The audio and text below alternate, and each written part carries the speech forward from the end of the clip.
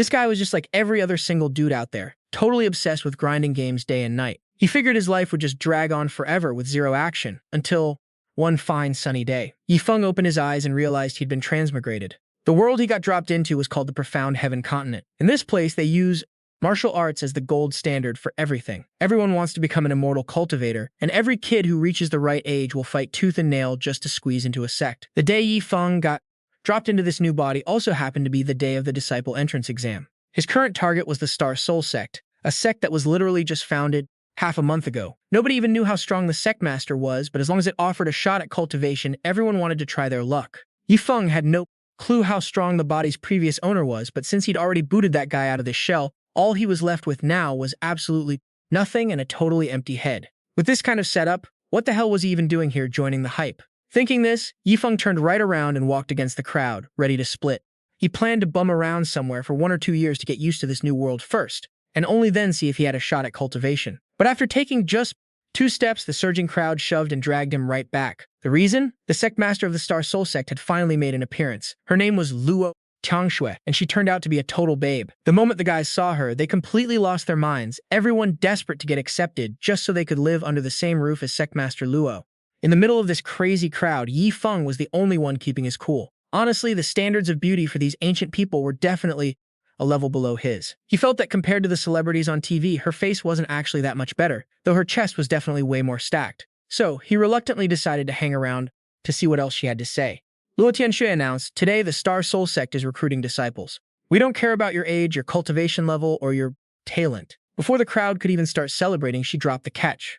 Anyone who wanted to join the sect only had to meet one single requirement. Within 2 hours, you have to hand over 10,000 low-grade spirit stones to the sect. That sentence alone was enough to completely crush the fiery passion of everyone standing there. The crowd started protesting, and soon it turned into a deafening uproar. Did I hear that? Right? Hand over 10,000 low-grade spirit stones? Are you kidding me? Just 1 low-grade spirit stone is enough to feed my entire family for a whole month. Hell, if I actually had spirit stones, would I even need to come here to try my luck? Your Star Soul Sect is just a bunch of scammers. What's the point of a hot sect master if you're just robbing us? Once the crowd finished trash-talking, they just turned on their heels and walked away. The whole scene did a complete 180. Before Feng could even process what was happening, since he was also planning to leave, a sudden twist of fate came knocking. Out of nowhere, Feng was blessed with a system called the Invincible Bankruptcy System. He was so hyped that he swore under his breath. This felt exactly like he'd accidentally grabbed an RPG protagonist cheat sheet. He had originally planned to just survive in the wild for a few years, but who would have thought that on day 1 of his transmigration he'd already scored a system? The only thing was, the name of this system seemed a bit sus. Feng had no idea what kind of benefits it would offer, but almost as if reading the doubts in his mind, an explanatory pop-up appeared right in front of him. "Dear host, the Invincible Bankruptcy System does exactly what it says on the tin. As long as you keep spending, you'll keep getting stronger. You just focus on going broke, and I'll handle the rest." After that, a virtual screen popped up showing his beginner stats. Right now, all of Feng's stats were completely blank. He only paid attention to the last 2 categories.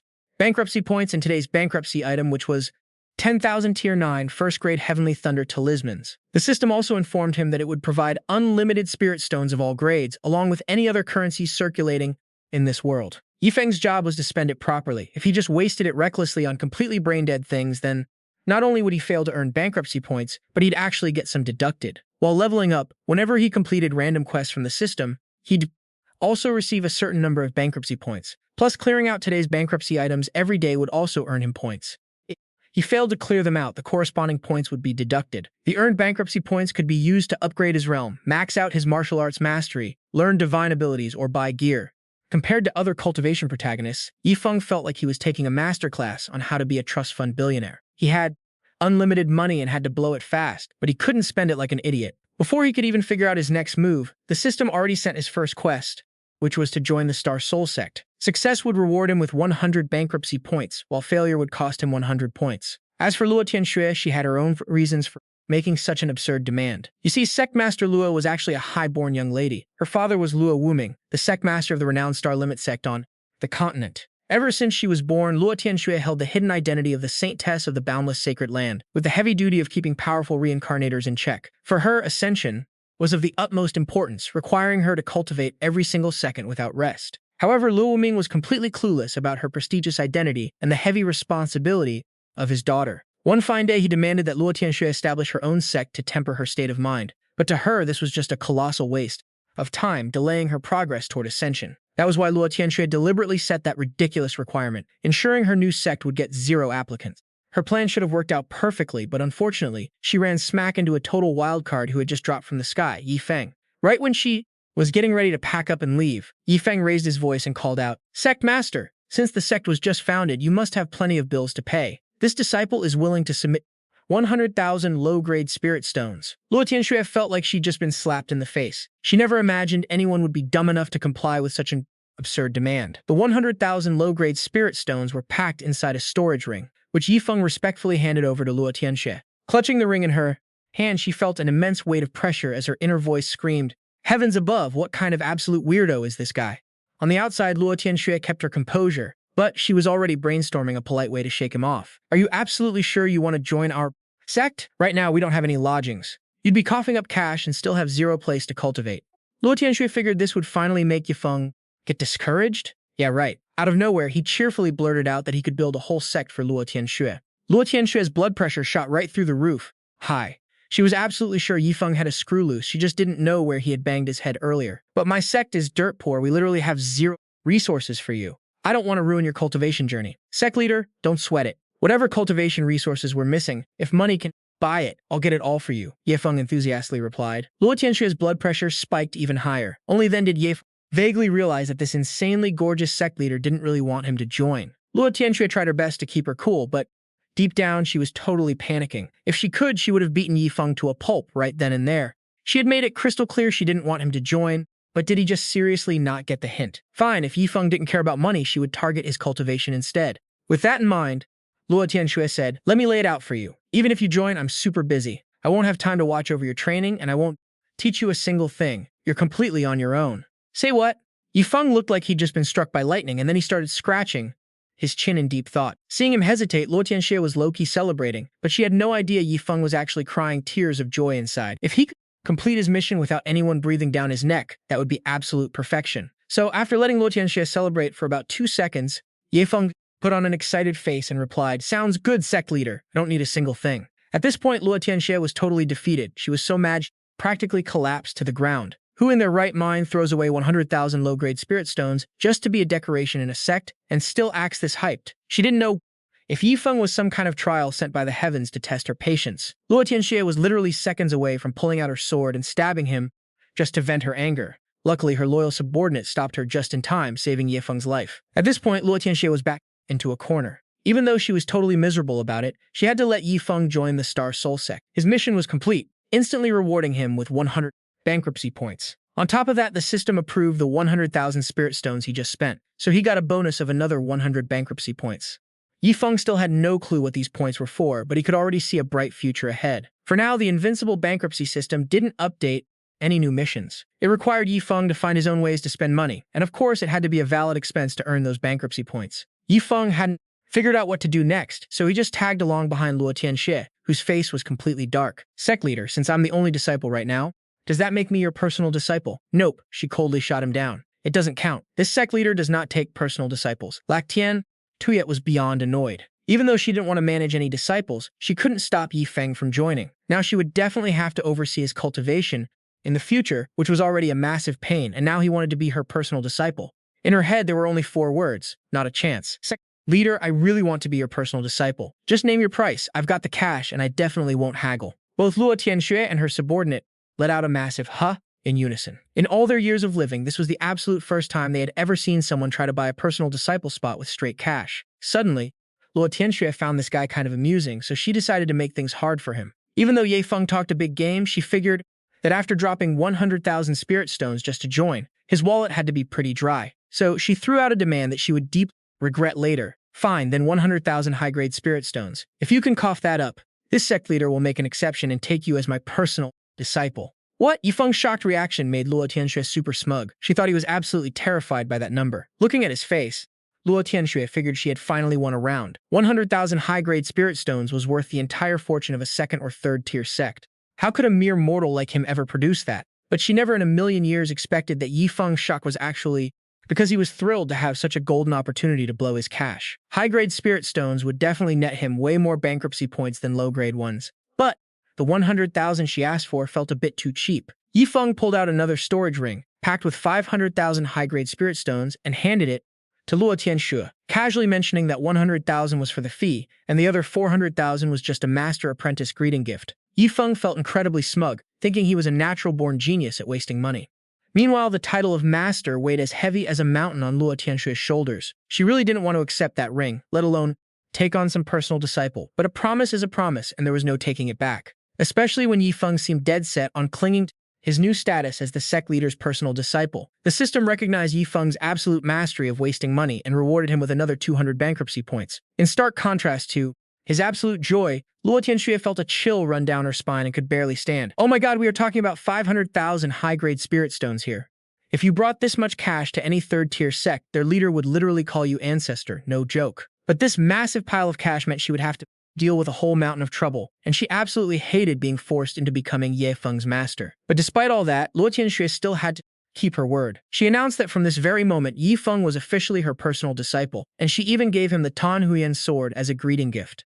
In her wildest dreams, Luo Tianxue never thought things would turn out like this. If anyone found out a mere mortal used 500,000 spirit stones to buy his way into becoming her personal disciple, she would lose all face. Meanwhile, Yi Feng also ran into a major problem. The Tan Huiyan sword was barely warm in his hands before the system docked him 20 bankruptcy points, because as an ultimate spendthrift, he wasn't allowed to accept gifts from others. Yi Feng didn't want to upset Luo Tianxue, but he absolutely refused to waste 20 precious points. So after weighing his options, Yi Feng drops to one knee and hands the Shanqing sword back to Luo Tianxue. Master, I don't do free handouts. I can't take this Shanqing sword yet, but if you're dead set on giving it to me, then just name your price. This time, Luo Tianxue is actually pissed. Do you seriously think everything in this world can be bought with cash? If you don't even get my intentions, then give it back. With that, she snatches the sword right back, secretly cursing Yi Feng in her head for being a total clueless idiot. This Shanqing sword is a rank 7 grade 7 spiritual treasure, basically a sect-protecting artifact. She literally gifted it to him, and yet he gives it back. Feeling super petty, Luo Tianxue rides off on a cloud, leaving Ye Feng standing there looking dumbfounded alongside his subordinate. Elder Bai, is Master maybe a bit brain dead? The sect was just founded, and she's seriously turning down cash? You should probably keep your mouth shut. Who knows, the sect master might actually like that. The guy called Elder Bai strokes his beard and chuckles, but deep down, he's keeping his guard up against this kid, Yi Feng. And honestly, it makes total sense because he's just a mortal, yet possesses such crazy wealth, a freak of nature that barely shows up once in 1,000 years. But he feels that maybe having a weirdo like Yi Feng around, Luo Tianxue might actually be a good thing, because for ages her state of mind has been like a dead pond, never changing. This has kept Luo Tianxue's cultivation stuck at a bottleneck forever. With Yi Feng showing up with his bizarre words and actions, maybe he can break this stalemate. Let's go, this old man will take you back to the sect, Elder Bai says. Yi Feng just grunts a few times, then obediently climbs onto Elder Bai's sword, following him back. Even though they're flying on a sword on the way back, Yi Feng still feels like the trip is dragging on forever, long enough for birds flying by to build a nest on his head. Elder Bai doesn't say anything, and he just silently endures this boring silence. Right then, a question pops into Yi Feng's head. System, does this world also run on that typical mythical spiritual root talent system? And how the hell am I supposed to use my squandering points? Saying that, Yi Feng checks his info again. Just earlier, after returning the Shanqing sword, the system refunded him 20 squandering points, bringing his total to 400. On top of that, 10,000 first rank, 9th grade Heavenly Thunder talismans in his daily squandering items tab haven't been touched at all. Now a bit about the power levels here. The Profound Heaven continent is divided into 9 major realms: Spirit Sea, Chi Transit, Spirit Fusion, Foundation Establishment, Divine Treasure Mansion, Primordial Soul, Void Interpretation, and Tribulation Crossing. Each realm is further split into 9 levels. Right now, Yi Feng is at the absolute bottom. Every time he levels up a minor stage in the Spirit Sea realm, it costs 10 squandering points. Moving on to Chi Transit realm, each level takes 100 points. By the Spirit Fusion realm, that number spikes to 1,000 squandering points, growing exponentially. Just a second ago, Yi Feng still felt like his 400 squandering points were a huge deal, but now he realizes it's absolutely jack shit, not even enough to break into the Spirit Fusion realm. To satisfy his curiosity, Yi Feng taps on the system's squandering shop, which sells all kinds of items and gear. He spots a jar of spiritual herbs priced at 100 squandering points. Opening it gives a random chance to get spiritual herbs from 1st grade to 9th grade. Although this thing is kind of pricey, Yi Feng hopes Lady Luck is on his side, and that he can pull a 9th grade spiritual herb, so he's still down to blow the cash. However, a massive question mark suddenly pops into his head. Wait a minute, Yi Feng just got here. Why the hell does he even need these top-tier spiritual herbs and ores anyway? He asks the system and immediately gets an answer. The fact that Yi Feng wastes these special items pulled from the jars bought in the shop is also counted as prodigal behavior. So of course, he'll still be rewarded with squandering points. The higher the grade, the more points he gets. However, this kind of behavior requires specific circumstances. For example, if he wants to properly waste a top-tier 9th grade pill, he could take it right in front of a 9th grade alchemist and stomp on it. This kind of action counts as successful squandering. The more Feng hears, the more hilarious he finds it. Even if doing that gets him points, it's just way too obnoxious. Right now, he's just a normal guy and doesn't want to draw that much aggro. So Feng temporarily drops the idea of earning squandering points that way.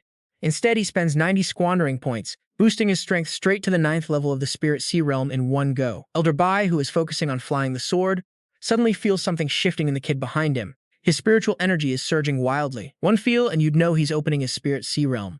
This is way too sudden. Elder Bai is totally bewildered. It's just opening the Spirit Sea Realm. Why the heck does he need such a massive amount of spiritual energy? This is enough to open several Spirit Seas. With this amount of spiritual energy, Feng could totally open 20 or 30 Spirit Seas compared to Elder Bai. Having lived to this age, this is the first time he has ever seen such a genius. On the outside, Feng has his eyes tightly closed, but in his inner world, he has been transported to a beautiful beach. This is his first time opening the Spirit Sea, the very first realm of a cultivator. For a moment, Feng doesn't know what to do, so he just sits there, spacing out in front of the sea and waits, yawning every now and then. Outside, Elder Bai has stopped flying, hovering his sword in midair. He can feel the spiritual energy swirling around Feng grow a level stronger, making Elder Bai panic even more. How is this even possible? Is this brat actually trying to break through just like that? Opening the Spirit Sea Realm is basically laying down your foundation, which is the most critical event in life for any cultivator.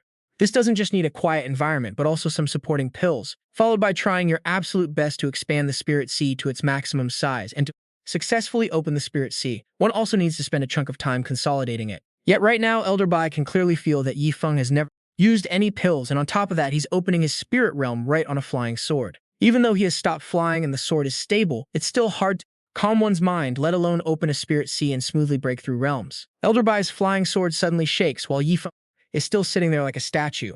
He can feel that the kid has successfully opened the first layer of the Spirit Sea, then quickly advanced to the second layer of the Spirit Sea. Before he can even process the shock of Feng successfully breaking through the first layer, Elder Bai sees him advance to the third layer, then the fourth layer, his speed getting faster and faster, and in the blink of an eye, Feng has already reached the absolute peak of the Spirit Sea Realm, the 9th layer. By now, Elder Bai is scared out of his mind, while Feng slowly opened his eyes. The whole process took only 10 minutes, which was basically a god-level speedrun in the 3 realms. But to a modern guy like Feng, the speed still felt too slow. Gramps Bai, I opened my spiritual sea and casually broke through to the peak of the 9th level, but it took me 10 whole minutes. If Master finds out, will she think I'm just a useless trash? Elder Bai felt like he had just been slapped across the face. Holy crap, kid. Reaching the 9th level of the Spirit Realm in less than an incense stick's time? If you're considered trash, then what the hell am I? Back in the day, Elder Bai was hyped up as a prodigy. Even with endless resources, a top-tier cultivation technique, and powerful mentors guiding him step by step, it still took him 8 months to reach the peak of the 9th level of the Spiritual Sea Realm. But here was Feng using 0 pills, having no cultivation technique, in a totally crappy environment, yet breaking through at absolute warp speed. Elder Bai stroked his long beard, feeling both deeply impressed and kind of freaked out by this kid. No wonder you said you didn't need the young mistress to teach you. Turns out you already had some insane cultivation technique of your own. But facing the old man's admiring gaze, Feng was totally clueless. Cultivation technique? What technique? I don't have any cultivation techniques, and I don't even have a spiritual root. No freaking way, Elder Bai shrieked. He immediately slapped his hand onto Feng's head to scan him, and what he felt almost made him fall right off his flying sword. Feng really had 0 spiritual roots. Yet somehow, the guy had channeled crazy amounts of spiritual energy to build an insanely massive spiritual sea. Having never seen anything like this in his entire life, Elder Bai was totally stumped. He decided to just drag Feng back to the sect and let Luo Tianxue figure it out herself. By the time they got back, Luo Tianxue was chilling on her high throne, looking super annoyed and complaining that Elder Bai's flying was slower than a snail. Ignoring her attitude, the hyped-up old man blurted out how Feng had casually opened his spiritual sea and blasted through 9 levels while riding the flying sword. But the real kicker was, the kid didn't even have a spiritual root. Hearing this, Luo Tianxue panicked, rushing over to scan him herself. Just like Elder Bai, she couldn't hide her utter shock. Feng, you don't even have a spiritual root. How the hell did you open your spiritual sea and level up 9 times? Feng had no idea how to explain under his master's intense interrogation. What was he supposed to say? That he wasn't from this world and his level-ups didn't come from hard work, but from a bankrupt system cheat? Luckily, he was saved by the bell when an outsider arrived. It was announced that people from the Full Moon Sect were visiting, and before they even showed their faces, their trash-talking echoed from the yard all the way into the hall. Wow, the Star Soul Sect is completely dead. You guys can't even recruit a single disciple? Talk about pathetic. Luo Tianxue was ready to blow a fuse. Dealing with this weird-ass new disciple was already a headache, and now this old geezer from the Full Moon Sect had to show up and ruin her day. How was she supposed to get any peace to cultivate? Still, as pissed as she was, she had to keep up appearances. Luo Tianxue put on her best poker face, then led Yi Feng and Elder Bai out to greet the guests. What do you want? Old geezer from the Full Moon Sect let out a dramatic gasp the second she appeared, and his smug attitude was insanely annoying. So you're Luo Tianxue, the sect leader of the Star Soul Sect. Word on the street is that anyone joining your sect has to fork over 10,000 low-grade spirit stones. That is quite an eye-opener for this old man. Was just curious, so I brought my disciples along to see what kind of elite disciple meets your prestigious sect's high standards. Luo Tianxue glared hatefully at the old man, then shot a death glare right at Yi Feng. If she didn't have any disciples, she could have just brushed this off. But now that he had popped out of nowhere, she was dragged into a giant mess. But suddenly, Luo Tianxue had a light bulb moment. If Yi Feng gets absolutely trashed by these guys, maybe he'll rage quit and leave the Star Soul Sect, finally giving her back her peace and quiet. Yi Feng, they have 3 guys at the 9th level of the spiritual sea realm. We can't back down or it makes our sect look bad. You got that? Yi Feng wasn't really a fan of throwing hands, but this random plot twist seemed like a golden opportunity for him to use those 10,000 Heavenly Thunder talismans gathering dust in his daily bankruptcy stash. After getting the green light from Luo Tianxue to use talismans during the match, Yi Feng was hyped up and ready to roll. Instead of rushing to attack, he pulled out every single Heavenly Thunder talisman from his daily bankruptcy stash. First came a stack, then a massive pile. There were literally more talismans than fallen autumn leaves. The Full Moon Sect disciples were completely shook by this. To put it in perspective, one of those Heavenly Thunder talismans carried the power of a Grade 1 Level 9 item. Basically, a single talisman packed the punch of a full power strike from someone at the 9th level of the spiritual sea realm. Forget about those 3 chumps. Even if the Full Moon Sect's old geezer brought his entire army of disciples, they wouldn't stand a chance against Yi Feng's ridiculous stash. But before the old man could even tell his 3 disciples to fall back, Yi Feng started spamming those Heavenly Thunder talismans.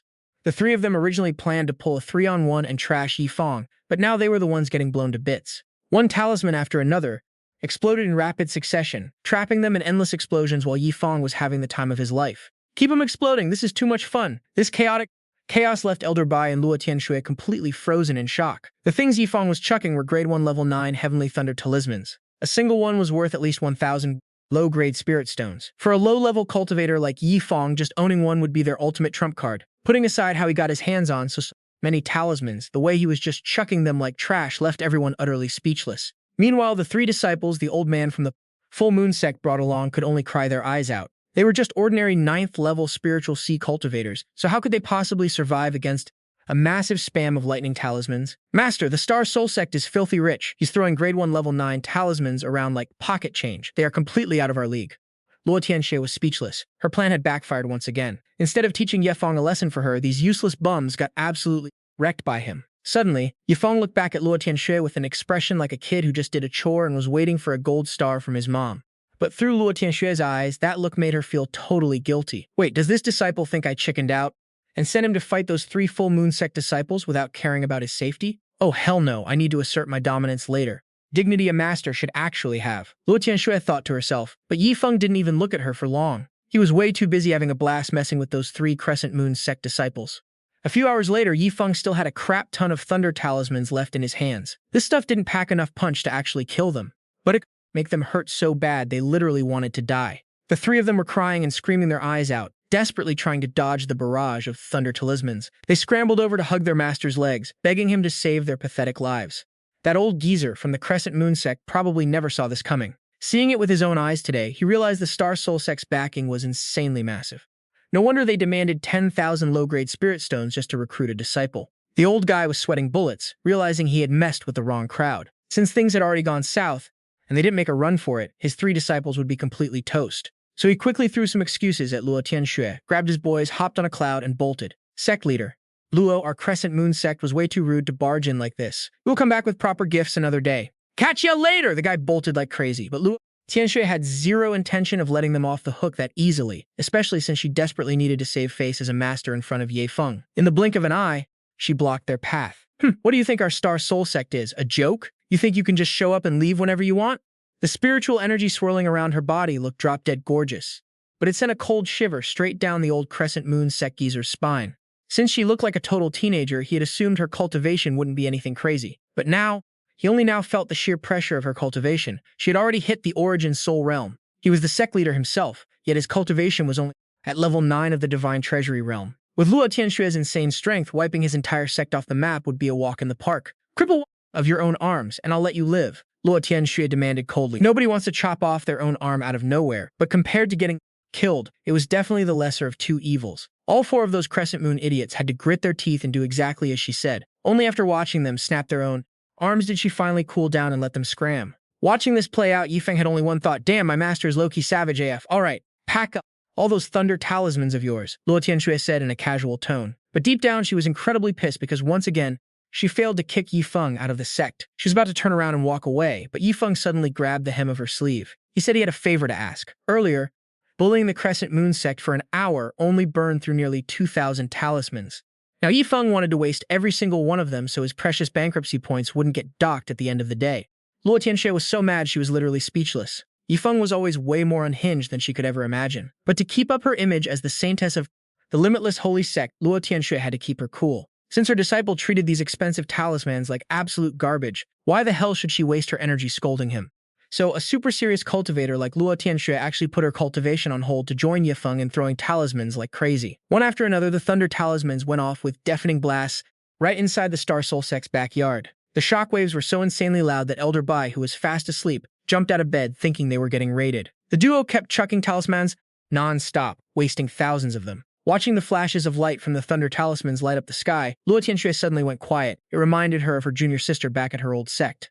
Back then, her junior sister had brought a massive pile of fireworks to her, begging her to play. But Luo Tianxue had shut her down because she was too busy grinding her cultivation. "Come on, senior sister, don't be such a party pooper. You're working way too hard. You gotta chill and have some fun once in a while. Otherwise, if you kick the bucket without ever enjoying life, wouldn't that suck even more?" Back then, Luo Tianxue just thought she was talking nonsense. But now, messing around like this with Feng, she was actually starting to think her junior sister had a point. Meanwhile, Elder Bai noticed the explosions wouldn't stop, so he panicked, threw on a robe, and rushed over to check it out. When he saw what was happening, his jaw literally hit the floor. The fact that Feng was playing with thunder talismans wasn't even the craziest part. The real shocker was why the usually super chill and dignified Luo Tianxue was joining in too, and she was throwing them with such graceful, elegant vibes.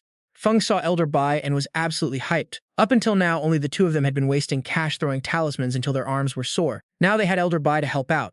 "You guys are totally out of your minds," Elder Bai roared, dashing over to smack Feng right on the head. "A single Tier 9 Grade 1 Thunder Talisman costs 1,000 low-grade Spirit Stones. Each, you brat. Even if the Star Soul Sect was filthy rich, we can't be wasting cash like this." After giving Feng a beatdown, Elder Bai turned to scold Luo Tianxue for going along with Feng's crazy ideas. Seeing the old man throwing a tantrum, Feng quickly whipped out a ring. Before Elder Bai could even figure out what he was up to, Feng flashed a bright smile and said, "Elder Bai, you're getting pretty old, and waking you up with all this noise is totally on me. Inside here is 100,000 high-grade spirit stones. Just think of it as some cash to buy yourself some healthy supplements." Elder Bai's ego got totally bruised by the words pretty old. He felt like Feng was looking down on him. So he straight up ripped his outer robe open to flex his shredded six-pack abs like a total gym bro. "I might be old, but I am absolutely jacked. You young punks can throw as much as you want, and just leave the rest of the talismans for this old man to handle." With that, Elder Bai threw his robe back on, grabbed 2 giant handfuls of thunder talismans, and started chucking them like a madman. With his help, Feng's speed of burning through his wealth skyrocketed. Finally, right before the system refreshed for the day, they managed to burn through all 10,000 of those Grade 1, Tier 9 thunder talismans. The front yard of the Star Soul Sect was completely wrecked. 10,000 thunder talismans ended up leaving a massive crater in the ground, and Elder Bai, who was flexing his crazy stamina just last night, was now totally knocked flat from exhaustion. But to save face in front of Feng, he still put on a front and acted like he was totally fine, even telling him to hit him up whenever he needed some heavy lifting done. Even though there were only 3 people in the Star Soul Sect, Luo Tianxue was already getting a massive headache from all the chaos, especially since Elder Bai was supposed to be one of the 8 great elders of the Star Limitless Holy Sect, yet he literally sold his soul for Feng's 100,000 high-grade spirit stones. "This isn't about the spirit stones. It's about the respect of the elderly," Elder Bai corrected her with a serious face. Anyway, since Feng successfully wasted all 10,000 thunder talismans, he was rewarded 1,000 bankruptcy points by the system. Plus the 100,000 spirit stones he used to bribe Elder Bai last night racked him up another 100 points. From this move alone, you've just scored 1,100 bankruptcy points, which is plenty to blast straight through to the 9th level of the Qi movement realm. Right now, Feng's sitting on a grand total of 1,400 bankruptcy points. After breaking through the 9th level of the Qi movement realm, he's still got 500 points left to burn. He could totally use them to grab 5 mystery bottles from the shop to test his luck. But the thing is, Feng is still not vibing with how slow he's burning through his cash. Right now, there are only 3 people in their entire sect. Luo Tianxue is basically a walking iceberg, always acting cold as hell. If he only relies on Old Bai, his squandering speed is going to stay painfully slow. Yifeng wants to recruit another disciple, and honestly, the more the merrier. Once he gets a whole squad, his speed of burning through money will shoot up exponentially. He'll rake in way more bankruptcy points and breeze through to those ultra-high cultivation realms in no time. Just thinking about this makes Yifeng feel like his future is looking bright as hell. And speak of the devil, heaven actually throws him a bone. Right then, a knock echoes at the main gate of the Star Soul Sect, and a handsome, innocent-looking kid timidly pokes his head inside, asking, excuse me, is your esteemed sect still taking in disciples today? Oh wow, he didn't even have to go out and look for a new junior brother, and the guy just rolls right up to his doorstep. But the junior brother Yifeng's been praying for looks completely sketched out the second he steps inside. Why? Because the first thing he sees is the courtyard looking like a bomb went off, followed by Old Bai wheezing and panting like he's about to kick the bucket any second. And to top it off, there's Luo Tianxue standing there with an icy glare, looking like someone you definitely don't want to mess with. And finally, there's Yifeng, who honestly looks like he's missing a few brain cells. The kid gulps, hard sweating bullets. He's starting to think this whole sect is sketchy as hell. Just as he's weighing his options on whether to turn around and run for his life, Yifeng pops up right in front of him doing some weird, excited dance. You bet our Star Soul Sect is totally recruiting. Right now, you just need to hand over to my master 10,000 low-grade spirit stones to officially join the sect, and then shell out another 100,000 high-grade spirit stones to become a personal disciple of the sect master just like me. At first, the kid just thought Yifeng was a bit slow, but after hearing this ridiculous sales pitch, he's absolutely convinced that this dude is a certified heavy-duty clown. Yifeng, totally clueless about how dumb he looks to his future junior brother, doesn't care. He is just praying the kid will open his mouth and say he's broke. The second he does, Yifeng is going to whip out his wallet and buy him a spot in the Star Soul Sect. But then the Invincible Bankruptcy System reads his mind and drops a warning. What you're about to do is flagged as an invalid transaction unless you can give a legit explanation. Spending 100,000 spirit stones on this kid will only end up getting your bankruptcy points docked. Feng silently curses the system for being such a petty bean-counting pain in the neck. Truth be told, he doesn't have a good excuse, so he just makes up some random BS on the spot. The first time I saw him, I felt an instant connection. He's like my long-lost brother from another mother. I've got cash to burn. What's wrong with spoiling my new bro? Even Yifeng knows that excuse is absolute garbage. Yet, surprisingly, the brain-dead system goes quiet for a second before actually accepting it, giving him the green light to blow his cash on the kid. This time, it's Yifeng who's left speechless. Man, this system really isn't the sharpest tool in the shed. Just a half-assed explanation and he's good to go. But there's a catch. The new kid is already totally freaked out by Yifeng's clown behavior. Honestly, he only came to check out the rumors about some bizarre new sect that doesn't care about age or cultivation, only cash. And well, it turns out it's 100% true. The Star Soul Sect doesn't just screen disciples with money. They literally sell personal disciple status. It's sketchy as hell.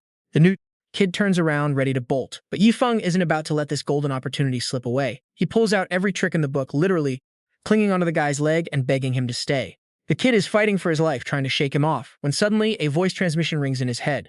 Wufeng, listen to me. Stay in this sect, fork over the 10,000 low-grade spirit stones, and officially join them. Once I take care of some business, I'll come back for you. In the meantime, stay put so I don't have to worry. Got it, Grandpa, I'll stay, the kid Leng Wufeng transmits back. Even though he's still highly skeptical, he's not going to argue with his grandpa's orders. To be fair, Wufeng's grandpa knows exactly what the Star Soul Sect is about, which is why he's totally cool leaving his grandson here. Aside from the sect master being Luo Wuming's beloved daughter, just having Old Bai Tianhong around is more than enough reason to trust them. Seeing Leng Wufeng agree to stay, Yifeng is so stoked he practically glues himself to the guy. But while he's hyped, Luo Tianxue is just completely done with life. From where she's standing, she's looking at one giant pain in the neck, hugging a brand new pain in the neck. She's the sect master, yet Yifeng took it upon himself to accept a disciple on her behalf. What's worse, since he's part of the sect, she's legally and morally stuck taking responsibility for whatever crap comes out of his mouth. Luo Tianxue stares at Wufeng, noticing the kid doesn't really look like he wants to be here anyway. So, just like how she tried to scare off Yifeng,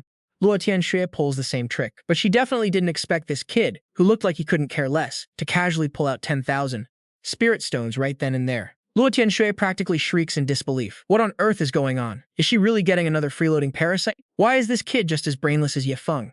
Has she been in seclusion for so long that all the cultivators out there have gone completely mental? Still, Luo Tianxue refuses to back down, firing off some harsh truth just like she did with Yifeng, telling him she won't provide any resources, cultivation techniques, or martial skills. And the kicker is she won't be teaching him a single thing. Luo Tianxue refuses to believe there's another nutjob on the level of Yifeng, so this should definitely scare Wufeng away. But the kid just blinks and casually replies, "Oh, don't worry, Sectmaster, I don't need any of that anyway." Holy crap, from the words to the tone, it is a copy-paste of Yifeng's response back then. The only difference is Yifeng hates cultivating and just wants to mess around. Leng Wufeng, on the other hand, is an alchemist, and all the resources He needs have already been hooked up by his grandpa, so he literally doesn't need a single thing from her. Old Bai looks at his young mistress's utterly defeated face, not knowing what to do, except congratulate her on getting another disciple. In the end, Luo Tianxue just gives up and sighs, "I'm exhausted, go rest. Tomorrow I'll guide you guys in cultivating." With that, the gorgeous Luo Tianxue stumbles away, totally drained. Yifeng can't help but think she's so pissed she's completely lost her mind. Just a second ago, she threatened Wu Feng that she wouldn't teach them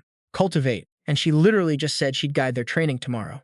As for Lung Wufeng, Yifeng originally wanted to use this chance to pay his bills so he could farm some points, but who would have thought this new junior brother actually had some serious backing? Since that's the case, he wasn't going to help the guy get that legacy disciple spot anymore, keeping the crown of Luo Tianxue's favorite disciple all to himself. Once Luo Tianxue took off, it was just these two dudes getting to know each other. Yifeng didn't give a damn about Lung Wu Feng's background. As long as the guy helped him blow through cash in the future, it was all good. "Wu Feng, my bro, I declare that from this day on, you are officially an inner disciple," Feng declared, flexing his chest. But Lung Wu Feng didn't seem to buy it. His male sixth sense was screaming that this big brother who didn't look too bright was actually the most sketchy person in the entire sect. Luo Tianxue had already set up their rooms. Even though one was the sect leader's disciple and the other wasn't, making their status a bit different, the sect only had 2 disciples anyway, so they ended up sharing the same place. Once Leng Wufeng finished setting up his room, he invited Yifeng over to check it out. Yifeng didn't hold back at all and barged right into Tora's new junior's room. The place reeked of herbs, and right in the center sat a massive alchemy cauldron that literally screamed big bucks. Yifeng was shocked. Who knew this junior bro of his was an alchemist? Leng Wufeng didn't even try to play it cool, straight up bragging about being a third-rank alchemist. He went on about how alchemists, blacksmiths, talisman masters, and array masters were all top-tier classes. Just showing your badge could get you massive respect from anyone, because a single tiny pill, a godly weapon, or a thin-ass talisman could totally decide a cultivator's training and survival. Yifeng got lost and thought over the word alchemist, looking pretty dazed. Leng Wufeng, though, thought the dude was just shook by his awesome third-rank alchemist status, and didn't forget to flex that he was also a level 9 Spirit Fusion Realm cultivator. He was absolutely sure that from now on, even if Yifeng was the big bro, he'd still have to watch his step around him. But unexpectedly, after all that hype about being a third-rank alchemist, Yifeng just gave a flat "oh," leaving him completely devastated. Like, seriously, shouldn't his senior brother be hyping him up as a young prodigy right now? Why the deadpan face? "Oh!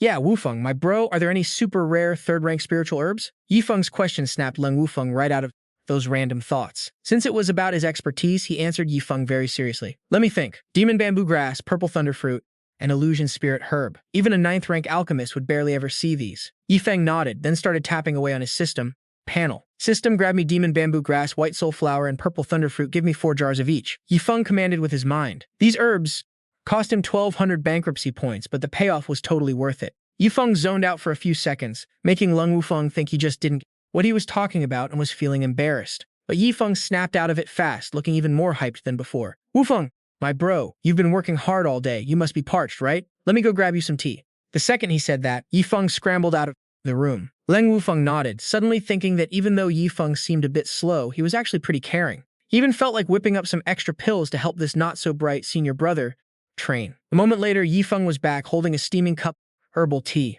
Leng Wufeng walked over and realized that inside the cup were the exact 3 rare herbs he had just bragged about. Even though the tea was boiling hot, he fished them out with his bare hands. The 4 words, "what a total waste," kept repeating in Leng Wufeng's head. Holy crap, herbs this insanely rare, and he had no idea where Yifeng even found them. He'd barely seen these legendary herbs in his entire life, and here Yifeng was, using them to brew tea. This guy is out of his mind. "Senior brother Yifeng, what are these plants?" Leng Wufeng turned around, wanting to ask where the hell he got them, but the 3 herbs in his hand were snatched back by Yifeng in a split second. Before Leng Wufeng could even process what was happening, Yifeng just flicked his wrist, letting those priceless herbs drop straight onto the floor. "I heard brewing tea with spiritual herbs isn't as good as pills, but it still does the trick for cultivators. But judging by your reaction, you're not a fan, Wufeng. They must be total garbage then." "My bad, I actually thought they were good stuff." With that, Yifeng dramatically started stomping the living daylights out of those 3 precious herbs. Leng Wufeng shrieked "no" and lunged forward. He felt like what was under Yifeng's boot right now wasn't some rare herbs, but his own freaking heart.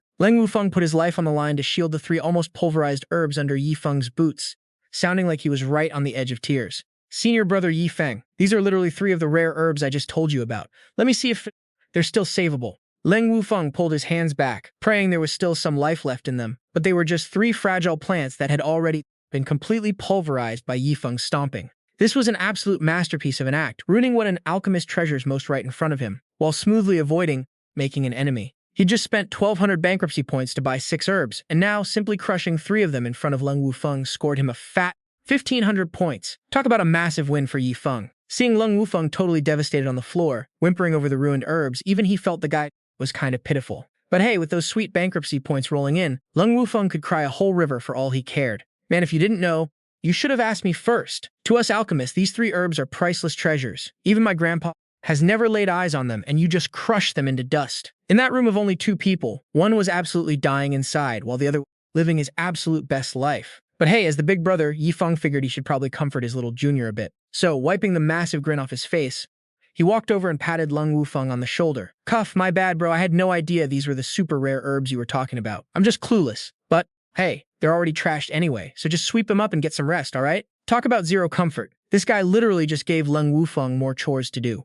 With that said, Yi Feng skipped out of the room like a happy kid. Back in his room, he grabbed the remaining 3 spiritual herbs to brew a foot soak. He figured using high-grade herbs for a foot soak would be awesome, but he didn't even notice his HP dropping by 1 point every single second, and his legs soaking in the herbal bath were slowly turning pitch black. The tingling sensation creeping up his legs actually made him think the medicine was working its magic, so he just kicked back on the bed to enjoy it. Meanwhile, after cleaning up his own room, Leng Wufeng decided to drop by Yi Feng's place. Even though he was still crying inside over those 3 crushed spiritual herbs and had no clue how his senior brother even scored them, he felt he should still give Yi Feng a heads up. If he ever got his hands on those spiritual herbs again, he absolutely had to baby them. Most importantly, he wanted to warn Yi Feng not to mess around with herbs without knowing what he's doing. For example, using those 3 spiritual herbs from earlier together or separately could work, but combining demon bamboo grass and purple thunder fruit would create a deadly poison. While it won't kill you, dealing with it is a massive pain in the neck.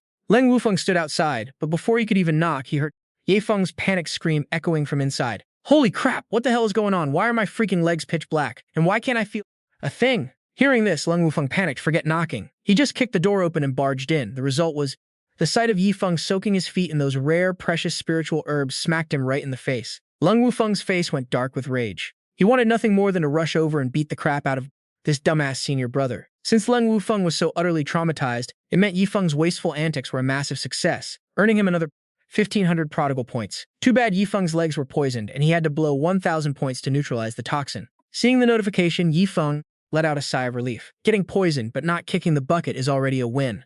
I just spent 1,200 points, made back 300, so even if I use 1,000 to detox, I'm still making a profit. What's wrong with splurging once anyway?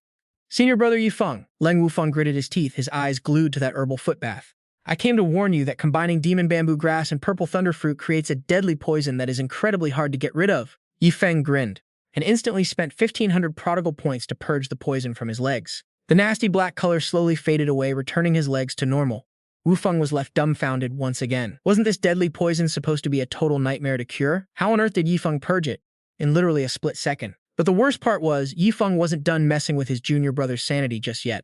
Because right after purging the poison, he plunged his feet right back into the toxic herbal bath. "What the actual hell, senior brother? Why are you soaking them again?" Yi Feng wore an expression of absolute ecstasy. Honestly, he wasn't even faking it. This herbal foot soak felt freaking amazing. It made him want to splurge like crazy. Even if he got poisoned again, he could always just blow another 1,000 prodigal points to cure it. With that thought, a question suddenly popped into his head. "Hey system, if someone else gets poisoned by this stuff, can I use my points to save them?" The system replied yes. Hearing this, Feng got an instant confidence boost. He generously invited his junior brother to join the soak, but his junior brother was an alchemist who knew medicine inside out. Even if the tub held 3 precious spiritual herbs, to him it was still a basin of pure deadly poison. And Yi Feng actually wanted him to soak in it? Like hell he would. "Senior brother Yi Feng, I think I'd better head out now." Leng Wufeng made an excuse and slipped away. Even after leaving his senior brother's room, his mind was still completely occupied by that tub of toxic herbal water, non-stop. He was debating whether to report this to Sect Master Luo, because regardless of whether those spiritual herbs belonged to the Star Soul Sect or not, they were still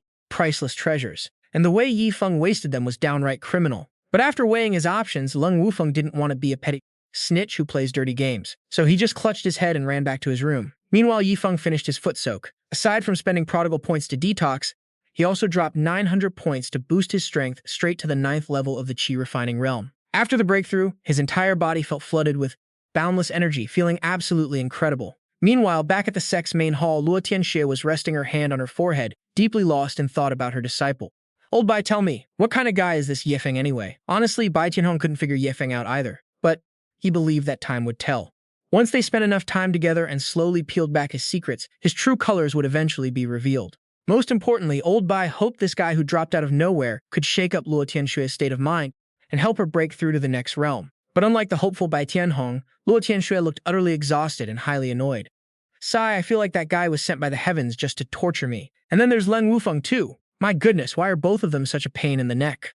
While the two of them were wallowing in frustration, they suddenly felt a violent surge of spiritual energy. Bai Tianhong quickly realized this spiritual energy originated from the inner disciples' quarters. Since there were only two inner disciples now, Yi Feng's punchable face instantly popped into Old Bai's head. That guy just broke through to the peak of the 9th level of the Spirit Sea Realm, didn't he? Is he about to break through again? Bai Tianhong couldn't forget the sight of Ye Feng breaking through 9 levels of the Spirit Sea Realm all at once while flying on a sword. Suddenly, he had a gut feeling that the kid was about to pull off the exact same stunt again. As the two of them waited, the spiritual energy surged more and more violently. Yi Feng had successfully broken through to the first level of the Qi movement realm. Just a few seconds later, he reached the 2nd level. Just like last time, the subsequent levels went by incredibly fast. Finally, Yi Feng paused at the 9th level of the Qi movement realm, just one step away from entering the spirit fusion realm. This time, the entire breakthrough process took only half the time of his previous one. Bai Tianhong was both shocked and thrilled. Yi Feng had no spiritual roots, nor had he received any legacy from his master, Luo Tianxue here. Yet, last time he opened up a vast spiritual sea and broke through 9 levels in one go. This time was no different, jumping straight from the 9th level of the Spirit Sea Realm to the 9th level of the Qi movement.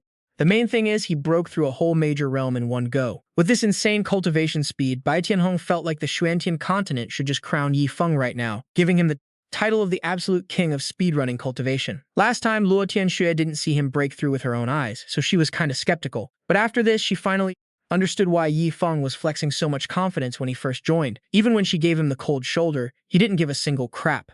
Because from start to finish, he never even needed a master teaching. At the same time, Luo Tianxue couldn't shake off this creeping anxiety. Elder Bai, do you think in a few days, Ye Feng is gonna straight up surpass a Sect master like me? Right then, Bai Tianhong realized he'd hyped Ye Feng up a bit too much. Up until now, Luo Tianxue's cultivation talent was the absolute peak in the Star Limit sect. And now this Yi Feng guy shows up and starts breaking records left and right. It's totally fair that she's feeling shook, after all. Back then, it took her half a year to break through from the Spirit Ocean to the Qi movement realm, while Yi Feng did it in literally one day. Looks like a senior like Elder Bai here needs to step up and comfort the young lady a bit. Miss, don't worry, there's no way that's happening. The higher the realm, the harder it gets. It's not just about luck. You need a ton of cultivation resources and pills to back you up. Especially when you hit the foundation building realm, the needs become even more obvious. If that Yi Feng guy wants to catch up to you, he'll have to grind day and night just to have a chance. Bai Tianhong said all he could say, but Luo Tianxue's mood didn't get any better. Besides the two of them, there was someone else who just got totally mind-blown by Ye Feng's crazy breakthrough, the junior disciple, Leng Wufeng. This was the first time in his life he'd seen someone jump from the Spirit Ocean realm straight to the 9th level of the Qi movement realm.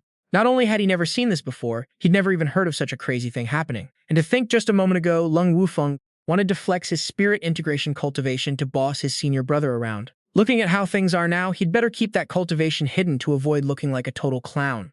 This is actually getting interesting. No wonder Grandpa told me to stay in this sect. I'm definitely sticking around. Ling Wufeng muttered, then turned on his heel and headed back to his room. That night, Yi Feng slept like a baby and had some sweet dreams. Bright and early the next morning, he finally woke up. The first thing Yi Feng did was check his profile status. Seeing the words Qi Movement Realm 9th Stage peak under his realm, he was super satisfied. But when he glanced and saw he only had 3 bankruptcy points left, Ye Feng's mood instantly crashed. After staring blankly for 2 seconds, his emotions exploded like a volcano. Oh my god, did that poison water yesterday literally rot my brain? Seriously, how could I waste 2,000 bankruptcy points just to detoxify? The leftover points are so pathetic. Ugh. After crying his eyes out for a good bit, he pulled out from his inventory a tier 3 pill called the Qingxuan pill. Today's refreshed bankruptcy item was 10,000 of these pills. There was a 9 clouds logo on them, though Yi Feng had no clue what that even meant. After debating for a bit, he decided to take this to Leng Wufeng to ask about it, but mostly just to trash the pill right in front of his face to see if he could farm some bankruptcy points. Thinking about how Leng Wufeng would react, Feng suddenly felt super excited. Meanwhile, his victim, the junior disciple, had absolutely no clue he was about to get mentally tortured. Though flying on his sword, he sneezed really loudly. Yi Feng excitedly ran over to find Leng Wufeng, but no matter how much he called out, his junior disciple didn't answer.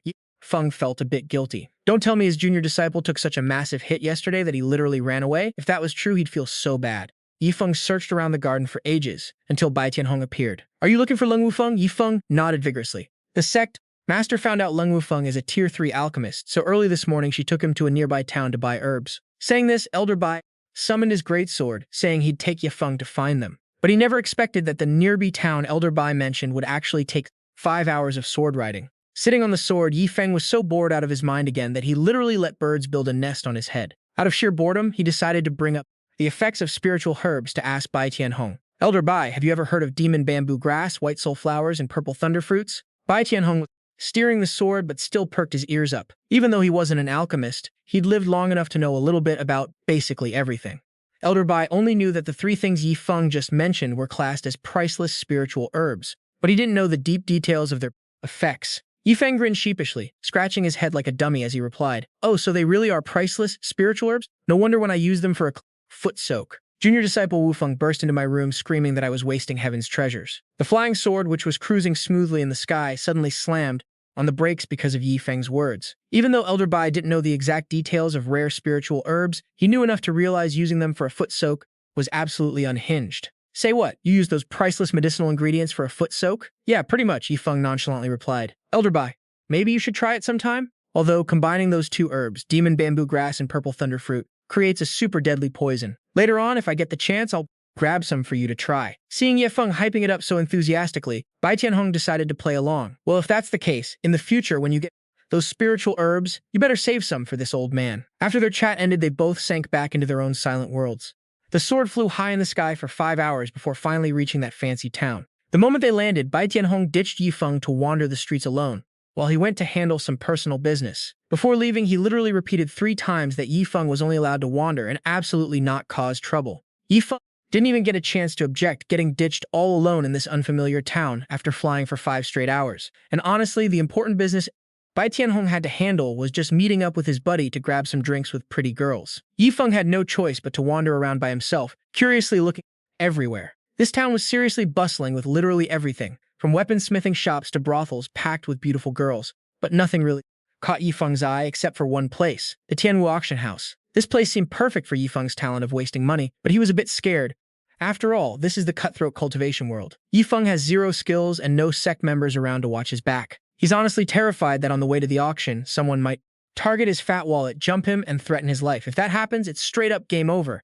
But hey, this invincible bankruptcy system isn't as useless as Ye Feng imagined. Once it senses his anxiety, it instantly hooks him up with a sweet perk called the God of Wealth Guard. Even though he normally can't feel their presence, the moment his life is in danger, this squad will automatically spawn to wipe out any threat. Boom, his anxiety is completely gone. Ye Feng storms right into the Tianwu auction house. Since he couldn't get any info out of Lung Wufeng about that Qingxuan pill, he's just going to ask the master appraiser inside. The second he shows his face, some guy quickly rushes over to greet him. "Welcome, young master. How can Tianwu auction house assist you today? I've got a few pills. Can I auction them here?" The staff member nods frantically like a woodpecker and immediately leads Ye Feng to see their 6th grade alchemist, who's in charge of appraising all auction pills. This guy's name is Cao Shan. When Ye Feng arrives, he's totally absorbed in smoking his pipe. The whole room is so filled with smoke, it feels like cloud hunting in Tashua. "Young master, what grade of pill are we looking to auction today?"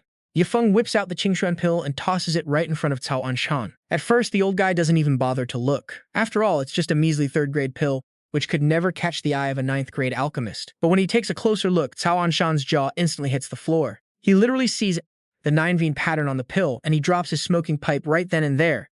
Cao Shan looks like a starving man who just saw a massive feast. Seeing this reaction, Ye Feng can easily guess how insanely valuable this pill actually is. "This pill is absolutely legendary," Cao Shan declares, dead serious. Refining a Qingxuan pill requires extreme precision. Any tiny mistake will instantly ruin the whole batch. Sure, it's just a 3rd grade Qingxuan pill, only meant for spirit fusion, chi activation, and spirit sea cultivators. But this thing has 9 freaking veins.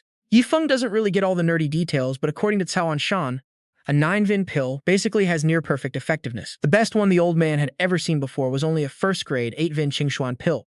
Actually, a pill in its absolute perfect state would have 10 veins, with each vein representing 10% effectiveness. However, no one has ever heard of anyone actually refining a 10-vein pill, regardless of whether it's high or low grade. So Ye Feng's 9-vein pill is practically breaking records, standing as the closest thing to absolute perfection ever recorded. Seeing Cao Shan rambling on and on like a peacock showing off its feathers, Ye Feng starts losing his patience. He slams his hand on the table with a loud bang, cutting straight to the chase. The only thing he actually cares about is how much this pill can sell for. Seeing his VIP guest getting annoyed, Cao Shan has to quickly hide his greedy, drooling face. Based on his years of experience, a regular 3rd grade pill already goes for several 100,000 low-grade spirit stones. Since this Qingxuan pill not only purges impurities, from the body but also has 9 veins, the price is guaranteed to be way, way higher. He can't give an exact estimate, but he'll probably have to go to a live auction to find out the final price. Hearing this, Feng lets out a loud, "Huh? This trashy pill is actually worth several 100,000 low-grade spirit stones?" Cao Anshan literally cringes at the words trashy pill. If this masterpiece is trash to Feng, then just how ridiculously rich is this kid? Cao Anshan feels like he's met the biggest whale of his entire life. If Feng thinks it's that trashy, he might as well just hand it over to him as charity. "When's your next auction anyway?" Feng asks. "Young master, you're in luck. We actually have an auction scheduled for this afternoon," Cao Anshan replies, putting on his best suck-up face, a complete 180-degree turn from the arrogant attitude Feng saw when he first walked in. Just then, his stomach starts growling loudly from hunger. Completely out of patience, Feng whips out another third-grade 9-ven Qingxuan pill from his bag, tosses it to Cao Anshan, and tells him to contact the auction manager direct to put both of these pills on stage this afternoon. He'll just come back later to collect whatever spirit stones they fetch. Man, this trashy pill is actually this expensive? I seriously want to see how many idiots are actually going to bid on these things. Feng mumbles to himself as he walks away. Even though his voice is super quiet, Cao Anshan still hears every single word. He is so mad his mind goes completely blank. Cao Anshan is a proud 6th-grade alchemist and a Purple Mansion realm expert. Coincidentally, he desperately wants that pill too, which means he was just lumped into the same idiot category by Feng. Leaving the auction house, Feng pops one Qingxuan pill into his mouth on his way. Turns out, the thing tastes just like a snack. Flavor isn't half bad, though he hasn't noticed any real effects yet. Not long after, he happens to run into a starving, scruffy little golden dog. Thinking it's cute, he feeds it a huge flatbread. The dog might be small, but it has a massive appetite. Suddenly, Feng gets a brilliant idea to put this little fella to good use. Even if the 4 members of the Star Soul Sect divided those 10,000 Qingxuan pills among themselves, they couldn't possibly finish them all. If he takes this dog home as a pet, he can feed it not only the Qingxuan pills, but basically any edible bankruptcy items in the future. The more he thinks about it, the more he feels like an absolute genius. He can't help but wonder how badly people of this world, like that Cao Anshan guy, would break down if they realize their lives aren't even as good as a golden dog's. The little dog quickly finishes off the giant flatbread Feng gave it. Now that it's no longer starving, it looks way more energetic. Scooping the dog up, Feng heads straight for the fanciest tavern in town and walks inside. Just as he expected, the waiter standing outside sees the dirty little pup and refuses to let Feng inside. But honestly, this is exactly what he wanted. "Just name your price in spirit stones. I want a VIP suite to give my dog a bath. As long as I'm here, no amount of money is gonna get that dog inside," the waiter says firmly. Feng smirks. "So you really don't think there's anyone out there who's tougher than the stack of spirit stones you own?" And just 2 minutes later, that exact same waiter, who swore at all costs that he wouldn't let the golden dog in, is now respectfully boiling hot water for Feng to wash his dog. The only catch is that even though he paid 10 times the normal price to rent a premium suite, the system stubbornly refuses to recognize this as wasteful spending. Because of that, Feng couldn't get a single bankruptcy point. Naturally, his mood was absolute trash, so he could only take his anger out on that dog. "What the hell are you looking at? Staring at? Keep it up and see if I don't gouge your eyes out. Go wash up and get to work for yours truly. If it wasn't for you, I could have pocketed 100 bankruptcy points this time. In my account." The dog only saw Feng rambling and had no idea he was being scolded, so it just kept wagging its tail and barking back.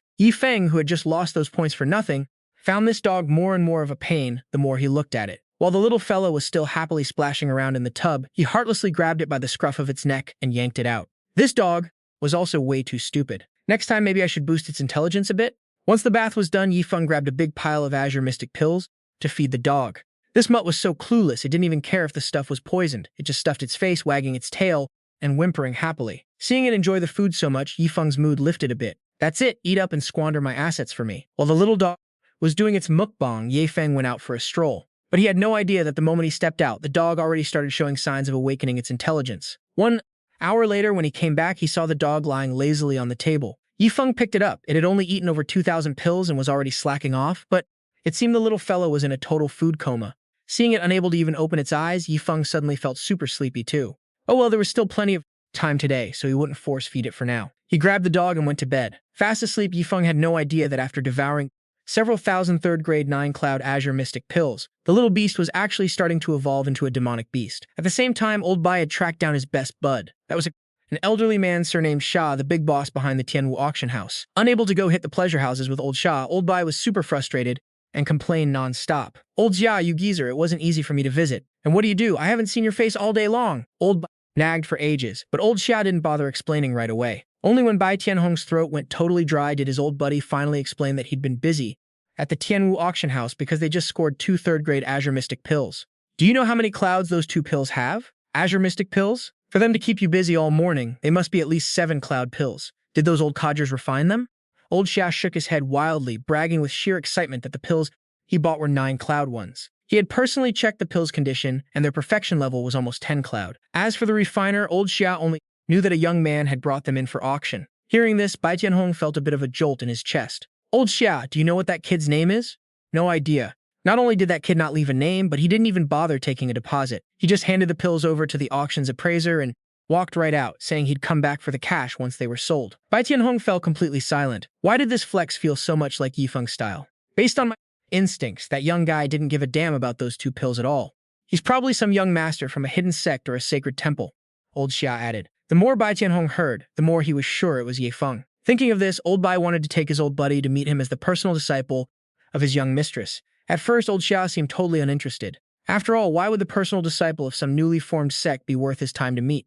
But old Bai kept insisting that Ye Feng was super special, so Elder Xia reluctantly tagged along. Meanwhile, back at the Tianwu auction house, those pills had already been put up on the auction block. Luo Tianxue, who happened to pass by while taking Lung Wufeng to buy pill refining materials, also noticed this thing. Since a 9-cloud Azure Mystic Pill had never been seen before, and was incredibly useful for spirit fusion and chi condensation cultivators like them, Luo Tianxue, acting as the sect master and master, swore that today she would win those 2 pills at all costs for her only 2 disciples in the sect. Thank you, sect master. Lung Wufeng couldn't hide his excitement, his face full of adoration for Luo Tianxue. Even though Yifeng wasn't here, she was already imagining him kneeling down and hugging her legs in absolute gratitude. Because after witnessing Yifeng's insane breakthrough process, Luo Tianxue's pride had taken a huge hit, so she was dying for a chance to act like a proper master and get some respect from him. Because of that, Luo Tianxue was ready to go broke this time just to win those 2 pills. If she ever found out those pills were actually put up for sale by Yi Feng, she'd probably cough up blood in pure rage. Just wait at home and look up to yours truly, my personal disciple. Meanwhile, Bai Tianhong had led old Xia to Ye Feng's lounge.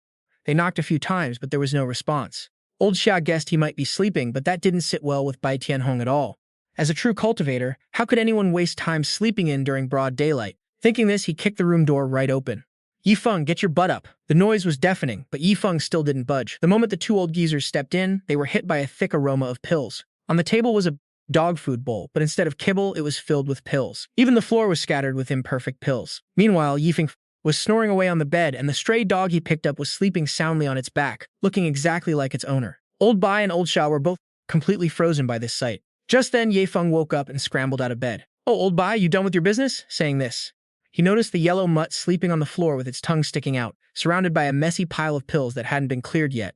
Yi Feng got mad as hell, grabbed the dog by its scruff, and yanked it up, scolding, "You stupid mutt, all you do is sleep. Why haven't you finished the pills I gave you yet?" Although Yi Feng was the one who rescued it, he had been force-feeding it pills all day to the point of nausea, so the little dog absolutely detested him. Its sassy attitude was on full display, as it used its back leg to kick away several Azure Mystic Pills under its feet. This shocked old Bai and old Xia to the core, especially old Xia, who had just excitedly bragged to his bud about how lucky they were that the Tianwu auction house had secured 2 of these pills that are hard to find in 1,000 years. As top-tier experts who had lived for ages, this was the first time they had ever seen a 3rd-grade 9-cloud Azure Mystic Pill, an heirloom they would have loved to hoard for their descendants. Yet here it was, being treated like trash by a dog. Step up? Now, the one taking the biggest mental damage right now is definitely Elder Xia, because on top of being a high-realm cultivator, he's also a 9th-grade alchemist and the owner of the Tianwu auction house. Just a second ago, he was hyping up that 3-star 9-cloud cyan mysterious pill like it was some legendary treasure, so you already know how much he freaking values it. Yet here at Yi Feng's place, they're lying around in massive piles. They're so worthless to him that they've basically become dog food. And the crazy part is, even the dog doesn't even care to eat them anymore. Old Bai tells his buddy to chill out and take a closer look, because that is definitely no ordinary stray. The proof is how the spiritual energy from all around is naturally flowing into its body. Even though the chances of a normal animal turning into a spirit beast are insanely low, judging by this current situation, Tianhong figures that in less than a year, this little pup is going to rank up into a straight-up spirit beast. Elder Xia takes a few steps forward to inspect the dog closely. In its body, there's actually 0 spirit beast bloodline. It's literally just a common wild beast on the verge of evolving. But the wild part is, despite being a regular animal, its body has absolutely 0 impurities. Elder Xia, shaking like a leaf, turns to Yi Feng and stammers, how many of those 3-star 9-cloud cyan mysterious pills did you feed this freaking dog? Feng starts counting on his fingers, acting all casual. I'm not really sure, maybe just around 2,000 pills? 2,000 freaking pills, and this guy says it like it's absolutely nothing. Elder Xia gets so triggered, he literally coughs up blood on the spot. He drops the dog, letting it plop onto the ground, then spins around to grab Bai Tianhong's collar and starts shaking him like crazy. Old Bai, that's 2,000 of those 3-star 9-cloud cyan mysterious pills. How can you guys let him feed something that priceless to a dog? Does your sect not have any rules? And you still have the nerve to brag to me that he's your legacy disciple? Bai Tianhong isn't really surprised by Elder Sha's reaction, but the truth is, Yi Feng is so insanely loaded that even Elder Bai himself is on his payroll, so how the heck is he supposed to control him? The more Elder Sha hears old Bai try to justify it, the madder he gets. Bai Tianhong, you are a third-stage tribulation overcoming realm powerhouse. You could break through to the fourth stage at any moment. You're also one of the 8 great elders of the Star Limit sect, and you're telling me you stoop so low as to work for a disciple? Dude, he literally paid me too much to say no. Bai Tianhong shrugs. Elder Sha's glare looks like he's about to strangle old Bai right then and there. At this point, Yi Feng has to step in and cut off their argument. He wants to use the same old deal. 100,000 top-grade spirit stones in exchange for Bai Tianhong helping him clear out today's leftover items. To be honest, Yi Feng has no other choice but to rely on him like this. That dumb dog is about to burst from overeating, while he still has 7,000 pills left to burn through. He has to find someone else to help stuff them down. Yi Feng, you don't seriously expect me to help you eat these 3-star 9-cloud cyan mysterious pills, do you? Just how many of them do you actually have left? Bai Tianhong asks, stroking his beard. He looks cool and composed, but deep down he's desperately trying to suppress his sheer hype. Elder Bai, I've got 7,000 left, and they must be finished before the day ends. You're getting up there in age. Are your teeth and gums still holding up? This old man isn't that old yet. My teeth and gums are doing just fine.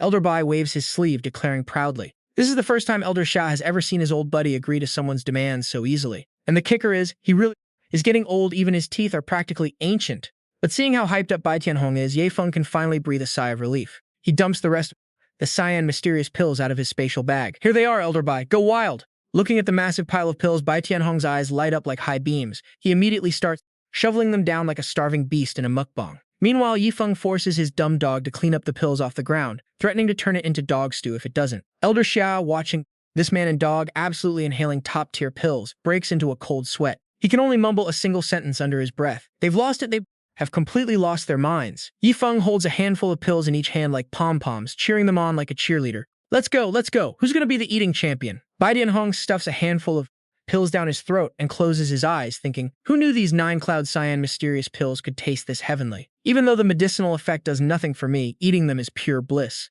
He holds a pill up to examine it, and as he reminisces, tears start rolling down his face. Back in the day, he had used a 5-cloud 9th grade cyan mysterious pill, and just one pill had literally wiped out all of his savings. And while that pill did help him out a bit, its flavor couldn't even hold a candle to this 9-cloud cyan mysterious pill.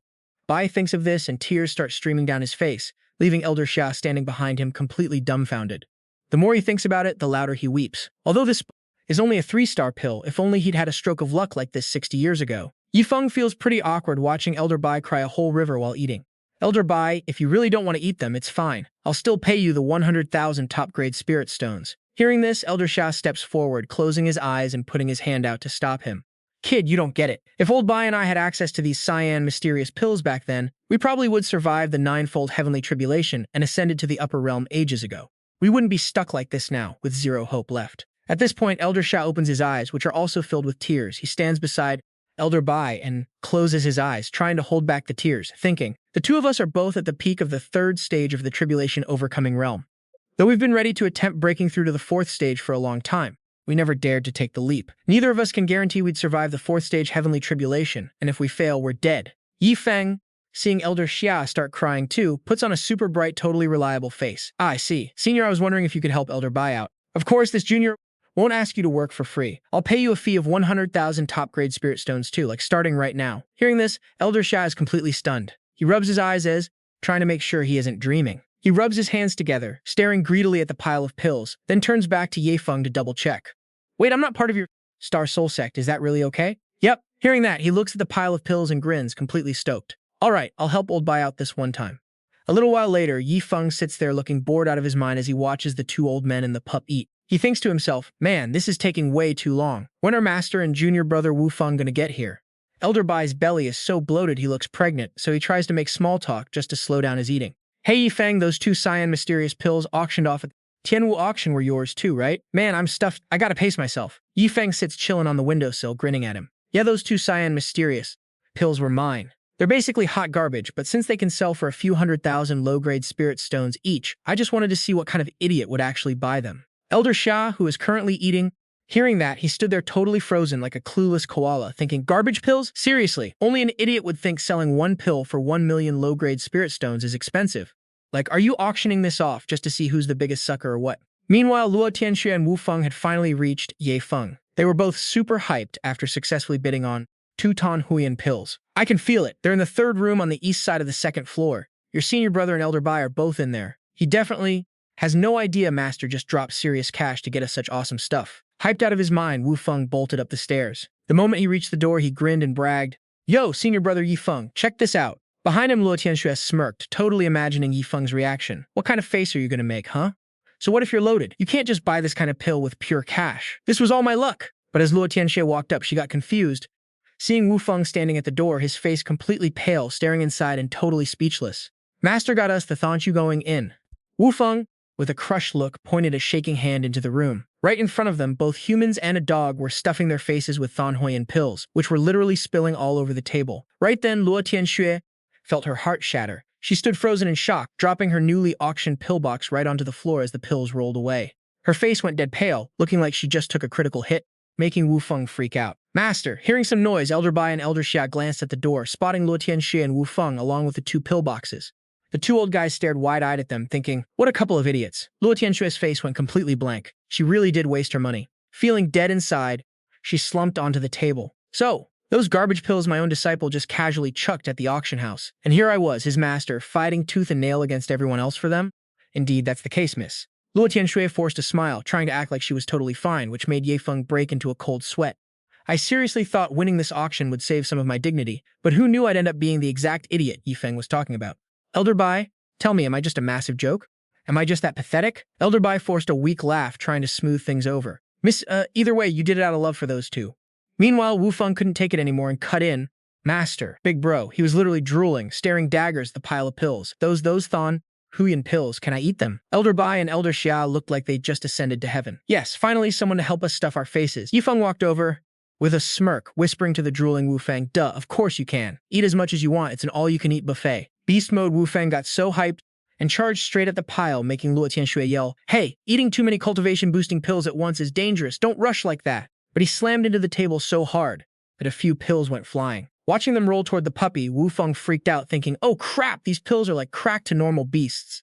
He lunged sideways, reaching out for the falling pills. He was panicking hard, thinking, if that dog eats them, I'm literally going to cry myself to death. But totally contrary to what he expected, as soon as the pills got close, the puppy ruthlessly kicked them away, leaving the lunging Wu Feng completely dumbfounded. To make matters worse, the little pup actually looked completely disgusted by the pills. Wu Feng couldn't believe his eyes. He shrieked in horror and scrambled backward. Just then, Elder Xia crept up to Luo Tianxue with a sheepish look. Sect Master Luo, look, I get paid to do a job, so there are some things I probably shouldn't say, but you're his master, so you really need to put a leash on this guy. He glanced at the puppy inside, making Yi Feng feel pretty awkward. I mean, those 9 Cloud Thon Huiyan pills are insanely precious, and he just fed over 2,000 of them to a dog. Talk about a massive waste of heaven's treasures. On top of that, Yi Feng had to go and add fuel to the fire, making Wu Feng burst into tears. He ran over to the puppy, grabbed it by the scruff, and wailed, seriously, dogs eat faster than humans anyway. I can't believe my life is literally worse than a dog's. Woohoo! Ignoring everyone else's feelings. Ye Feng just spread his arms wide and cheered, Elder Bai, Elder Xia, Junior Brother, come on, hurry up and finish all these Thon Huiyan pills. Seeing this, Luo Tianxue was completely speechless, thinking, how on earth did I end up recruiting a disciple like this? 1 hour later, Yi Feng stood watching the 3 of them completely stuffed, panting, and sprawled out on the floor. But there still weren't enough people. They still had over 2,000 pills left. He turned his gaze toward Luo Tianxue like he just discovered a gold mine, making her break into a cold sweat. She panicked, instantly crossing her arms to refuse. Don't you dare think about making me eat those. But Yi Feng didn't care at all. He just flashed a grinning smile and offered, Master, come on, eat up. There's only over 2,000 pills left. Tianxue, looking utterly defeated, picked up a single pill. Listen, I can pay you a fortune to buy the rest of these Thon Huiyan pills, all 2,000 plus of them, and gift them to my dad's sect. They could literally breed a whole army of top-tier geniuses. Hearing that, Yi Feng quickly shut her down, panicking internally. Master, it's not that I don't want to sell. I literally can't sell them. These are spendthrift items from my system. If I sell the rest of these pills, the system is going to tank my spendthrift points. Hearing that, Feng refused to sell, Luo Tianxue snapped. She stood up, slamming her hand onto the table. I'll pay you 10 times the price. The 3 other guys popped their heads up, terrified by the ice-cold glare on Luo Tianxue's face, leaving them completely speechless. She felt both pissed and embarrassed, thinking, ugh, how can a master talk cash with her own disciple like this? Plus, this weird disciple of mine isn't even short on money in the first place. While she was seething, Luo Tianxue suddenly noticed something. Out of nowhere, Yifeng had beautifully decorated a plate with roses, arranging the pills in a heart shape right in the middle, winking at her with a smirk. Oh, my beloved master, the taste of this pill is actually pretty fire. Are you sure you don't want to try just one bite? Wait, where the heck did you even find a plate? Despite her confusion, Luo Tianxue still elegantly picked up a pill. Shyly, she tucked a strand of hair behind her ear, staring at the pill in her hand. Around 2 hours later, Bai Tianhong was sobbing with tears and snot running down his face. We finally finished them all. Boo-hoo! Lang Wufeng collapsed straight onto the floor. I'm too stuffed, I gotta go lay down. Right then, 2 system notifications popped up in a row. Ding, congratulations, host, on successfully recruiting Bai Tianhong to squander resources. Reward, 100 spendthrift points. Ding, congratulations, host, on successfully recruiting Sha Tianyu to squander resources. Reward, 200 spendthrift points. Yifeng stared at the notifications like he just hit the jackpot, grinning from ear to ear. Then another alert popped up. Ding, congratulations, host. You have successfully squandered all of today's spendthrift items. Reward 1,000 spendthrift points, 3 9th grade 9-leaf soul returning herbs, and 5 9th grade brilliant golden silkworm stones. Yifeng was absolutely blown away by the flood of notifications. 100 spendthrift points, 200 spendthrift points, 1,000 spendthrift points, and 3 9th grade 9-leaf soul returning herbs popping up one after another. Currently using this consumable reward item to squander won't yield a massive amount of squander points. Host, you can use it however you want. Yifeng was incredibly happy and clicked his tongue. Task, looks like I got another reward on top of the squander points this time. Meanwhile, in contrast to Yifeng's head-scratching, calculating look, Luo Tianxue rested her chin on her hand, looking totally depressed. Sigh, Elder Bai, do you think there's even any point in me being a sect master or master? Bai Tianhong crawled up from the ground. Well, this Tianxue raised her hand and counted on her fingers. He doesn't need guidance for cultivation, nor does he need me to give him talent. And when nothing's going on, I can even milk some benefits off of my own chief disciple. Bai Tianhong stroked his beard. Honestly, I'm starting to doubt if Yifeng is even a disciple of our sect. He seems more like the sect's god of wealth, though this god of wealth is a bit of a spendthrift. Speak of the devil and the devil shall appear. Yifeng walked over acting like a sweet innocent kid. Elder Jia, I heard you're a rank 9 alchemist. Have you ever heard of the rank 9 9-leaf soul returning herb? Seeing Yifeng acting like this, Luo Tianxue was totally fed up. Oh gosh, here he goes again. Elder Xia popped out of nowhere, his eyes sparkling so intensely it scared the living daylights out of Yifeng. The 9-leaf soul returning herb? I know that thing way too well. Elder Xia roared right into Yifeng's ear, spitting saliva everywhere. The 9-leaf soul returning herb is a legendary spiritual herb. Yifeng covered his ears, feeling completely helpless. Elder Xia, can you please just talk normally? My ears are about to explode. Out of nowhere, Elder Xia pulled out a blackboard and began lecturing his very reluctant student Yifeng. The 9-leaf soul returning herb, also known as the soul returning grass. Each leaf represents the medicinal potency of the herb. Forget the 9-leaf version, I haven't even seen a single leaf soul returning grass. It is the absolute key ingredient for refining the soul-returning resurrection pill, absolutely indispensable. Speaking of this, everyone started imagining how to refine the pill. Elder Xia gave a cute wink. As long as you take the soul-returning resurrection pill within 24 hours, even if your soul is annihilated, its medicinal power can drag your soul back. At this point, everyone pictured someone sitting straight up from a coffin, making everyone run around screaming in terror. A literal zombie rising. Just thinking about that pill made Elder Xia's eyes light up like he'd found a treasure. No exaggeration, the soul-returning resurrection pill is definitely the one pill that any tribulation-transcending stage expert would absolutely die to get their hands on. With this pill protecting your soul, even if you fail the tribulation and your physical body is destroyed, at least your soul remains intact so you can find a way to reconstruct your body later. An image flashed of a guy with a super punchable face, looking like a radish walking toward a bunch of demons, while another guy stood aside, sharpening a knife in pure jealousy. Elder Xia finished talking, leaned tiredly on the table, threw his glasses aside, and asked suspiciously, by the way, why are you asking about this?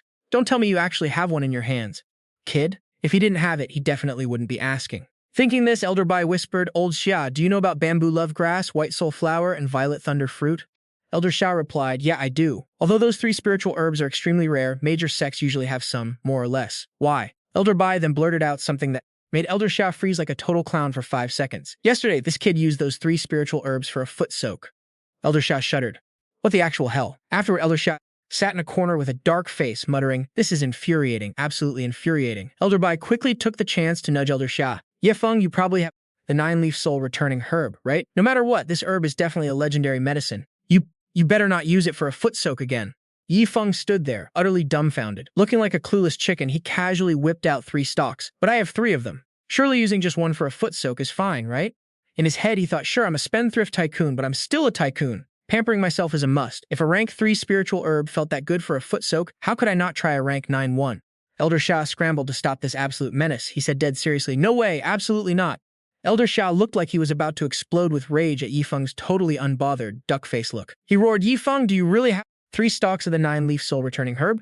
Name your price. No matter how much, I'll buy all 3, even if it bankrupts me." The 9-leaf soul-returning herb can refine a pill that literally brings back the dead. Using it for a foot soak is not just a waste of a god-tier resource, it's straight-up psycho. Golden beads seemed to drop before Elder Xia and Elder Bai's eyes as Yifeng quickly ran over to Luo Tianxue. He took out a 9-leaf soul-returning herb. "Master, consider this 9-leaf soul-returning herb as a token of my filial respect to you." Luo Tianxue was stunned and stammered, "This." Luo Tianxue accepted the divine herb. First, 100,000 top-grade spirit stones just to become my chief disciple. Then 400,000 top-grade spirit stones as an apprentice gift. And now a priceless 9-leaf soul-returning herb. What else am I going to get from Yifeng in the future? She began to imagine Yifeng holding her romantically in his arms, saying, "Master, just listen to me." Luo Tianxue's face turned beet red. "Wait, why does it feel like I'm my disciple's sugar baby?" Shame exploded within her, and steam literally started pouring out of her head. No, I can't take this 9-leaf soul-returning herb." But then she shook her head again. "Wait, no, what if I need the soul-returning resurrection pill when I face my tribulation later?" Meanwhile, Yifeng pulled out the remaining 2 stalks and smirked. "I'm definitely taking this second 9-leaf soul-returning herb to soak my feet, and nobody can stop me. As for this third 9-leaf soul-returning herb, Elder Bai, as long as you help me out with some heavy lifting in the future, this will most likely be yours." Elder Bai shivered with pure excitement. "Huh? I get a share too?" Elder Xia, who had been completely left out until now, slapped his shoulder and said, "Yifeng, so all I gotta do is help you with some hard labor to get that 9-leaf soul-returning herb, right?" Yifeng was confused. "Huh?" Elder Xia flexed his bulging muscles with a creepy smirk, totally creeping Yifeng out. "So what do you think of me?" Elder Bai gasped, his heart skipping a beat as he stood up to demand equal rights. "Old Xia! What the hell do you mean by that? That 9-leaf soul-returning herb belongs to me. Don't you dare touch it!" Elder Xia and Elder Bai squared off, sparks flying from their eyes as they locked horns. Elder Xia sneered triumphantly, "Oh, nothing. Just thought I could totally score myself a 9-leaf soul-returning grass." Elder Bai gnashed his teeth in anger. "Go back to your own place already. I'll handle our Sect's business." In another corner, a guy lying in bed with 2 black eyes was still daydreaming about a healing double-foot soak. "If senior brother Yifeng uses the 9-leaf soul-returning grass for a foot soak, can I join him and use the leftovers?" Back down there, Elder Xia shoved Elder Bai, spitting saliva everywhere. Then he slammed his hand down on the table right in front of Luo Tianxue, totally throwing her off. "Sect Master Luo," Elder Xia said, busting out a quick 2-line poem. "Back in the day, Lu Bu was the ultimate stepdad worshipper, but today, Xia Tianwu submits to you." He dropped straight to his knees, locking his hands together with deep respect. "I've lived a wild, lawless life, and my only regret is never joining a sect. Tianxue kiddo, if you don't look down on me, I'd love to crash your sect as an honorary elder. Is that cool?" Luo Tianxue was totally sweating. "Elder Xia, you're literally a 9th-grade alchemist. And you have the crazy high cultivation of the Tribulation Transcending Realm, Stage 3. Plus, your Tianwu auction house covers like 50% of the entire Tianwu continent." Luo Xia broke out in a cold sweat. "And now, you want to join my dinky little star soul sect?" "Yep." Elder Xia flashed a thumbs up like it was the most obvious thing ever. "Exactly." He gave a creepy baiting grin that made Luo Tianxue totally freeze up. "Tianxue girl, I literally held you when you were a baby. If you say no, I'll just go tell your dad on you." Elder Xia then glanced over at Elder Bai, who was busy trying to butter up Yifeng. "Don't listen to old Xia." But old Xia just grinned wickedly. Yifeng could literally whip out 3 legendary spiritual herbs on a whim, giving them away like trash, even using them for foot baths. It showed that these insanely rare things meant absolutely nothing to him. He definitely had a massive stash of overpowered items. "If I don't latch onto his squad right now, I'm gonna miss out big time." Luo Tianxue finally bit the bullet and made a choice. "Alright, fine. But what about your entire auction empire, Elder Xia?" Elder Xia just laughed and waved his hand. "Heh, I'll just dump that whole business on my good-for-nothing son when the time comes." Hearing this, Elder Bai gritted his teeth so hard they squeaked. "Old Xia, you really play dirty, don't you?" Elder Xia chuckled, totally rubbing it in. "Old Bai, I live to see this face of yours, the look of pure helplessness. Haha, as for who gets that 9-leaf soul-restoring grass, it all depends on how we behave." Meanwhile, a bunch of different desires started arguing in Luo Tianxue's head. One Luo Tianxue took charge and declared, "Our goals are Luo Tianxue number 1, grind hard and cultivate. Luo Tianxue number 2, wreak absolute havoc on the upper realm. Luo Tianxue number 3, transcend the tribulation and ascend." She was so crushed by the weight of her own insane expectations that she practically coughed up blood. "Oh great, I didn't even want to expand the sect. Getting 2 random disciples out of nowhere was bad enough. But how on earth did I score a 9th-grade alchemist too?" Suddenly Yifeng chimed in, "Oh yeah, does anyone here know about the exquisite golden silkworm starstone?" Instantly, the 3 behind him lunged forward like greedy, ravenous ghosts. "Do you actually have the exquisite golden silkworm starstone?" Yifeng was scared out of his wits. "No, of course not. I was just asking. Just asking?" Yifeng's eyes widened in sheer panic. The way they glared at him, they looked ready to eat him alive. A thought popped into his head. This exquisite golden silkworm starstone must be way more overpowered than even the 9-leaf soul-restoring grass. The 3 of them, Elder Xia, Elder Bai, and Luo Tianxue, stood there looking like members of some shady secret syndicate, their faces saying they knew everything. Haha, trying to hide it from us? There's no way Yifeng doesn't have that exquisite golden silkworm starstone. Ling Wufeng popped out of nowhere, draping himself over Elder Bai's shoulder and poking his head out. Senior brother, what kind of walking cheat code are you anyway? How do you have literally every legendary item in existence? Suddenly, the jade pendant hanging from Luo Tianxue's waist started vibrating. She looked down at it. Shoot, she quickly ordered. We need to get back to the sect right now. Elder Bai, seeing her panic, asked, Miss, did something happen? Luo Tianxue broke a sweat. No, nothing. My dad just arrived. He claims he wants to discuss something major, but I feel like he's actually here to inspect my sect. 5 hours later, the moon was high in the sky, casting its light over a scenic rocky mountain landscape. A tall, imposing figure stood right in the middle of the courtyard. Luo Tianxue's group had just made it back. She called out nervously, Dad, I'm back. The man sporting a terrifyingly stern face spoke up. Tianxue, you've really disappointed me. Standing tall, he looked down on them like a king inspecting his subjects. Suddenly, a masterful aura seemed to tower over everyone. Luo Tianxue's face darkened, her eyes filled with anxiety. Dad, why did you suddenly show up here? Luo Wuming laughed out loud, pointing toward the front gate. So disappointing. Beyond disappointing. A few days ago was supposed to be your Star Soul Sect's recruitment day. What disciples? I thought the Star Soul Sect would be bustling, and that some disciples would be serving me tea when I arrived.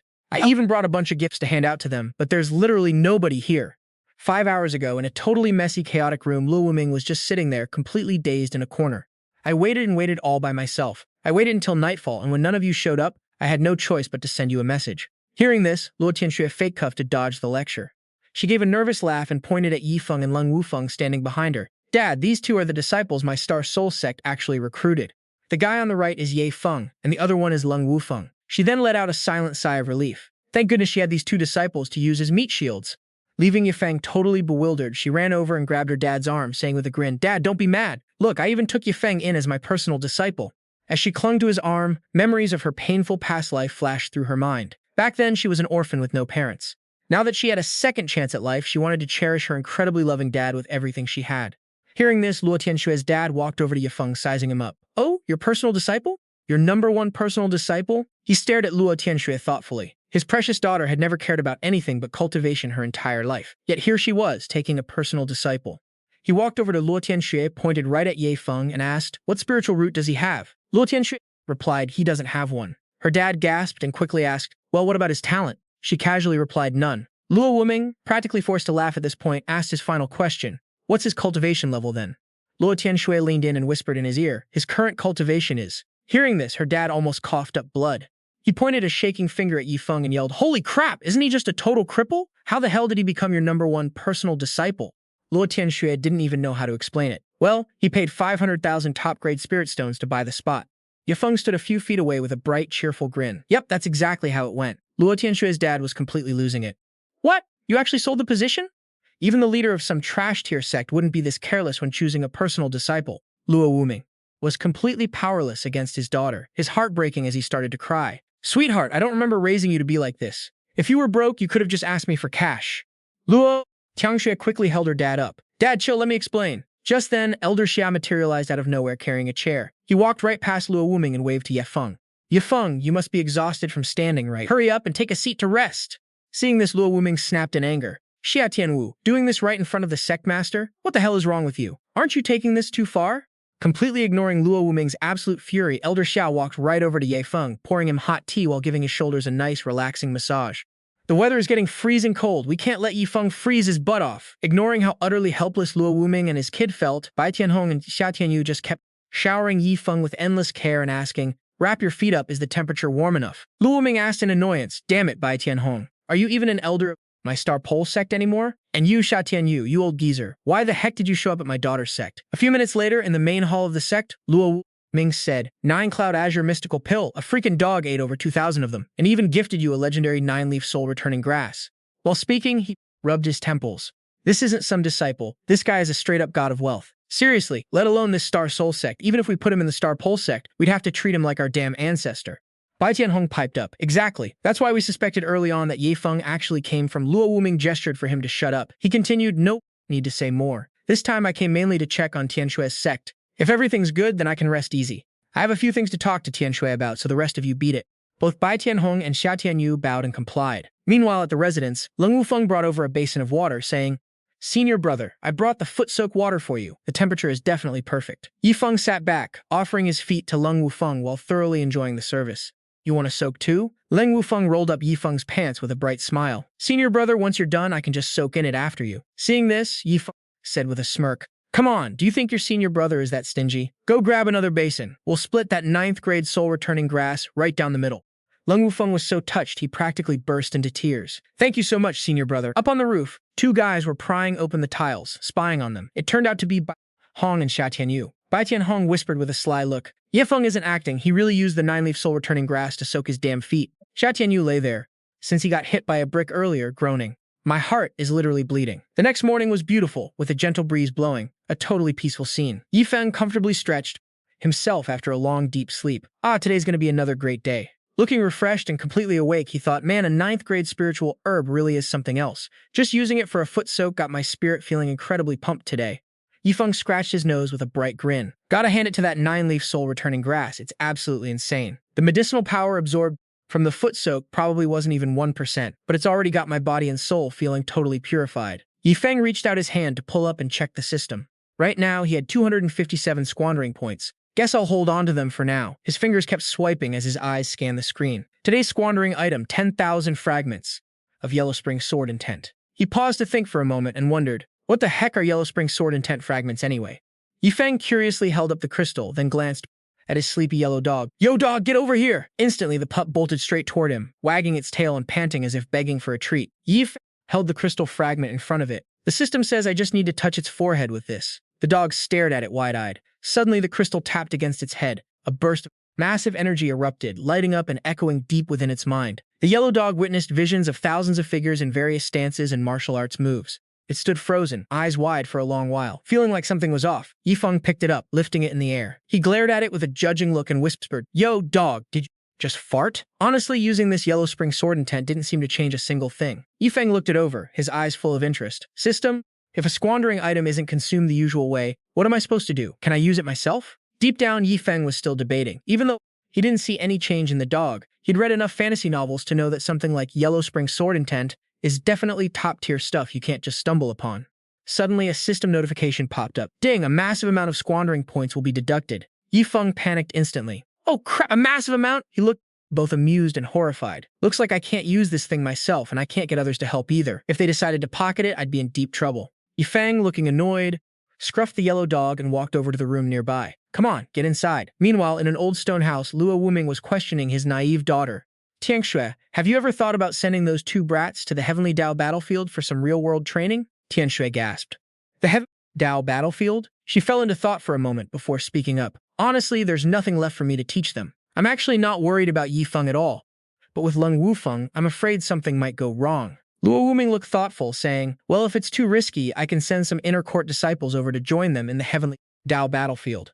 But seriously, why are you so chill about Yifeng? He couldn't help but picture Yifeng. Even though the kid had treasures that even top-tier powerhouses would kill for, at the end of the day, he's just immortal. On the Heavenly Dao battlefield, even the weakest cultivator or beast could wipe him out in a heartbeat. Tianxue looked at her dad pleadingly. Dad, Yifeng just doesn't have a spiritual root. He's definitely not some weak mortal. With his actual strength, going to the Heavenly Dao battlefield is more than enough for him to protect himself. Luo Wuming waved his hand dismissively. No way, without a spiritual root, he's immortal, plain and simple. Stop making excuses for Yifeng.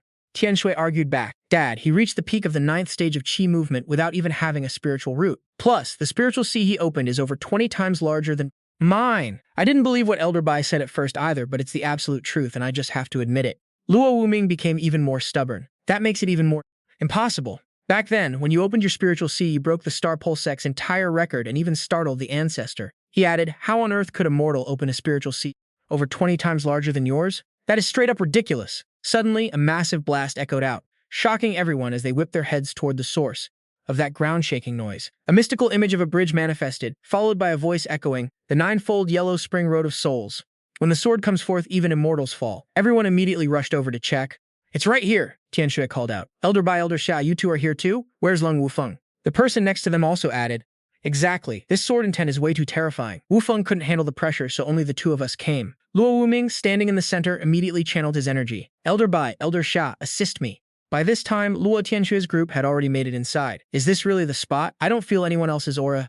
Maybe Ye Feng is messing around with something again. Luo Tianxue pointed ahead. Look, isn't Ye Feng right over there? Following her gaze, everyone turned to look in that direction. Seeing Yi Feng playing with a puppy outside, they were completely blown away. It was seriously that guy, Yi Feng? The two elders and Luo Wuming stood there dazed. At first, they didn't even realize the thing radiating that terrifying underworld sword intent was actually a dog. Seriously, how can a dog comprehend such a ridiculously difficult and insanely powerful sword intent like this? If they hadn't seen it with their own eyes, they'd never believe it. Seeing everyone arrive, Yi Feng immediately turned around and asked in confusion, "What are you guys doing here?" Yi Feng, did this dog of yours seriously just comprehend sword intent? Hearing that, Yi Feng scratched his head sheepishly. Nah, he's way too dumb, how could he? I just happen to have a few underworld sword intent shards on me, so I just let him use them. Everyone screamed in absolute shock upon hearing this. What? Underworld sword intent shards? Seeing their faces, Yi Feng wondered to himself, why are Grandmaster and Elder Xia looking at me like they absolutely despise me? Luo Tianxue face-palmed in frustration and explained, the underworld sword intent is one of the most insanely powerful sword intents out there.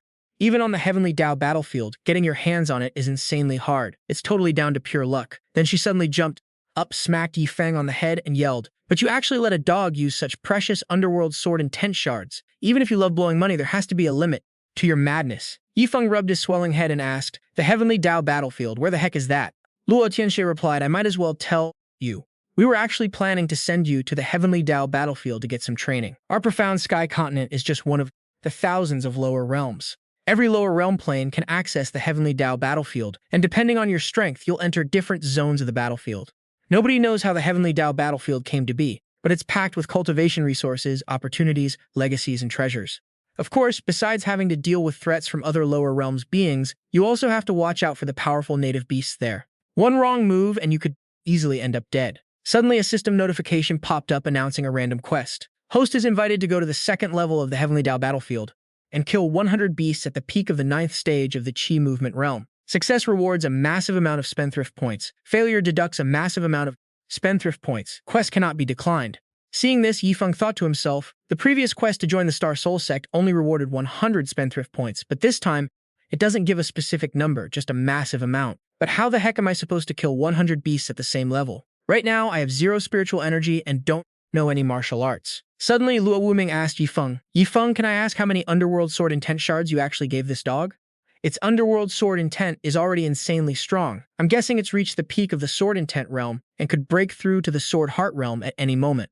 To put it into perspective, the ancestor of our astral limit sect has been cultivating in peace for hundreds of years, and with countless opportunities, he only recently comprehended the sword heart realm. And his heavenly cold sword heart can't even compare to the power of the underworld sword heart. Yi Feng casually replied, not that many, just about 10,000 underworld sword intent shards. I couldn't use them all by myself anyway. Hearing that, 4 pairs of furious, murderous eyes glared intensely at Yi Feng, and they started screaming at him, 10,000 underworld sword intent shards? That's 10,000 shards. You absolute psycho. What a waste of heavenly treasures. That stuff everyone is dying to get. And you actually gave them to a dog. Seeing how furious everyone was, Yi Feng stammered in fear. Well, it's already done, so my bad. He thought to himself, I'd totally do it again next time. Good thing I didn't ask them for help or things would have gone way south. Luo Tianxue suddenly spoke coldly, trying her best to suppress her rage. Father, please take him away right now, or I'm seriously going to lose control and slap this money-wasting disciple to death. Hearing that, Luo Wuming also held back his anger, grabbed Ye Feng and dragged him away on a flying sword. Once his trial is over, I'll bring him right back to you. Even I'm afraid I might snap and beat him. Yi Feng then asked in confusion, Grandmaster, where are we going? The Star Soul Sect is just a sect created because I wanted Tianxue to temper her state of mind. Your actual sect is the Astral Limit Sect. Luo Wuming announced while dragging Yi Feng along. Right now, we're heading to the Astral Limit Sect. Once there, you'll go to the Heavenly Dao battlefield with your fellow disciples so they can look out for you. Hearing this, Yi Feng yelled, Grandmaster, is our Astral Limit Sect strong? Grandmaster, what's your realm? Does our sect not even have a single flying beast? Grandmaster, is our sect like super broke? Do you need me to chip in a bit? Grandmaster, are my fellow disciples at the Astral Limit Sect about to starve to death? Grandmaster, should I give them some spirit stones? Annoyed by his endless blabbering, Luo Wuming turned around in a rage and yelled right in Ye Feng's face, shut the hell up already. Our sect is extremely rich and powerful. Later, the two of them stopped to rest at a small inn. Inside his room, Feng got onto the bed, yawning widely. Man, I wonder what tomorrow's spendthrift item will be. Getting 1,000 spendthrift points is seriously no joke. Soon it was the next morning. After a great night's sleep, Yi Feng sat up in bed and stretched. Ah, that felt amazing. He then opened the system panel, and as he read the screen, he thought to himself, this time spendthrift item is high-grade spirit stones again. Luckily, it's only 100,000 stones, so dealing with them shouldn't be too much of a pain. He then pointed a finger up and shouted, "I know exactly how to waste all of this. System, buy martial arts jars and target a high-grade mortal rank martial art. Keep opening them no matter how many it takes until I get it." Based on the spiritual herb jars, these martial arts jars should have a 90-something% chance to yield a high-grade mortal rank art, and an 80-something% chance to open a mid-grade mortal rank martial art. Right then, a system notification popped up. Spent 100 spendthrift points. Congratulations to host for obtaining the high-grade mortal rank martial art, Fire Dragon Fist. Seeing this, Yifeng laughed out loud with excitement. I only spent 100 points and got it. My luck is seriously insane. Wait, Fire Dragon Fist? His celebration was cut short when the system notified him again. Requires fire attribute spiritual chi to execute. Yifeng's face turned completely pale as he screamed. But I don't even have a fire spiritual root. Where the heck am I supposed to get fire attribute spiritual chi? Yifeng clenched his hand in front of his chest and started to focus his senses. He suddenly realized there were multiple attributes inside his body. Yifeng thought excitedly, I can't believe that even without a spiritual root, I can convert the pure spiritual energy in my spiritual sea into different elements.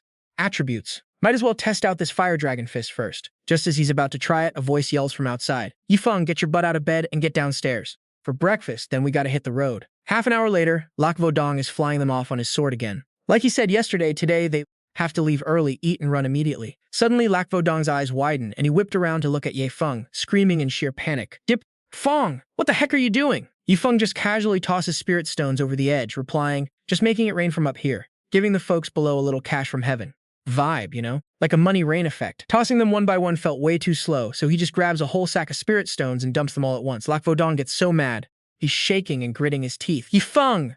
I don't care how many spirit stones and treasures you've got hidden away, you can't just burn cash like this. Wait till the day you've got absolutely nothing left. By then, it'll be too late to regret it, you get me? But Yifeng just calmly asks, Grandmaster, do you know what the most painful thing in life is? The old man snaps back. Everyone's got their own path, so the worst pain is different for everyone. For a swordsman dedicated to the sword, the worst part is probably kicking the bucket before mastering the ultimate truth of the blade. For an alchemist dedicated to refining pills, the most painful thing is likely dying before making a legendary pill that secures their name in history. For an array master, it's probably dying without creating the ultimate array of their dreams. At this, Yifeng pulls a sad face and says, Grandmaster, I don't know about anyone else. But for me, the absolute worst thing is kicking the bucket before I can spend all my cash. With that, Yifeng just keeps pulling out more sacks of spirit stones and dumping them over the edge. Lac Vodong's voice keeps echoing, You absolute spendthrift, let's see how long you can keep this up. Not long after, they finally arrive at their destination, the star limit Sect 14. Yifeng, who has finally finished dumping all his spirit stones, looks at the view in front of him, his eyes lighting up with excitement. Dang, compared to this place, our Star Soul Sect is literally a trash heap. No competition at all. When the two arrive, they spot an elder at the gate and call out to Deacon Tung 16. Lac Vodong introduces him, saying, This kid is the young lady's personal disciple 16. In a few days, he'll head to the frontline battlefield with the other disciples 17. Yifeng, keep your head down for a bit. We leave in 3 days 17. Right.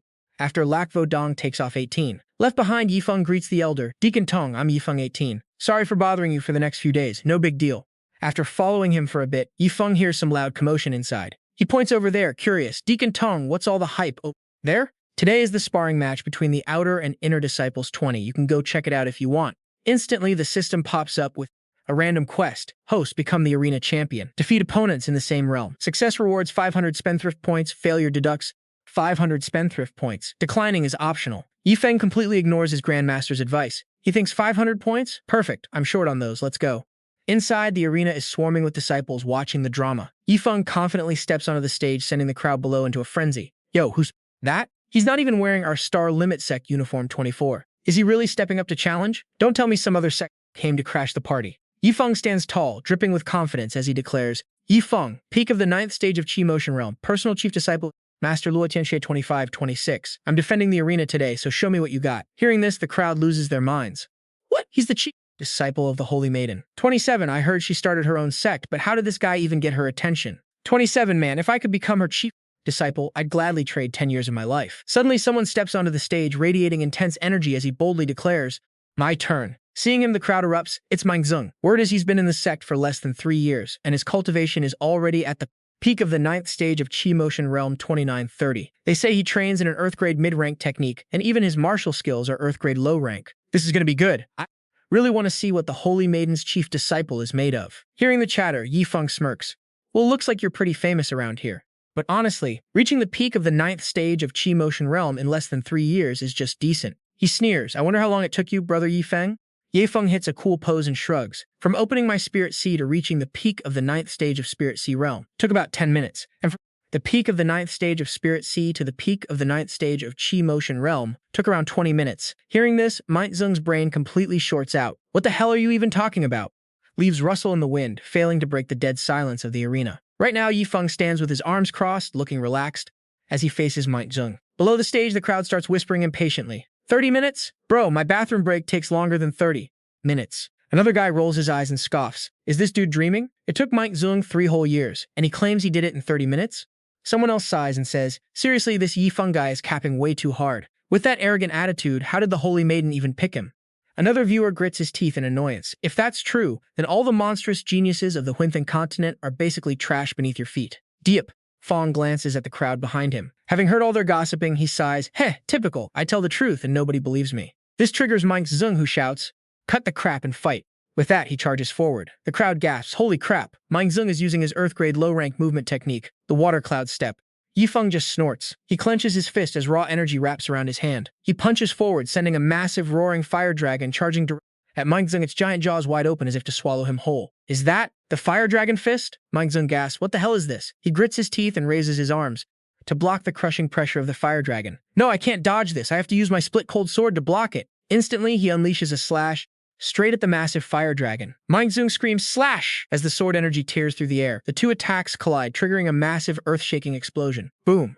With a single blast, blowing away everything in its path. The guys standing nearby flailed their arms in the blinding dust, hands shaking as they screamed, we're screwed! Protect the junior disciples! The massive energy was so freaking huge it knocked a bunch of them flat on their backs. One guy lunged forward, throwing his hands out and putting every ounce of his strength into blocking the blast. He roared, damn it! There's no way we can block a crazy spiritual shockwave like this. It's way out of our league. Another guy pointed up, shrieking, hurry, look up at the fire dragon. It hasn't disappeared yet.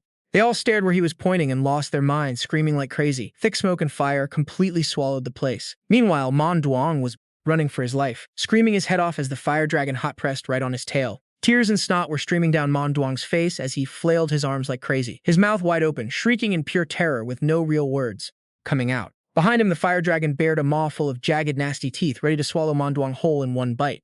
Mon Duong wailed like a baby, realizing even his wave-cleaving sword couldn't stop this beast. I'm so dead, he cried. Meanwhile, Ye Feng stood there pointing like a boss, his hair blowing majestically in the wind. Looking like a total heartthrob, he spammed, fire dragon fist, fire dragon. Fist, fire dragon, fist! Crazy explosions boomed one after another. Ye Feng flashed a smug, cheeky grin, gloating to himself, heh, I've wanted to bust out this pose for ages. The fire dragon let out a massive earth-shaking roar, blazing with roaring flames. Mon Duong collapsed on his knees right in front of it, looking like a tiny little ant in front of a raging forest fire. Trembling from head to toe, sobbing hysterically, he thought, what kind of freaking monster is this guy anyway? Where did he even come from? He curled up and slid all the way down from the high platform, landing flat on his butt before screaming at the top of his lungs. I yield. The referee immediately called out, is there anyone else? Ye Feng stood there, hands on his hips, grinning like a maniac. He boasted arrogantly, I want to take on 100 people! Raising his hand high into the air, the energy swirled around him like a raging tornado, and he shouted in pure ecstasy, so this is what it feels like to fight. This is absolutely freaking awesome. The crowd below panicked, scrambling to find cover. Everyone shrieked in terror, run for your lives, what the hell is that thing? The arena floor shook violently and cracked open. Deacon Tong cried virtual tears and wailed, no, stop destroying Sect property. Ye Feng stood there as falling petals drifted past him in the wind, a totally epic cinematic moment. Clenching his fists, he declared, whoever steps onto my stage, I will smash them to pieces. Flashing a smug, cool guy smirk, he watched his power blow everything away and thought, man, just wasting money is nothing compared to the thrill of battle. Now this is what a bloody exciting fantasy world is all about. Deacon Tong scowled and barked. All disciples at the peak of the 9th level of the Qi condensation realm. Get up there. Everyone else, clear the arena. Standing on high, he pointed his finger straight at Ye Feng and ordered, teach this punk a lesson for me. The disciples below obediently took the order. One bystander gasped, this is insane. This time Ye Feng has to fight over 200 people. No wonder the Saintess chose him as her personal disciple. Another guy crossed his arms, muttering thoughtfully, this guy is a freak of nature, taking on over 200 opponents of the same realm all by himself. If he wins this match, he'll definitely lock down a spot on the hidden dragon board once he grows up. A guy standing behind them chimed in, if he wins, he'll become an overnight sensation. But if he loses, the entire sect will throw a party. Deacon Tong raised his hands, directing the disciples to set up a formation. He shouted, all disciples, hear my command. Release your spiritual energy and form a spiritual barrier. The disciples immediately got into position. Facing the massive wave of power rushing toward them, they lined up in rows. One by one, they linked up with the person in front, pooling their strength to summon a massive shield. Deacon Tong hovered in the air, watching and directing. Yi Feng was stunned, muttering, "Wait, you can even do that?" He thought to himself, "Sure, I've got plenty of spiritual energy, but if I only use mortal-tier high-grade techniques, it's going to be tough to break that shield." Hey system, spend 4,410 points to draw an Earth-tier high-grade martial arts technique. Yi Feng tapped the system screen. The system flashed. Spent 700 squandering points. Congratulations, host, on obtaining the Earth-tier high-grade martial technique, 9 Radiance Thunder Lotus. A skill book with a glowing lotus pattern materialized. Yi Feng swiped the system screen, fingers moving in a blur, as he muttered, "Let's roll again. Give me another one."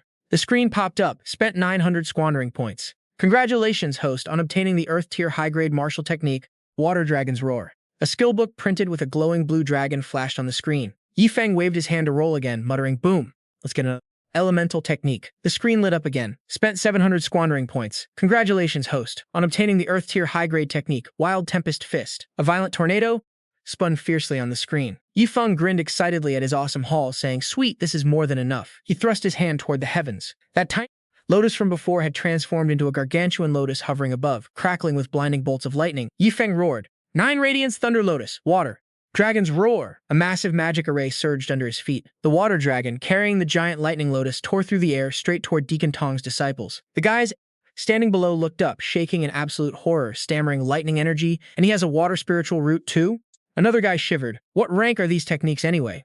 Watching the chaos unfold from the sidelines, 2 guys stared as lightning rained down. Massive waves of water engulfed the crowd, and a blinding lotus towered over everything like a god. They gasped, "Where did this freak come from? He actually has 3 spiritual roots. Just the shockwave alone is almost impossible to withstand." The guy beside him muttered nervously, "Wait, what's going on? Is it starting to storm?" Yi Feng channeled all his power into his fists, gearing up for a devastating blow. With a bloodthirsty, maniacal grin, he sneered, "You boys better brace yourselves for this one." Booms echoed continuously as the raging torrent of the water dragon slammed violently into the barrier of Deacon Tong's disciples, sending thick smoke and dust flying everywhere. The disciples below gave it everything they had, but against Yi Feng's monstrous power, they began to crack. "I'm clean out of energy," one cried. "I can't hold on much longer."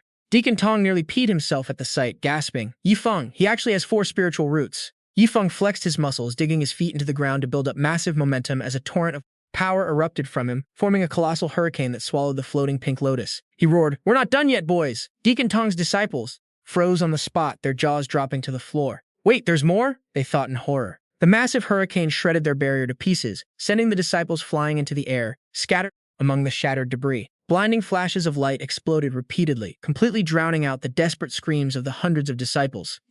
Feng watched the absolute chaos unfold, crossing his arms and laughing like a mad villain. In the end, they were forced to throw in the towel, crying, "We yield! We surrender!" Every single one of them surrendered in unison right before him. Deacon Tong hung suspended in the air, staring at the massive lotus hurtling straight toward him, as his brain went completely blank. He thought, I thought Lady Luo's star disciple was just a cocky punk trying to crush Yi Feng's spirit. But damn, this guy's spiritual energy is off the charts. And he's even mastered 3 different martial arts. And they're high-grade Earth tier. Seriously, the guy is terrifying. He's definitely going to be a top 10 legend on the Hidden Dragon leaderboard. Lightning crackles constantly radiating from Yi Feng's body, packed with insane, overwhelming power. He cockily stood there, hands on his hips, and bragged, "You gotta live wild while you're young. Who else wants a piece of me?" The losers who just got thrashed lay collapsed against the rubble, gasping for air. That monster still has strength left? He really became a legend in just one fight. Meanwhile, at the Sect Master's Grand Hall, Chen Haoyu was standing with his junior sisters, Xia Tiantian and Du Qianyu, with Zhao Tianming and Xing Fei backing them up. As they chatted in the courtyard, Chen Haoyu asked, "Sisters, what do you think the Sect Master summoned us for?" "Du!" Qianyu replied, "No clue. The Sect Master left a few days ago and just rushed back today." Zhao Tianming chimed in, saying it was probably about the Heavenly Dao battlefield. Luo Wuming, the Sect Master of the Star Limit Sect, made his entrance. He cleared his throat and said, "Ahem, I summoned the 5 of you here today to announce something to you. You're about to get a new junior brother. Though right now, he's only at the peak of the 9th stage of the Qi condensation realm, so you guys will need to look out for him." The group immediately started gossiping and hyping each other up. "Ooh, a new junior brother. I'm finally not the youngest core disciple anymore," leaving their sect master totally speechless. Xingfei said to them, "To be fair, our Star Limit sect is the most elite sect on the entire Profound Heaven continent." Du Qianyu agreed, "Yeah, to become a core disciple, your talent, comprehension, and spiritual root must be absolutely god tier." Chen Haoyu then asked Luo Wuming, "Sect Master, can you tell us what makes this new junior brother so special?" Luo Wuming casually replied, "He's rich, incredibly rich, filthy rich, and he spends like crazy. Total spendthrift, absolutely out of his mind with spending. Hearing this, their jaws hit the floor. Xia Tiantian asked, does that even count as a special trait? Zhao Tianming also asked, the Sect Master, are you pulling our leg? Chen Haoyu also wondered, even those big-shot rogue cultivators can't compare to even a fraction of our sect's wealth, right? Surely our junior brother has some actual talent? Xia Tiantian asked, totally lost. Luo Wuming waved his hand, explaining, you guys just don't get it. Once you hang out with him for a bit, you'll understand. In a few days after he finishes his trial in the Heavenly Dao battlefield, you'll follow him to the Star Soul sect founded by the Saintess. Looking at his bewildered disciples, Luo Wuming raised his hand to cover his smirk, laughing, oh, and don't say I didn't warn you. Keep your eyes sharp when you're around him. Just the scraps falling from between his fingers would be more than enough to feed you guys for life. Luo Wuming pictured a cute little puppy sitting on top of a massive gold mine and couldn't help bragging to himself about how of a genius he was. If they stayed by Yifeng's side, not only could the sect raise 5 absolute powerhouses, but they could also snatch up tons of resources to train the other disciples. He threw his hands up, laughing smugly. Haha, you guys aren't even as smart as a dog. If any of you could master the Yellow Spring Sword intent back then, wouldn't you have skyrocketed to the top already? The disciples stood there, completely dumbfounded. Luo Wuming glanced at his clueless disciples, flashed a thumbs up, and said, ahem, some things can only be understood once you've lived through them. Come on, let me take you to meet this junior brother of yours. Luo Wuming looked back at the 3 behind them. Remember my words, he's your walking jackpot. So when you guys are hanging out with him, play your cards right. Hearing that, they started whispering again. A 4-element spiritual root, senior brother Feng is a monster, and 3 high-grade earth-tier martial arts, his comprehension is unreal. Luo Wuming overheard this and smirked with pride. Taking on 200 people all by himself, senior brother Feng was definitely sent by the heavens to make us look like trash. Xia Tiantian felt like something was off and muttered, I can't shake the feeling we're missing something here. Hearing this, Chen Haoyu turned back to Luo Wuming and asked, Sect Master, are you absolutely sure that other than being filthy rich and a big spender, our junior brother doesn't have any other talents? Luo Wuming burst into laughter, dodging the question. I have no clue. All I know is he's loaded and spends like crazy. Why don't you ask these inner disciples instead? The 5 of them stood there dazed, feeling super suspicious. Is this even our Sect Master? He doesn't even know his own disciple's deal, yet he's handing him a core disciple status on a silver platter? A moment later, arriving at a completely wrecked area that looked like a war zone, Du Qianyu spoke up. Wait, I thought today was supposed to be the sparring day between inner and outer disciples. Xia Tiantian looked around and added, but looking at this disaster, did they change the vibe this month to an all-out war between the outer and inner disciples? Luo Ming turned and asked Deacon Song what on earth happened here. Deacon Song, looking incredibly hyped, shouted, ignoring Luo Wuming's confusion, Sect Master, it was an absolute wipeout. Feng took on over 200 disciples of the same realm all by himself and completely crushed them. Chen Haoyu and Du Qianyu gasped in shock. What? Fighting over 200 disciples of the same rank? And actually winning? A complete sweep? The whole gang was completely petrified, dead silent. Meanwhile, Luo Wuming was just clowning around with Deacon Song. Deacon Song, tell me everything that happened. 2 minutes later, stroking his beard, he recalled Luo Tianxue's words. The spiritual sea inside Yifeng's body is over 20 times larger than mine. He then pictured Yifeng's slightly goofy face and did the math. Tianxue's spiritual sea is 20 times a normal person's, and Yifeng's is 20 times hers. So that means Yifeng alone is equivalent to 400 cultivators of the same realm. He sighed under his breath. Damn, during our 2 days of travel, I didn't even check Yifeng's spiritual sea once. What a massive blunder. Zhao Tianming, looming behind like a weeping ghost, whimpered, can someone's spiritual energy really reach such an insane level? The disciples then cornered Luo Wuming, demanding answers. He's rich, a big spender, has 4 spiritual roots, and even mastered 3 high-grade earth-tier martial arts? Sect Master, is messing with us really that funny? Luo Wuming stammered. Well, while Chen Haoyu whispered to Deacon Song, where's our junior brother? He blankly pointed in one direction. He already headed back to his place. Inner Disciples Courtyard 111 at the main peak. At that, something clicked, and they all scrambled, nobody wanting to be left behind. Sect Master, we're off to find our junior brother first. Deacon Song turned to Luo Wuming. Sect Master, just now, Tran Haovu called Feng his junior brother. Are you seriously making him the 6th core disciple of our sect, sir? Lac Vodong chuckled and replied, Deacon, don't you dare report Feng's situation to the 3 grand ancestors. He is my daughter's direct disciple, and nobody's stealing him from us. Deacon Tong shrugged and said, Sect Master, even if I don't say anything, the cat's already out of the bag. Not only do the 3 grand ancestors know, but the other 4 ancestors are already fully clued in too. Hearing this, Lac Vodong could only sigh, well, this is going to be a massive headache. Let's see what he chooses then. The scene cuts to Feng happily chilling on a sun lounger, basking in the sun and singing. The crowd walks by, blind to the beauty of the past, while the singer on stage breaks their heart over a bitter goodbye. But barely 2 lines in, the ground suddenly shakes, and footsteps come rushing right toward him. Startled, he blurts out his signature catchphrase, Who are you guys? Hot guys and pretty girls. A horde of people storms out from the forest, leaping and running like the world is literally ending. Feng curls up like a good boy, looking like a tiny ant lost in a buzzing swarm of bees. What do you guys want? One by one, they surround him and start introducing themselves. First up is this goofy-looking black-haired dude. Hey, little junior, I'm your eldest senior brother, Tran Hao Vu. Then comes second senior sister Ha Tianyin, third senior sister Triu Tianmin, fourth senior brother Hin Fi, and finally, fifth senior sister Do Tian Nuit. It's a total chaotic mess, and Yi Feng is left standing there completely clueless, his brain lagging big time. Only after a good while does he finally process it. Wait, aren't I supposed to be Master's #1 direct disciple? How did I come back to the main sect just to end up with 5 more seniors? Eldest senior brother Tran Hao Vu quickly explains, Little junior, you've got it all wrong. Let me explain. After a long explanation with about 1,000,000 words skipped, Yi Feng finally gets it. His eyes light up, glowing with a bright golden aura. Ah, so having both titles doesn't clash at all. I'm both Master's top direct disciple and the 6th core disciple of the Star Limit sect. His gets a bit sly as he summons his system. Yo, system, since this is my first time meeting my seniors, giving them a little welcome gift isn't too much to ask, right? Seeing that the system stays quiet, Ye Feng pushes on. Come on, system, these seniors of mine are literal cheat code level geniuses. It's totally fair to give them 100,000 high-grade spirit stones each for our first meeting, right? The system calculates that the amount falls right within the squandering range. Hearing this, Yi Feng is absolutely hyped. Yes, heck yes. I only came up with this on the fly to see if the system would warn me if I proposed squandering a specific amount of stuff, but it turns out I can actually pull this off. Meanwhile, from the perspective of his seniors, they're all thinking completely different things. Seeing him shaking, Trio Tianmin says, Look at that. Even if our little junior's talent is peerless, he's still totally shook after learning who we are. Meanwhile, second senior sister Ha Tian Tian thinks he's super adorable, and the 5th junior sister is just hyped that she's finally not the youngest disciple anymore.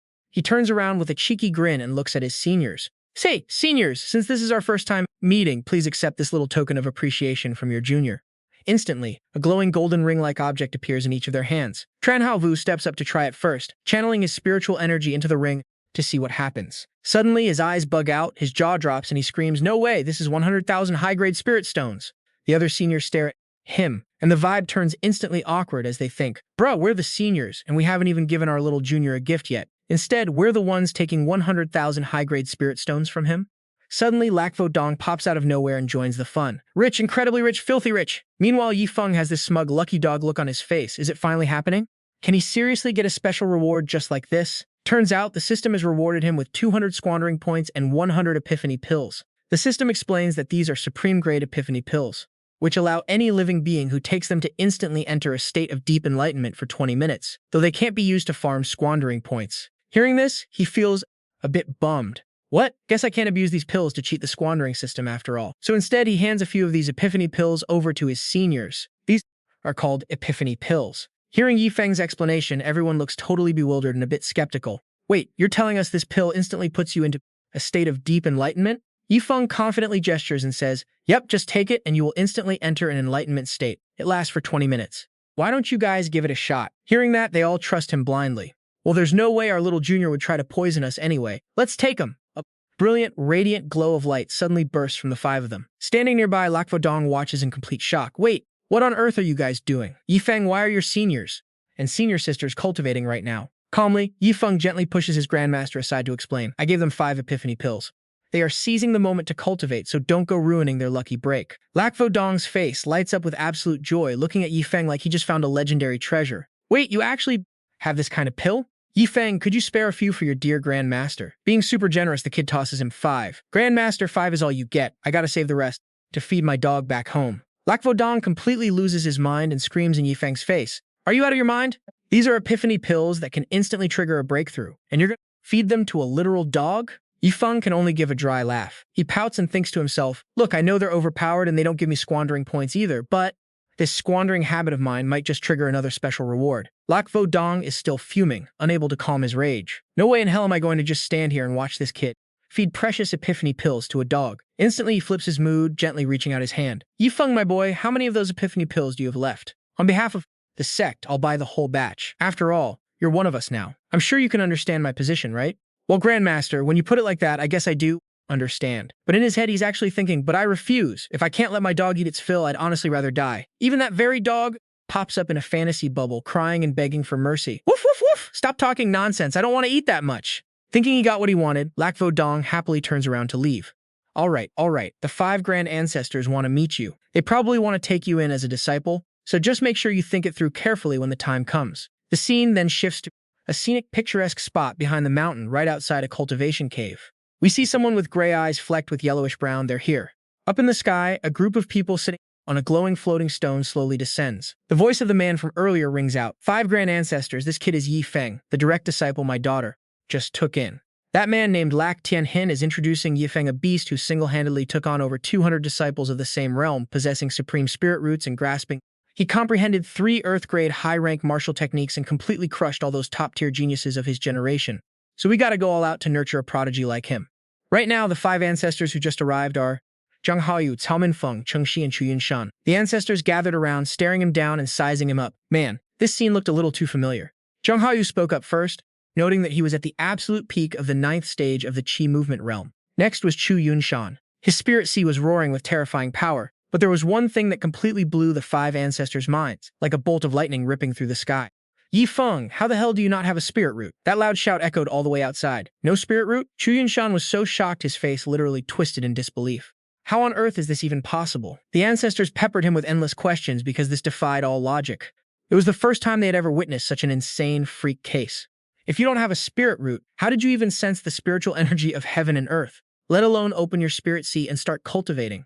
Feng just laughed, scratching his head and innocently replying, I don't really know, honestly. Whenever I want the spiritual energy around me to enter my body, well, as he spoke, he raised both hands and began absorbing the surrounding energy to show them. Even though I don't have a spirit root, for some weird reason, the spiritual energy in my body can convert into spiritual power of any element. He then showed off different attributes, water, fire, lightning, you name it, all swirling around him. The ancestors just stood there, eyes wide and mouths agape, totally frozen. Suddenly, all 5 of them synchronized in perfect, hilarious harmony, sharing the exact same thought.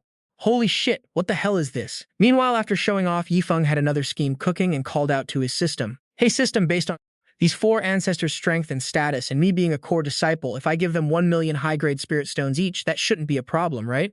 The system, rarely getting a chance to shine, replied with a sarcastic tone instead of showing any real emotion. Ding! That amount is way too small to count as squandering for the host. You're thinking too small! Even though he was annoyed, Feng didn't let it get to him and immediately raised the stakes to 1 million supreme-grade spirit stones. Ding! The amount is within the squandering range. As the notification rang in his head, he was surprised to see how highly valued each ancestor was. Whoa, that high? These 5 ancestors really aren't simple. Grinning from ear to ear, he pulled something out of his pocket and stretched out his hands. 5 ancestors? This disciple was caught off guard and didn't prepare a proper gift. But here is 5 million. Supreme-grade spirit stones. Please accept them. Luo Tianxue stood there completely speechless. What? Holding 1 million supreme-grade spirit stones in his hand, his mind raced, unable to process this reality. Is this seriously the kind of wealth a disciple at the peak of the 9th stage of the Qi movement realm should have?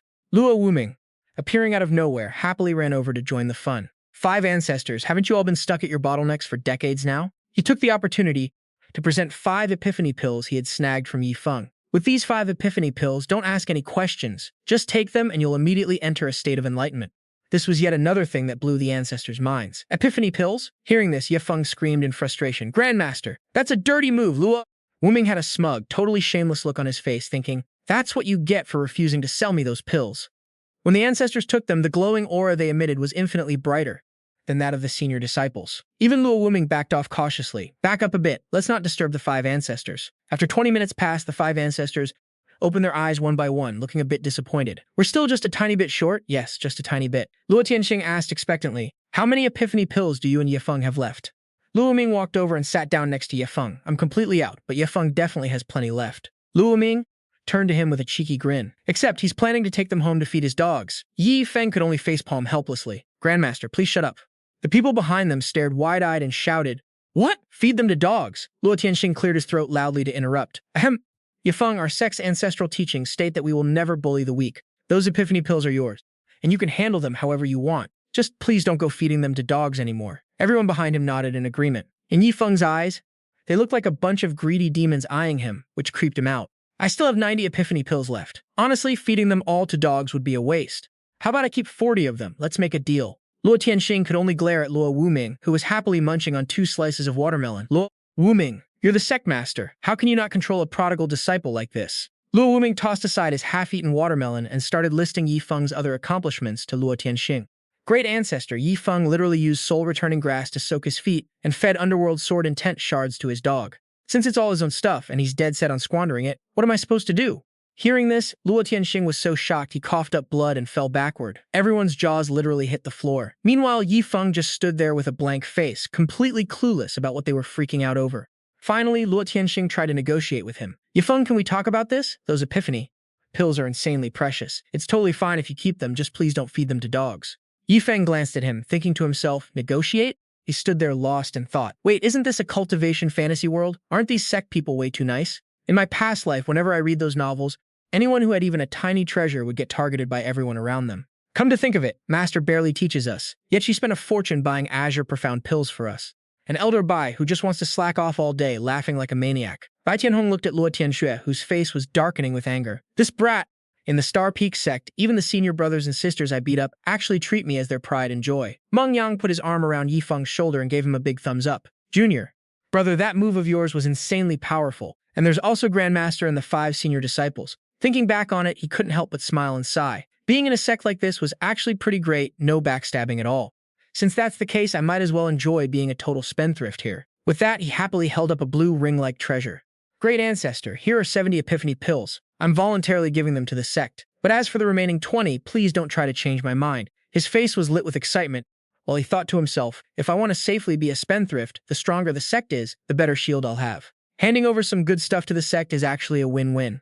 Luo Tianxue happily took the treasure. Good, excellent. Having a disciple like Ye Feng is truly our sect's greatest fortune. His eyes then darted over to Luo Wuming, calling out his name and startling him. Wuming, Yi Feng has made such a massive contribution to our sect, and you should understand what this means. As long as Yi Feng doesn't commit, according to ancestral rules, you don't even have the right to punish Yi Feng, got it? Luo Wuming nodded obediently like a chubby little hamster. Wuming got it. Got it. When it was time for the ancestors to leave, Ye Feng and Luo Wuming went outside to say goodbye. Luo Wuming even bowed extra low to acknowledge the ancestors' advice. Wuming? Gets it. Thank you for the reminder, ancestor. Looking like a big fat squirrel, he crossed his arms and smugly thought, Yi Feng is my personal money magnet. Even if you didn't say it, there's no way I'd mistreat him. Just as the ancestors reached the door, a shiny, super valuable golden rock suddenly dropped from Yi Feng. Hearing the sound, the ancestors all turned back to look. Chu Yunshan gasped in shock. Is that the gold silkworm essence stone? With a playful grin, the kid picked up the stone and said, whoops, dropped it by accident. It's just a worthless little rock after all. But inside, he was like, as a legendary flexor, if I don't carry something that makes people drool, I'd lose my drip. Luo Wuming stared at it and blurted out, you little brat. You actually have the silkworm essence stone. Yi Feng rolled his eyes and said, Grandmaster, did you hear that from my masters? One after another, they just keep coming. Chu Yunshan grinned from ear to ear and stepped forward. Yi Feng, can you sell me that gold silkworm essence stone? I'm an armaments master, you see. Before Chu Yunshan could even finish, Yi Feng shut him down. No can do. I don't have many of these anyway, and I'm planning to use them to tile my toilet. Luo Wuming nearly spat out blood. Tiling a toilet with the gold silkworm essence stone? The other ancestor's faces instantly darkened, fuming silently on the spot. Especially Chu Yunshan, who wanted it the most, looking completely speechless. Yi Feng, do you even know how crucial this gold silkworm essence stone is to a weapon refiner? Yi Feng didn't care about all that. He was already daydreaming about a glittering golden bathroom. Nope, but once I gather enough to tile the walls, that blinding golden glow is going to look absolutely goated. Everyone was triggered, completely devastated by his sheer wastefulness. Luo Wuming, the more he listened, the madder he got. Gather enough? That's a super rare spirit ore that can absorb heavenly tribulation lightning. What are you going to hide in the toilet to survive your future tribulation? Meanwhile, Chu Yunshan seemed a bit more composed and asked, gather enough? Are you saying you can get even more of these gold silkworm essence stones in the future? Yi Feng replied with absolute confidence without a single shred of hesitation. Yeah. Once the toilet is done, if there are any spares left over, I'll toss a few your way. As if realizing something or having some secret scheme brewing in his mind, Chu Yunshan happily agreed with Yi Feng's wild idea. Awesome, awesome. Tiling the toilet with this gold silkworm essence stones is actually a genius move. Everyone else just stood there with a giant question mark over their heads. Luo Tianxue rushed over to check him. Fifth brother, have you lost your mind? That's a literal gold silkworm essence stone, and you're actually encouraging him to throw it away like that. Chu Yunshan just chuckled and huddled with the other ancestors, whispering excitedly. Yi Feng could only watch from the outside, totally clueless as to what was going on. Turns out they were plotting about the silkworm essence stone. Chu Yunshan gleefully raised both hands. Are you guys brain dead? Once he gets enough gold silkworm essence stones, we can literally hide in that toilet to survive the lightning tribulation. If one stone can absorb that much tribulation lightning, just imagine how many stones are needed for a whole bathroom. We'll just sit inside and breeze through our tribulation. Luo Wuming felt like a light bulb had gone off in his head and praised the idea. Oh damn, we can actually exploit it like that? With a golden toilet that blocks lightning tribulation, who even needs life-saving treasures anymore? Yi Feng stood outside, completely oblivious, but a sudden sense of unease crept up on him. Why did it suddenly get chilly? Are they plotting something behind my back? 10 minutes later, Luo Tianxue spoke to Luo Wuming. Luo Wuming, this heavenly Dao battlefield is crawling with danger. Go gather all Qi Movement Realm disciples to guarantee Yifeng's safety. Luo Wuming cupped his hands to take the order. Understood. Yifeng, feeling pumped, said, Great Ancestor, I want to head into the heavenly Dao battlefield solo. I can easily take care of myself. But Luo Wuming warned him, Yifeng, the battlefield isn't a playground. You'd better just follow the ancestors' arrangements. Luo Tianxue agreed with Luo Wuming. Hearing this, a disappointed Yifeng tried hard to persuade them. Great Ancestor, if there are too many people, this trial of mine becomes completely pointless. Luo Tianxue sighed in defeat and had to agree. Fine, fine. You must be extremely careful and trust absolutely no one. Rest up in the sect for these 2 days. On the 3rd day, you can head to the teleportation tower for the heavenly Dao battlefield. Yifeng frowned, planning his moves while visualizing falling meteors. Though a larger crowd seems safer, once they hit a danger they can't handle, it only makes things way more dangerous. But then he turned away, covering his face with a cheeky grin. Besides, I don't even know what that security squad looks like anyway. After paying respects to the ancestors, Yifeng returned to his place on the main peak. The moment he opened his door, a crowd was already waiting for him. Whoa, senior sisters, haven't you guys left yet? Everyone started talking over each other to ask him. Junior brother, do you have any more of those epiphany pills you gave them earlier? Just one. Pill can instantly put us into a state of enlightenment. It's a bit shameless of us, but could we get a few more? Yifeng could only helplessly try to dodge them. I don't have many left. Of those 90 epiphany pills from earlier, 70 were already handed over to the Great Ancestor. One senior sister leaned in close to him. Then what about the other 20?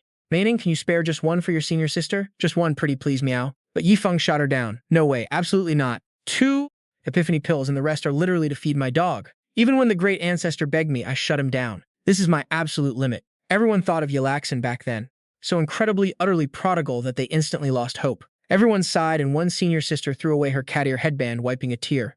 Junior brother, we were being too pushy. Having even one epiphany pill is already a huge blessing for us. We can't force destiny. Yifeng immediately retorted, flashing 2 fingers in the air. Hold up, seniors, why can't we force it? I already handed 70 pills to the sect. As the core disciples being groomed by the sect, if those epiphany pills aren't meant for you guys, then who else are they for? Hearing this, everyone instantly rushed out the door. Left behind, Yifeng stood in the room with a senior brother who was also starting to fade away. Right, I'm gonna go claim my epiphany pill first. If you need any backup later, just call us. Then that dude blasted a giant hole in Yifeng's wall and flew right out. He shouted back as he zipped away, leaving Yifeng staring at the gaping hole in the ceiling in total confusion. You guys should have fixed my roof first. Holding up a wine glass, he struck a pose and looked up at the sky. The life of a legendary big spender is just so monotonous, boring, and luxurious. The system interface popped up. Where did you even get that wine from? Yifeng spoke up. Wait, system, didn't I give each of the ancestors 100 million supreme grade spirit stones? How come there's no reward? The system pinged back, because the 5 grand ancestors haven't truly accepted it and they're preparing to return them to the host. This squandering event is still ongoing. No results yet. He turned around, furiously raging at the system. Oh, come on. Are those old geezers' brains filled with water or what?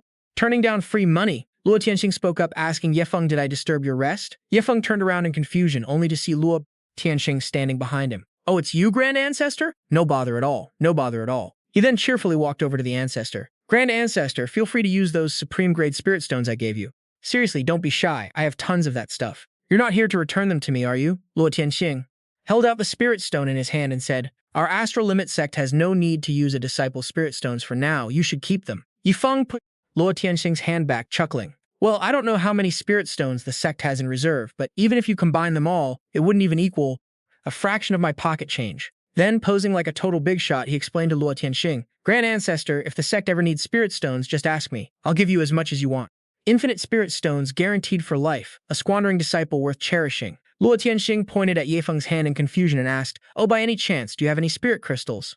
Yifeng asked back, Spirit crystals? Seeing this, Luo Tianxue explained, That's the primary energy source used to maintain our sect-protecting barrier, but we've been running a bit short lately.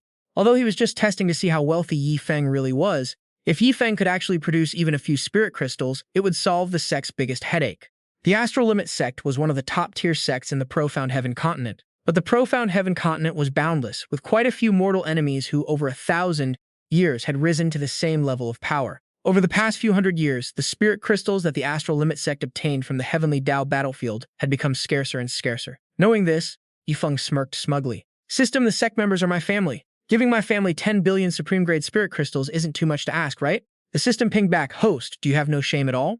10 billion? Even if your sect burned through them for hundreds of years, they wouldn't use them up. At most, 100 million. Seeing this, Yifeng insisted System. Look, everyone in this sect is my dear friend. We're like brothers. We gotta pump those numbers up. Don't be stingy.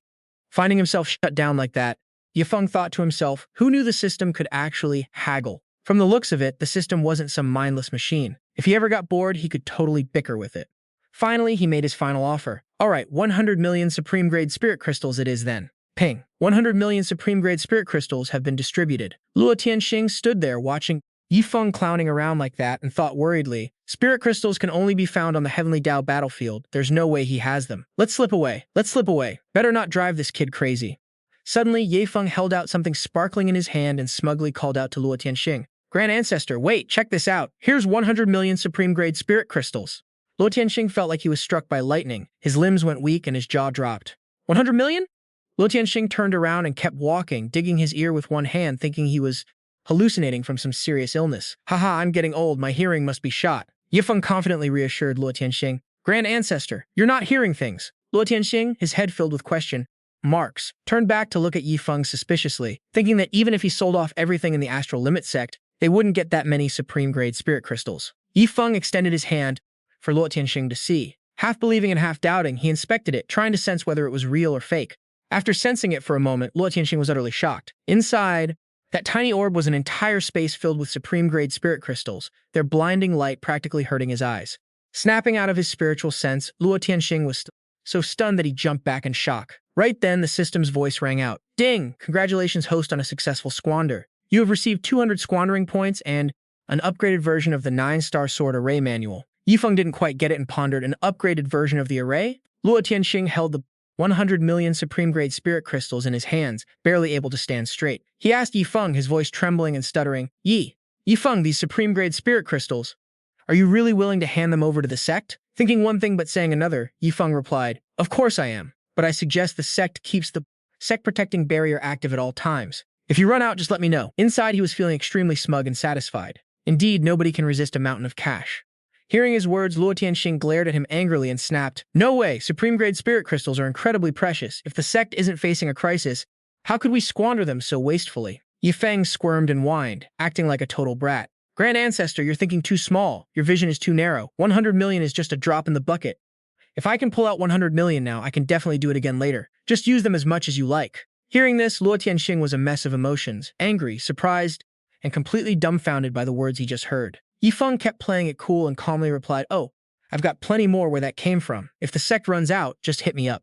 Luo Tianxue tightly gripped the glowing orb holding 100 million supreme-grade spirit crystals and, crying tears of joy, he raised it to the sky and shouted, All right, from today onward, the Astral Limit Sect's 9-star sword array will run forever. Hearing Luo Tianxue mention the 9-star sword array, which shared the exact same name as the book the system had just gifted him, Yifeng thought for a moment. So our sect-protecting barrier is actually the 9-star sword array. Turning around, he whipped out a book. Grand Ancestor, I have an array manual here. Take a look. Luo Tianxue walked over with a serious face. Holding the book in his hands, his body couldn't stop shaking as he thought, this really is our sect's 9-star sword array. But after these modifications, although the consumption is 10 times higher, the power of the array is also increased by 10 times. He whipped his head around to look at Yifeng. As if sensing what was coming, Yifeng raised his hand to cut off what Luo Tianxue was about to say. Grand Ancestor, don't ask. Even if you ask, I wouldn't know. Luo Tianxue seemed to have gotten used to this by now, so he just let out a sigh. All right, I won't ask. Holding the book in one hand, while rummaging for something with his other hand, he suddenly spun around and held out a token. Honorary Elder. Yifeng, from this day forth, you are an honorary elder of our Astral Limit Sect. Yifeng scratched his head in confusion. Honorary elder? Luo Tianxue pointed at Yifeng, confirming, That's right. You are on equal footing with the 5 of us. He even pointed to himself to show Yifeng the sheer authority of that token. Even if that brat Luo Wuming runs into you, he still has to call you Elder Ye. Yifeng waved his hand dismissively with a look of disdain. Grand Ancestor, quit playing around. I have zero interest in being an elder. I just want to chill and waste my cash in peace, not deal with a mountain of annoying chores. Plus, I'm already Master's top disciple. If I become an elder, how am I even supposed to look Master in the eye? In his head, he's already imagining some wild, unspeakable stuff. He can basically see Spider-Man's shadow looming over him. You know the vibe, with great power comes great freaking responsibility. But Luo Tianxue wasn't about to give up, so she threw out another idea. No way, the sect would be doing you dirty like that. How about your identity stays low-key? Only Wu Ming and the 5 of us know? That way, it won't mess with your daily chill life. Yifeng pouted his lips and immediately hopped on board, a total 180 from before. Big Ancestor, let's get one thing straight first. Other than funding you guys, I'm not doing any actual work. Luo Tianxue happily locked in the deal when suddenly Luo Wu Ming slammed the door open, skipping all the pleasantries to get straight to the point. Yo, Ye Feng, want to hit up the Demon Beast Mountain where the sect locks up the monsters and look around. But when he saw Luo Tianxue chilling there too, his face went completely pale, sweat breaking out. Great Ancestor, you're here too? Luo Tianxue instantly snapped at him. Shut your mouth. Is Ye Feng a name you can just blurt out? Like that? Call him Elder Ye! Luo Wuming was completely clueless, standing there looking like a total dummy as Luo Tianxue yelled. Tianxue took a breath, cooling down to explain seriously. Starting today, Ye Feng is the honorary elder of our Star Limit sect. His status is equal to the 5 of us. Next time you see Elder Ye, you better show some respect. Hearing this, Luo Wuming could only play along, saying, yeah, I get it. I get it. But his brain was still lagging hard, totally confused. He scratched his head and asked Luo Tianxue, but wait, how did Ye Feng even become an honorary elder anyway? Luo Tianxue didn't hide a thing, saying, his contribution to our sect is so insane that honestly, even making him an honorary elder feels like we're shortchanging Ye Feng. Luo Wuming looked at her like she was Cap, totally doubting his ears. He gave Luo Tianxue a side eye and mocked, too much contribution, huh? Then he bolted over to where Feng was standing, staring at him and asking, Elder Yi, be real with me, how much cash did you drop to buy this honorary elder title? Feng still felt super weird hearing that, feeling totally awkward. Grandmaster, please don't call me elder, it's making my skin crawl. Feng looked back and Luo Wuming awkwardly continued. As for the price, it was just 100 million top-grade spirit crystals and the upgraded secret manual of the 9-star sword formation. Hearing this, Luo Wuming's expression flipped instantly like a different person, deadpanning. 100 million top-grade spirit crystals, plus an upgraded 9-star sword formation? Yeah, just an honorary elder title is definitely doing him dirty. Seeing his Grandmaster act so out of character, Ye Feng quickly changed the subject. Grandmaster, what was that about a demon beast mountain? Let's go check it out. The scene cuts to the cultivation cave, deep in the back mountain. Seeing Luo Tianxue, Zhang Haoyu ran up and asked, Boss, did you return those spirit stones to Ye Feng yet? Chu Yunshan chimed in right after. We can't be looking like cheapskates here. Luo Tianxue just shook his head in response. The other 4 ancestors exchanged worried looks, staring at Luo Tianxue and shouting together, You didn't return them? Damn it, big bro, you've completely lost your mind. How could you keep them? It's not like we're starving for 1 million top-grade spirit stones. Luo Tianxue didn't even bother explaining, just smirked and said, Guys, not only did I not return them, I actually secured some insane loot from Ye Feng. Clenching both his fists, his body trembling as he looked up at the sky with a strained face. I really didn't wanna, but the bro straight up gave too much. The elders all crowded around a massive table, staring in dead silence at the bracelet resting on it. Grandmaster finally spoke. Big bro, just give it to us straight. How many spirit stones are we talking about here? Luo Tianxue sighed. It's not spirit stones, it's 100 million top-grade spirit crystals. Cheng Xingfei picked up the green jade bracelet, which instantly shrunk down to a ring. She stared at it, completely mind-blown. 100 million top-grade spirit crystals, just casually tossed into a spatial ring? Everyone's jaws literally hit the floor. Grandmaster stared at her. With this 100 million top-grade spirit crystals, our Star Limit sect is basically set for 100 years without a single worry. Dao Minfeng panicked, grabbing Cheng Xingfei's hand. Put it down, quick! Don't you dare crush that ring.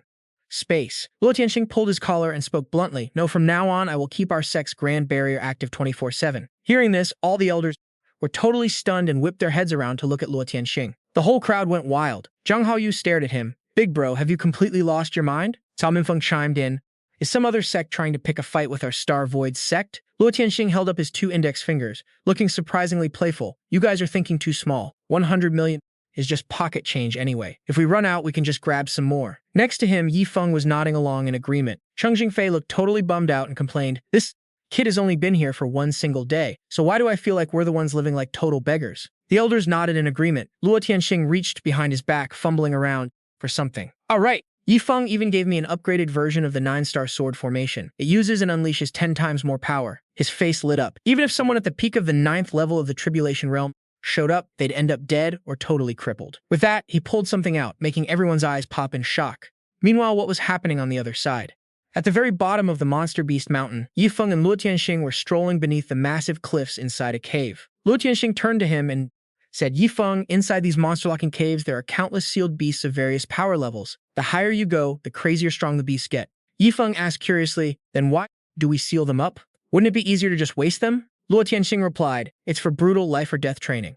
If disciples want to leave the sect, they must challenge these sealed beasts first. If they can't even beat a locked-up beast, they won't stand a chance out in the real world. The scene played out right in front of Ye Feng's eyes. Disciples fighting for their lives one by one, some getting absolutely wrecked by beasts, others pushing their limits to hold them back. It looked incredibly brutal, but Luo Tianxue calmly explained, in here, they still have a safety net. Out there, the real world won't give them a second chance. Ye Feng got super hyped. This is exactly what I've been waiting for. Gramps, I'm heading to the Heavenly Dao battlefield in 2 days anyway. Can I go in and warm up first? Luo Tianxue pouted, thinking these beasts should really be saved for the other disciples to train with. Luo Tianxue thought to himself, given how cracked Yi Feng is, throwing 200 beasts at the same level at him would just be child's play for him. No way, absolutely not. Yi Feng smirked and pointed playfully at the cliff. Gramps, what about the spirit fusion realm? Can I go in there? Luo Tianxue completely ignored him, playing dumb. What did you say? Wow, she looks so beautiful today. Yi Feng rubbed his hands together, planning his next move with a mischievous grin since his Gramps was completely blanking him. Right now, his havoc points were down to just 2,810. It looked like he needed to stir up some serious trouble to farm more.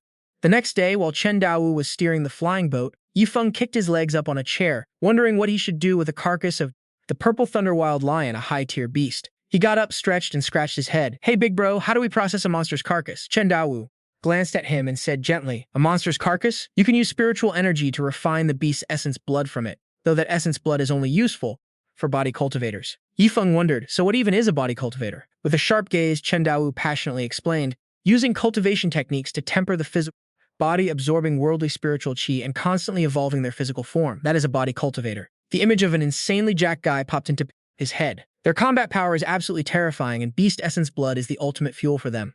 Yi Feng stared blankly. Oh, so that's how it is. But bro, what if we just barbecue the meat and eat it directly? Chen Daowu froze, a bunch of question marks popping over his head. BBQ and eat it?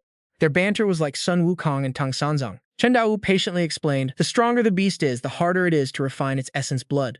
If you just grill and eat it, you won't even absorb 1% of its essence blood. For low-level beasts, it's fine. But if you do that with a super strong monster without refining it first, you're literally just throwing treasure down the drain. Yi Feng stretched and yawned, so does our sect have any body cultivators? Chen Daowu glanced over, wanting to finish his explanation for his clueless little junior brother.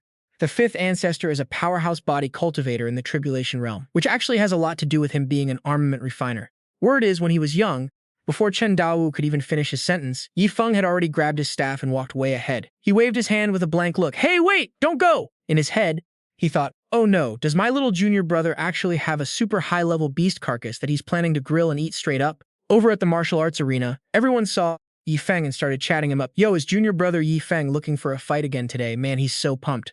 As Yi Feng walked further, he spotted Ming Yang sprawled out on the ground. Don't look at me, I'm just gonna lay here. The bystanders were totally clueless about what was going on. Yi Feng leaped from rooftop to rooftop. He tossed his spatial ring high into the air, laughing like a maniac, and shouted, listen up, bros, no sparring today. Help me slice some meat. Today, it's my treat. We're having a massive barbecue. Everyone stared in disbelief as the ring flashed and triggered an explosion. Smoke billowed everywhere, sending everyone running in all directions. I just fixed that arena! What is that? The whole crowd stood frozen in absolute shock. A massive beast carcass crashed onto the ground. Is that a corpse? A real beast corpse? They started panicking, thinking they were about to get crushed. Standing right on top of the beast's head, Yi Feng yelled down to them, bros, help me cut this.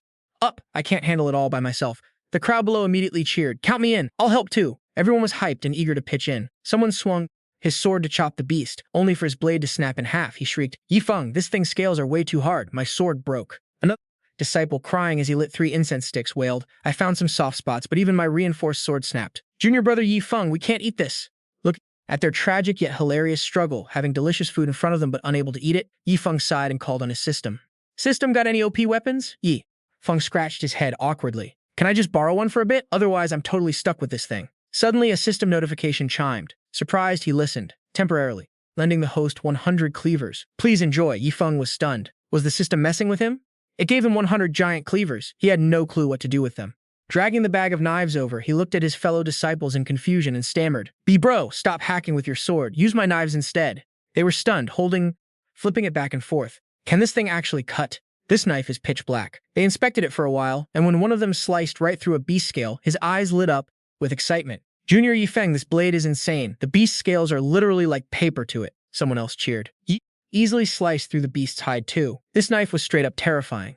Yi Feng smirked in satisfaction. One of them, fooling around, accidentally sliced his finger and blood started spurting like crazy. Yi Feng was totally speechless, thinking to himself that he never expected this cheap-looking knife to be such a hidden gem. His face wore a mischievous look, eyes sparkling as if he was cooking up some chaotic prank to cause some trouble. Ding! The system chimed. This is a temporary loan. Since it's a loan, you must return it later. Otherwise, a massive amount of spendthrift points will be deducted. Yi Feng frowned. Deducting a massive amount of points? System, you're a real cheapskate. Looks like I'll have to snatch it all back in a bit. After carving up the beast, everyone sat in a circle, stuffing their faces. Yi Feng smugly threw up a peace sign, feeling like this was the ultimate ancient-style camping feast. Everyone looked at the food, and their eyes literally sparkled. Rumor has it that grilled meat wrapped in rolls is next level. 10 miles east of the Star Limit Sect, space suddenly tore open, forming a rift. Energy surged out, spitting out a man. Luo Kai smirked. Luo Wuming, yours truly has arrived. Luo Kai looked in surprise toward the barrier. What's going on? Is the Star Limit Sect in deep trouble? Under the crystal clear sky, the air was peaceful. Luo Kai dashed off, heading toward the barrier. Is there some other faction besides me? He thought to himself. No, that's impossible. I should be the only one. He charged straight into the barrier. It made a popping sound. Luo Kai smirked triumphantly, feeling pumped. Perfect timing. I haven't tested the power of the 9-star sword formation in ages. Luo Kai balled his hands into fists and smashed them together, looking totally hyped. Let's see how many waves of the 9-star sword formation I can handle. Suddenly, a massive surge of power flashed right past. Luo Kai was startled.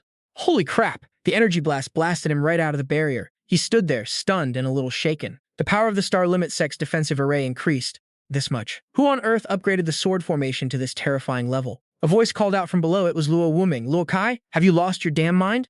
Luo Kai looked down in shock. Luo Wuming was standing there, radiating confidence. He pointed his index finger up and scoffed. Didn't you notice our sect's defensive barrier, huh? Luo Kai pointed back at Luo Wuming, looking annoyed. Didn't I come here just to see you? But as soon as I set foot in your Star Limit Sect, I almost got vaporized by the 9-star sword formation. Luo Wuming crossed his arms, looking completely indifferent. Cut the crap, what do you want? Luo Kai waved his hand, and 3 glowing blue stars appeared on his palm as he smirked. Luo Wuming, yours truly struck it rich at the Heavenly Dao battlefield. He raised his voice boastfully. I got 80 spirit crystals, and they're top grade. Luo Tianxue shrugged, completely unimpressed. Is that all? I'm out. Luo Kai was stunned by his friend's reaction, his face full of embarrassment. Wait, is that all? Aren't you going to beg me for a dozen or so? Luo Kai composed himself and asked seriously, Luo Wuming, your sect activated the defensive array. Is there some powerful enemy invading? And who the hell upgraded your sword formation to such a terrifying level? Luo Wuming smirked mysteriously. Nah, we just have way too many spirit crystals lately, so we're burning a few. He gave Luo Kai a mocking side eye. The power of that sword formation, you've tasted it firsthand, right? Even though it burns 10 times more energy, our sect can totally afford it. Luo Kai suppressed his anger, bending over to rub his back. Look at you, flexing like that. All right then, tell me, how many spirit crystals does your sect even have right now? He scoffed in his mind, just upgraded a defensive array and he's already acting like a king. Look at him show off. This guy must have hit the jackpot recently. He better hide those spirit crystals. Luo Wuming gave a smug grin. Not many. Only 100 million crystals, probably enough to burn for a few months. He added a jab. By the look of you, you just got back from the 6 Desolations battlefield, huh? Besides spirit crystals, do you have any actual business? Luo Kai tried his best to act cool. Hey, it's just that we haven't had a drink in ages, right? So I came over to grab a drink with you. But inside, he was losing his mind. Old buddy Luo Wuming never lies to me about big stuff, so this must be real. A few minutes later, the two of them flew together toward the Star Limit Sect's inner court. Suddenly, an insanely delicious aroma caught Luo Kai's attention. He sniffed the air frantically. What does that smell? Why does it smell so good? Luo Wuming suddenly froze while Luo Kai, hyped up, sped off toward the source of the delicious scent. Purple Thunder Wild Lion. Dozens of red lightning-like flashes burst forth, his speed suddenly spiking. Luo Wuming was completely clueless. What did you say? Down below, scattered on the training grounds, were chunks of meat and bones from the beast. Both of them stood frozen at the martial arts arena. A crowd of disciples was taking turns carrying trays of beast meat, eating and laughing happily. Luo Kai stood there, utterly speechless. What in the actual hell? Luo Wuming sensed something, his face turning pale. This Purple Thunder Wild Lion definitely survived 9 Heavenly Dao lightning tribulations.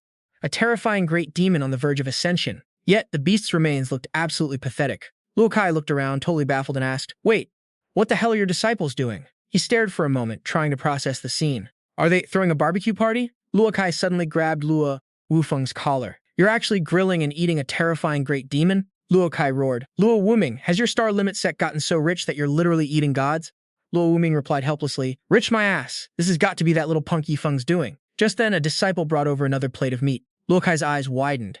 What the heck is that? Luo Wuming slowly looked over too. Luo Wuming and Luo Kai hovered in the air, both completely speechless at the scene below. Below them, a crowd of disciples was slicing up the beast meat and grilling it over open flames. The knife cuts were unbelievably clean and precise. Luo Kai gritted his teeth, his face twitching. What kind of legendary weapon is that, old buddy? Your sect is acting so bizarrely. Luo Wuming frantically grabbed a communication jade from his pocket and muttered, The stronger the great demon, the more precious its refined blood essence is. If the 5th ancestor finds out, I'd better notify him first. With that, Luo Wuming pulled out a transmission talisman and shouted frantically, Hello? 5th ancestor, you need to get over here right now. Feng is wasting treasures again. Luo Wuming yelled, explaining, the corpse of the Purple Thunder, wild lion that survived 9 Heavenly Dao lightning tribulations. He's literally grilling it into skewers for the disciples. If you don't get here now, there won't be anything left. Luo Kai asked, completely puzzled. Luo Wuming, who the hell is this Ye Feng? Why do you even need to call the fifth ancestor? Can't you just deal with him yourself? Luo Wuming trembled. His face went completely stiff as he shook with anger. You think I don't damn want to? Luo Wuming looked super annoyed, barely holding himself back. Ye Feng is the sixth core disciple of our sect, and yet he casually gifted us 100 million top-grade spirit crystals and an upgraded secret manual of the 9-star sword array. Luo Wuming gritted his teeth and said, now breaking all the rules to make him an honorary elder. Even I have to call him Elder Yi, so how the heck am I supposed to boss him around? Meanwhile, in the back mountain, where the scenery was beautiful and the air was crisp, the elders were busy cultivating. Chu Yunshan let out an annoyed groan and immediately shot down at crazy speed, his eyes burning with rage, shocking everyone. Luo Tianxue shouted, what's up with old fifth? Cheng Xingfei chased after to stop him. Chu Yunshan snapped back in anger. Big bro, you tell me, is the corpse of a great demon that survived 9 heavenly tribulation lightning strikes important to me or not? All 3 elders quickly grabbed Chu Yunshan, yelling, fifth bro, chill. Out. Cheng Xingfei held him back, telling him not to do anything stupid. Luo Tianxue turned around, thinking about the beast that survived 9 heavenly lightning strikes. Does that even need to be said? A demon corpse of that caliber? Luo Tianxue stroked his beard, frowning as he spoke. For a body cultivator, that's probably way more precious than an enlightenment pill, Chu Yun. Shan cried. Right now our sect actually has the corpse of a demon just like that. He whined, adding, and worse. Thousands of inner and outer sect disciples have already grilled and eaten half of it. All the elders were absolutely stunned. What? Luo Tianxue tried to comfort Chu Yunshan. Then let's go stop them right now. Chu Yunshan wiped his eyes. It must be that brat, Ye Feng, who brought it out. He wanted to share it with thousands of disciples to grill, so what are we supposed to do? Luo Tianxue stroked his long beard.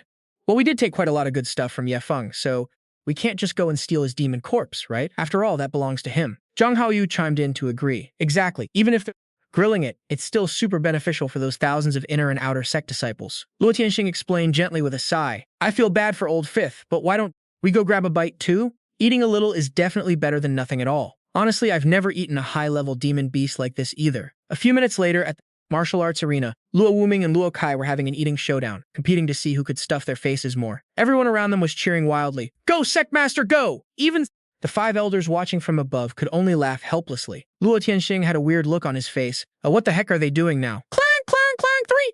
Gongs echoed to mark the end of the eating contest. Both Luo Ming and Luo Kai were totally stuffed. Luo Ming's belly was so round and bloated that he just lay on the ground like a rolling ball. Luo Kai burst out laughing, acting like a true champ as he shouted, haha, this grandpa won! The crowd of disciples around them joined in on the hype. They screamed, dude, you're a beast, insanely strong. The whole place was buzzing with crazy energy. Right then, out of the blue, the ancestors appeared in the clear blue sky. Luo Wuming bowed with clasped hands, respectfully welcoming them. Ancestors, he broke into a cold sweat, feeling super nervous and scared. Meanwhile, everyone else was still cheering loudly, completely oblivious to what was happening. Luo Kai glanced at Luo Wuming. The ancestors all flew down, landing right next to Ye Feng. One of the ancestors smiled and asked, hey, Ye Feng, is that some barbecue you're eating? Another ancestor patted him on the shoulder and said, why didn't you invite us old geezers to join? Ye Feng shrugged nonchalantly and replied, no way, if you ancestors are down, let's eat together, Luo.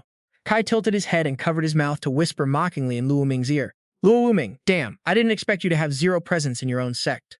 Luo Wuming was totally triggered by getting called out like that. He glared at Luo Kai and snapped, shut your mouth. 1 hour later, everyone was completely stuffed, leaving behind only a bare skeleton, which even the 5th elder wouldn't let go of. He patted the skeleton, smiling brightly as he said, Ye Feng, mind if I take the skeleton with me? Ye Feng bowed deeply and replied, go ahead, 5th ancestor. Luo Wuming threw his arm around Luo Kai's neck, pointing at his buff body, and proudly introduced his best bud to Ye Feng. Elder Ye, this is Luo Kai, my old pal. He's a 4-stage tribulation transcendence body cultivator. Widened his eyes in shock, thinking he had misheard. He hurriedly repeated, Elder Ye? Seeing his reaction, Luo Wuming suddenly turned around and barked at his old friend. Call him Boss Yi. Ye Feng covered his mouth, deep in thought. Well, that makes sense. The great ancestor did order my grandmaster that he must call me Elder Yi whenever we meet. Even so, Ye Feng still bowed 90 degrees to Luo Kai, saying respectfully, Junior Ye Feng greets Senior Luo. Luo Kai quickly bowed and clasped his hands in return. Elder Ye, please don't call me senior. I don't deserve that. Ye Feng smiled and replied, you are my grandmaster's friend, so of course you're my senior. Luo Kai looked totally blank and asked in confusion, wait, Luo Wuming calls you elder, but you call him grandmaster? As he spoke, he drew a super complicated relationship chart of the 3 of them in his mind and stood there speechless, not knowing what to say. So Luo Wuming had to explain, Ye Feng is the chief legacy disciple of my daughter, so I am his grandmaster. He scratched his head, which was getting as tangled as a ball of yarn. Trying to sum it up simply, it's hard to explain. Right then, the system suddenly popped up with a notification. Ding, profligate quest completed. Rewarded 1,000 profligate points and 200 drops of Demon Beast Essence Blood from the Purple Thunderwild Lion at peak 9th Stage Tribulation Transcendence, who survived 9 Heavenly Tribulation Lightning Strikes. Ye Feng stared blankly. tapping his temple thoughtfully. System heck does surviving 9 heavenly tribulation lightning strikes even mean, and why is the title so damn long? The system immediately displayed an explanation box. Ding. In the profound heaven continent, when a cultivator or demon beast reaches peak 9th stage tribulation transcendence and wants to ascend to the upper realm, they must survive 9 heavenly tribulation lightning strikes. Heavenly tribulation lightning is totally different from regular tribulation lightning. Yifeng clapped his hands together, looking like he had just had a mind-blowing realization. Oh, so this is another power tier beyond peak 9th stage tribulation transcendence? Before the system could even answer him, Luo Kai slapped him hard on the shoulder and grinned. Junior brother Yifeng, thanks to you, we got to eat such a precious treasure today, but I still have to say, he paused for a second before continuing, it's such a waste of that demon's essence blood. Dizzied by the heavy slap, Yifeng's head spun. He summoned a dark red drop of essence blood in his palm and pointed at it with his other hand. Senior Luo, are you talking about this? Luo Kai stared at the essence blood in Yifeng's hand, inspecting it closely. Huh, this aura is unmistakable. This is definitely the trial essence blood of a purple thunder wild lion. Yifeng said generously, I can actually give everyone a few, and the rest has to be saved for our dog. Hearing him say that, Luo Ming was completely speechless, while Luo Kai, totally clueless, looked absolutely thrilled as he asked eagerly, is dog a nickname for one of your buddies? Luo Ming covered his mouth and whispered, Luo Kai, dog isn't a person. It's literally just a normal dog. Hearing this, Luo Kai broke into a cold sweat, thinking to himself that when a man makes it big, even his pets rise to the heavens, but that wasn't even the half of it. Luo Wuming added, it just happened to devour over 2,000 Tier 3 9-cloud Qingquan pills and evolved into a demonic beast. Luo Kai's jaw literally hit the floor, and he let out a massive huh, unable to believe his own ears. Before Luo Kai could even process his shock, Yifeng casually added, a dog is just a dog.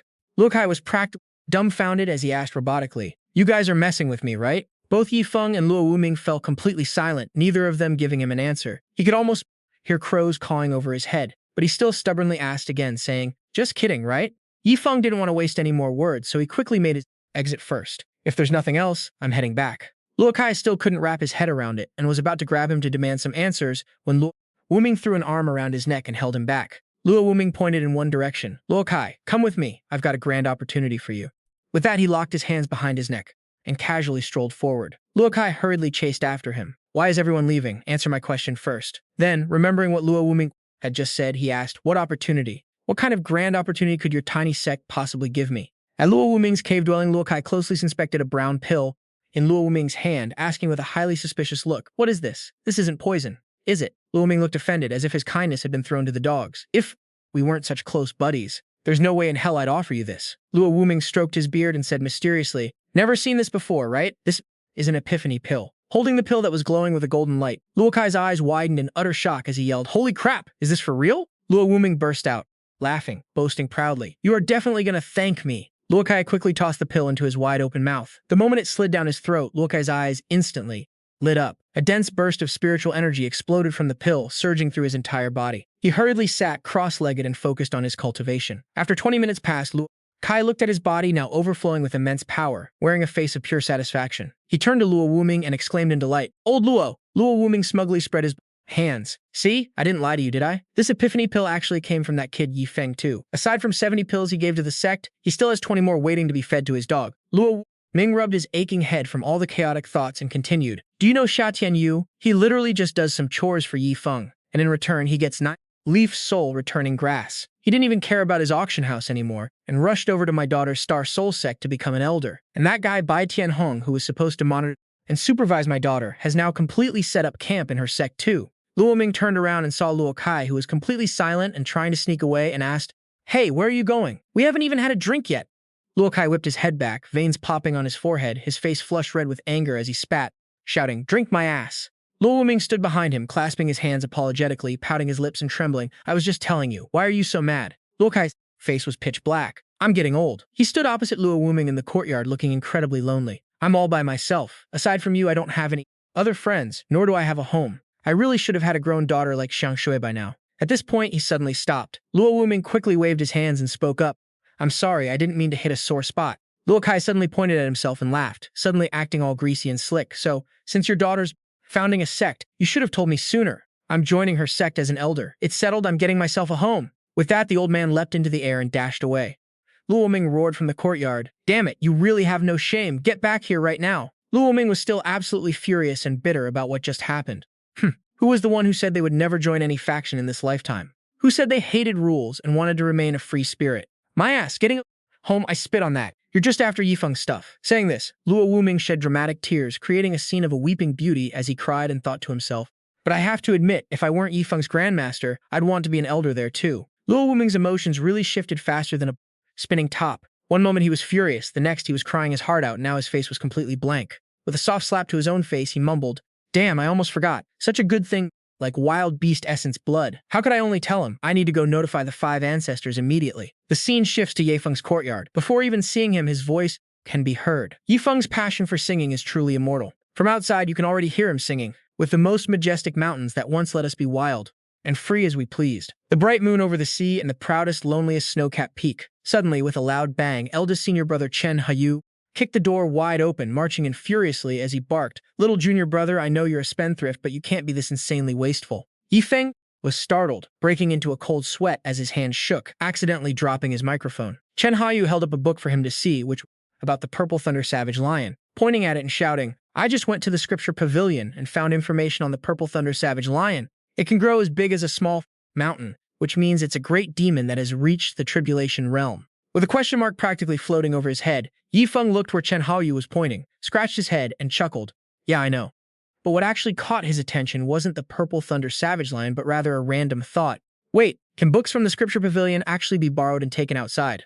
Seeing Yifeng's reaction, Chen Haoyu was completely speechless. Saying anything more would probably drain all his energy. His face looked completely drained, his limbs turning to jelly. Unable to even stand straight, he walked out without looking back, leaving behind a remark. "You just don't get it. The Sect Master ordered us to follow you to the Star Soul Sect founded by the Saintess. It seems I'll just have to try my best to adapt to your insane spendthrift ways." Yifeng just watched him go without saying a word. Chen Haoyu stumbled and staggered out the door, looking so weak that a single gust of wind could probably blow him away. Yifeng went to fix the door, grumbling as he worked. "Breaking my door is one thing, but saying all those weird things. Did you come here just to break my door?"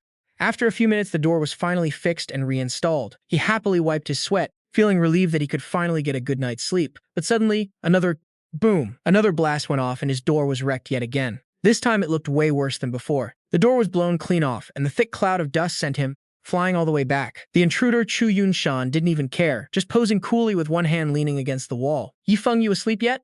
Meanwhile, Yifeng was flat on the ground, having blasted back, leaving a huge skid mark on the floor. He just lay there completely motionless, looking like he'd totally given up on life. But then he sat up, tightly clutching a ring, and snapped, saying, "Fifth ancestor, don't say a word. I get it. Just take these 10 drops of great demon essence blood as my tribute to you." In his head, he was just begging for some peace and quiet, thinking, "I seriously just want to sleep." Chu Yunshan, who was just waiting for this exact moment, quickly snatched the ring containing the 10 drops of great demon essence blood. "Oh my, you really shouldn't have." But in his head, Yifeng immediately thought of Luo Wuming. His grandmaster must have sold him out again. Having secured the goods, Chu Yunshan bolted immediately, saying, "Elder Ye, go ahead and get some rest then.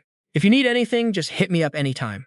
Holding the broken pieces of his door, Yifeng looked totally depressed and thought, "This door is trash now. I should probably just move to another room." Early the next morning, the rooster let out a loud cock-a-doodle-doo. Yifeng stretched and woke up to the alarm clock courtesy of the little chicken. Moving to a new place is seriously great. What kind of stuff am I going to squander today? The system immediately notified him that today's spendthrift item was 100 sticks of soul-calming incense, which were crafted from a 10,000-year-old underworld god, mysterious tree. Once lit, the dispersing aroma has a mind-stabilizing effect, and practicing cultivation in this state can yield double the results with half the effort. This sounded like a pretty cool morning routine. Yifeng got a bit interested, thinking, "Oh nice, this is actually pretty interesting. I wonder if burning this soul-calming incense will help me sleep more comfortably." Meanwhile, someone was spying on him from outside the courtyard. It was Luo Tianxue's squad. He whispered, "Based on my observations over the last few days, every single morning this kid Yifeng pulls out some top-tier treasures just to waste them. First, back at the Star Soul Sect, he used shards of the Yellow Spring Underworld sword to feed dogs. Then, on our way back to the Sect, he threw away top-grade spirit stones in the morning. And just yesterday, it was the carcass of the Violet Thunder Mad Lion, also in the morning." Back then, Luo Tianxue recalled how it smelled absolutely delicious. He confidently added, "I highly suspect that if this brat doesn't waste some godly treasures every morning, his mood for the rest of the day will be totally ruined." The others agreed that it made total sense. Suddenly he sniffed. What's that smell?" Just as it was about to fade, Luo Tianxue immediately dashed forward to track down that scent. "Oh crap, soul-calming incense, and it's definitely no ordinary kind either." Yifeng had barely lit a few sticks when the old man suddenly ambushed him, crashing down his door in the process. Bam! That made Yifeng blurt out, "Are you freaking kidding me? My door is gone again!" Yet Luo Tianxue casually stood up and took a deep breath, realizing it was indeed soul-calming incense. Yifeng was totally confused. "Grandmaster and the 5 ancestors, what on earth is wrong with you guys?" They asked him, Yifeng, what kind of spiritual wood did you use to make this soul-calming incense? He replied, a 10,000-year-old underworld god mysterious tree. Luo Tianxue was utterly shocked. Oh, a 10,000-year-old underworld god mysterious tree? Not bad. Seriously not bad. But Yifeng was even more surprised by his reaction, thinking, 10,000 years and he has no reaction other than not bad. He then murmured to himself, looks like this 10,000-year-old underworld god mysterious tree isn't even anything special. It's probably not even as good as the stuff I gave away before. I got totally looked down on this time. But Feng had no idea that Luo Tianxue was actually lying through his teeth. He tried his best to hold back his excitement and pleaded stop burning it. But next, Yifeng pulled out the entire stash of incense he had obtained. Burning them one by one is way too slow. Since they're trash anyway, using a fireball will definitely be much faster. The ancestors sent telepathic messages to each other. Is that exactly 100 sticks? Great ancestor, it's literally 100 sticks, they cried out internally. I feel like my heart is bleeding. Yeah, burning them one by one versus burning 100 sticks at once made no difference to him. This soul-calming incense was literally driving them crazy with pain, worry, and frustration, making faces they'd never normally show. Meanwhile, Yifeng just went straight to sleep, which made Luo Tianxue absolutely furious inside. You absolute spendthrift, you burned 100 sticks of soul-calming incense just to take a nap? Are you trying to piss me off? I can't take this anymore. Feng, you're resting? All right, we won't bother you then. As the birds chirped in the sky outside the courtyard, Luo Tianxue couldn't help but complain. Feng, you little brat. Though he had to keep those raw insults in his head. The more he spoke, the more he gasped for air, but venting like that made him feel so much better. Zhang Haoyu wailed, forget a 10,000-year underworld god mysterious tree. In the Heavenly Dao battlefield, I've never even seen one that's over 5,000 years old, Luo Tianxue replied. And I seriously doubt the tree used to make his soul-calming incense is just 10,000 years old. Then he walked away, saying, forget it. At the end of the day, it's Feng stuff. Out of sight, out of mind. I'm absolutely never coming back here. I really don't know where this brat gets so many treasures that make us green with envy. It's seriously frustrating. Zhang Haoyu added, let's go. Having Feng in our sect is a blessing, but this crazy spendthrift habit of his man. Then Luo Ming suggested, 5 ancestors, since we can't change it, why don't we just close our eyes and enjoy it? He clapped his hands. Yeah, that makes sense. They all agreed. Great idea. All of them sat there, inhaling and enjoying the soul-calming incense while the wind whistled around them. An hour passed and Yifeng woke up feeling absolutely amazing. Hey, finally, the incense is all burned out. The system notified him of his success. Ding! Congratulations to the host for completing today's spendthrift task. Rewarded with 200 sticks of soul-calming incense made from the 10,000-year underworld god mysterious tree. Yifeng was shocked. What? System, are you trolling me? Absolutely furious, our MC threw the massive pile of incense onto the ground. You seriously gave me 200 more of these? You really are a trash system. Even the great ancestor and the others looked down on this garbage. Why the hell did you give them to me? He was totally determined. No way, I've got to throw this trash away immediately. Otherwise, it's going to ruin my reputation as a legendary spendthrift. With that, Yifeng got up and walked out of his room. Finding himself face-to-face with 2 unexpected guests outside, he blurted out, Great Ancestor, Grandmaster, what on earth are you two doing sitting here? Luo Tianxue sighed. Sigh. A true cultivator doesn't care about the environment. Only by doing whatever you want can you reach the peak of cultivation. Behind him, Luo Wuming proudly thought to himself, what an epic explanation, Great Ancestor! Suddenly, a brilliant idea flashed in our MC's head. Perfect, this is the perfect chance to let the Great Ancestor and the others help me get rid of these incense sticks. No sooner said than done, he tossed the pile of incense right onto the ground in front of the Great Ancestor, making them glow. Seeing this, Feng's eyes widened in surprise. Wait, what the heck? Luo Tianxue picked one up, totally puzzled. Guys, why do I suddenly feel like a literal beggar? And more importantly, he just dumped 200 sticks of soul-calming incense and walked off without saying a single word. What is the meaning of this? Luo Wuming suddenly gasped. Wait a minute, Great Ancestor, do you remember right when we said this mind-calming incense was decent? His face totally shifted, didn't it? Yeah, for real. But then, a sudden thought hitting him, the old man said, could it be because he saw? Seeing that, Luo Wuming tried to convince him in a whisper. Maybe he felt we didn't think much of it. That's probably why Feng instantly called it a piece of trash, and just dumped all the incense on us to do whatever we wanted with it. Still not entirely sure, he stared at the incense stick and said, you know what, I'll just go ask him myself. Cut to Luo Tianxue clutching a whole bundle of incense sticks as he knocked on the main character's door. Yo, Feng, you want me to get rid of these mind-calming incenses you handed over? A voice echoed from inside the estate. Great Ancestor, sorry to trouble you, but please just throw that cheap junk away. Using that crap seriously hurts my reputation. Hearing him confirm it so casually, he turned back to Luo Wuming with a huge grin on his face. All right, boys, let's bounce. A little later at the back mountain cultivation cave, Luo Tianxue sat in the middle of the room, handing out the incense sticks to everyone. Second bro, take these 20 sticks first. This batch is for third bro, this one is for fourth bro, and here is fifth bro's share. Seeing the oldest brother handing out the loot, Luo Wuming excitedly rushed up to beg for his share. Where's mine? Where's mine, bro? But all he got in return was a stone-cold glare from Luo Tianxue. What are you staring at? You ain't getting jack. With that, he literally threw Luo Wuming straight out the window. Totally shocked by that cold-blooded move, the old guy's face went completely blank as he thought, wait, we were literally begging out there together. Why the hell don't I get a share? Even 10 sticks would have been nice. Hyped up with his share, one of the elders stepped forward, holding up a super ragged shirt and happily said, Big bro, why don't we just become full-time beggars? Another elder wearing literal rags pointed at himself. Big bro, from now on, let's camp out at Yifeng place every single morning, and no matter what he asks, we'll just act completely normal. That elder was flexing some major confidence. Sure, begging sounds kind of pathetic, but if we get sick, treasures like this every single day, then I'd happily live as a beggar.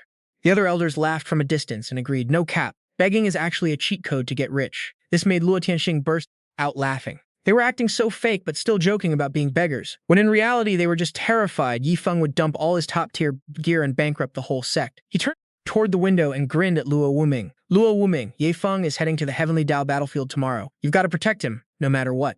Luo Wuming, sitting under the window, looked up and said, got it. Luo Tianxue added, oh, and you're the only one taking him to the teleportation tower at the Heavenly Dao battlefield. One day, later in the inner courtyard, Feng woke up from a nap feeling incredibly pumped, totally leaving his tired yesterday self behind. Sleeping for a whole damn day is seriously the best thing ever. Chomping on a rose, he opened his system screen to see what kind of trash product he had to blow today. The system popped up showing a grade 2 tier 9 prisoner cage talisman. 1,000 of these talismans could form a massive cage to trap enemies inside. The talisman itself looked like a sphere covered in sharp spikes.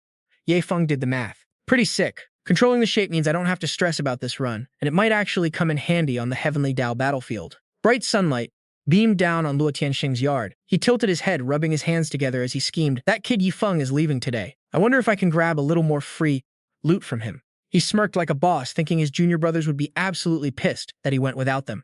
Even though I didn't tell my bros, an embarrassing begging gig like this is best handled by the eldest brother himself. But the second he arrived, he ran straight into his second brother. The guy was holding a cracked bowl. Jaw dropped as he stared back at him. It made his whole body shake and his face turned completely pale. Dude, you're doing way too much. But deep down, he was kicking himself. How did I not think of bringing a bowl to beg? Do I seriously not even have a bowl? His junior brother saw him and instantly laughed, pointing at his bowl. Big bro, how about this? Whatever we get today, we split it right down the middle. He burst out laughing, slapping his brother's shoulder with one hand while giving a thumbs up with the other. Now that's what I'm talking about. Suddenly he noticed something behind his brother, prompting his brother to look where he was pointing. Wait, is that? Spotting a dark figure crouching next to a tree, he suddenly yelled, Third bro! The guy could only manage a sheepish grin, holding up the cracked bowl he brought along. Big bro, second bro, you don't mind your third bro joining the party, right? The atmosphere between the three immediately turned super awkward. Suddenly, another figure popped up, lifting their robe and tiptoeing on a rock, showing off a pale thigh and foot, making the other three blush hard in total panic. What kind of strategy is this? Their minds were completely blown. Out of nowhere, Xuanshang appeared in a super seductive pose, whispering, with a perfect curvy posture, holding a chipped bowl. Oh, big bro, you guys are all here? I totally didn't expect you to show up. Is there still room for me? Seeing Xuanshang acting like that made the three of them huddle together in terror. Fourth bro froze in fear, grabbing onto Tao Minfeng. Luo Tianxue stroked his beard and said with a dark face, This is terrifying. I think fourth bro has lost his mind. Meanwhile, Tao Minfeng shook Jiang Haoyu like crazy, yelling, Fourth bro, snap out of it. Looking around suspiciously, Luo Tianxue asked, So fifth bro must be here too, right? Where is he? Xuanshang pointed to the side. Didn't he get here early this morning? Looking where she pointed, they saw fifth bro sitting there completely zoned out, looking like a legit homeless beggar. Luo Tianxue was so shocked he screamed, Fifth bro, it's just a begging gig. Do you really have to get this into character? At the same time, another elder was muttering to himself in frustration. Feng does nothing but sleep all day. I've got to drag his lazy butt out of bed early today. Suddenly, his eyes went wide as saucers, completely dumbfounded by the group of beggars standing right in front of him. What the hell is going on here? Xuanshang piped up. Oh, you came too? Fifth bro's acting as top tier, you want me to hook you up with a bowl? Witnessing this absolute madness, the old man ran for his life. I saw nothing. I didn't see a single thing. 10 minutes later, Feng opened his door and stepped out, immediately dropping a curse word at the sight before him. What the actual hell? To his left and right, everyone was clutching a chipped beggar's bowl. He was totally speechless. Why are the 5 great ancestors here? Are they training their souls or something? Why run to my place? Do they want me to pick the most worthy beggar? Clink, clank, clink. The sound of demon blood essence dropping into the chip bowls echoed. After dropping 10 orbs of blood essence with a totally defeated face, he rushed out of his estate. Judging a beggar contest is exhausting, and I even had to pay out of my own pocket. Where else are they going to find a good disciple like me? Time to go find master. Meanwhile, back at the gate, the 5 great ancestors were grinning like crazy. Haha, it worked. This begging trick actually paid off. But before he could even celebrate, he was grabbed and yanked into the center by the other 4, who smirked wickedly in unison. Fifth bro, we share the wins and the losses. We're family here, so Don't even think about running off with the loot. In the Sect's main hall, Yi Feng strolled right in, waving casually to greet them. Sorry to keep you waiting, master. Wu Ming suddenly asked, Yo Feng, did you bump into everyone when you went out? Yi Feng started filling him in. Yeah, I did. They're total badasses, for real, training their mental state by acting like straight-up beggars. They didn't say a word, but I totally got the vibe. So I hooked the 5 oldest geezers who looked the most wrecked up with 10 drops of great demon blood essence. Hearing this, Wu Ming thought to himself, what do you mean mental state training by acting like hobos? Those freeloaders are acting like beggars just because you've got way too many damn treasures. Since they pulled it off this time, they're gonna pull even shadier stunts next time. He slumped his shoulders. Whatever, not like I can do anything about it. I'll just let things play out however they want. Honestly, it's just a joke anyway. Out in the courtyard, Yi Feng was literally bouncing with excitement. Grandmaster, the disciples are all geared up and ready to roll. When do we head out to the teleportation tower of the Heavenly Dao battlefield? Wu Ming replied slowly. The Great Grand Elder ordered that only the 2 of us are going. How you looked up at the morning stars in the sky. Even though this kid's only been here for a few days, I already miss him now that he's taking off. Minfeng also felt this weird, bittersweet regret that was hard to put into words, knowing he might never return to the Star Pole sect. Wan Shan suddenly threw his hands on his hips and barked. The sect's got tons of guards anyway. Why don't we just head over to the Star Soul sect too? Hearing Wan Shan's reckless idea, Tianxing looked ready to spit straight fire. Do you guys have any shame left at all? It was bad enough playing beggars, but now you want to stalk them all the way to the Star Soul sect? Look how sensible the 5th elder is. Wan Shan ditched his hobo look, instantly shining clean. Big bro, I'm out too. I'm leaving the sect in your hands. Thanks and peace out, Star Pole sect. Suddenly, a blinding beam of light shot straight down from the sky, bathing the entire sect. Tianxing, eyes glowing with fury, roared at everyone. Everyone, stay the hell put. Nobody's going to the Star Soul sect, I mean it. Otherwise, you'll pay the price. Minfeng, Hao Yu, and Wan Shan, who were standing right there, instantly started shaking in their boots. They had definitely pissed off Big Bro. Meanwhile, the master and disciple, Yi Feng and Wu Ming, were on their way to the teleportation tower of the Heavenly Dao battlefield. Yi Feng looked down at the ground and chatted. Grandmaster, this road is so chill. We haven't seen a single demon or cultivator the entire time. It's nothing like back at the Star Soul sect. Behind him, Wu Ming scanned their surroundings. They've probably been wiped out by local cultivators for practice. After all, demons on the Heavenly Dao battlefield are 3 times stronger than normal ones. Wu Ming continued. A demon here can easily trash 3 normal demons of the same rank. Same goes for the cultivators. Plus the Xuan Tian continent is massive, so it makes sense we haven't bumped into anyone yet. The moment he finished speaking, a demon with blazing red hair popped up. She let out a creepy laugh and slowly approached. Oh, is that so? Running into me must be fate. Xiaoxue floated toward them. I wonder if you two could help me kill some time? Seeing Xiaoxue, Wu Ming's face paled. Crap, she's a great demon. Yi Feng, I'll hold her back. Run for it. Xiaoxue acted coy like those cheap streetwalkers. Don't go, she unleashed a powerful lightning strike, her sweet voice turning totally vicious. What's the rush? Play with me first. A terrifying bolt of lightning crashed down from the sky. Xiaoxue angrily reached her hand out toward the 2 of them. You're not getting away this time. Wu Ming frowned in anger. As expected, her power is way past a lightning tribulation. Xiaoxue ran her long tongue over the small fan in her hand. How about we make a deal? What do you say? If you can hand over something that makes me change my mind, I'll let you go. Wu Ming grit his teeth, bracing himself, as if we can trust a demon. But before he could even throw a punch, countless drops of glowing red blood essence popped out from a box. Seeing the blood essence bouncing around inside, Xiaoxue gasped. This is... Wu Ming grabbed Yi Feng by his collar, shaking him. Yi Feng, are you out of your mind? She's obviously just playing mind games. Now that you've flashed these treasures, there's no way she's letting us go. Facing Wu Ming's furious look, Yi Feng chillaxed, sat down, and gave a wicked smirk. Grandmaster, if she plays us even better, I'll just decapitate her myself. She's just a trashy demon, no big deal. Hearing this, he gasped. Do you have another trump card up your sleeve? Right now, Xiaoxue was completely panicking. What on earth is this? The blood of a great demon who survived 9 Heavenly Dao lightning tribulations? I've only survived 2. These 2 guys in front of me look like total weaklings. How do they have great demon blood essence? So Xiaoxue decided to turn tail and run, but not before snatching Yi Feng's blood essence. You may go. In her mind, she was terrified. These 2 must be extremely dangerous. Can't risk it, definitely shouldn't risk it. The small box slowly opened. Although Wu Ming was utterly confused, he knew they couldn't waste time. Let's go. Whether she's lying or not, we need to get out of here first. Yi Feng, however, didn't seem ready to leave the action. Why should we leave, he said. We finally bumped into a demon. Why not have a go at it? In contrast to Yi Feng's absolutely fearless attitude, Wu Ming was desperately signaling him to shut up. Stop provoking her! Despite Wu Ming's warnings, Yi Feng remained as cool as a cucumber. A drop of blood essence appeared in his hand. Check this out. I've still got 50 drops of great demon blood essence left. If you can kill me, they're all yours. Wu Ming was completely speechless. This kid was basically begging for a death sentence. While playing with the blood essence, Yi Feng wondered, if I get in trouble, how epic will my bodyguard's entrance be? He taunted her, if you can kill Me, something even more valuable than this blood essence is yours too. Xiao Shui's composure completely shattered. This guy is definitely not normal. He must have some insanely terrifying protection. If I dare to make a move, I'll definitely end up 6 feet under. Without another thought, Xiao Shui spread her gorgeous, sturdy wings. Yi Feng pointed at her in awe. A giant mantis. Grandmaster, do you know this demon? She looks so sick. Wu Ming shared what he knew. A blood-sucking mantis. As long as she keeps feeding on powerful blood, she can grow stronger. She's an extremely troublesome demon to deal with. But in the very next second, Xiao Shui spun around and bolted for her life. I can't believe I got so freaked out I reverted to my true form. After running like crazy without a single break, Xiao Shui finally stopped in the middle of a barren field, panting heavily. Running this far, she must have gotten away. She smirked at her. Awesome spoils. Wait, was I being too paranoid? What if they just got lucky and stumbled upon it? After all, the gap in our ranks isn't something they can easily overcome. Xiao Shui gently slipped the blood essence into her cleavage. Whatever, it's not like I lost anything anyway.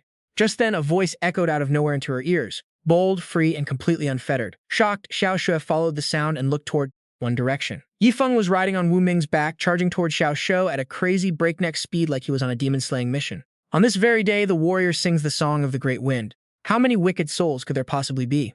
Xiao Shui was utterly dumbfounded by the sight. Wu Ming, starting to lose steam, gasped, "We're almost there, but I can't hold out much longer." Yi Feng, feed me more spirit stones. Yi Feng obediently loaded Wu Ming up with more energy. You got this, patriarch? With his spirit stones refueled, the old man pressed on, chasing after Xiao Shui. She was so terrified she couldn't even make a sound, desperately wishing she could just vanish on the spot. Huh? Why are they coming after me? Seeing Xiao Shui trying to flee, Yi Feng yelled, "Don't you dare run. Let's have a real proper fight. If I lose, you can do whatever you want with me. But if you lose, you have to become my battle beast." Xiao Shui couldn't care less about winning or losing anymore. She kept running, sobbing hysterically. Who on earth wants to fight you?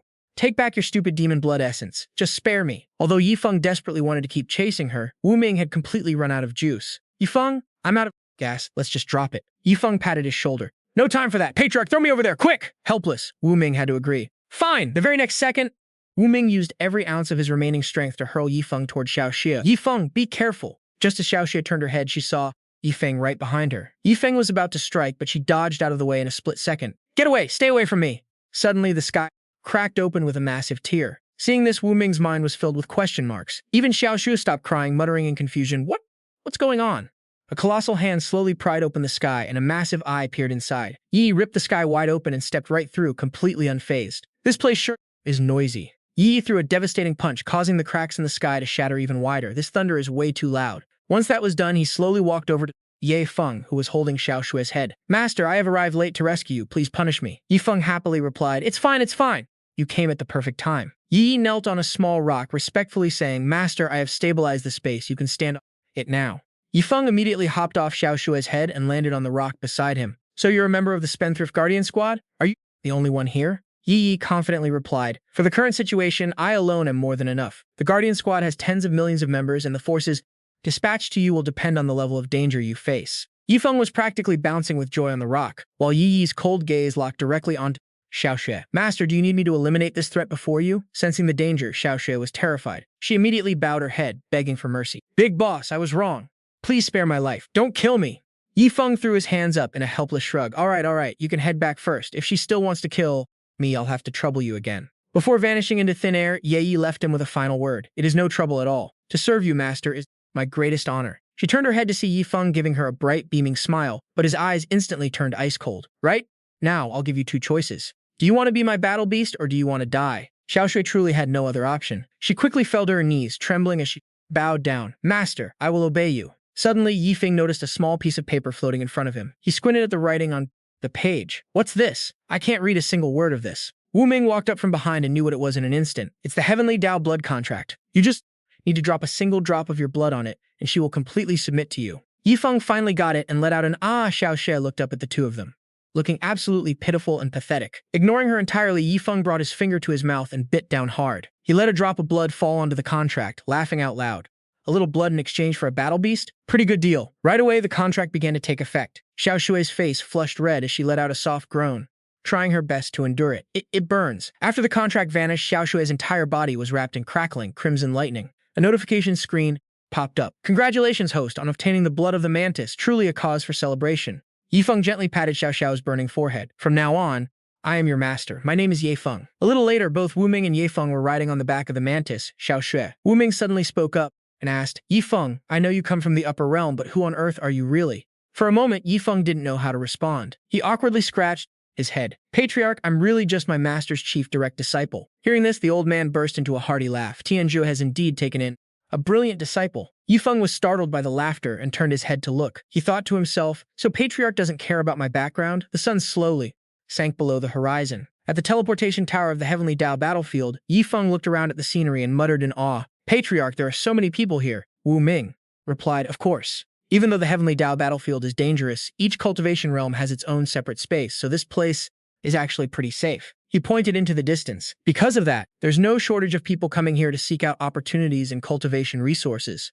Yi Feng secretly imagined himself standing at the absolute peak of this battlefield. I can handle 200 fellow disciples, so I guess piles of defeated rivals would be stacked like mountains. He pondered for a moment. System, if I get into trouble on the Heavenly Dao battlefield, will the Spendthrift Guardian Squad show up? The system immediately replied, the Spendthrift Guardian Squad ignores all rules of the Heavenly Dao battlefield and can appear at any time. Yi Feng, after reading that, a wicked smile played on his lips. Man, the devs really thought of everything. Now I can finally relax. He scratched his head and walked ahead alone. Yi Feng carefully telling Xiao Shui to escort the Grandmaster back to the Sect in a bit and not to bother waiting around here. Xiao Shui bowed, obeying instantly. Yes, master. Wu Ming covered her mouth, giggling, totally dying to rush back and brag to everyone that they just scored another beastly demon who literally survived 2 Heavenly Tribulation lightning strikes to join the Sect. The Star Pole Sect is definitely going to level up big time now, right? A few minutes later, Yi Feng's face was looking kinda sus. He was standing right in the middle of a desolate, dead-empty field, wondering, is this seriously the Heavenly Battlefield? Suddenly, a voice called out from a tree branch right near him, asking, first time here, bro? Even though he had no clue who the guy was, Yi Feng played it cool and polite, replying, yeah, first time stepping into the Heavenly Battlefield. Li Fei jumped down right after, flexing, what's your level, dude? Want me to carry you? I'm basically a VIP around here. The moment Yi Feng saw the guy in front of him, he clocked him at the 9th stage of the Qi movement realm. The two of them locked eyes, practically shooting daggers at each other, dead silent. A second later, they both blurted out at the exact same time, my guy, let's squat up. But real talk, Li Fei wasn't as nice as he was acting. Is this kid just naive or straight up dumb? Spilling everything, I ask. Is he flexing some hidden trump card to be this chill?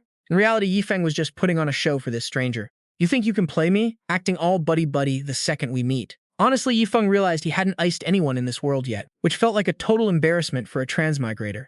Li Fei grinned and said, can't believe you came alone on your first run. Tell you what, whatever loot we find, we split it 50-50. How's that sound? Yi Feng totally played along with the act, though he secretly smirked and looked away. If you're actually decent, I'll be a chill teammate. But if you're trash compared to me, then sucks to be you. Just then, both of them spotted some iron-backed rats foraging. Yo, Yi Feng, since it's your first time, why don't you take on those iron-backed rats to test your power? He started to yap non-stop. Their level is around the 5th to 8th stage of the Qi movement realm, and there are probably 3 of them here. In his head, Li Fei was like, let's see what you've got, kid. Yi Feng just casually flicked his wrist. Sure. Instantly, thousands of talismans started raining down on the ground. Li Fei lost his mind, screaming, bro, what the heck are you doing pulling out this many talismans? Staring closer, he gasped, wait, why are they all ranked 9 level 2? Talismans. Yi Feng, who was gathering them, turned back and casually replied, what for? Duh, because this makes life way easier. The rats in the field squeaked like crazy. Lightning strikes fried several of their pack. One rat, painfully pinned under a tree, shrieked, let me go! Yi Feng didn't hesitate for a second, instantly putting it out of its misery. Looking at the field littered with dead rat bodies, Li Fei was absolutely shook. Bro, you literally used over 300 expensive control talismans in one go. Are you trying to kill beasts or just trying to go broke? Half an hour later, Yi Feng, exhausted, stood up and wiped the sweat from his forehead. He asked, so Li Fei, how's my strength looking? Li Fei thought for a second, thinking about that cage of his. I secretly tested its strength myself, and if I didn't go all out, there's 0 chance of breaking it. Did you make those cages to guard against me? Or were you just trying to show off? Can you stop flexing so hard? Meanwhile, Yi Feng was already walking ahead. Li Fei, what are you standing there for? Let's go, Li Fei snapped out of his daze and scrambled to catch up. Wait, we're leaving? Aren't you going to harvest the beast cores from these monsters? Li Fei continued. Even though the blood of these low-level beasts isn't worth much, it's still money. Are you seriously just leaving it? Yi Feng, casually twirling the glowing sword in his hand, replied, damn, didn't know you. We're that broke, bro. You can have all these beasts, consider it a gift. Li Fei's face twisted in pure annoyance at Yi Feng's words. Keep acting high and mighty, dude. We're all here to grind for resources. This pile of beasts is worth a fortune. Let's see how long you can keep up this act. Suddenly, a figure came leaping towards them. The masked guy locked onto his targets instantly. Rushing over at absolute warp speed, he blocked Yi Feng and Li Fei's path. Yo, if you two don't want to die, hand over all these iron-backed rat carcasses right now. Yi Feng looked at him like he was trash and sneered. Where did you crawl out from, demanding stuff like some petty thug. But inside, Yi Feng was actually hyped to see this masked guy. Sweet, finally ran into a robber. Guess I'll have to use you as an experiment. Without another word, the masked guy lunged at Yi Feng, ready to scrap. But the second he saw the talismans, he panicked big time. I literally saw him burn through 300 talismans. How the hell does he have more? Caught completely off guard, another massive explosion went off. In an instant. Soon the masked guy was on the verge of breaking out of the cage. Finally broke it! Of the 13 cages, only this single one was left, but the moment Yi Feng pulled out another massive stack of talismans right in front of his face, his survival rate plummeted straight to 0. He let out a desperate scream. No! Li Fei stood nearby, letting out a massive sigh of relief. Thank God he'd been careful not to trigger Yi Feng. Inside the cage, the masked guy was raging and swearing, "You coward! Relying on cheap tricks like that is weak. If you've got the balls, let me out and let's go one-on-one." But Yi Feng didn't let him finish, instantly driving his blade straight through him. He wore a cold, heartless smirk. "You're not even on my level." Watching from a distance, Li Fei saw the brutal precision of his strike and thought, damn, this guy is absolutely savage. Twiddling his index fingers, he shivered in pure terror. Man, I thought Yi Feng was just some innocent kid. But it was all a fake act. I almost fell for it. His cute, harmless vibe is the complete opposite of this cold-blooded killer energy. Meanwhile, Yi Feng happily handed a stack of small yellow papers to Li Fei, saying generously, "Yo, Li Fei, take these talismans. If you get into any mess, just spam them all you want." Li Fei let out a forced laugh, taking them. "Oh, yeah, thanks." Looking at the glowing stack of talismans in his hands, he muttered to himself, "With this much heat, nope. Wonder Yi Feng didn't give a crap about those beast carcasses. This dude is loaded." Yi Feng rubbed his chin, suddenly panicking. Shoot, almost forgot. There are only 5 hours left until day 2, and I still have over 9,000 talismans to burn through. Time flew by, and in no time, Yi Feng and Li Fei were absolutely obliterating the beasts all around, quickly burning through the rest of his inventory. 5 hours later, Yi Feng lay flat on his back, gasping for air as he stared at his system notification. Ding! Congrats to the host! Host has burned through all of today's squandering items, rewarded 1,000 squandering points and 100 enlightenment pills. He let out a sigh of relief. Finally, all gone. Li Fei, standing right next to him, said all hyped up, "Bro, Yi Feng, your talismans are a total time saver. I made a freaking killing this time thanks to you." He grinned, thinking to himself that his whole night's haul wasn't even worth 1/20th of the talismans used. Yi Feng has got to be some top-tier core disciple from a massive sect. I absolutely cannot mess with him. Yi Feng slowly pushed himself up, pulled out a small black pill from God knows where, and tossed it to Li Fei. "Yo, little Fei, I won't do you dirty. Pop this enlightenment pill, and I'll watch your back." Li Fei caught the pill, staring at it. "An enlightenment pill?" He hesitated, his mind racing. "What do I do? Is this thing poison? But if I don't swallow it, will this overpowered bully pull out some crazy relic and obliterate me?" Fearing the worst, he closed his eyes and shoved the pill straight into his mouth, thinking, "Screw it, I'll let fate decide." But the moment the pill dissolved, an insane wave of pure clarity hit his brain. This is... Yi Feng, who was sitting right next to him, resting his chin on his hand, urged him on. "Are you stupid or what? The enlightenment pill only lasts for 20 minutes. Hurry up and start cultivating, or you're gonna waste it." Hearing that, Li Fei rushed to sit down, crossing his legs and dropping into a cultivation stance. "Oh, right," Yi Feng sighed, looking totally bored. "If I didn't have a ridiculous mountain of these pills, I wouldn't have given you crap. But whatever, I still gotta save 20 of them for my dog back home." Far away, his golden dog whimpered in absolute terror. "Woof! Woof!" Basically crying, "Please, no more! Have mercy!" 20 minutes later, the pill's effect wore off. Li Fei exhaled sharply, gritting his teeth in regret. He thought about how, when he entered that state of enlightenment, he had stupidly spaced out like an idiot. Wasted 2 whole minutes. Li Fei stood up, overflowing with gratitude, and said, "Big bro, yay, I will never forget this favor." Yi Feng, who was standing with crossed arms, staring blankly at the sky, jumped a little. Li Fei thumped his own chest and said, "If you ever need backup in the future, just hit me up." "Uh-huh," Yi Feng muttered, tilting his head. "So which world are you actually from?" Li Fei proudly cupped his hand over his mouth and whispered, "Big bro, yay, I'm from the Skyfire Realm." Yi Feng blinked, totally clueless. "Skyfire Realm? Never heard of it. I'm from the Profound Sky Realm." Li Fei scratched his head, laughing awkwardly. "Well, I guess our Skyfire Realm isn't exactly famous, huh?" Li Fei sighed inwardly. Of course, life isn't that easy. No way we'd be from the same place. His grand plan to build a cozy connection with Yi Feng shattered in a split second, his fantasy of them being from the same hometown, where Yi Feng happily hands him a literal mountain of talismans, saying, "Since we're homies, you can have all of this," completely vanished into thin air. Over 10 minutes later, a blinding auroral glow began flashing through a crevice in the rocks. Li Fei shielded his eyes from the glare. "What's that?" Yi Feng's eyes drifted over too. "What's going on?" Li Fei excitedly grabbed his pickaxe and slid down to the ledge below. "Big bro, yay, we hit the absolute jackpot this time." Yi Feng stood up there, totally blanking out. Li Fei was already hacking away at the glowing rock with his pickaxe. "These are low-grade spirit stones. Looks like there are at least 2,000 of them." Yi Feng didn't give a single crap. "Since you're so hyped, you can have the whole lot." Li Fei froze, his pickaxe hovering in midair. "What the big bro, yay, you don't want—" "Literally anything. Can I ask what you're even doing here?" Yi Feng shrugged like it was nothing. "Just vibing, honestly. My home has way better loot anyway." The resources on this heavenly Dao battlefield are honestly pure trash to me. Li Fei stood there speechless, crying inside. How can this dude flex so casually like that?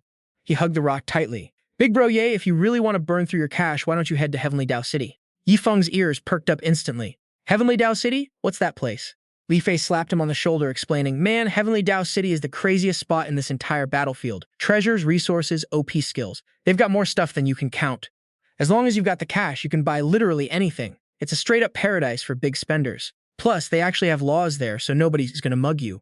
He proudly whipped out a shiny golden token to show Yi Feng. But here's the catch. To get in, you need a Heavenly Dao token. And guess what? I just happen to have one on me, though it only lets you stay in the city for one single day. Yi Feng stared at the card. Where'd you score that? Li Fei scratched his head, playing it cool. I just stumbled upon it in some old ruins. I wanted to go, but rumors say the prices in that city are absolutely insane. With my pathetic budget, going there would just be a waste of a token, so I kept it, thinking maybe it'd save my life one day. Li Fei proudly handed over the glowing golden card. You gave me that enlightenment pill, which basically gave me a massive power-up. Who knows if we'll ever cross paths again, so this Heavenly Dao token is yours, big bro Ye. Yi Feng caught the flying card while holding a small blue gourd bottle in his other hand.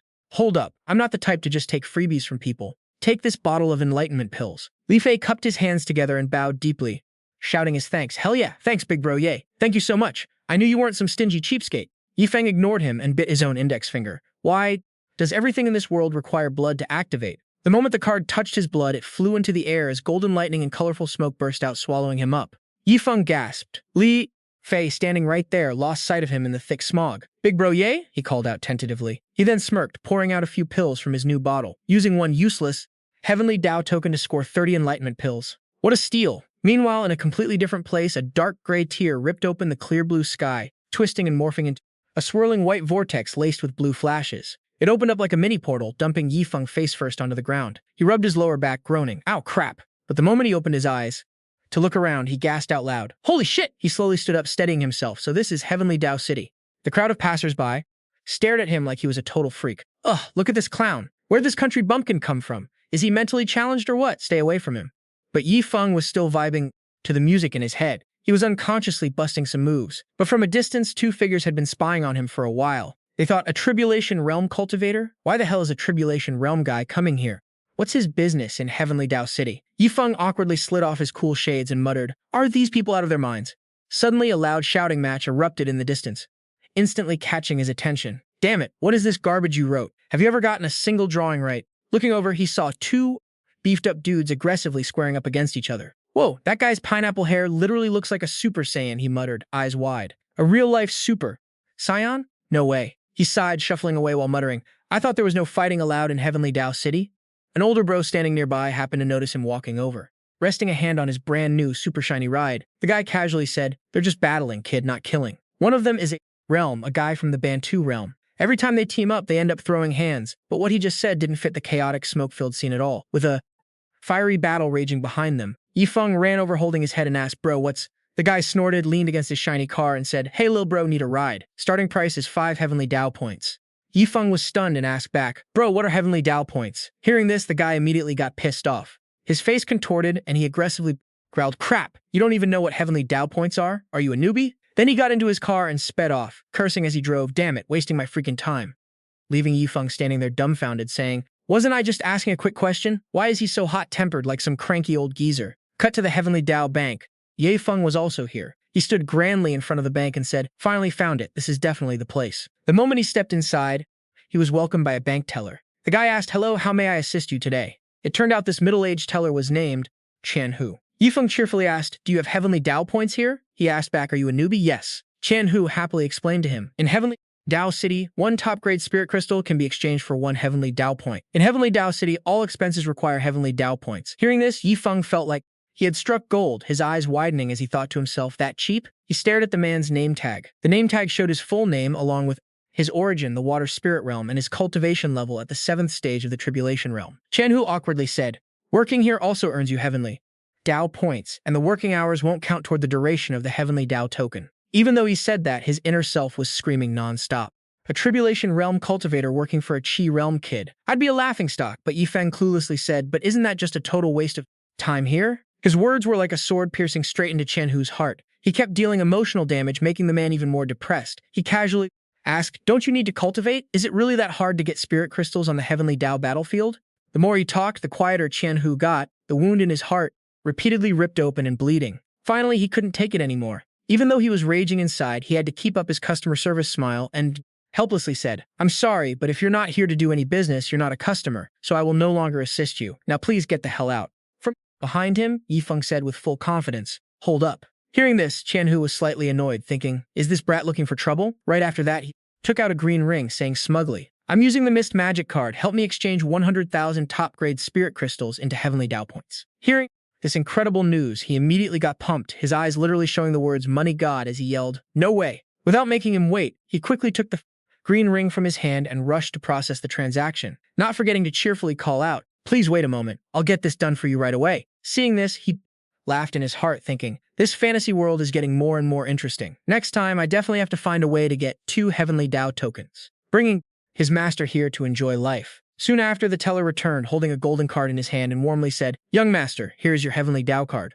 Seeing his performance, he stared at him and said in surprise, "That card was made so fast, but why did you have to hand it over like this?" Before he could understand what was going on, the teller eagerly handed him the card, clasping his hands together and warmly continuing, "If you have any questions about Heavenly Dao City, please feel free to ask. I'll give you the most satisfying answer." Then he thought happily, "No matter what, I must leave a deep impression on this money god." Meanwhile, he stood aside holding the card in his hand, still confused, wondering if it was some kind of smart Heavenly Dao card. A moment later, he found the guy annoying, turned around to leave, but didn't forget to wave back and reply, "No need, no need. Seeing how busy you are, I won't bother you anymore." Hearing this, the teller fell to his knees, regretting it as he begged in his heart, "Young master, please don't go, my money god."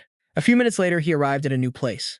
Here, he looked around and excitedly shouted, "Is this left behind by some all-powerful transmigrator? This is way too modern." Suddenly, a voice called out to fans, "Support your favorite idol. Participate to receive a gift box named after the character." This immediately caught him. Holding the powerful golden card in his hand, he made a cheeky face, imagining beautiful idols. He thought to himself that it was exactly like the modern world. Although Dongwo Emperor isn't bad and Chi-Chi is cute, I still want to choose Chi-Chi. Just as he was about to spend money on his favorite idol, a red energy stream suddenly appeared behind his back. Right after, he was helplessly sucked into that energy. As a result, although he successfully supported his idol, he couldn't get the gift box. On the second day of the Heavenly Dao battlefield, where he was sent to, next to him was a pile of dirt dug up by Li Fei. Immediately after, he got angry and yelled, "Li Fei, you bastard, didn't you say it takes 1 day to expire? It expired in half a day, damn it, I didn't even get the gift box." After that, he recalled Li Fei's words, "I got it in the ruins." Now, looking at the golden card in front of him, he thought ruins and said to himself, "Right, that bastard Li Fei said he accidentally got the Heavenly Dao token in the ruins of the Heavenly Dao battlefield." Having said that, he quickly moved there, adding, "Looks like I can only try to find it. Next time I see Li Fei, I'm definitely going to teach him a lesson." On this side, Li Fei suddenly sneezed, feeling a bit uneasy. He wondered, is the weather getting colder here? At the Star Limit Sect, B-Gang walked leisurely up the stairs, wondering, who is the Star Limit Sect's defensive barrier open to guard against? Hearing this, a fellow disciple came out to open the barrier and let him in, replying, "You old geezer, how do you have time to drop by my place?" Hearing this, he was about to answer but stopped. Instead, he sighed inwardly. "Sigh, it's been exactly 30 years. I accidentally picked up a Heavenly Dao token on the Heavenly Dao battlefield, and just like that, worked at Heavenly Dao City for 30 years. Pinching pennies for all these years, I finally bought 2 defensive treasures that can withstand the Heavenly Dao lightning tribulation. Who would have thought that after returning to the Heavenly Dao battlefield, I'd find out only 1 second had passed in the outside world." After sighing, he continued to think, I was gonna ask Tianxing, but this shit is so weird. How the hell do I even bring that up?" Seeing him just standing there like a statue, his sect bro got a bit impatient and snapped, "B-Gang, if you've got something to say, get your ass inside and say it. Don't just stand out here." Once inside, B-Gang immediately asked out of curiosity, "The spirit crystals your sect uses to keep the grand defense array running, those are top-grade ones, right?" Hearing that, another guy with a super punchable face smirked and replied, "Hell yeah, our sect uses top-grade spirit crystals for our defense array. You've never seen them before, have you? I'll toss you a few later." Feeling looked down on, B-Gang lost his mind, punched the dude right in the face, and roared, "Are you out of your damn mind? We've been surviving out here for ages. You think I've never seen a top-grade spirit crystal before? Low-grade ones are more than enough. Why the hell are you wasting premium stuff like this? You must know how ridiculously valuable they actually are." Taking the full force of his rage, the guy squealed in pain, "Ow, stop punching me, my face hurts like hell." Once B-Gang stopped, the guy whimpered, holding his swollen cheek. Why did he have to take it so seriously? Not letting him utter another word, B-Gang whipped out the treasure he had busted his ass to get, showing it off proudly. "Take a good look. These 2 towers are insanely powerful defensive treasures. Each one can block a strike of heavenly tribulation lightning. With these, you can hold out until the 7th bolt of lightning To get my hands on these babies, I had to drop over 3 million top-grade spirit crystals. Hearing this, another guy looked totally skeptical and chimed in, "Come on, B-Gang. There's no way in hell any treasure can block heavenly tribulation. That's just a straight-up scam." Hearing that set B-Gang off all over again. He smacked the guy and yelled, "What the hell do you know? There's this thing called the Heavenly Dao Order in the Heavenly Dao battlefield, and with it, you can enter the mysterious Heavenly Dao City. Over there, as long as you've got top-grade spirit crystals, even powerhouse cultivators on the verge of ascension have to bow down and serve you." Hearing this, the guy quickly put two and two together, rubbing his head as he said, "So basically, top-grade spirit crystals are just hard cash in Heavenly Dao City." Right then, B-Gang imagined a super modern scene and whimpered, "Exactly, but you can also work a regular job there to make money. I slaved away there for 30 years, 30 whole years, but when I finally got out, only 1 second had passed in the real world." Finding this Heavenly Dao City pretty interesting, the guy immediately hauled over a bag of 90 million top-grade spirit crystals he had on hand and said nonchalantly, "B-Gang, what are we waiting for? Let's move out right now." Feeling like the guy didn't take a single word seriously, he got pissed off and yelled, "Did everything I just said go in one ear and out the other? You need a Heavenly Dao order to get in. Without it, you can kiss that idea goodbye." Hearing this, the other guy got a bit confused and thought, wait, there's actually a rule like that? Immediately after, he totally slumped down, plopped onto the floor, and groaned, "What a waste. I still have over 90 million spirit crystals left." Hearing this mind-blowing news, B-Gang's jaw dropped and he clutched his head in absolute shock, shouting, "Good Lord, where on earth did you get that many top-grade spirit crystals?" Meanwhile, on another part of the Heavenly Dao battlefield, Li Fei suddenly heard Yi Feng calling his name. Not believing it was actually Ye Feng's voice, he dug his pinky into his ear, telling himself, "I just split up with Brother Yi not too long ago. Am I seriously missing him already and hallucinating?" Before Li Fei could overthink, a much louder voice roared his name again. Only then did he believe it. Wait, no, it actually was Brother Yi calling him. Spinning around, he saw Yi Feng running toward him while shouting his name. Seeing this, he excitedly waved his hands at Yi Feng and shouted back, "Brother Yi, over here, I missed you so much." Hearing this, Yi Feng rushed toward Li Fei with a sinister smirk and said, "Perfect, stay right there and wait for me." Meanwhile, Li Fei still had absolutely no clue what kind of danger was heading his way, looking completely clueless as he scratched his head. Spotting Yi Feng from a distance, Li Fei was thrilled like he'd hit the jackpot. "Brother Yi, it's only been half an hour, but I missed you to death." Yi Feng didn't say a word, only thinking to himself, "Miss me to death? Sure, let me grant your wish." Without a second thought, Yi Feng swung his sword, aiming to slice right across Li Fei's gut the moment the guy finished speaking. Clutching his head in pure terror, Li Fei screamed, "Brother Yi, what the hell are you doing?" Yi Feng kept slashing like crazy with an absolutely furious face. "I've been searching all over the Heavenly Dao battlefield for you for half an hour. You fat bastard lied to me. The Heavenly Dao Order only lasts for half a day." Li Fei desperately dodged Yi Feng's wild strikes, frantically babbling his explanation. "Brother Yi, please hear me out first. I seriously had no idea about that. At first, I saw dead bodies scattered everywhere in the ruins, with only one single guy left clinging to life. He was tightly gripping the Heavenly Dao Order in his hand." He rambled on. "So I used some pretty sketchy, dirty tactics to squeeze the info out of him, and then took the Heavenly Dao Order. Either that guy deliberately scammed me, or he just assumed all Heavenly Dao Orders have a one-day limit." Hearing this, Yi Feng stopped his attacks completely. He tossed the sword behind him and said, "Fine, I'll let you off the hook this time." Li Fei let out a relieved laugh and asked, "By the way, Brother Yi, what did you do for the past half day? And what kind of place is Heavenly Dao City anyway?"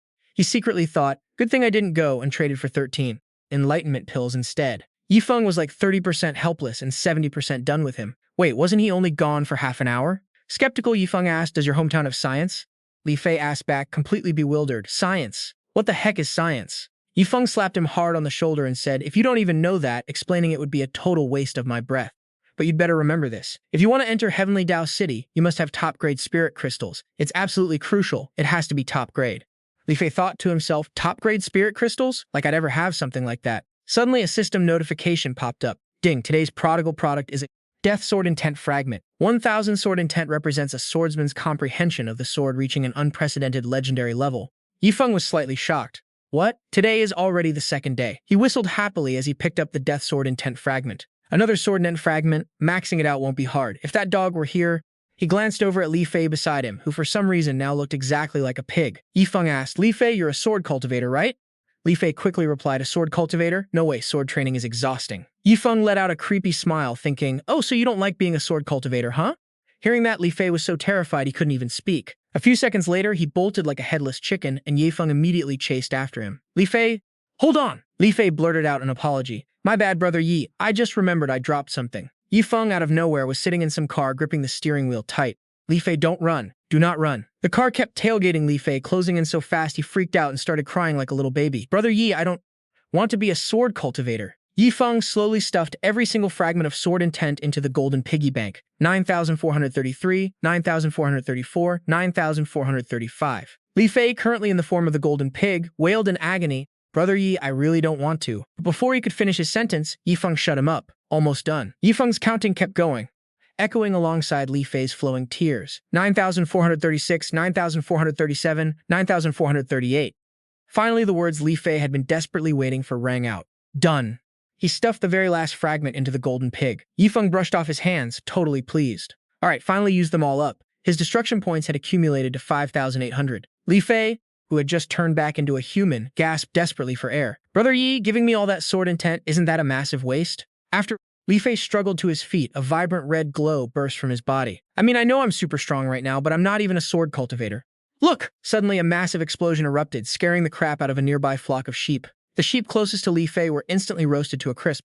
Their painful cries echoed endlessly as a fiery red light painted the entire sky. Seeing this crazy scene, Li Fei couldn't help but feel a chill down his spine. "This is way stronger than I thought. Actually, it's insanely stronger. Oh crap, this is bad. If Master finds out, he'll definitely force me to become a sword cultivator and my chill, lazy life will be totally ruined." Yi Feng grinned and slapped him on the shoulder. "Li Fei, my boy, don't even thank me. This is your ultimate blessing. Just keep grinding and who knows, maybe one day you'll break through to the realm of the unity of man and sword." Li Fei turned to Yi Feng, his face looking utterly miserable. "Unity of man and sword?" He looked away. "The Sect Master is the most gifted genius in our entire sect, and even he hasn't reached that level after hundreds of years. If he finds out what's going on with me right now, he's gonna dump all his hopes and dreams right onto my shoulders." Wearing a face of pure silent agony, Li Fei looked at Yi Feng. "Thanks, Brother Yi, for giving me such an incredible blessing. But why didn't you use them yourself?" Yi Feng put his hands on his hips and asked cluelessly, "I'm not a sword cultivator either. Why would I need them?" Li Fei's face twitched. "You're not, but you think I am?" Suddenly, Yi Feng conjured a massive wave of lotus flowers, completely surrounding the spot where they were standing. "Let's go. Since you're all set, let's head to the second floor of the Heavenly Dao battlefield." Seeing these lotus flowers, Li Fei gasped in utter shock. "An Earth-grade high-rank martial art, the 9 Brightness Thunder Lotus," he blurted out. "This is the signature, exclusive move of my Thunder Sect. How on earth do you know how to use it?" Yi Feng blinked in surprise. "Wait, you actually recognize this move?" Li Fei scratched his head. "Of course I do. I have a dual lightning and fire spiritual root, but I spent a whole month and couldn't even grasp the basics." Yi Feng fell silent, thinking back to when he used the 9 Brightness Thunder Lotus back at the Star Pole Sect. No one there actually recognized the move. They could only tell it was an Earth-grade high-rank skill, and everyone assumed he had created it himself. "Looks like my skill-stealing ability isn't just limited to the Profound Heaven continent." Yi Feng covered his mouth, laughing heartily. He pointed straight at the sky and declared boldly, "Let's roll. Our next target is to hunt down some monsters at the 9th level of the Qiflo realm." Li Fei was still scratching his head. "Brother Yi, you still haven't told me where you learned that." Over at the second floor of the Heavenly Dao battlefield, a bunch of people were hiding behind some huge boulders, spying on Li Fei and Yi Feng as they walked by, whistling happily. One of them grumbled, "Where did these two even come from? They're way too cocky. Seriously, I'm terrified. I want to go home. Those guys are freakishly strong." As Li Fei and Yi Feng kept walking, whispering voices kept drifting out from behind the rocks. "Just ignore them." Honestly, Li Fei knew damn well they were being watched. He had entered the Heavenly Dao battlefield so many times, but this was the very first time he could walk around acting this cocky. It felt amazing. Still, he had to play it safe. Even though he had that deadly sword intent, if a whole mob teamed up to jump him, he'd be toast. He turned to Yi Feng with a grin. "Brother Yi, when are you planning to visit the Heavenly Dao battlefield again? Let's set a date beforehand so we can meet up." Yi Feng casually agreed. "Sure, but next time I come back, I'll probably be on the 3rd floor of the Heavenly Dao battlefield." Li Fei looked at him, totally confused. "Wait, don't tell me you already have a breakthrough sign. Are you about to level up to the Soul Fusion realm once we head back?" Yi Feng smirked, posing like an absolute boss. "Breakthrough signs? I don't need those. If I want to break through, I break through. Simple as that. But the moment I do, I'm shooting straight to the peak of the 9th level of the Soul Fusion realm." Li Fei immediately hyped up Yi Feng's bragging. "Brother Yi is number 1. They both pointed forward in unison. "Let's cut the talk. Leave those 5 9th-level Qiflo monsters to me, and you handle the rest." "You got it!" The moment they arrived, they greeted the beast with an absolute showstopper of a skill, 9 Brightness Thunder Lotus. Yi Feng commanded all his lotus flowers to charge straight into the wild meadow. A massive explosion erupted, and in an instant, only residual crackling lightning from the 9 Brightness Thunder Lotus remained. Every single beast caught in that blast was instantly vaporized. Li Fei, who hadn't even had a chance to throw a punch, actually felt a bit sorry for the poor things. Holy crap, Brother Yi is ridiculously overpowered. But then he saw Yi Feng prepping another round of the 9 Brightness Thunder Lotus, and his eyes literally popped out of his head. "Again? Brother Yi, how deep is your spiritual reserve anyway?" Up on the mountain peak, the onlookers started whispering excitedly. "Is he a spellcaster? He's a spellcaster. So is he a sword cultivator, but why isn't he using a sword? The chatter only got louder. Man, you don't get it at all. It's because those weak monsters aren't even worth him drawing his sword. And who would have thought that fat guy could be so badass? Seriously, you can't judge a book by its cover. Hearing this, Li Fei was so pissed off he could explode. What the hell? I'm not a sword cultivator, it's just sword intent. Like I even wanted this crap. 2 days later, Feng was enthusiastically slaying monsters. Right after he took down another beast, the system panel popped up with a chime. Ding! Congratulations, host, on killing 100. A level 9 chi refining monster on the second level of the Heavenly Dao battlefield. Snagged 5,000 prodigal points, bringing the total to 10,810. He got super hyped and thought to himself, finally, I've hit 10,000 points. While wiping his sword clean with a rag, Yifeng flashed a smug grin and muttered, Yo, system, you've seen how hard that chubby dude has been busting his butt lately, right?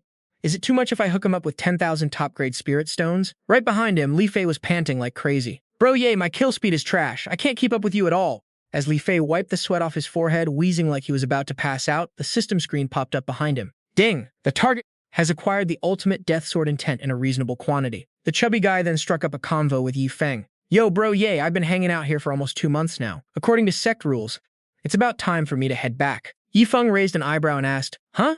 Your Sect actually keeps track of your calendar like that? Li Fei gave it to him straight. The rules say we gotta report back within 2 months, or they'll just assume I kicked the bucket out here. He looked pretty bummed out. Most sects had dumb rules like this, except for rogue cultivators. Feng didn't feel like grilling him. Alright, if that's how it is, I won't force you to stick around. He tossed a small spirit stone into Li Fei's hand. You've been hustling hard these past few days. Take these 10,000 top-grade spirit stones. Yifeng waved goodbye. Catch you later if fate allows. Li Fei choked up and called out to him one last time. Bro yay. Tears streaming down his face, he cupped his hands in gratitude. You're my savior. I hope our paths cross again. By the time Yifeng had walked pretty far away, he was all by himself again. Suddenly, a crisp notification rang out in his head. Ding! Congrats to the host for successfully scoring 200 prodigal points. Your reward is 10,000 fragments of Death Sword intent. Hearing this, Yifeng felt like crying. Now that the chubby guy is gone, what the heck am I supposed to do with this? This system's rewards don't even give me any extra points, even if I blow through them all. He slumped down, feeling totally drained as he tried to fuse the system's gift into his own body.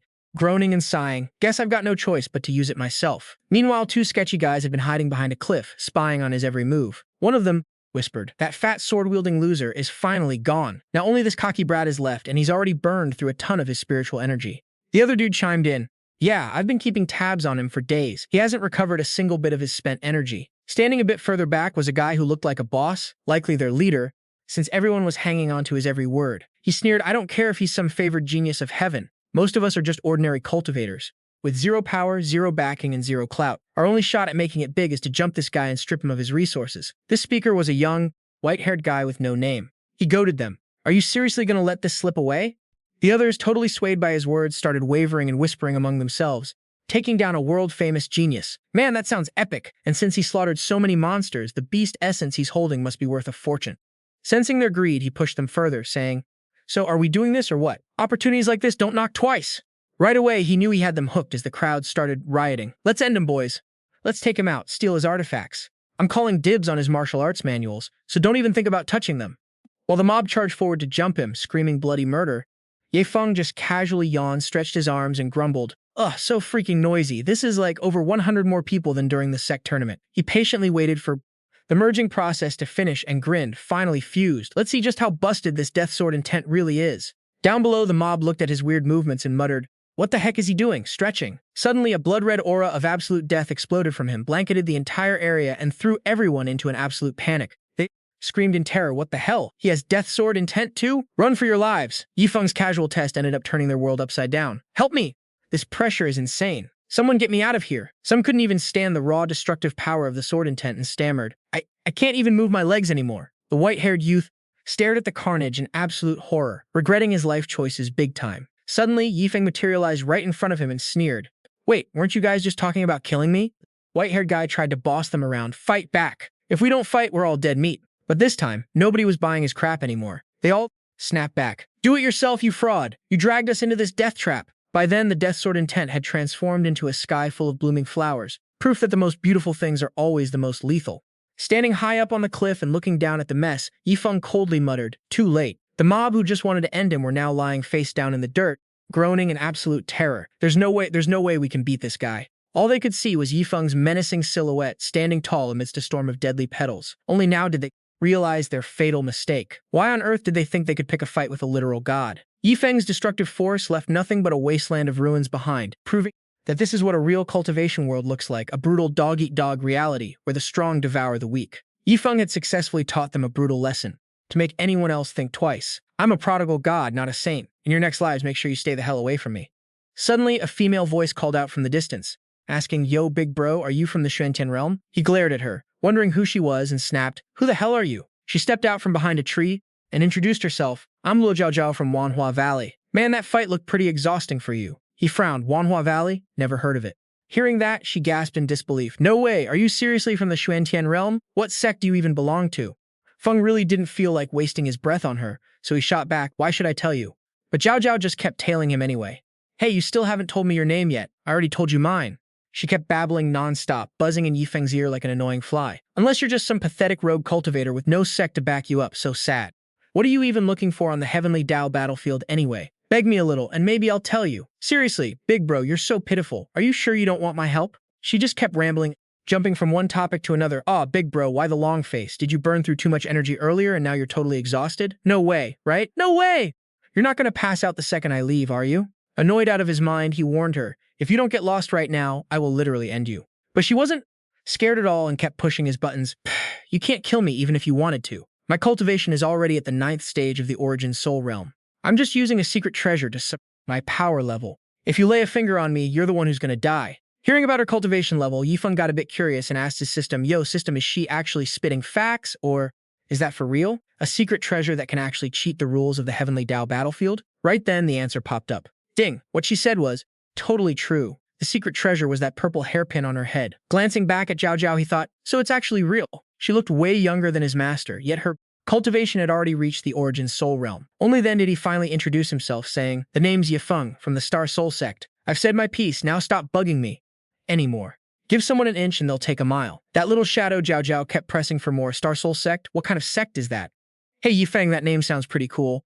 Did I scare you just now? I was totally messing with you. Did you actually believe I was at the 9th level of the Origin Soul Realm?" He let out a tired sigh as she kept rambling on. He decided to test her. "Then why don't you try taking off that purple hairpin?"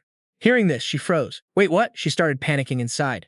The hairpin was still in her hair, and her spiritual energy hadn't leaked at all, so how did he spot it? She huffed at Yifeng.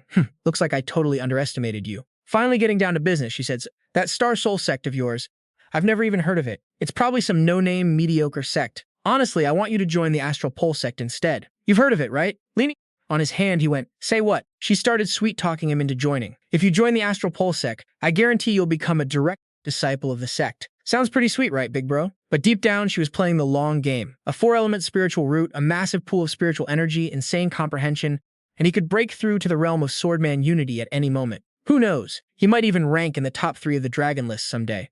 She was completely sold on Yifeng. There was no way she was letting this guy slip away. Meanwhile, he was mulling over the sect Zhao Zhao mentioned. "A direct disciple of the Astral Pole Sect?" "Zhao Zhao," he asked, "what exactly is Luo Tianxue to you?" Zhao Zhao was caught off guard by his question. "Wait, you know my sister?"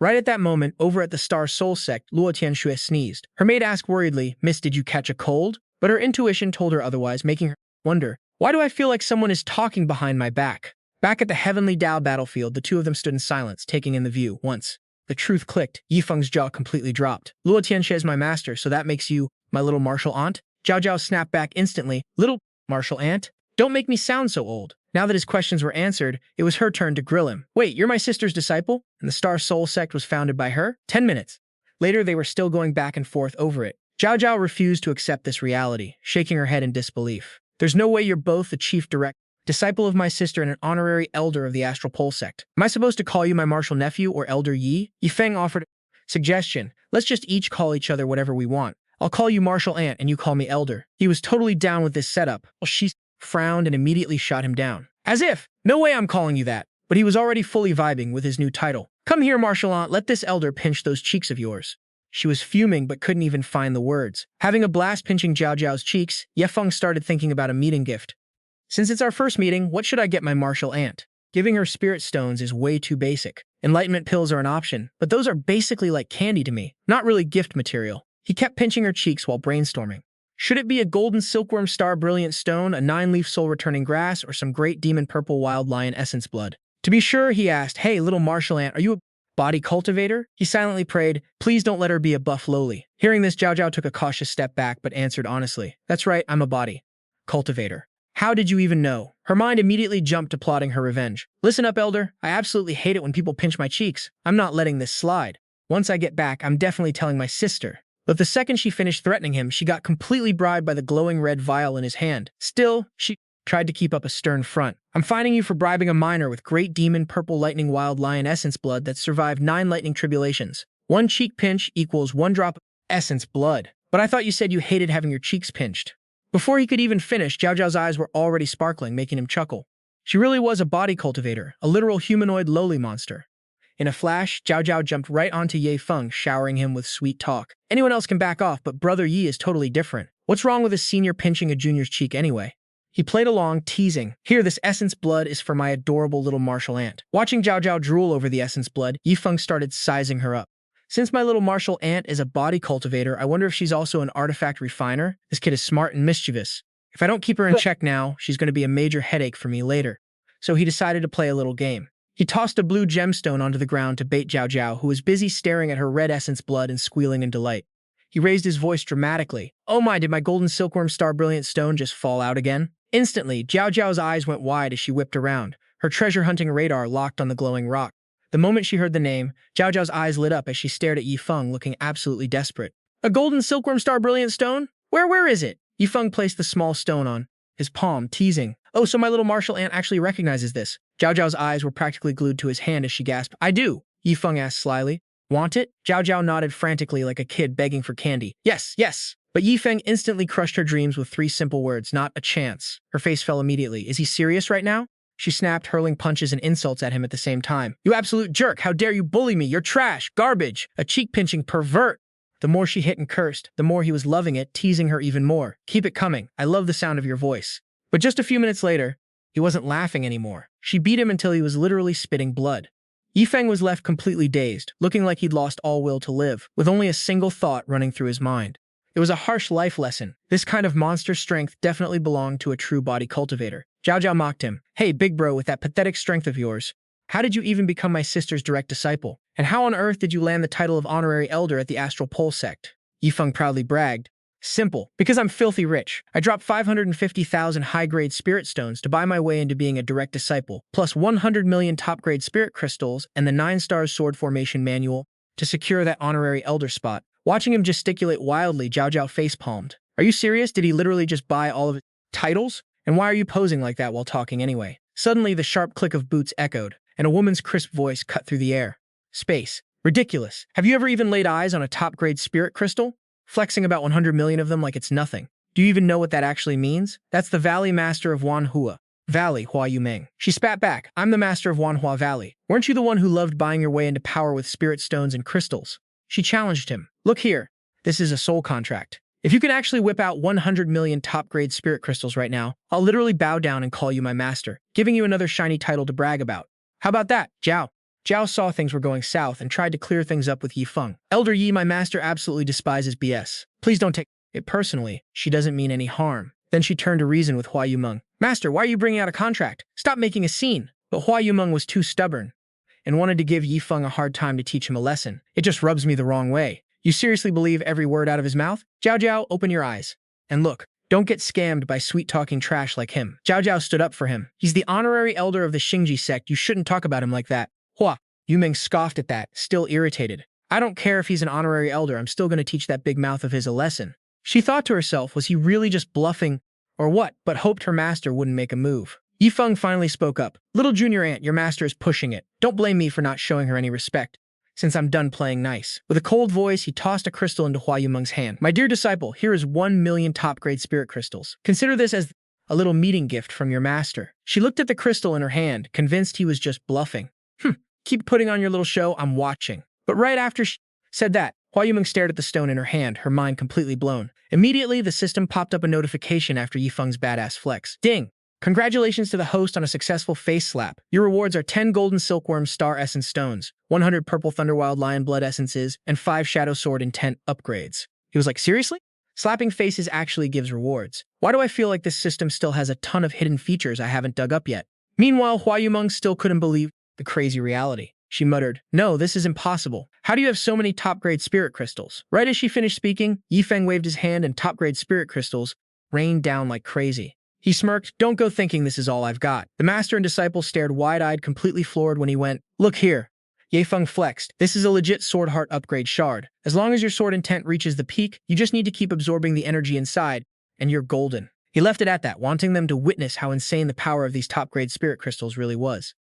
After a massive burst of energy, Yifeng continued, breaking through to the realm of unity of man and sword. Hua Yumeng's jaw literally dropped at the sight. The unity of man and sword, the primal form of a sword embryo. By this point, her attitude completely flipped. Now deeply respecting Yifeng, she declared, I play by the rules. Starting today, you are indeed my master, Hua Yumeng's master. But this is strictly between us and doesn't represent Manhwa Valley. Zhao Zhao was absolutely shocked by her master's move. If Yifeng actually accepted, she felt like she'd rather just die.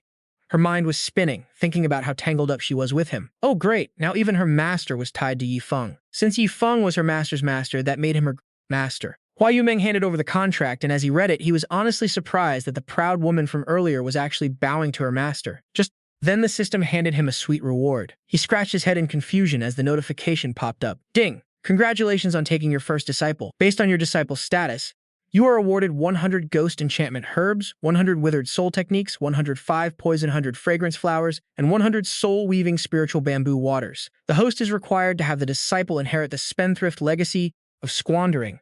Based on the disciple's spending behavior, the system will grant specific rewards. This reward made him smirk, thinking, so I get rewards for taking in disciples, and even more for hyping them up to blow cash?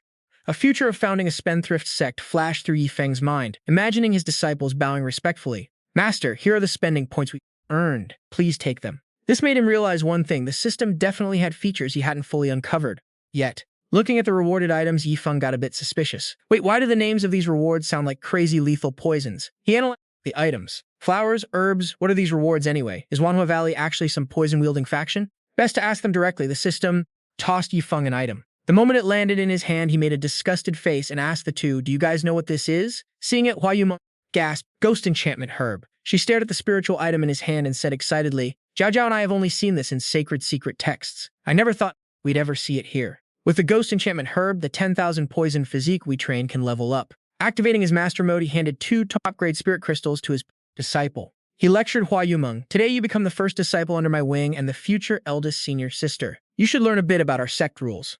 She didn't really care about his words, completely focused on the rare crystals and the Ghost Enchantment Herb. Why do you have so many legendary poison herbs? Hua Yumeng continued to ask in disbelief. Even the third-generation master of Manhwa Valley, who lived for tens of thousands of years, only had the chance to see such treasures once. Zhao Zhao was curious about his sect rules. Elder Yi, are you going to other sects as well? Yifeng proudly replied, think of it as my personal sect rules, but I don't want to establish a mountain sect. In the future, the disciples of my spendthrift sect will spread across the profound heaven continent. He dreamed about his spendthrift sect, laughing out loud at his ambition. And even across the 10,000 lower realms, instantly the system announced congratulations to the host on founding the Spendthrift Sect, rewarded 100,000 Spendthrift points. Unlocked Sect voice transmission and Sect teleportation. Looking at the reward points, he was absolutely fuming with disbelief. 100,000 Spendthrift points. I grinded so hard for so long and only saved up over 10,000. Just founding a sect gave this much? The system explained in detail. Sect voice transmission. The host and disciples can use divine sense to communicate no matter where they are. The host can also send commands directly. Hearing this, he immediately pictured himself bossing them around. Yo, fetch me some toilet paper, sect teleportation. No matter where the disciple is, the host can teleport to them once, lasting for 1 hour, then automatically returning to the starting point. In the future, even if they were eating noodles at some stall, they'd hear, "Where's my toilet paper?" The second feature made him dream even bigger. Hold up, if the disciple I take in is from another realm, does that mean I can travel to other realms too? Damn, let's check out the teleportation points of... At that point, how high would Yifeng shoot up? The slogan would be the Prodigal Sect, and taking over the entire world wouldn't even be a dream anymore. The 10,000 lower realms would all be buzzing with the legend of the Prodigal Sect, where literally everyone, young and old, swore by it. Hua Yumeng tried so hard to stifle her laughter when she heard the name. Prodigal? Then the master and disciple duo from the Thousand Flowers Valley couldn't hold it together anymore. The Prodigal Sect? Saying that out loud is going to make people laugh their teeth out. Right away, Yifeng snapped, "Quiet! Quiet!" Acting like some teacher lecturing a bunch of students. He explained the whole squandering thing, then schooled his student. Hua Yumeng, as the eldest disciple, you better get a deep grip on our sect rules. Let me ask you, after I hand over this ghost-bewildering grass to you, how are you going to handle it? Hua Yumeng just stood there, totally blank. Huh?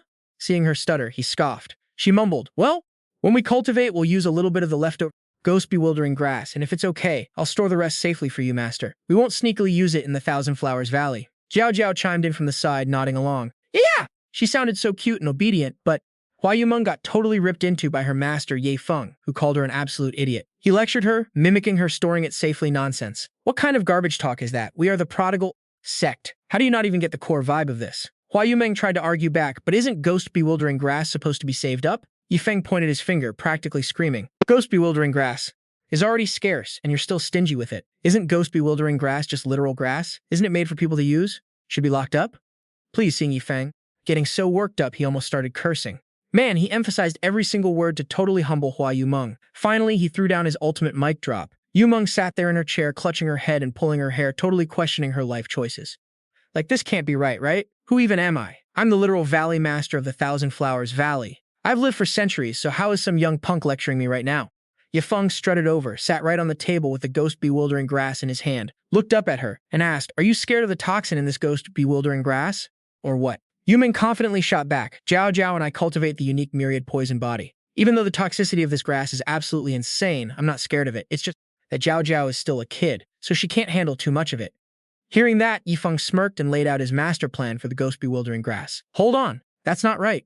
Shouldn't you take a few stalks of this to soak your feet before going to bed at night? When you're exhausted, mind and body, shouldn't you just toss a few stalks into a foot tub? An image of them soaking in a bath flashed in his mind, and the more he talked, the wilder he got, with a massive nosebleed literally gushing like a river. If cultivation is boring and your vibe is off, shouldn't you just use this to blow off some steam? Or what? He kept fantasizing about her lying naked in the bathroom. Right then, Ye Feng looked at Yumeng with absolute disappointment and sighed, Man, it looks like, even though you're the eldest disciple, you're still totally unqualified after all the effort I put into coaching you. Yumeng, completely lost, asked, Master, if we do what you're saying, then even 100 million stalks of ghost-bewildering grass wouldn't even last us a few days. Ye Feng completely lost it, swiping stuff off the table and yelling, If you run out, then just get more.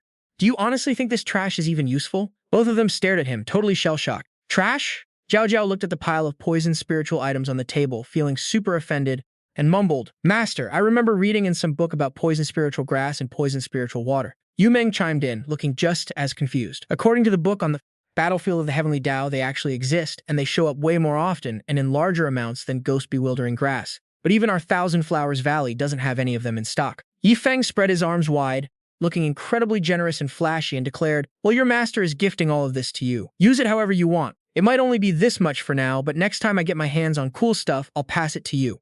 Girls. He smirked, finally sliding in his real motive. Also, I'm giving you 1 billion top-grade spirit stones. Go back and spend them. The perks for disciples are getting boosted 10 times over. Short on resources? Go buy them. No haggling either, because our prodigal sect cannot look cheap. But even though our prodigal sect is all about squandering, we don't just throw money away like trash, you feel me? Yumeng stared at him, completely clueless, and whispered, Huh? Seeing that dumb look on her face, Ye Feng was absolutely losing his mind. How did I end up with such a brain-dead disciple? She doesn't even know how to throw a proper spending spree. And to think you're supposedly the master of the Thousand Flowers Valley or whatever. But on the outside, he kept his cool, strolled over to Yumeng, and activated his double-amplified sect voice transmission. Walking past her, he used his divine sense to talk to her. What is our sect's ultimate rule? Hearing his voice directly in her mind, Yumeng gasped. Is this? She tightly gripped the grass on the table, her whole body trembling. Master just flexed some serious divine power. Even people from the upper realm might not match this. With Master backing me up, why on earth am I holding myself back? Spend, go all out and burn that cash. Figure out every single way to blow it all. The next second, she went wild. Yumeng leaped up, swiped everything off the table, and screamed at the top of her lungs. Seeing her snap like that, he was secretly hyped. Nice, she actually got the memo. Ye Feng was a bit confused about how she got there, but decided to let it go. Even though he had no idea what clicked in her head, as long as she was ready to blow through cash, that was all that mattered. Yumeng stood there looking absolutely stunning, assuring him with total confidence, Master, don't you worry. Your disciple will engrave the sect creed in her heart and make our spendthrift tradition shine. Honestly, deep down, she was totally living for the luxurious, high-spending girl life now. From a distance, Jiao Jiao was curled up in a corner, practically praying to God. How did she suddenly pull a complete 180? Master is insane, and now my senior sister has lost her mind too. What am I even supposed to do? Meanwhile, Ye Feng was patting Yumeng on the back, praising her. Good, good. Now that's what I call a quick learner. With a look of pure bliss, Ye Feng whispered, Finally, I see some actual direction in life. Yeah, from now on, my prodigal sect isn't about quantity, only pure quality. Oh, Li Fei, if we're destined to cross paths again, you're definitely becoming my disciple. If not, then whatever. Catching his eye, she snapped in annoyance. You absolute creep, there's no way I'm calling you. Grandmaster! Feng walked over, pulling out a sparkling elf tear to bait her. Little martial ant, here's 1 billion high-grade spirit stones. If you can blow through all of this, I'll give you 10 drops of grand elf blood. You get cash to burn and cool toys to play with, just don't treat it like actual garbage, alright? Staring at the teardrop gem, Jiao Jiao's resolve started to crumble.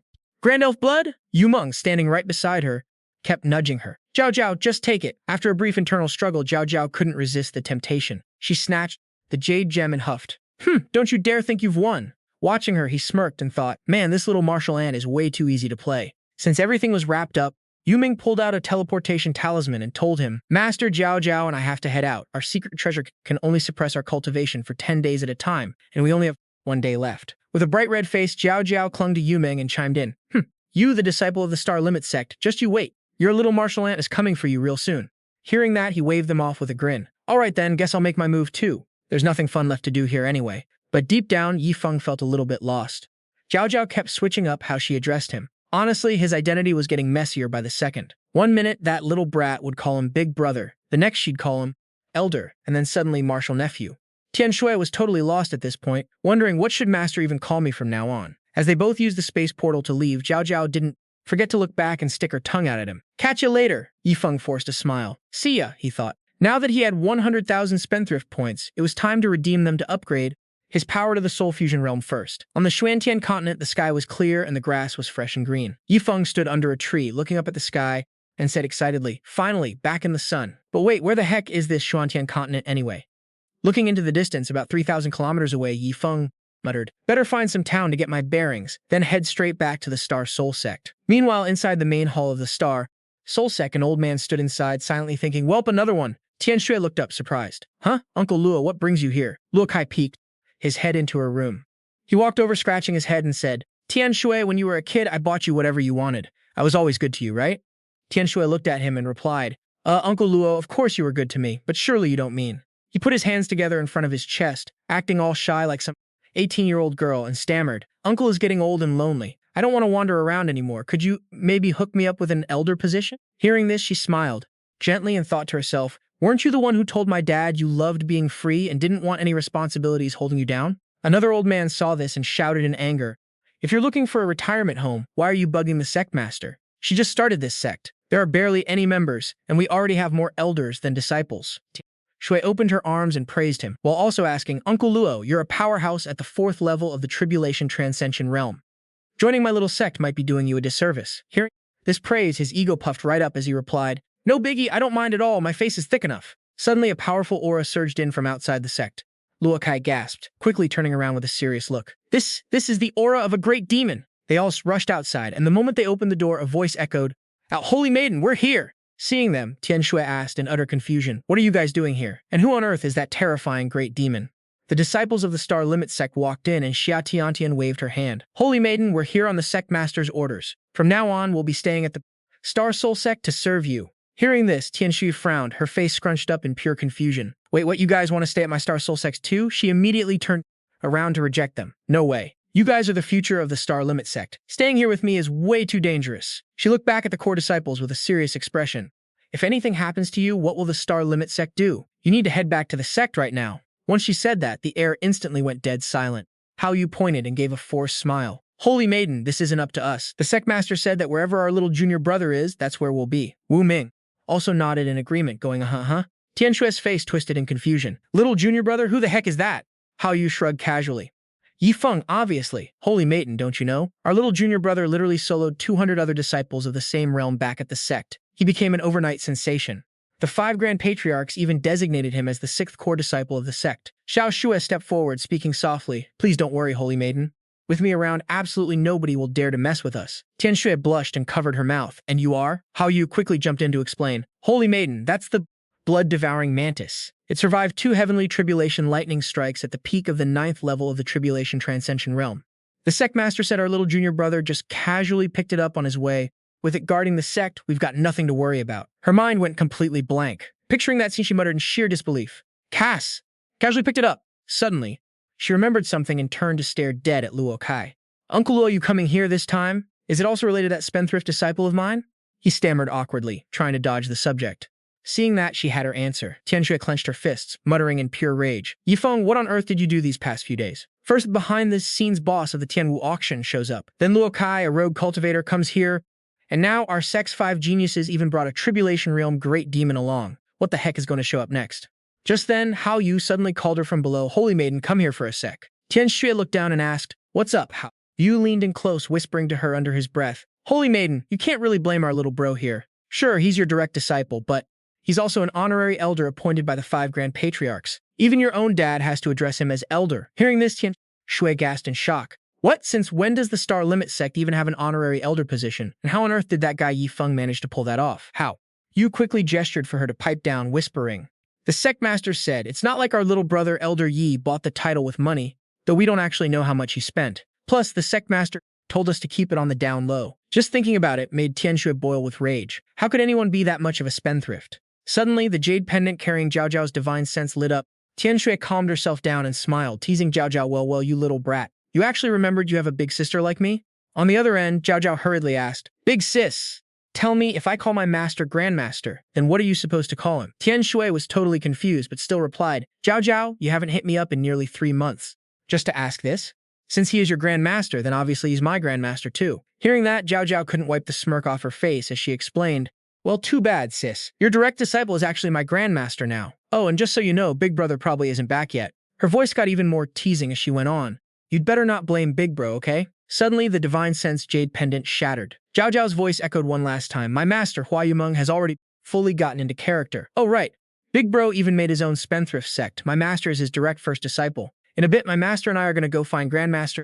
So, big sis, you'd better prep some delicious food for us. Ah ha ha ha. Tianxue was trembling all over with sheer rage. The second the voice faded, Tianxue completely unleashed her power, causing the ground beneath her to crack. She looked like she wanted to eat Yi Feng alive. To think the Lord of Wanhua Valley actually took a junior in the chi-stirring realm as her master. Ah ha ha ha. Great, just great, my wonderful disciple. Luo Tianxue smiled through narrowed, angry eyes. Uncle Luo, if you really want to stay in my tiny star soul sect, fine, stay if you want, but don't expect us to hand over any resources. Way outside the purple halo, the crowd muttered in shaky voices, sorry to trouble you.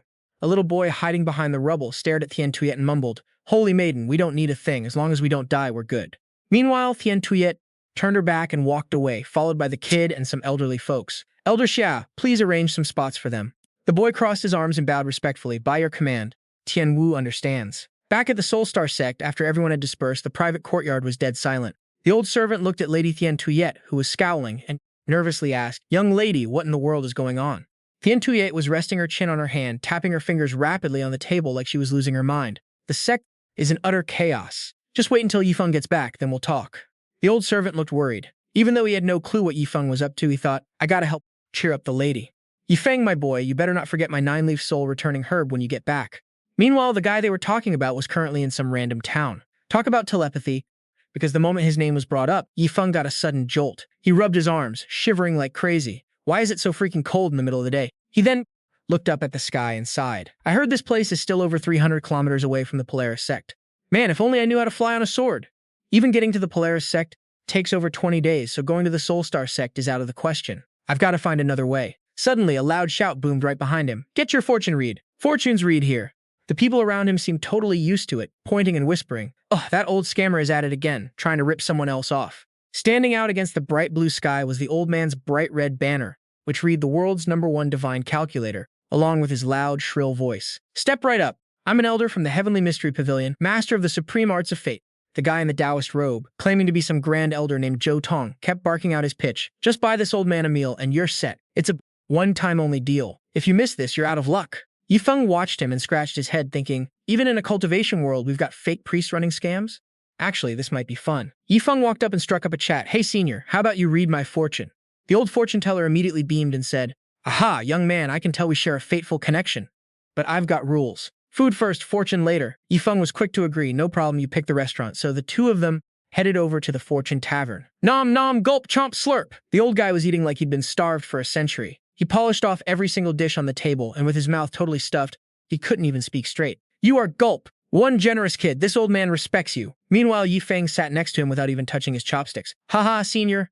You shouldn't talk with your mouth full. Half an hour later, the old guy's belly was round as a drum, and he finally got down to business. I'm stuffed. Now, give me a drop of your blood, young brother, and I'll read your fate. Yifeng thought to himself, man, this guy is exactly like the fake priest from my past life.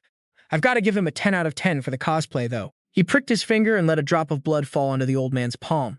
Sure enough, there had to be blood involved. Suddenly, the blood in the old man's hand got wrapped in a mysterious green light, releasing a surge of power. Suddenly, Yifeng's system panel popped up. Ding! System has detected a mysterious power scanning the host's destiny path. The detox feature will now activate automatically. Wait, what? Yifeng stared at the screen in confusion, completely ignoring the old fortune teller behind him, who was currently getting electrocuted so hard he was spitting blood. Turns out the toxin his system detected was actually just the old scammer. By the time Yifeng turned around, the guy had been shocked completely bald. Ding! Detoxification successful. Yifeng shouted in panic, "Senior, holy crap! Turns out this old guy wasn't a scammer after all. He actually had some real skills if he could force the system to trigger its auto defenses." The fortune teller wasn't bluffing, but now with his head completely fried bald, he gasped, pointing a finger. "You!" Yifeng approached him, feeling super guilty. "Senior, I am so sorry. Because of some weird stuff on my end, your soul got messed up." The old guy calmed down a bit, but looking back at that shock, he was utterly terrified. What was that insane power? It almost wiped his soul off the map. All he wanted to do was use his heavenly mystery art to check the guy's luck and misfortunes for the coming month. Yifeng apologized again. "Senior, my bad. Some weird stuff on my end ended up damaging your soul." But the old fortune teller shrank back in terror. "Stay back! Don't come any closer! Let me just breathe for a second." Yifeng grinned slightly and whispered, "Hey, I actually have a spirit herb that should help you heal your soul in no time. Honestly, if it weren't for this old guy, I wouldn't have discovered the system's hidden features. I'll give him this herb as payback." Hearing the name Nine-Leaf Soul Returning Herb, the old guy's jaw hit the floor. But surprisingly, this old dude actually had a conscience. "Kid, absolutely not. Giving it to me is a total waste. You should sell this to a Tier 9 alchemist." Then, with a dead serious look on his face, he pointed at Yifeng and added, "If you don't have the strength to protect yourself, holding on to something like this will only get you killed."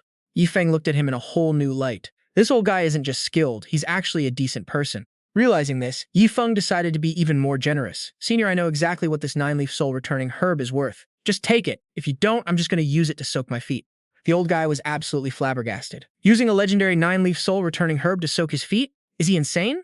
Wait, is he just saying that to make me feel better about taking it? Eventually, he accepted Yifeng's gift, cradling it like a priceless treasure before shoving it into his mouth to recover. Watching him chomp on it, Yifeng couldn't help but think of a cow chewing on fresh grass. Right then, his system chimed in with a massive wave of rewards. Ding! Congratulations to the host for unlocking 2 hidden system features, rewarding 10,000 spendthrift points, 109 leaf soul returning herbs, and 100 heavenly mystery art enlightenment pills. While the old guy was chewing away like he was eating a 5-star feast, Feng was wide-eyed with curiosity. Man, the system has been incredibly generous with spendthrift points lately. I wonder what the other hidden features will give me. The heavenly mystery art enlightenment pill sounded super powerful. It seemed like this version was completely different from his previous enlightenment pills. An hour later, the old fortune teller excitedly raised the bare stem after eating every single leaf. He thought, man, this 9-leaf soul returning herb is insane. My soul is already 80 to 90% healed. If those old monsters knew I ate a legendary herb raw like this, they'd probably beat me to death. Meanwhile, Feng completely misread his expression.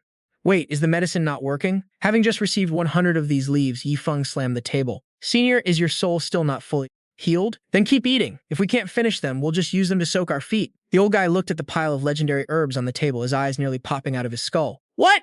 Soak feet? How can you be so ridiculously extra? Using a priceless treasure like this for a foot soak. A few minutes later, there were actually 2 pairs of feet soaking in the tub, the water steaming with several stalks of 9-leaf soul returning grass. Ah, this is the life. The old fortune teller and Feng lay back on the bed enjoying themselves. In this life, if you can enjoy something, you absolutely should enjoy it to the fullest. Chutong smiled contentedly. Young friend, you really know how to live. This is exactly how life should be lived, indeed. But deep down, he was practically crying. He thought eating the 9-leaf soul returning grass raw is already crazy, but using it for a foot bath? What a sin! My smelly feet definitely don't deserve this. Feng dried his hair with a towel. Old Chu, are you seriously an elder of the Heavenly Secrets Pavilion? How does an honorable elder almost starve to death on the streets? The old man put on a face of if you know, you know. I am indeed one of the elders of the Heavenly Secrets Pavilion. This time I came to Maple Leaf City on a secret mission. Feng was startled. A secret mission? System, can you find out what this old guy Chutong's mission is? A notification popped up. Ding! Activating the secret Heavenly Secret detection function, the host needs to participate in exploring the Heavenly Secret Star. Chutong has used the profound Heavenly Secret art to spy on the host's fate. The host has met the conditions, initiating the Heavenly Secret detection function. Feng thought, so there's a function like this? Who knew helping old Chu would unlock 2 hidden functions and even unlock a performance achievement? Filled with gratitude, Feng opened his hand, revealing a bunch of precious spiritual herbs and handed them to Chutong. Old Chu, such great kindness cannot be easily repaid. Please accept these 5 profound Heavenly Secret enlightenment pills. Old Chu was shocked. You already gave me the 9-leaf soul returning grass. and even treated me to a foot soak. Shouldn't I be the one thanking you? Yifeng grinned mischievously. Well, I can't exactly tell you that you helped me unlock hidden features, can I? Old Chu reached out to take the pills, but suddenly stopped and asked, wait a sec, what did you say these pills were again? Chu Tong was temporarily overwhelmed by the massive revelation. Oh, I said these profound heavenly secret enlightenment pills have quite a big limitation. It's a pity they can only be used to comprehend the profound heavenly secret art. Old Chu gasped. A pity? Do you have any idea how insanely mysterious the profound heavenly secret art is? It's ridiculously hard to comprehend. Countless people have tried, and not a single one could master it. Yifeng chuckled. Old Chu, want to try one and see? The old man turned away, pondering. If I say I don't want to, I'd definitely be lying. Today is definitely Old Chu's lucky day. He cried tears of joy while taking the pill. Seeing his blissful face, Yifeng thought System used the secret, heavenly secret detection to find out what Old Chu's mission in Maple Leaf City is. Ding! Chu Tong's mission is to follow the Pavilion Master's orders to find the future heavenly secret Saintess. Yifeng thought, whoa, I didn't expect Old Chu's secret mission to be this big. Maybe I should help him out this time. The system chimed again. Ding! Random. Quest issued. Recruit the Heavenly Secrets Pavilion Saintess as a disciple of the Prodigal Sect. This quest offers massive prodigal points and can be declined. Feng stroked his chin, thinking, stealing someone's disciple. System, is this how you want to play? Feeling a wave of guilt, he thought, sorry, Old Chu. But Old Chu was so completely immersed in his enlightenment that he had no idea what was going on. System, search for the name and location of the Heavenly Secret Saintess. 20 minutes later, Old Chu looked several years younger, with sparkling eyes and long eyelashes. He blinked his shiny eyes at Yifeng. Young friend, how many more of those enlightenment pills do you have? Name your price. I'll buy them all on behalf of the Heavenly Secrets Pavilion. But he was rejected. Honestly, I have a few left, but I can't sell them to you guys.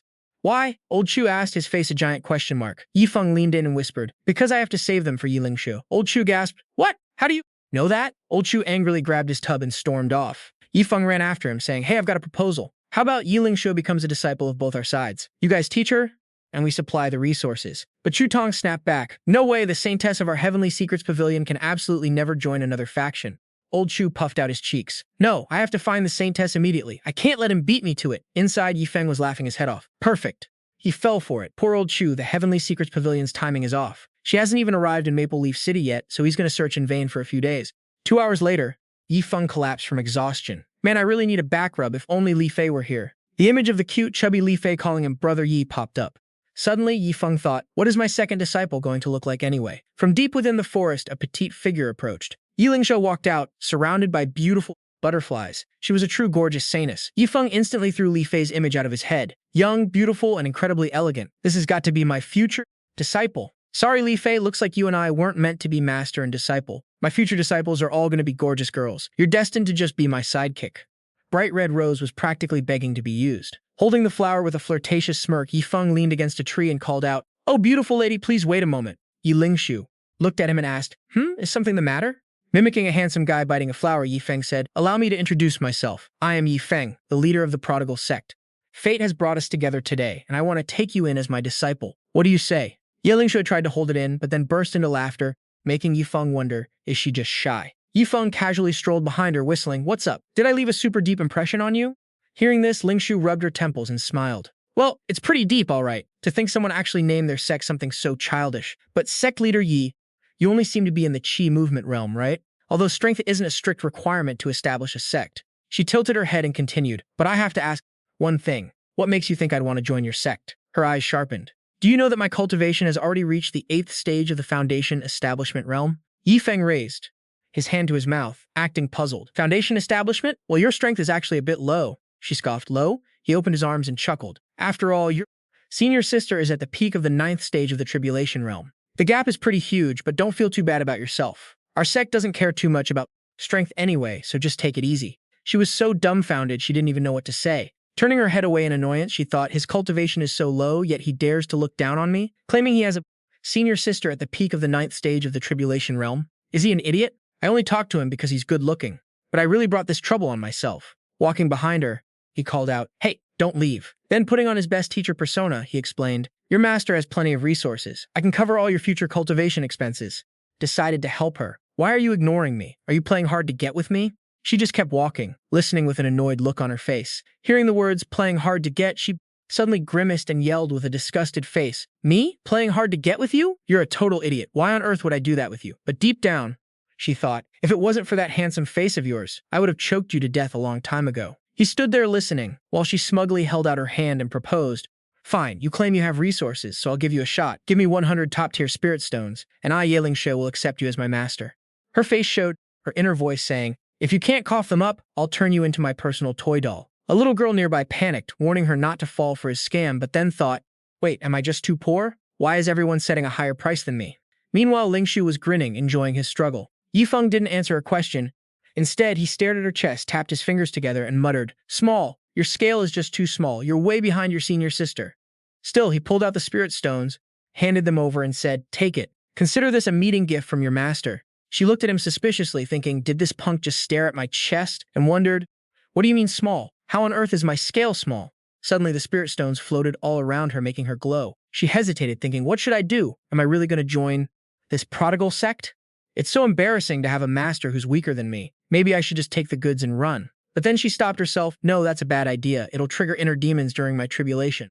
And what if the lightning tribulation shatters my mental state? Lingshu suddenly paused. Wait a minute. She put her hand on her chin, calculating. Do I really have an eldest sister at the peak of the 9th stage of the tribulation realm? If even high-level powerhouses show her respect, what am I holding back for?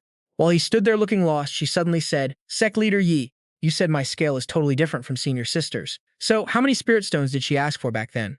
Feng waved his hands around and replied, well, due to uneven growth, she first wanted 100 million. Hearing this, she pouted. That's not so bad. Is it really that different? He leaned in close to her ear, cupping his hand, and whispered, but your senior sister didn't ask for top-tier spirit stones. She wanted 100 million top-tier spirit crystals. She completely froze, then shrieked, huh? Her mind went totally blank, not knowing what to say. Lingshu leaned back and shrieked, 100 million top-tier spirit crystals? He innocently covered his mouth and replied, honestly, when your senior sister asked for 100 million top-tier spirit crystals, I actually thought it was too cheap. Then she put on a flattering face, leaned in close to Feng, and cooed in a sweet voice, Sect Leader Yi, talk is cheap. Mind showing me some proof? Seeing this, he secretly praised her, thinking she was even sharper than her senior sister. He pulled out a spirit crystal, which glowed brightly as he handed it over to her. She took it, completely amazed. Is this really the glow of a top-tier spirit crystal? Just like that, she fell to her knees in front of him. Some passersby saw this and started whispering, what is that girl doing? Girls proposing to guys nowadays is just wild. Let's get out of here. The scene of her kneeling before him lingered as the master-disciple ceremony continued. Disciple Yi Lingshu pays respects to Master. Master, I've seen enough. Standing tall, he reached out to take it back. A teachable child. The system screen popped up. Ding, congratulations to the host on completing the random quest. Reward 30,000 prodigal points. Ding, congratulations to the host on recruiting your second disciple. Reward, Heaven Profound Secret Art Enlightenment Pill. Reward, Karma Dao Pattern. The items appeared right before his eyes. Once fused, the Karma Dao pattern can greatly boost karma shielding, especially when probing heavenly secrets. An image of a girl kneeling before a tombstone reading Yi's grave appeared, symbolizing that life means nothing. Even if you lose your life, you lose it. Meanwhile, Feng was bursting with vitality, meaning a little nosebleed wouldn't hurt him at all. He'd still eat and sleep like a baby. Feeling energized, he thought, damn, this stuff is actually sick. She called out, Master? Unable to see the system, she wondered, what on earth is Master thinking about that's making him grin like a total idiot? He chuckled and said, Yi Lingshu, even though you joined the prodigal sect, we don't actually have a physical base. Just keep your identity in mind. He started imagining her walking up to a gate where a disciple was stepping on Zhoutong, shouting, you looking for death? Look at our young lady. The guy on the ground held his head, crying, I was just looking for someone. With one eye open, he warned, the people from the heavenly secret sect are looking for you. You're destined to be their holy maiden. I won't stop you because you actually have a knack for that. He placed his hand on her chest and cast a seal. This karma seal peers into destiny and can block karma to a certain extent. Just be careful with your destiny from now on. Without a second thought, she replied, oh, okay. Meanwhile, he was secretly thrilled to touch her chest, since that wasn't even where the seal needed to go. He generously pulled out a round yellow pill and handed it over, saying, I have 10,000 Heaven Profound Secret Art Enlightenment Pills. Just pop one whenever you hit a wall in your cultivation. If you run out, I'll just make some more. Right now, Lingshu was drowning in pure joy, thinking, why is Master treating me so well? She started listing all the things she had been given. The Heavenly Secrets Holy Maiden title, the Tribulation Secret Art, the Heaven Profound Enlightenment Pills, and the Karma Dao pattern. She pictured the continents of the world with Feng's face plastered over them. Could it be that Master is pulling all the strings on the Profound Heaven continent? Hyped and filled with confidence, Lingshu declared, don't worry, Master. I will definitely take over the Heavenly Secret Sect and make it a subsidiary of our Prodigal Sect. Feng's jaw dropped in absolute confusion. Take over the Heavenly Secret Sect? A subsidiary? What on earth is going on inside Yi Lingshu's head? He tried to clear things up. Lingshu, your master didn't. But she cut him off, pointing up. Master is senior sister also holding a high position in some powerful sect? Before he could even say a word, she blurted out, but Master, Where are the people from the Heavenly Secret Sect? Just tell me and I'll find a way to infiltrate them, become their holy maiden, and take them down. He raised his hand again to stop her. Lingzhu, actually, you've got it. Before he could finish, she leaned in close with a mischievous look in her eyes. Master, I totally get it. Just trust me.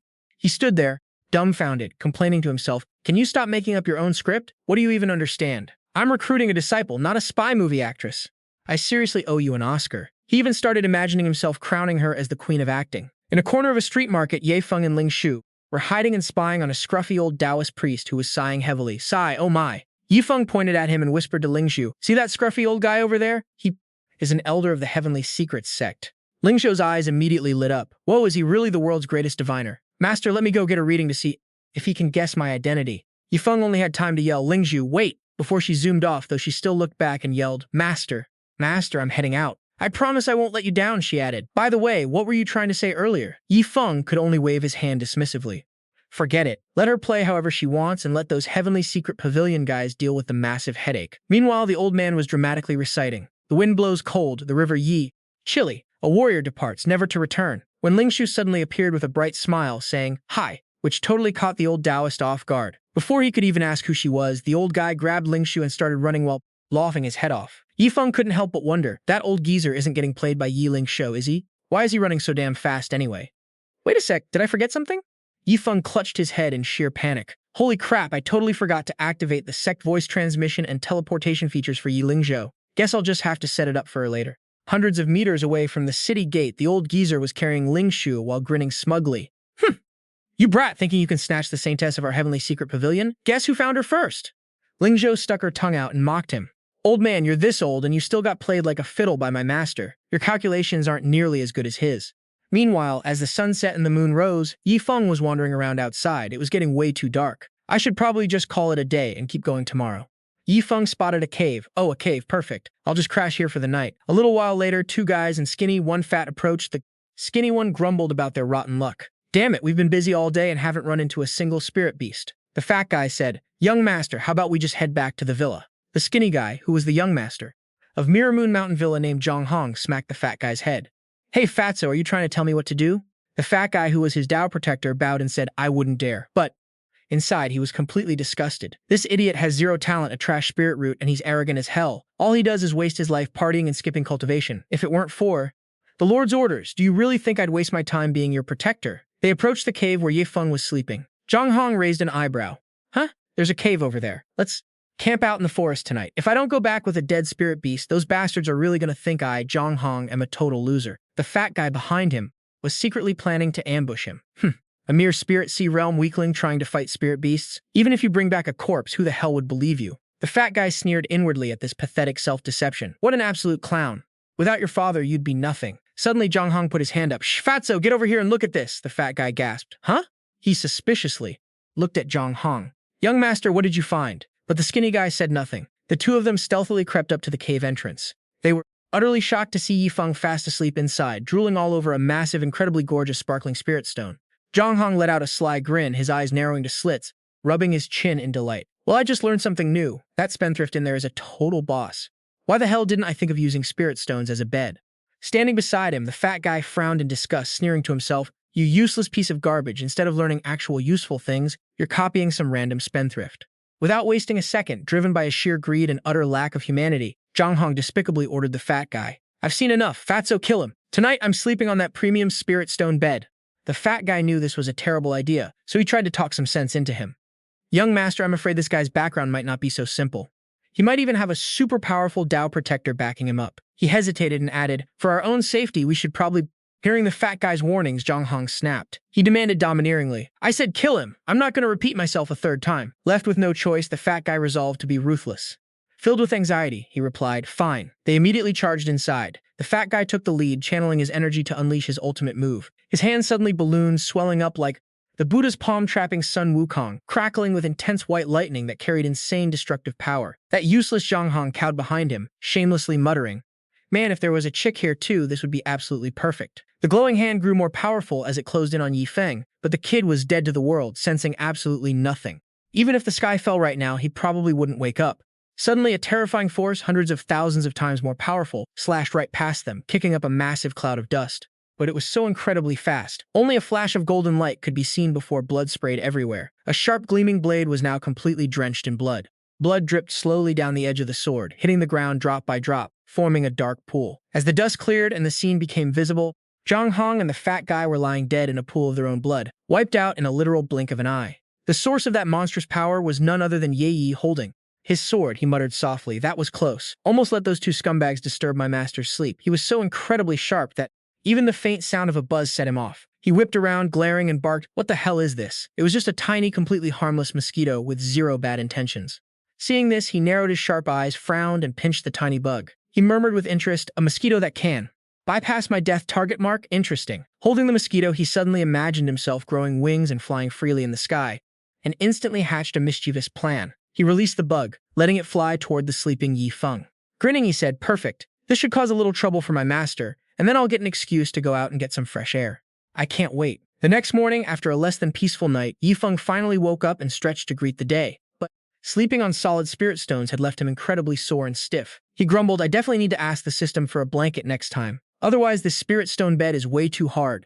Just then, a notification popped up from the system. He muttered thoughtfully, "A grade 6, tier 9 Heavenly Thunder Talisman is equivalent to a full power strike of a 9th stage Purple Mansion Realm Cultivator, and I've got over 140,000 spendthrift points. Time to power up." Suddenly, a brilliant idea hit him. He snapped his fingers and said excitedly, "Let's spend 99,000 for pure satisfaction." Laughing maniacally, he declared, "Spend 99,000 spendthrift points to break through to the peak of the 9th stage of the Foundation Establishment Realm."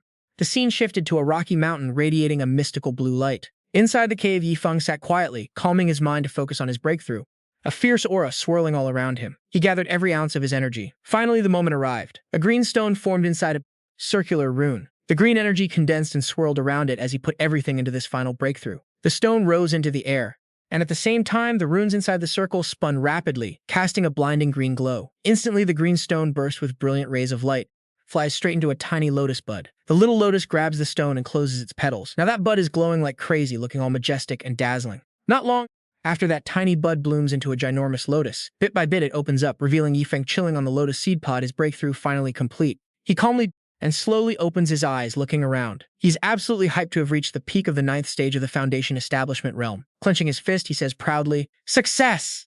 Early morning in the cave, Yi Feng's ecstatic shout echoes. Boosting through 2 whole major realms in one go feels insane. Finally, I've reached the peak of the 9th stage of Foundation Establishment. Man, I'm a freaking genius. But then he starts tearing up, trembling. Sucks that a mind-blowing breakthrough like this had zero audience. Just as he steps out of the cave complaining, he spots 2 dead bodies. Completely speechless, he hops around, grabbing his foot after accidentally stepping in a puddle of blood. Looking closer, he panics and mutters, "What the hell is going on? I take one nap and 2 corpses just spawn out of nowhere, and my epic breakthrough was witnessed by 2 dead guys. Is this some kind of sick joke?" Picking up a golden bug, Yi Feng mutters, "These 2 were definitely taken out by someone else. Was it the guard squad's doing? What's up with this bug anyway?" Holding the insect, Yi Feng is totally lost. Whatever. Better pack my things and hit the road. Meanwhile, somewhere else, a groom is putting a diamond ring on his bride's finger. "Master, I'm giving you everything I have. Will you please marry me?" The bride replies, "I do." The old Sect master wipes away tears of joy nearby, thinking, "My girl, you've got to be happy." Yi Feng wraps his arms around Tianxue, whispering sweetly, "Hey, Master Wifey, let's make enough babies to start a whole soccer team." Tianxue turns away, blushing hard, "Fine, whatever you say." Suddenly, Tianxue panics and screams, "No way in hell!" She bolts upright, gasping for air, waking up Yi Feng, who's sleeping right next to her. "Wifey, what's wrong?" Her sister, sleeping on the other side, groggily asks, "Sis, what's with all the racket?" Tianxue lets out a huge sigh of relief. Thank goodness, it was just a nightmare. She pulls up the blanket and lies back down. "Let me just get some sleep." And the other 2 lie down with her. But suddenly, Tianshue's eyes snap open. Wait, this isn't right. Boom, the Star Soul Sect explodes. Meanwhile, a cloaked figure is skulking outside the door. Tianshue's clothes are totally disheveled, making her red-dressed maid worry. "Holy Maiden, it's so late. Is everything okay?" The pink-haired maid asks in confusion. "Holy Maiden, what on earth was that explosion?" Tianxue hugs her pillow, shivering. "It's nothing, just some inner demons. Let me crash at your place for these 2 days. Make some room for me, okay?" The 2 maids look at Tianshue's retreating figure and reply in unison. "Right." Deep in some forest, Yi Feng is sprawled out on the grass. "If only I had a carriage. That'd be so clutch. I'm freaking exhausted." Suddenly, he spots a group of people passing by. "Oh, that's a merchant caravan. They have carriages." He immediately waves his hands and runs over, shouting, "Yo, wait up!" This immediately puts the leader, Meng Tongwu, on high alert. "Who the hell are you? Why are you blocking our path?" Yi Feng replies enthusiastically, "Hey bro, I just want to join your caravan." Tongwu cuts him off instantly, releasing a chilling vibe. "Do you honestly think I'd let some random stranger with an unknown Background, join our caravan? Keep moving. Yi Feng is left standing there, totally bummed. Man, if I knew it was going to be this hard, I would have started my own caravan. Why didn't I think of that earlier? Frustrated, he kicks a pebble on the side of the road and snorts. At the next town, I'm absolutely starting my own caravan, getting a dope carriage and hiring servants to pamper me. Suddenly, a rider approaches. Hey, you looking to tag along with a caravan? Yi Feng raises an eyebrow. Yeah, what's it to you? The rider dismounts and points to a guy walking up behind him. My young master wants to give you a shot. If you can beat him in a fight, you can tag along with our caravan. Yi Feng's eyes light up. Oh, sweet, what a steal. The young master steps up and introduces himself. I'm Huang Xiaofei, peak 9th stage of the Divine Treasury Realm. Hearing this, Yi Feng raises an eyebrow. This blonde dude doesn't look like a caravan's young master at all. Still, he introduces himself. Peak 9th stage of the Foundation Establishment Realm. Huang Xiaofei laughs mockingly. Bro, don't go crying that I bullied you, leaving Yi Feng completely speechless. Huang Xiaofei shrugs arrogantly. I'll even give you a 3-move head start. Use any trick you want. Generous of me, right? This absolutely ticks Yi Feng off. He pulls out a whole stack of talismans. This punk tries to show off more than me? If I don't teach him a lesson, I'd be disrespecting my own main character status. Don't blame your granddaddy for going all out. Suddenly, Meng Tongwu rushes forward, tackling Huang Xiaofei to the ground while screaming, Young master, watch out. This guy is insanely dangerous. Huang Xiaofei tumbles backward, yelping in pain. Meng Tongwu gets into a defensive stance. Hey, isn't this supposed to be a friendly spar? Win or lose, our young master was going to let you join the caravan anyway. But you pulling out that massive stack of talismans? That's way overkill, don't you think? Huang Xiaofei, sitting on the ground, is totally lost. Wait, what's with the candied hawthorns? But Meng Tongwu snaps, Young master, please stay out of this. Yi Feng rolls his eyes and explains, oh, these talismans? I just pulled them out for fun, they won't hurt anyone. But in his mind, he thinks, let me use the heavenly secret detection function just once to check if he's telling the truth about letting me join regardless of the outcome. Instantly, the system pops up with a ding. What the opponent said is indeed true. Yi Feng is caught off guard. Wow, guess I was being a petty jerk. Meng Tongwu warns, 8 high-grade talismans. That's clearly your trump card. Who the hell are you trying to fool by saying you just pulled them out for fun? Huang Xiaofei is still completely clueless, muttering, wait, what kind of candied hawthorn is sweet? Aren't they all sweet? Yi Feng can only sigh. Well, since you don't believe me, he tosses the entire stack of talismans behind his back, triggering a massive earth-shaking explosion. He then smiles and says, there, now I gotta give you guys a fireworks show to make up for it. This is just my way of expressing art. Art is an explosion. Meng Tongwu's jaw literally drops to the floor in absolute shock. Holy crap, did you seriously just blow them up? Meanwhile, Huang Xiaofei's eyes are sparkling with excitement. Whoa, that's one crazy candied hawthorn. The massive blast catches the attention of people far away, who wonder what the hell was that. Meng Tongwu sighs helplessly. Fine, I believe you. Please excuse my rude tone. After that, Yi Feng starts handing out talismans to everyone in the caravan. All right, gather round. I'm gonna need a little help from everyone here. Huang Xiaofei looks at Meng Tongwu naively. Officer Meng, what's up with these more than 100 candied hawthorns? Meng Tongwu's hands shake as he holds the talismans, practically crying. These are talismans, you idiot, not hawthorns. Just one of these is worth 100 million low-grade spirit stones. Beside them, Yi Feng is still hyping everyone up. All right, guys, help me pull off this epic art piece. It's called Heavenly Thunder. Throw all those Heavenly Thunder talismans in your hands into the air. Let's make this lightning strike look absolutely wild. The guys holding the talismans can't help but wonder if this dude has a loose screw in his head. Is there an issue here? Damn, is this dude seriously trying to sell secondhand junk? A glorious halo of greatness popped up behind him as he raised his chin and smugly bragged to everyone. This is perfect. It'll make squandering money so much easier later. Plus, I can throw them some crumbs and pocket the rewards. I'm literally a genius spendthrift. But next to him, Meng Tongwu could only feel completely speechless. How the hell did this guy just whip out a massive stack of grade 9 tier 6 talismans? Even the young master's status couldn't flex on this dude. Tongwu was about to return them, saying, bro, you should take these back. But before he could even finish, Huang Xiaofei excitedly cut in. Big bro, are you actually for real? Then I'm seriously gonna throw them. Leaving him speechless, while the other guy gave an okay sign. Duh, of course it's real. Toss them, hurry up. With that, Yi Feng raised his hand and hurled the talismans into the sky, shouting, everyone, bombs away! The crowd followed his lead and chucked them all at once, triggering a massive, wide-range explosion with lightning blasting in every direction. Even a bird flying by got blasted so hard its brain turned to mush. A deep crater slowly opened up and the crowd gathered around, whispering, damn, that's so deep, it's literally a canyon. Another guy exclaimed, first time I've ever seen anything like this. Someone who couldn't believe it gasped, you seriously just wasted over 80 to 90 million talismans? That is so wild. Another bragged proudly, once I get back this time, I can flex about this heavenly lightning for the rest of my life. I was the one who made this legendary stunt happen. Somewhere else, Huang Xiaofei clutched Meng Tongwu's sleeve and started sobbing, totally throwing him off. Steward Meng, if my old man ever calls me a useless spendthrift again, you gotta back me up. I'm not even close to being a real spendthrift. Right then, the system popped up with a ding. Congratulations, host, on burning through all of today's spendthrift goals, rewarding 1,000 spendthrift points and the divine ability, Good and Evil Buddha Strike. The icon showed a high monk, closing his eyes with hands clasped, but right next to him was a horned skull. He shrugged, totally smug. Damn, a free divine ability? Not bad. Grinning like a maniac, he checked the system screen, thinking, I only got this divine ability because of these guys. System, give everyone 100. But the system beat him to the punch with a ding. 10,000 top-grade spirit stones, 10,000 is the absolute max, leaving him dumbfounded. Yo, I wasn't even finished talking. After that, he slipped a blue ring into everyone's hands, making everyone super confused about what they were. Running around handing them out, he yelled excitedly, Yo, thanks for helping me chuck those talismans earlier. Here are some top-grade spirit stones. Hope you guys don't mind. Instantly, everyone cheered. 10,000? It's seriously 10,000 top-grade spirit stones. One guy hugged his ring like crazy. Holy crap.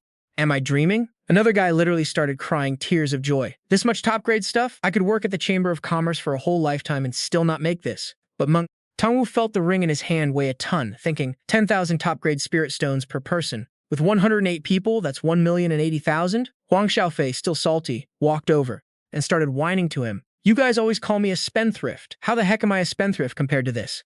Just wait till I get back. I'm telling my dad everything so he knows the injustice I've faced for over 10 years. But he just raised an eyebrow. What? Are you saying without him being a spendthrift, you'd want to copy him too? He immediately pinched her cheek as a penalty.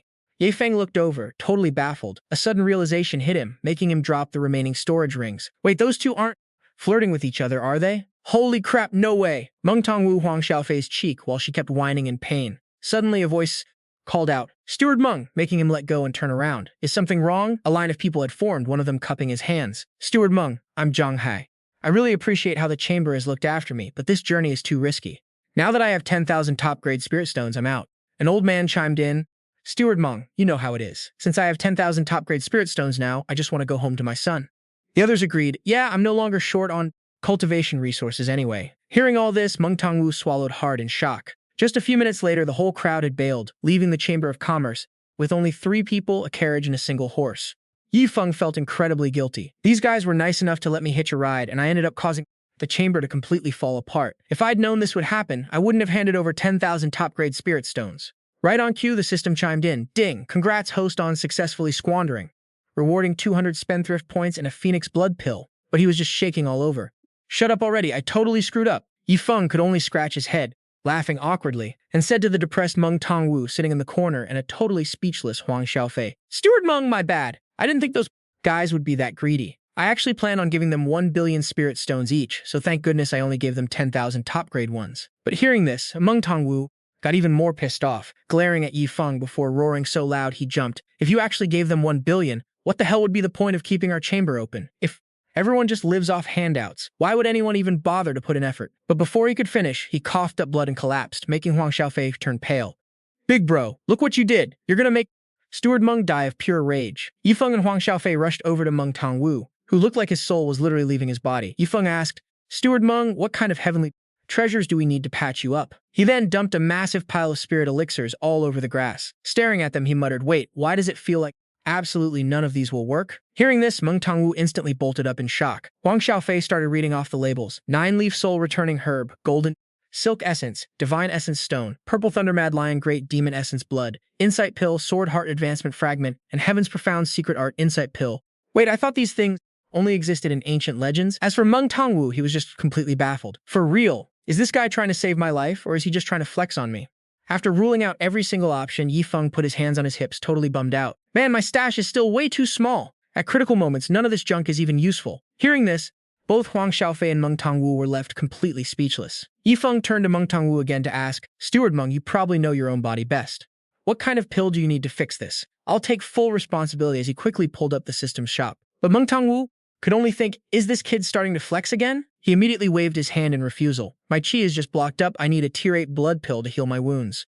And it has to be a 5-stripe or higher grade. Hearing this, it suddenly clicked. Wait, wasn't that pill recipe he just got rewarded called the blood ginseng recipe? He immediately turned around, raising his hand to command the system. Target tier 8 blood pills, quantity 10. Give me everything you've got. Instantly, a pill card popped out from a jar. Yi Feng pumped his fist as the system interface flashed. Ding! Unlocked 80 jars of pills in total, consuming 8,000 spendthrift points. Obtained 10 8th tier, 9-vein blood ginseng pills. But hearing this, Yi Feng just scoffed at the system. Huh? That only took 8,000 pills. Where did the rest of the system go? Anyway, the system could only play dumb? I don't know. Huang Xiaofei nervously told Meng Tongwu, Butler Meng, you're making things way too hard on the guy, aren't you? Right? That bro is just trying to flex. He could only shrug and say, all right, I'll stop busting his chops. Meanwhile, Yi Feng was so pissed he was literally pulling on the system's screen, stretching it out. You trash system, did you also rip me off last time when I unlocked the Earth-grade martial art? Spit it out. The system could only try to distract its host. Stop pulling already. Someone's looking for you. Someone's looking for you. Meng Tongwu pulled down his hat brim and smirked. Hey kid, if you don't have it, just forget it. I was only playing. After all, the blood ginseng pill is going to be lost to history soon anyway. But before he could even finish, Yi Feng pulled a Doraemon and shoved the pill right in front of Butler Meng's face. Found my blood ginseng pill, leaving Meng Tongwu completely shook. You seriously have a blood ginseng pill? No way, is this really a 9-veined one? Yi Feng immediately urged him, quit spacing out, and just take the damn pill, making Meng Tongwu panic. He thought, I couldn't even buy this pill if I wanted to, so he politely declined. Actually, kid, to be honest, my injury isn't even that bad. I'll be fine after a little rest. No need to waste such a crazy expensive pill on me. Totally threw Yi Feng off. Precious? What the hell is so precious about a cracked-looking pill like this? Meng Tongwu was utterly dumbfounded. That cracked pill is the legendary 9-veined one. From the legends, you know. While Huang Xiaofei was just curious, thinking maybe to this guy, that's just how it is. What's Bro Yi trying to do? Yi Feng just points a pill at the horse. Yo, little horsey, here's a treat for ya. The horse is so hyped it refuses to leave. Honestly, that's pretty nice. Meng Tongwu instantly screams, Bro, no way! The system panel pops up again. Spendthrift standards met.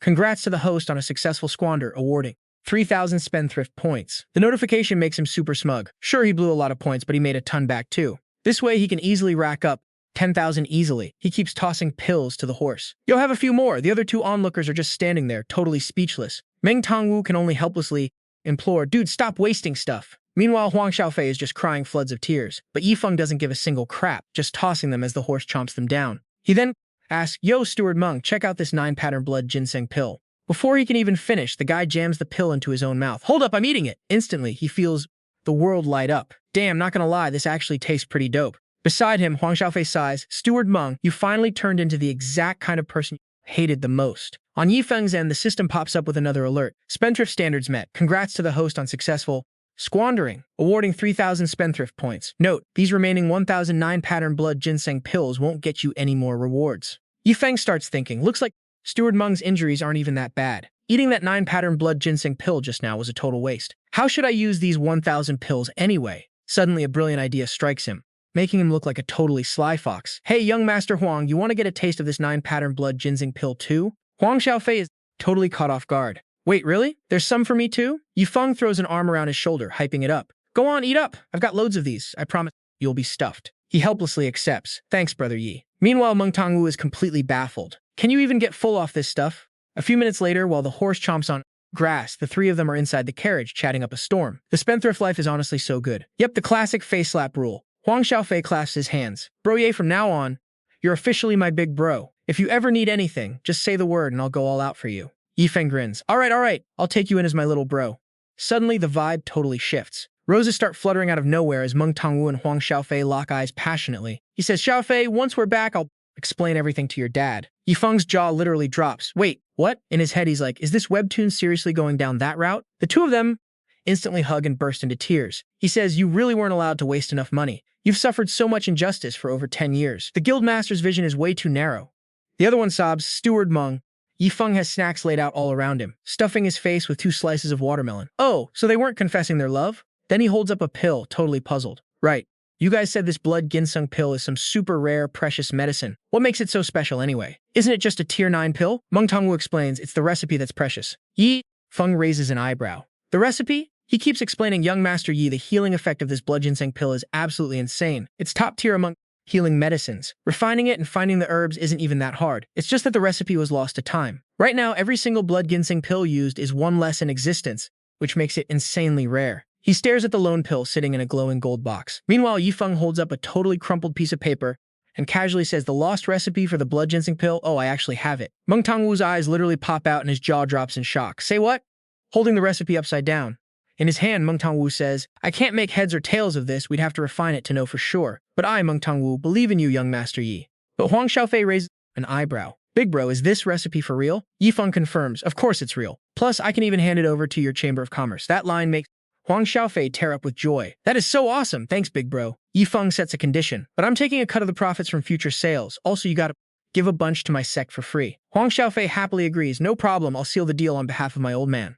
Yi Feng immediately starts daydreaming about bursting with joy, as Luo Tianxue plants a kiss on his cheek, saying, "I'm so lucky to have a personal disciple like you."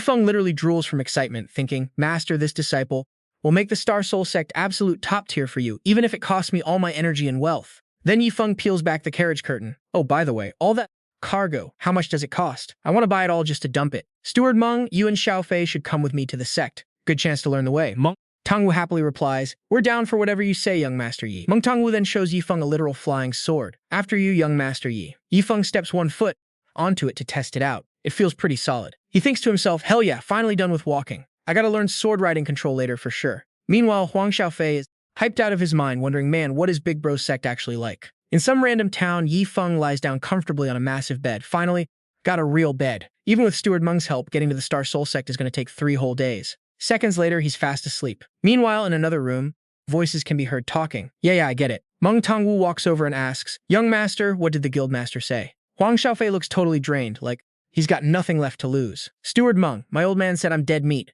Over at the Shanghai Chamber of Commerce headquarters, Guildmaster Hai Da is leaning back in his chair, letting out a heavy sigh. "Man, if I knew it'd turn out like this, I would have kept Xiaofei at home." He turns to a mysterious, heavily cloaked figure and says, "Elder Meng, sorry to bother you, but please go fetch them." Then he starts ranting. This is pure madness. The men deserted, the cargo is gone, and they're all following some guy named Young Master Yi. Honestly, I'm just worried about their safety right now. The old man, hidden under the gray cloak, respectfully bows, looking super professional and obedient. "Don't worry, Guildmaster, they'll be fine. I'll go locate them." The next day, Feng is sitting in front of his digital screen checking out the daily shop refresh. Today's spendthrift product is the Battle Saint Physique for 10,000 points. The detailed info pops up. Battle Saint Physique, an insanely powerful combat physique. The worse your injuries, the crazier the energy you unleash. It literally makes you fight harder and harder. Battle Saint 8 Desolations? Feng's jaw drops, totally unable to believe it. "Damn, this thing is that cracked? System, can't you just let me try it out once?" The system dings with a warning.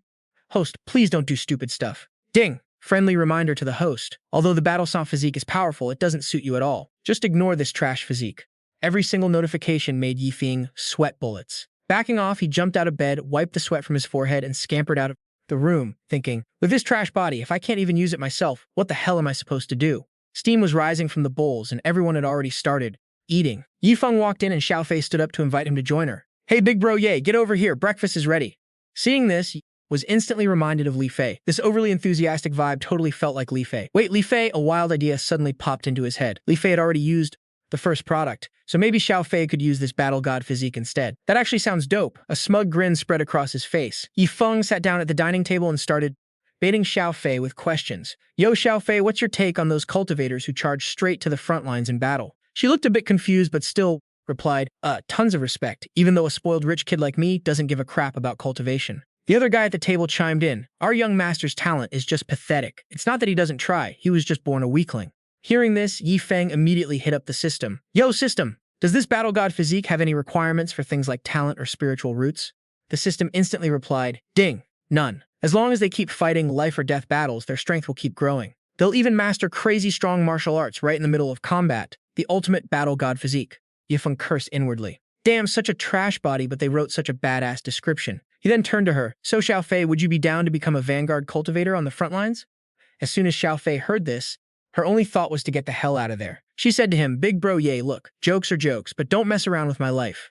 It's not that I'm bragging about not being able to fight, but I'm a pro at running away." Feng grinned like a cat cornering a mouse and grilled her. Xiaofei shivered and said, "For real, no joke." She couldn't help but feel a chill run down her spine. "Why is Big Bro Yi looking at me like that? I'm getting totally freaked out." Feng paused for a moment, then started rambling. "Let me tell you a story. Once upon a time, there was this handsome guy. He had 10,000 fragments of death sword intent, but he didn't want them, so he found a fat dude who absolutely hated sword cultivators and forced him to use that death sword intent." The two listeners thought to themselves, who the hell calls themselves a handsome guy with a straight face? Feng then moved on to his second story. The Battle God physique is an incredibly badass combat physique, and he started hyping it up in detail, and this physique just happens to be in the hands of that handsome guy. But he wants to give this Battle God physique to someone who can't fight for shit and is only good at running away. Hearing him say this, Xiaofei jumped out of her skin. She finally realized who he was hinting at. "Dude, if you want to call me out, just say my name," Xiaofei said with a sigh of regret. "Big bro, yay, your story is truly legendary, but I was just messing around earlier. I respect those frontline fighters so much. How could I be a coward and run away? If it weren't for my birth defect, I'd throw myself right into that exciting life or death battle." She stood there scratching her head with a forced laugh, looking totally useless and terrified of dying, ready to just give up. Steward Meng, don't you agree? Yifeng glanced at him, thinking, you useless brat, what the hell are you complaining about?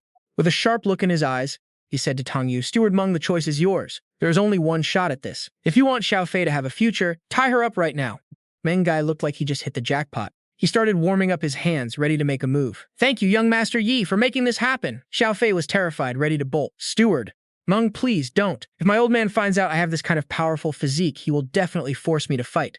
Her father was absolutely terrifying in her mind. Xiao Fei was pinned to the ground, her face completely flushed and sweat pouring down. Looking like she was in pure agony, she screamed, Help! They're trying to end me! Let me go! I don't want this! Brother Meng! Tang Yu frowned, annoyed, and let go. She tumbled forward from the momentum, splatting onto the floor with a groan. Yifeng leaned in and started directing the Meng Guy, hold her down in a bit. He laughed sheepishly. Sorry for the trouble, young Master Yi. Yifeng ran around the room, putting on a mask and gloves, looking like a total professional, while the guy pinned down Xiao Fei, who was still screaming, I don't want to go to the front lines, I'll just screw everything up. She was comforted a little. It's fine, in just a bit, it'll all be over. Don't worry, young master. Young Master Yi told me earlier, it won't hurt at all. You're the bravest of them all. A brilliant golden crystal emitting glow was brought in front of Xiao Fei. Her eyes widened as excruciating pain hit her. The golden crystal merged into her body, disappearing right between her eyes. Xiao Fei was in so much pain she wanted to die. You said it'd be over in a second. Why does it hurt like hell before she passed out? Seeing her pale, lifeless face, Tang Yu worriedly asked him, Dr. Yi, is this symptom of Xiao Fei normal? With a confident look, he replied, the process was super smooth. Let's just watch her for now. Outside, weird whispers broke out. What is that? Why is the sky turning red? Is some disaster about to hit us? Inside the room, Xiao Fei's body, after merging with the crystal, unleashed a massive wave of power. Her entire body was covered in skin that had turned golden, looking like a statue cast in pure gold. Riding a warhorse with a long saber, striking fear into the bandits' hearts, blood-staining white hair, restoring order to the universe. Darkness is only the beginning of this era. The people outside were also blown back by this terrifying power. Tang Yu observed the situation and marveled. The battle god physique is absolutely insane. Then began to worry that if the young master didn't level up, they wouldn't be worthy of this battle god physique at all. Just then, the system popped up with a new notification. Ding! Congrats to the host for blowing all the spendthrift items for today. Reward 1,000 spendthrift points and 3 yin-yang bewildering formation flags of the 9th rank, 9th grade. Seeing the reward, he yelled in annoyance. System, what the hell is this? You call this squandering a physique? An illustrated golden flag appeared, which was the yin-yang bewildering formation flag of the 9th rank, 9th grade. When activated with spiritual energy, it can set up a yin-yang bewildering formation capable of trapping masters at the peak of the 9th level of the Tribulation Realm for 10 hours. This is a single-use item and will disappear. Note, this item does not trigger spendthrift rewards. Hearing the explanation, Yi Feng squinted his eyes to check it out. This reward is actually pretty sick. I've been at the Star Soul Sect for 3 days now, and this thing can guarantee me a good night's sleep. The system agreed. Totally worth it, host. This thing is highly suitable for a spendthrift like you. Xiao Fei was still tied to the chair, looking like a pitiful little rabbit. Big bro Yi is done yet. Why don't I feel anything at all? Did you really implant this physique into me? Hearing this, the Hmong guy walked over, tearing his shirt open. He says, No way, young master. Once we get young Master Yi back to the sect, I'll have the guild master train you himself. From now on, every battle between us is going to be a real life and death match. His ripped muscles and six-pack flexed, looking dead serious. If you don't take this seriously, I won't pull any punches either. If you die, pausing for a second, he continues, I'm going down with you. His razor-sharp glare gets so close it makes Xiao Fei shiver all over. Ye Feng watches this whole drama unfold like he's watching a movie, running a hand through his hair to give some advice. Xiao Fei, you're on your own, buddy. Good luck.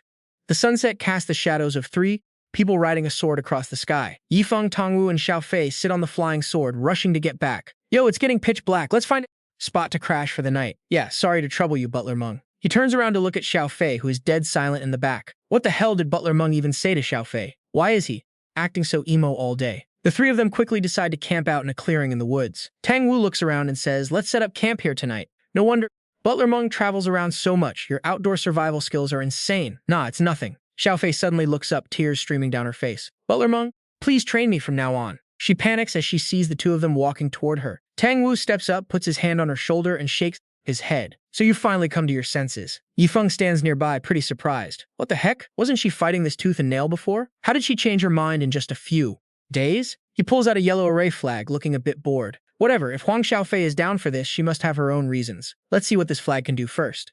A golden barrier is quickly set up in the middle of nowhere. Yi Feng yells over to the 2 who are already duking it out.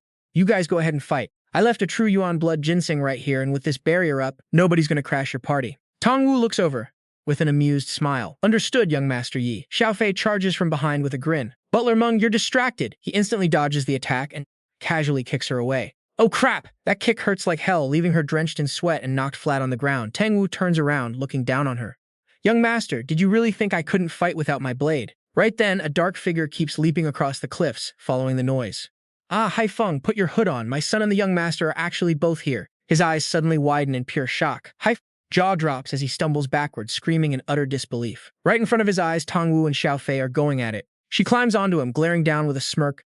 Butler Meng, you're seriously underestimating me. You think you can lock me down with just this much strength? Suddenly, a loud thud from inside makes Hai Feng freak out. He takes the upper hand from above, pinning her arms behind her back. You're still too green, young master. Damn it! Hai Feng grits his teeth in rage, roaring so hard his fangs show.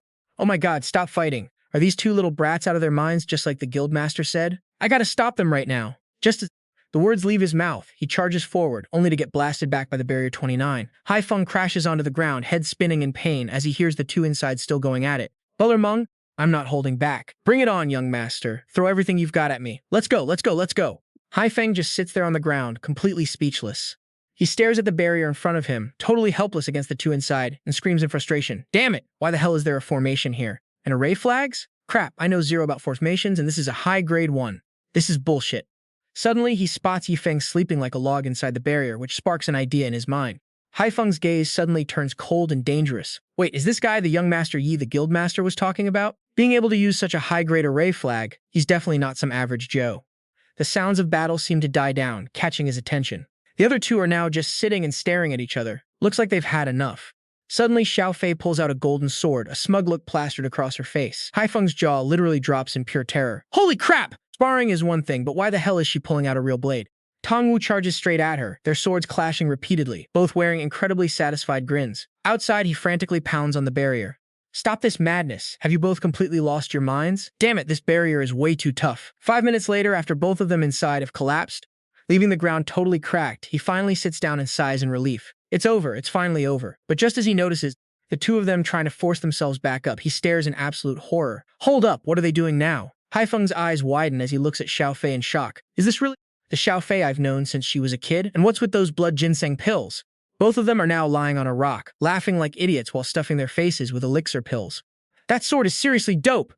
Another 5 minutes pass. The wounds on both of them quickly vanish, and their fighting spirit instantly flares up again. Butler Meng, round 2.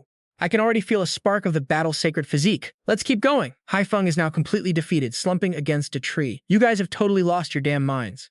Who uses such precious pills just to heal some scratches? What a bunch of spoiled brats. By now, the sun is high in the sky. Yifeng wakes up, rubbing his eyes in utter confusion. Wait, why are they still fighting? Did they seriously go at it all night? Through the barrier, he looks over at the guy sitting under the tree. Hai Feng glares back at him, his eyes dripping with pure killing intent. Yifeng quickly pulls out an array flag, smiling to himself. Man, thank God I set up the array flags last night, or those two would have been toast. This first flag is about to expire. Time to use the second flag to trap them for 10 hours. If they manage to catch up, I'll reward them with another one. Over on the other side, Hai Feng finally realizes that Yifeng can see him and charges forward in a rage. The kid saw me, so he really is the one controlling this formation. No wonder my son couldn't see me. Fine by me. Let's see what you've got, punk. But the moment the words leave his mouth, his face slams hard against the barrier, sending him flying backward. Yifeng shouts out to Xiaofei and Tongwu. All right, stop fighting. It's time to hit the road. Got it. Watching the three of them walk off chatting and laughing, Hai Feng clenches his fists in pure rage. Meanwhile, Yifeng turns his head back, flips him off with a smirk. Dumbass. A burst of green energy explodes as Hai Feng screams in sheer frustration. Ah, this is making my blood boil. Meanwhile, somewhere else, Yifeng has a clueless look on his face as he thinks, man, that was a close call. Those two idiots probably have no idea I blocked an enemy for them last night. Honestly, merchant guild factions really are heat magnets. Suddenly, the system panel pops up, and the moment he sees it, he literally spits out blood. An enemy? Why the hell is? Are these blood ginseng pills? And there are 10,000 of them. Who on earth can eat all that? Suddenly, a brilliant plan popped into his head. Wait, why do I have to eat them? I can just throw them away. After all, Yifeng smirked, glancing at the system screen. System, the 8th grade 9-vene blood pill is a long-lost legendary medicine. Well then, I'll throw them away to make it a total waste of heaven's treasures. No matter if some demonic beast eats them or a random person picks them up, that totally counts as wasting money, right? The system screen dinged, confirming it matched his spendthrift behavior. He pouted, looking totally smug and devious. With that thought, he happily spread a cloth over a rock and said, looks like you guys haven't had breakfast yet, huh? Tongwu and Xiaofei walked over to Brother Yi. This is on us, Brother Yi. We didn't think about having to camp out in the wild. He grinned, pointing his finger at the ultimate ultra-deluxe blood ginseng pill meal with a seaside view and said, apologize for what? I just wanted to tease you guys. Too bad you two don't have breakfast, but I do. She stared at it, her mouth watering, while he was completely speechless. He smirked deviously, glaring at them, and said, "What are you guys standing around for? Eat up! Not eating means you're not giving me respect, right?" Looking at the meal, she was terrified of eating so much she'd throw up. But whatever, she shouldn't ruin Brother Yi's good intentions. Meanwhile, he stood beside her with a dark face, completely overwhelmed. 1 hour later, both of them were stuffed to the brim, their bellies bulging. He groaned, "Young Master Yi, we seriously can't eat anymore." He tilted his head slightly, chuckling. "If you're full, get some exercise. I still have over 9,000 pills left. Butler Meng, you keep traveling. Xiaofei, you help me throw away some of these blood ginseng pills." Hearing this, her eyes widened in shock. She gasped in panic. "Brother Yi, that's not a good idea. If someone else picks them up, it could hurt our Chamber of Commerce's exclusive trade of blood ginseng pills. Besides, these are 9 ones." With an indifferent face, he sighed, "Xiao Fei, you're the young master of the Chamber of Commerce and you don't even have a business mind?" Suddenly, he pulled out a suit and a pair of glasses from nowhere, grabbing a pointer to give her a detailed lesson. Even though these are 9-veined, in the end there are only 9,000 of them. Once one is used, there's one less. With so many people in the Xuantian continent, this tiny amount of pills is nowhere near enough. Saying that, he pushed down his glasses to look at her. "No offense, but don't make me look down on your Chamber of Commerce." He put his hands on his hips and continued lecturing them. One was nodding frantically, while the other stood completely still, absorbing every word he said. "Even if I gave your chamber's alchemist the recipe, could they actually refine 9-vein blood ginseng pills? Even if they could, how many people could actually afford them? Wouldn't they still end up selling 5, 6, or 7-vein blood ginseng pills?" Tang Wu nodded eagerly. He picked up a blood ginseng pill to inspect it. "But if we throw them away, the fewer 9-vein pills there are, the greater their hype and publicity will be." He stood tall and proud, looking down like a boss, making them look up to him in pure awe. The scarcer the blood ginseng pills, the more hype they get, and the more people will try to refine them. By the next evening, out in the wild, Feng leaned against a tree trunk, casually telling the other two, "You two keep sparring." Both of them replied in unison, "Got it." Looking totally bored, he tapped on the system screen, thinking, "Man, this time, other than spendthrift points, there are no over-the-top rewards." He smiled bitterly, pulling out a cloth. Behind him, the other two were sparring with each other. Back and forth, back and forth. "You two really make me worry. Fine, I'll stay up and keep watch for you guys tonight." Suddenly, a notification popped up saying, "The host can sleep peacefully. If there is any danger, the guard squad will protect you." The system's tone sounded like it was eagerly anticipating something. "Yi?" Feng pouted and said, "Sheesh system, I'm not a useless weakling. Why would I need guards? If they protect me for too long, I'll start feeling like a total loser. Plus, I could have easily farmed infinite spendthrift points using those jars ages ago, but I didn't because I don't want to become a mindless spending machine." His words hurt the system so much that it practically started crying. He lay down, recalling his past self and laughing helplessly. "In my past life, I worked overtime all year round. It wasn't easy to finally treat myself to a day off, playing games all night. But then I fell asleep and ended up in the Xuantian continent." Crossing his legs, he realized that farming spendthrift points and getting a paycheck were pretty much the same. But then he had a realization. In this world, I want to both enjoy life and farm spendthrift points at the same time. Somewhere else, a trembling hand was holding a red jade pendant called the Blood Spirit Jade. This jade could sense the location of others. It turned out to be Feng. With a dark face, he panted heavily. "Finally found them. Luckily, I have this Blood Spirit Jade, or else I wouldn't have known their location." Suddenly, a glowing red sphere caught his eye. He picked up the round pill to inspect it and was suddenly shocked. "Huh? This is a 9-vein blood ginseng pill." Suddenly, in the distance, he spotted a ton of other 9-vein blood ginseng pills. It shocked him so much he couldn't believe his own eyes. Tearing up, he began picking them up one by one. The first one. What a waste. What a tragic waste. These are priceless treasures. After gathering them for a while, he screamed in pure rage. The 500th one, wasting over 2,000 pills. That damn spendthrift deserves to die. By the next pill, he had to sit in meditation just to calm his mind, his face looking completely emotionless and devoid of worldly desires. "Let's destroy them. Are blood ginseng pills just nothing to the rest of the world? I don't even want to pick them up anymore." The next morning, a rooster's crow echoed everywhere. He yawned, rubbing his eyes as he woke up. "What's going on? Did I oversleep? Is it already morning?" He froze at the highly misleading scene between the two young ones. "Don't struggle, Butler Meng." His eyes widened as he thought, "That was careless of me. Luckily, that old geezer didn't show up. Otherwise, he would have disrupted Xiaofei and Tang Wu's training." Right as he said that, the old man reappeared. Tang Wu lifted Xiaofei up, teasing her, "Young master, you're so soft." Meanwhile, Feng was so touched he shed tears, crying, "Finally, I'm here." But right as he was getting emotional, the moment he spotted Feng, his furious gaze felt like it was going to burn a hole right through him, startling the young man. Feng immediately threw the red cloth, which was inscribed with strange runes, straight at him. "Go!" A barrier instantly manifested around the two of them, trapping the old man inside. Standing safely outside, Feng gloated and stuck his tongue out to mock him. "You old bastard! If you have the guts, keep chasing us." Feng was so enraged by his mockery that he gritted his teeth. "You brat, no matter where you run, this old man will hunt you down," Xiaofei said excitedly. "Brother Yi, look, after sparring for 2 nights, I've already fused 1% of the battle's sacred body.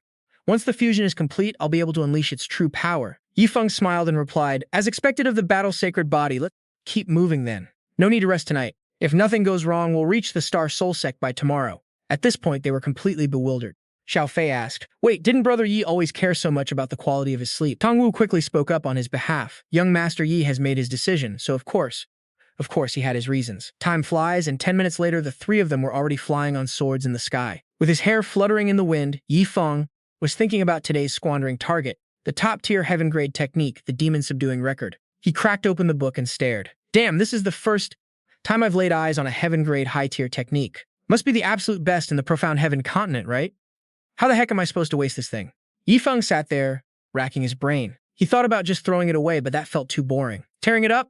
Nah, not creative enough. He kept thinking and thinking, then, ding, light bulb moment. He turned around to face Xiao Fei with a totally goofy grin. Xiao Fei, how many days has it been since you last took a dump? Huh? Xiao Fei was completely dumbfounded. Like, why the hell is this guy asking such a private question out of nowhere?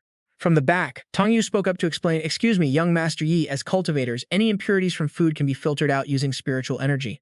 So we don't need to use the bathroom like regular mortals. Exactly, Brother Yi. Even though my strength is pretty average, I can still do that much. At this point, Yifeng was kind of baffled. What kind of cheesy anime logic is this? Out of nowhere, this dude leaned his massive face right in and said, no, you don't. Xiao Fei got so spooked by his intense face that she literally clenched her butt cheeks. Her face turned bright red from embarrassment. Oh my god. Is Brother Yi really making such a perverted joke? What should I do? Should I say no? No way. Brother Yi treats me so well. How can I not handle a little embarrassment for him? After an intense inner struggle, Xiao Fei swallowed her pride and squeaked, Brother Yi, my stomach hurts. Out of the blue, hearing that, Yifeng flashed her a totally mischievous grin. Cold sweat poured down her face. Yep, there was definitely a plot brewing here. And that plot was him handing her the demon-subduing record and saying, go ahead, make sure to use this to wipe. She was utterly speechless. Like, holy crap, who even thinks of doing something like that? Out in the wild, with a cool breeze blowing, Xiao Fei was squatting behind a boulder, her face burning with embarrassment. How many years has it been since I last went to the bathroom like a mortal? She flipped open the book, reading while doing her business. This book is so profound even though I don't get it at all. Suddenly, she gasped as if she'd just reached enlightenment. Meanwhile, the two, Feng and Tong Yu, were waiting outside for her. Suddenly, Tong Yu's jaw dropped when he saw a bright golden glow coming from Xiao Fei's direction. He shouted, this aura, it's the state of epiphany. My dummy of a master actually entered the legendary state of epiphany? Completely dumbfounded, Tang Yu turned to Ye Feng, who was still looking totally chill. Young Master Yi, what kind of book did you just give to the young lord? He was utterly shocked. The young lord, who is usually so dim-witted, actually entered the legendary state of epiphany. Tong Yu stammered, young Master Yi, what on earth is that book you gave to the young lord? Yifeng felt completely helpless and speechless. It was just a measly, heaven-grade, high-tier cultivation method he wanted Xiao Fei to use as toilet paper.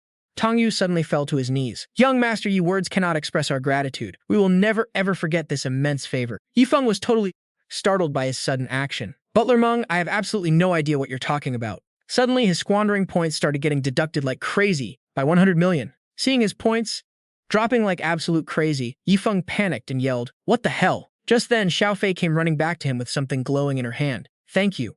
Brother Yi, I'm all done. His face went completely dark and lifeless as he glared at her. Xiao Fei, still happily bouncing over, had no idea that a bunch of tiny glowing particles were slowly surrounding her. Just a few seconds later, a thick cloud of dust erupted over the grassy ground. Suddenly, the system panel popped up with an alert. Ding! Today's attempt to squander an item has failed, deducting 50,000 squandering points. With pure agony written all over his face, Yifeng gritted his teeth and swung his fist in the air. I had over 60,000 points left and now 50,000 are gone.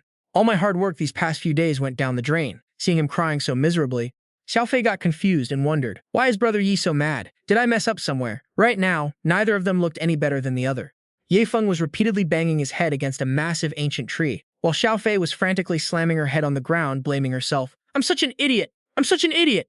I'm such an idiot! Feeling incredibly guilty, she whimpered. Brother Yi, I'm sorry. It's my fault. Yi Feng stopped what he was doing and asked, what did you do wrong? With tears welling up in her eyes, she started pouring her heart out. You told me that with the Battle Holy Body, I don't need any cultivation methods or martial arts techniques. I just need to learn through combat. My determination wasn't strong enough, and I got distracted by a cultivation method instead, forgetting my own nature before I could even fully master it. Brother Yi, you were testing me, but I ended up disappointing you.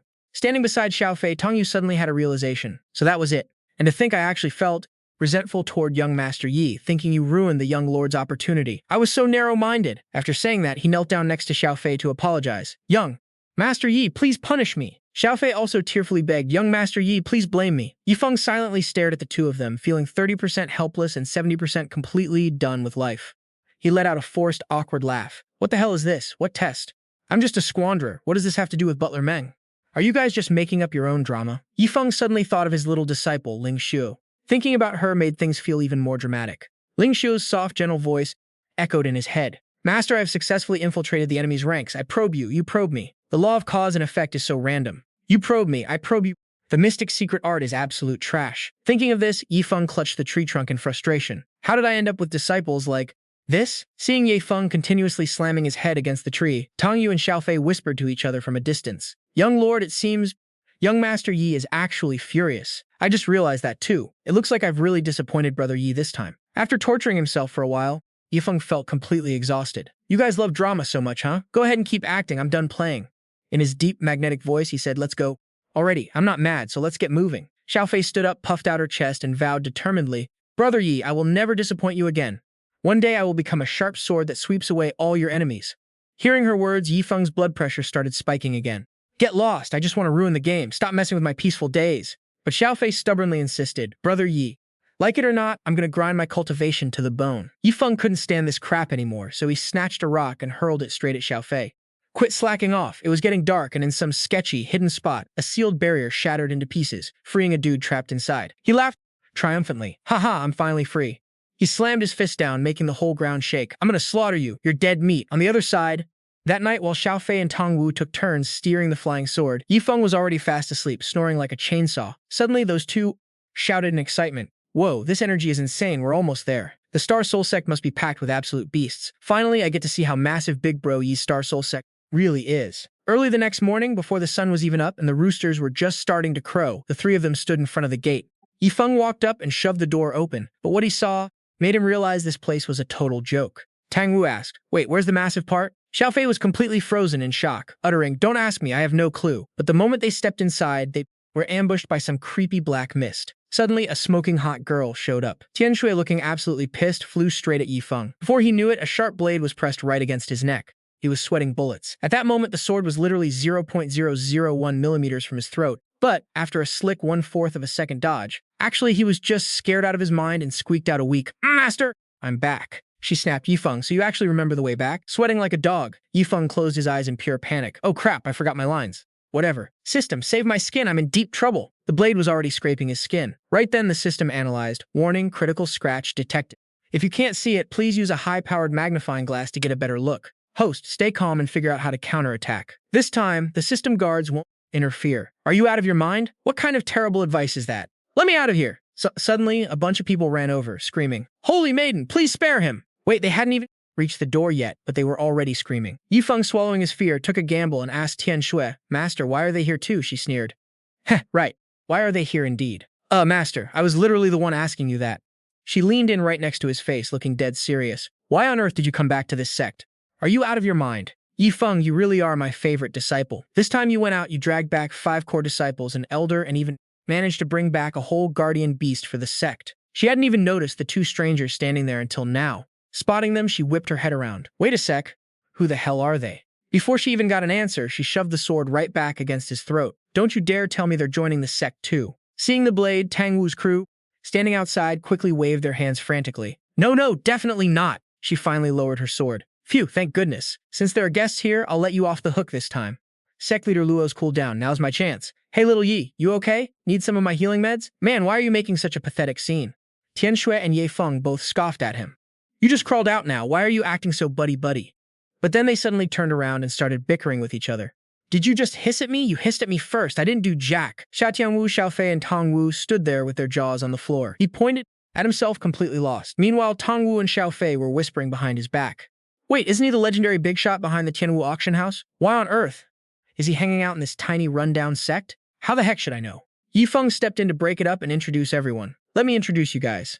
These two are from the Shanghai Chamber of Commerce." He pointed them out with a big grin. "This is young Master Huang Xiaofei, and this is the chief butler Tang Wu. This time, they came back with me mainly because they want to talk business with you, Master." "Wait, what?" Tianxue was totally bewildered. She said, "Look, you two, my Star Soul sect hasn't even been around for 1 month. As you can see, we barely have any disciples, and our pockets are completely empty. We can't even afford basic cultivation resources for them. Honestly, I think we should just skip this whole partnership thing. Hearing this, Xiaofei and Tongwu were shook to their core. Our pockets are empty? Wow, her definition of broke is on a whole different level. Xiaofei, clutching the blood, ginseng pill recipe tightly in his shaking hands, quickly explained, Sect leader Luo, I think you've got us all wrong. We didn't come here for that kind of stuff. A few minutes later, Tianxue was sitting with her chin resting on her hand, deep in thought. A tier 7 blood ginseng pill recipe that's been lost for ages, sold exclusively? If our sect can get a piece of that profit pie… Wait, no. What does that have to do with me? I didn't start this sect to get rich. Feng excitedly ran over to his master and said, Master, I'm your top disciple, the big bro of this sect. Back then, when I saw my fellow disciple break down crying because he was totally broke and collapse into a chair, that scene was burned into my memory forever. Right then, I swore to myself that if I could find a chamber of commerce to partner with, I'd do whatever it takes to make it happen. Now that the perfect chamber of commerce is standing right in front of us, I have to grab this God-given chance. She immediately bolted upright to listen. He passionately kept going. To restore the glory of the Star Soul Sect, I cannot back down. He was totally fishing for a compliment here. Tianxue looked completely done with him, thinking, I knew nothing good would come from those two showing up. Anything involving this pain-in-the-ass disciple Feng is always bad news. If this messes up my cultivation plans, how long will it take for me to pass the tribulation, ascend, and get my revenge? At this moment, a system notification suddenly popped up. Ding! System reminder to the host. Old guy in the gray cloak will arrive at the Star Soul Sect in 3 minutes, deducting 1 daily use of today's Heaven's Secret probing function. He smirked. Heh, thank God I pre-ordered the Heaven's Secret function. He's actually here. Feng turned to Xiaoshu and said, Xiaoshu, there's some old geezer in a gray cloak heading to the Star Soul Sect. Go intercept him. Don't kill him, just beat him within an inch of his life. Make it absolutely brutal. She calmly replied, Xiaoshu obeys your command. Xiaoshu gracefully stepped out with a fan, and the guys instantly started cheering like fanboys. Seeing this, Feng scoffed. What the heck? Is she trying to act cool in front of my senior sister? Deep in the forest southeast of the Star Soul Sect, Meng Haifeng was clutching something in his hand, muttering, Almost there. You guys finally stopped. Don't believe you have any more high-grade array flags left. If I don't slaughter you, my name isn't Meng Haifeng. The black cloak guy sneered. Ha! You kept me trapped for 3 days. 3 whole days. Suddenly, Xiaoxue just threw a massive punch, blasting him back. Shocked by her raw power and sensing a wave of killing intent, he yelled, I don't want to kill you. Get out of my way. Xiaoxue ignored him completely and charged straight in, scoffing. A mere tribulation realm trash. Who gave you the balls to come hunting me? My master? He glared. Master? What kind of spirit beast are you anyway? Before he could even finish, he got rocked by a flurry of punches, ending up flat on the ground. Looking down, the beast said, I've survived 2 heavenly tribulations. If I don't whip you into shape, my master's going to be pissed, so don't you worry. Xiaoshue's body wriggled as she smirked. Master doesn't want you dead just yet. Once I'm done teaching you a lesson, I'll drag you to him, dead or alive, and let my master make the final call. But her body language was totally hinting that this girl hadn't beaten anyone up in ages, and her hands were seriously itching. Sorry, old uncle, but you're going to have to make a little sacrifice for me. It wasn't that the old uncle didn't want to play along, but his body just wouldn't let him. Just like that, she went all out, hitting him over and over until he was completely broken. Her eyes lit up with sheer joy as she bragged, My master told you so. I can beat you so hard that even your own mother won't recognize you. Screams echoed through the dark forest. Meanwhile, in the guest room of the Soulstar Sect, Huang Xiaofei was lazily staring at the communication spirit stone, which was making some weird noises. Squeak, squeak, squawk, squawk. Dad, what are you talking about? We haven't even seen Elder Ming yet. Then his jaw dropped in sheer shock. What? Elder Ming has been chasing us for 3 days? Wait, you're saying he just sent out a distress signal and is currently getting beaten to death? Back at the main hall of the Soulstar Sect, a figure ran in, completely panicking. Feng was chatting with the person next to him. For this collaboration, Butler Meng, please rest assured. The person next to him smiled back. Suddenly, Zifei burst in, breathlessly asking, Brother Yi, have you guys seen anyone wearing a gray cloak in the last 2 days? Hearing this, Feng grinned and began boasting about what he did. Ah, so you noticed? You guys seriously need to work on hiding your tracks. If it weren't for me, he would have wiped you guys out ages ago. He's been hunting you down for 3 days. No need to thank me. Hearing this, she was dumbfounded, then screamed in sheer panic, Brother Yi, you've got it all wrong. Quickly, send someone to call him back. That man is Butler Meng's father. He's not an enemy. Hearing this, the two of them instantly froze, their faces completely collapsing in shock. Just then, something crashed heavily onto the ground right in front of them. It was the old man, completely helpless and crying out, Save me! His battered body lay there as he weakly greeted the 3 of them. Then, another massive impact shook the entire courtyard with a loud boom. The 3 of them turned pale with horror. Xiaoxue then appeared, holding a fan in her hand, while stepping on the guy beneath her. Master, I brought him back. I did a good job this time, right? The man underneath was screaming in pain. Meanwhile, Tangwu rushed over to his father at lightning speed. The other 2 just stood there, completely frozen. With teary eyes, he frantically asked, Father, are you okay? His father just lay there, muttering in a daze. The flowers, the trees, the sky, the wind, the clouds, my wife. He sat beside him, terrified. "Father, what kind of gibberish are you talking about?" He didn't even dare to touch him, fearing it would hurt. Then the old man passed out. Seeing this, Tang Wu looked up at the sky, holding his cheeks and wailing, "I didn't expect that so soon. I, the black-haired, would have to lay the white-haired to rest, father." Ye Feng and Xiao Fei stood there utterly clueless, while Xiaoshui tilted her head, suddenly realizing, "Uh-oh, did I mess up big time?" A few hours later, in the guest room, Xiao Fei stood to the side, explaining, "So, that's what happened." Elder Meng, sitting in a wheelchair with an ice pack on his head, replied, "Who would have thought he was actually protecting you, young master?" Yi Feng bowed before him in apology. "Elder Meng, I am truly sorry. Back then, when I woke up, I saw you staring intensely at Xiao Fei and Tang Wu, mumbling something angrily. With a weary, haggard face, the old man sighed, "Indeed, that was my own fault." Just then, another old man walked in. "Elder Meng, it's been ages. How have you been?" he asked in surprise. "Boss Xia, what are you doing here?" Boss Xia flashed a bright smile and said, "Haha, what Boss Xia? I'm done running the auction house. Now I'm just an elder of the Soul Star Sect. After working hard my whole life, I figured it's time to find a nice place to retire." Hearing this, Elder Meng was dumbstruck, while the others stood behind them in silent shock. Stroking his chin, Elder Meng remarked, "If your Chamber of Commerce is partnering with us, then I guess I'm the middleman here, right?" Then he proudly began introducing everyone one by one. "This is the Sect Master of the Soul Star Sect, Luo Tianxue, who is also the beloved daughter of Sect Master Luo Wuming. These 5 are the core disciples of the Star Limit Sect, and I'm sure you know what they represent." She stepped forward to greet Elder Meng. "And these 3 are Bai Tianhong, an elder of the Star Limit Sect, La Kai, a close friend and elder of the Star Limit Sect, and Xiaoshui, the guardian beast of our sect, and Yi Feng's battle pet." Xiaoshui then bowed to apologize. "I am deeply sorry for causing you such severe injuries." Hearing this, Tang Wu realized that these people were all heavy hitters. So they all went inside to talk. "I've admired you for a long time. Please excuse our rudeness." Their voices echoed outside. Meanwhile, a disciple was standing right by the door. While everyone in the guest room was chatting away, they seemed to have completely forgotten about another important member of the sect.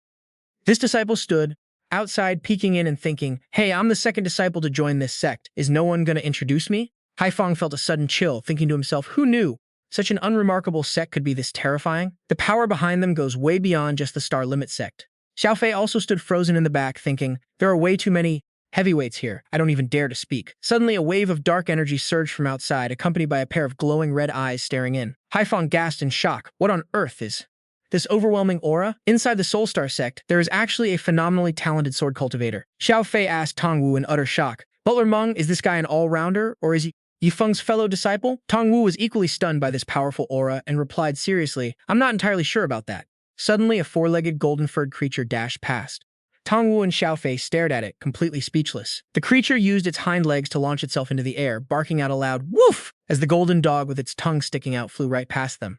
Haifeng felt like his soul had literally left his body. Xiao Fei clutched his head in absolute terror, while Tang Wu literally coughed up blood. Everyone was completely dumbfounded. The dog leapt right into Yifeng's arms as he called it puppy, while it happily licked his face all over. The others standing behind them could only watch in dead silence. Tianhong and Lakai had a massive row of question marks floating over their heads. Tianhong was incredibly confused and slightly jealous. Why do all the good things in life go to this dog? Lakai, on the other hand, started having some bizarre thoughts. Man, if only I weren't a human. A line of people stood silently behind them, watching Yifeng play with the dog. You want to eat more? Other people's dogs are so pampered. The puppy clung to his arm while Yifeng sat on the ground, smiling warmly at it. Hey puppy, look what I brought back for you. Suddenly, a blazing aura erupted from the house, startling the person sitting outside right out of their sleep. The puppy proudly puffed out its chest, and behind its back, a massive greatsword materialized, radiating a terrifyingly powerful and unstoppable aura. Haifeng was shook to his core seeing the dog like that. Tears of pure shock streamed down his face as he screamed, the Sword Heart Realm, a prototype of the Sword Embryo. Tufi was totally used to this. She smugly smiled to herself, thinking, I knew it. Anything in Brother Deep's hands is bound to be insane. He even casually threw a broken physique like the Battle Sant physique my way. Meanwhile, Tianxue was trying so hard not to lose her cool. Keep it together, I'm not mad. It was his to begin with, so whatever if he loses it. But if the Grand Elder sees this, he'll probably lose his freaking mind. Luo Kai stroked his chin, looking completely intrigued. He thought to himself, I thought this brat eating a great demon's meat was already pushing his limits, but who knew he was hiding a treasure like this? Hao Yu stood happily behind Duangvu and Haifeng, sharing some wisdom. Don't panic, guys. This is just basic stuff for my junior brother. Sit down, and act like you've been here before. Spamming 666 in the chat wouldn't even do it justice. You just have to get used to his absolute cheat code level. But Duangvu and Haifeng still hadn't snapped out of it. After resting for a bit, Haifeng cupped his hands to say goodbye. Sect Master Luo, it's getting late. I should probably get the young master and the others back home. Duangvu stood silently next to him, while Tian Shui looked surprised. Huh? You're not staying the night at our Star Soul Sect? Haifeng politely smiled and declined. We shouldn't. Down at the foot of the mountain, Night had completely fallen, leaving only 3 people on the narrow trail. Feng, wrapped in a black cloak, led the way and asked in a low voice, "All right, spill. What kind of trade did you two set up with the Star Soul Sect on behalf of the chamber?" Tufi, walking behind him, replied, "Father, so you noticed after all." He pulled out a glowing golden paper labeled Top Secret and glanced at it. "Even if he actually has a ton of 9-pattern blood ginseng pills, I don't buy this pill recipe. Besides, your trust in him can't just be because of some recipe, right?" Duangvu gave Tufi a thumbs up to cheer her on. "Go on, tell him." Instantly, Tufi's aura shifted and a massive glowing golden figure materialized behind her. She explained, "This is the real reason I've always trusted Brother Diep." Feng's eyes nearly popped out of his head as he stammered in shock. This is, while Tufi's aura continued to surge, she said nonchalantly, "Brother Diep literally has heaven-defying physiques lying around. A tiny pill recipe is nothing." Duangvu chimed in, totally agreeing. "Exactly. The young master only fused a fraction of it, and her powers have already gone off the charts. She can master heaven-grade, high-tier techniques in a single glance." Hearing this, Feng yelled in shock, "Wait, where is the peak heaven-grade technique?" Tufi smiled, flexing with the smug aura of a billionaire, gesturing that it makes for some super convenient toilet paper. His jaw dropped. "What? That's insane. Who uses that as toilet paper?" Feng rolled his eyes so hard he practically froze like a dry twig. "Let's move. If that recipe is legit, I need to make a trip there with the president. A mere 10% profit cut is way too low. They showed us respect, so we can't play dumb. We've got to offer them at least 20 to 30%. The two walking behind him could only roll their eyes in silence. Meanwhile, back at the Star Soul Sect, inside Luo Tianxue's study, Tianxue sat at her desk while Feng knelt in front of her, asking nervously, "Master, is there something else you need?" Tianxue spoke coldly, holding a sword in her hand. "My dear personal disciple, I really underestimated you. You slip away from the sect for a few days, and look at how many identities you've racked up." She listed them off one by one: core disciple, honorary elder, and even the founder of your own sect who took the master of Manhwa Valley as a disciple. Tianxue glared coldly at him. "So tell me, what should I call you? Disciple, elder, or should I call you master?" Feng immediately put on his best puppy dog eyes and lunged forward. The system activated, bringing a super dramatic wingman atmosphere. Time to show her what absolute loyalty looks like. Red roses instantly filled the air around them as he made a dramatic, tearful promise. "Master, I swear to you, I am yours in life and yours in death. I will always and forever belong to you, Master." Feng cried internally while pleading his case. Master might act cold and have a sharp tongue, but she's got a soft heart. As long as I help her level up this sect, I'll definitely win her over one day. Tianxue actually smiled, touched by his words. She thought, even though he's a handful, Feng is still my one and only personal disciple after all. The two of them stood there as if in a field of flowers, with the wind blowing petals all around them in a beautiful, picture-perfect romantic scene. Feng knelt closer to her, pleading, "Master, that Valley Master only became my disciple because she lost a bet. That sect is just a side gig, and I didn't even want to be an honorary elder. I just couldn't stand the 5 grand elders nagging me." Tianxue waved her hand with a helpless sigh. "All right, get up. The Grand Elder hit me up earlier and told me to remind you not to waste those spirits you have. They might come in handy later. By the way, do you know about that mysterious place in the Heavenly Dao battlefield?" Feng stood up and gave her a confident thumbs up. "Master, are you talking about Heavenly Dao City?" Tianxue gasped in surprise. He shyly tapped his index fingers together and said, "I've actually been there already. Too bad that Heavenly Dao token only let me stay for half a day. I had no idea I was wasting precious time." She turned away, her jaw dropping as she thought, "I was trying to hype it up to get him curious, but he's already been there, and here I am, having never set foot in the place." She looked back at him as he rambled on. "Master, that place is an absolute blast, let me tell you." Feng started hyping it up like a modern guy trying to impress a girl, imagining high-end luxury bags and designer brands lined up in front of them. Tianxue listened with intense curiosity. Feng patted his chest and promised, "Don't worry, Master. Next time I hit the Heavenly Dao battlefield, I'll definitely bag some Heavenly Dao tokens for you. I'll take you there to relax, and even those tribulation stage big shots will have to line up to serve you tea." With floating lotuses filling the room, Tianxue covered her mouth and giggled. "He seems completely sincere. Honestly, having a disciple who goes this hard for me feels pretty amazing." Her heart started racing. Thump, thump, thump. Feng instantly blushed at her smile, thinking, "Oh, it's happening. The way Master looks at me is totally different now." Realizing how embarrassed she was, Tianxue covered her face and cleared her throat. "All right, you can go now. I'll pass the info about Heavenly Dao City to the Grand Elder." "Gosh, this is so embarrassing." He smiled and replied, "Understood, Master." Feng walked out of the study and closed the door behind him. He looked up at the sky, thinking, it took a lot of work to build this connection with Master. Can't rush it now. Suddenly, Luo Kai sneaked up behind him with a wicked grin and grabbed his shoulder. "Do you have any idea how long I've been waiting?"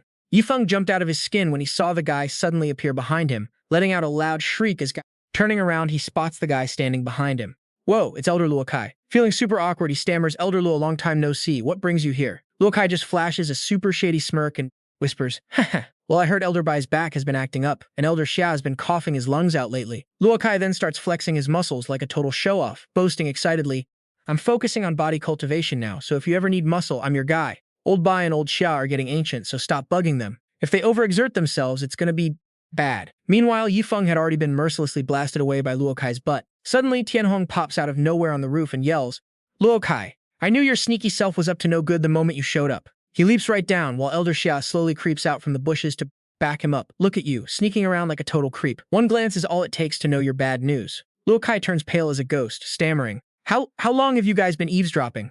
Tianhong starts cracking his joints and growls, So you said my back hurts, huh? Meanwhile, Elder Xia gets right in Luo Kai's face, mocking him. Back when I was running the merchant guild with one hand, you were still a little kid sipping bubble tea. Hearing that, Elder Luo shrinks back, whimpering. It's my first time capping, I swear. My first time, Yi. Feng finally hesitantly chimes in. Elders, I'm completely drained today. How about we play it by ear? Once I get my energy back, I'll definitely bother the three of you. Well, Elder Xia and Elder Bai exchange looks, silently debating, and don't answer right away. Then Tianhong makes the call. Fine, we'll go with Ye Feng's idea. Let's get out of here. Elder Xia drags Luo Kai by the collar, turning around to leave while telling Ye Feng, just get some good rest. Luo Kai is totally dumbfounded, squealing. Where are you old geezers taking me? Ye Feng just sighs helplessly, watching Luo Kai struggle like crazy and scream for help. Ye Feng, save me! A while later, back in his room at the Star Soul Sect, Ye Feng sighs with relief. Finally, I'm back. Suddenly, a familiar voice calls out, Junior, brother. Startled, Ye Feng asks in confusion, Whoa, senior brothers, junior brothers, are you all hanging out in this tiny courtyard too? Hao Yu steps forward with a big grin, saying, Welcome back, little junior brother. Tian Ming immediately showers him with praise. Dang, little bro, I can't believe you were only gone for a few days and already reached the peak of the 9th stage of Foundation establishment. Xingfei shouts in excitement. Looks like you hit the jackpot in the Heavenly Dao battlefield. He casually shoves a junior brother out of the way, making him panic and yell, Ah, 4th senior brother, you just pushed me right out of the camera frame. Meanwhile, Wu Feng is lurking behind a wall, watching everyone make a huge scene. He grumbles to himself, Ugh, it's like I don't even exist. If this keeps up, senior brother is going to forget all about me. With that, he charges out and literally yeets his junior brother out of the way to steal the spotlight, putting on a pitiful face and shouting, Big senior brother, when you broke through, how long did it take? Did you really jump from the Qi movement stage straight to the peak of the 9th stage of Foundation establishment in a flash? Tian Tian suddenly pops up from out of nowhere and says coldly, Junior brother Wu Feng, did you inhale too many fumes while refining pills and lose your mind? Even if our little junior brother Yi Feng is a beast, there's no way he could jump 2 major realms in one go. Hao Yu pats Wu Feng on the shoulder and explains gently, Forget about major realms. Jumping even 2 minor realms in one shot is already hard as hell. Plus, you have to stabilize your foundation afterward. Du Tianyu finally manages to photobomb the shot, smiling brightly as she adds, To establish your foundation, you gotta form a spirit lotus. If that lotus is shaky, your cultivation is going to be all over the place. Since you haven't done it yet, it's totally fine that you don't get it. Feng suddenly bursts into dramatic tears. Junior brother Wu Feng, you're the only one who truly gets me. It's so tragic. When I broke through, did no one actually witness that epic, blindingly legendary scene of mine? He hugs Wu Feng, sobbing his eyes out while secretly thinking to himself, Man, if only those 2 random bypassers hadn't died, that would have been awesome. Meanwhile, Wu Feng just sits there, completely clueless about what's going on, thinking, I knew it. I'm definitely senior brother Yi's #1 fanboy. Hao Yu's face darkens as he asks suspiciously, Junior brother Yi Feng, what do you mean by that? Is what Leng Wu Feng said actually true? Tianyu also gasps in shock. Whoa, little junior brother, are you really that cracked? Chen Hao Yu and Du Tianyu are practically dying of curiosity, throwing questions at him. Little junior brother, how on earth did you pull that off? Teach us your ways. Yi Feng quickly tries to change the subject. Junior brother Wu Feng, you've literally popped 2,000 to 3,000 of those 9-pattern Qingxuan pills, and your body is fully purified. Why haven't you tried to establish your foundation yet? Wu Feng starts ramble on. Well, thanks to the Qingxuan pills that work wonders even for the spirit melting stage, my body is now completely purified of impurities. All of this is thanks to senior brother Yi Feng's generosity. He winks playfully. Big brother, I actually wanted to make my move to foundation establishment earlier, but master told me to wait for you to get back. After all, forming a spirit lotus is a massive deal for any cultivator. Hearing this, Yi Feng gets hyped up. Oh, I see. But honestly, I don't have any good loot on me to help you out right now. Why don't you just chill and wait a bit longer? The others are internally crying tears of regret, wishing they had met Yi Feng when they were establishing their own foundations.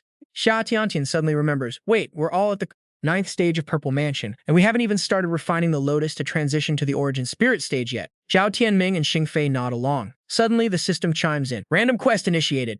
Host, please take your brothers to join the Secret Realm tournament hosted by the Tianyang Sect. You must secure 2nd place, absolutely no 1st place allowed. Mission success brings rewards, while failure results in a penalty. You may decline. He thinks to himself, a Secret Realm tournament and I have to aim for 2nd place? Yi Feng scratches his head thinking, even though I have No clue how this tournament even works. If I want second place, I can't let my own squad accidentally take first. But if the opponents pull a fast one, forfeit, or push us to the top, we're gonna be in deep trouble.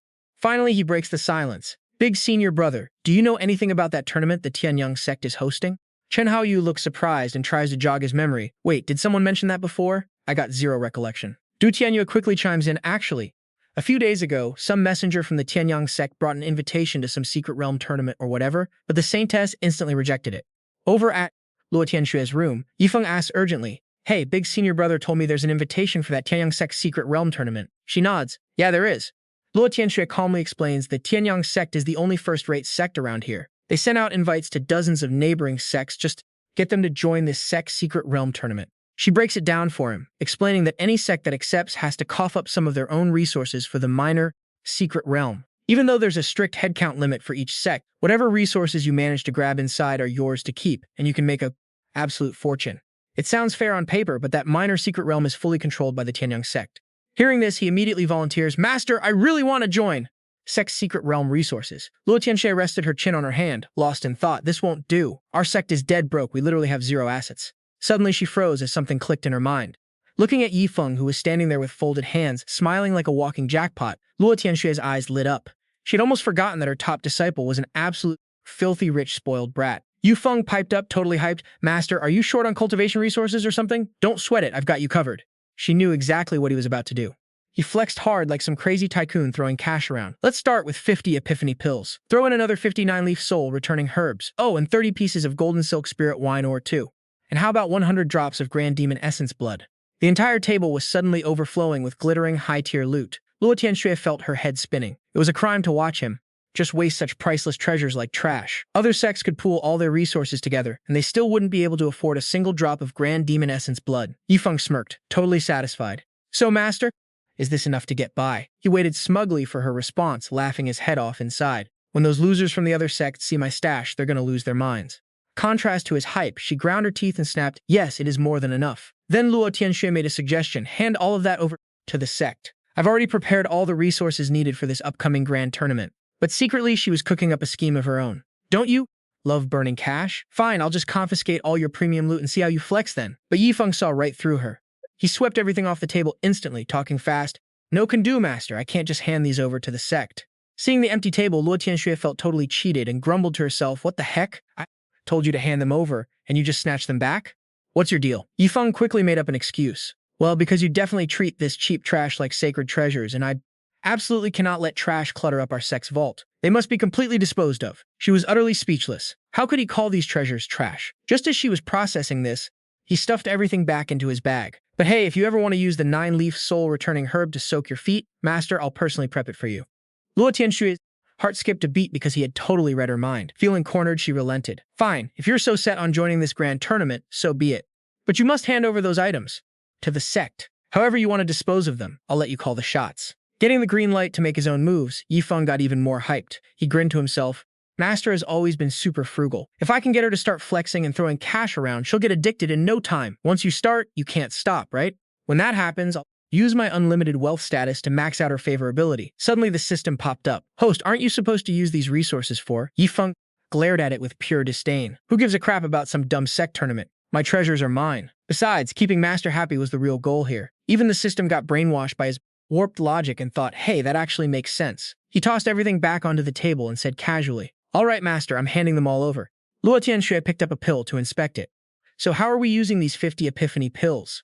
Yifeng didn't hesitate. Give 2 to every disciple and feed the rest to the dogs. She picked up another item. And what about the 9-leaf soul-returning herb? He shrugged nonchalantly. Same old rule, use them for foot baths. Give 2 stalks to everyone, and the leftovers can go to the dogs for foot baths too. Suddenly, a loud boom went off right in front of him, triggered by Luo Tianxue's pure rage. Yifeng asked cautiously, Master, should we maybe dump some of those into the secret realm instead? Honestly, he was starting to worry. Man, looks like I seriously overestimated my master's mental endurance. Luo Tianxue looked at him with a sweet, creepy smile. No need, I think your distribution plan is absolutely perfect. Then she continued, what about these 3 pieces of golden silk spirit wine ore? What's the plan here? When he said he wanted to forge some knives with them, she was shocked. Wow, I didn't know you had such grand ambitions. You should start with a dagger or something. Yifeng replied with a straight face, yeah, I'm forging kitchen knives and hoes, so our kitchen staff can plant a spirit herb garden. Luo Tianxue quickly changed the subject to the Grand Demon Essence blood. Yi Feng hesitated. Oh, that's to water the plants. I mean, as rewards for disciples who make crazy progress or go all out for the sect. Seeing her nod in approval, he let out a sigh of relief. Since this is Master's first time playing the big spender, she's still a rookie. I shouldn't push her too hard. Luo Tianxue sent a voice transmission. Elder Bai, summon everyone to the main hall. The weather outside is looking pretty good. Then she turned back to him. By the way, you and that other guy, you've only known each other for a few days, right? How exactly did you flex on them? He was totally honest. Oh, nothing much. I just fed them blood ginseng pills until they were literally puking them up. She pressed further. Is that all? But she secretly breathed a sigh of relief. Since she already had the pill recipe, those blood ginseng pills didn't really matter.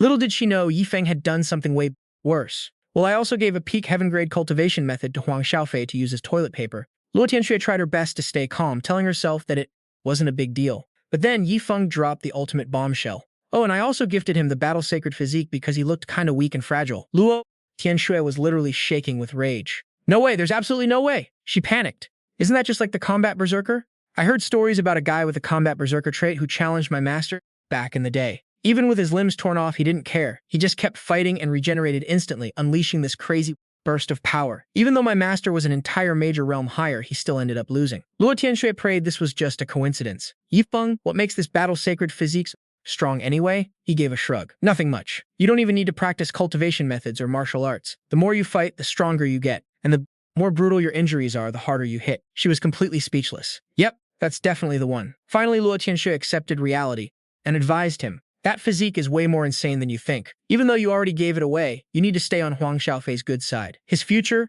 is going to be legendary. He scoffed. No way, I just want to stay as far away from that creep as possible.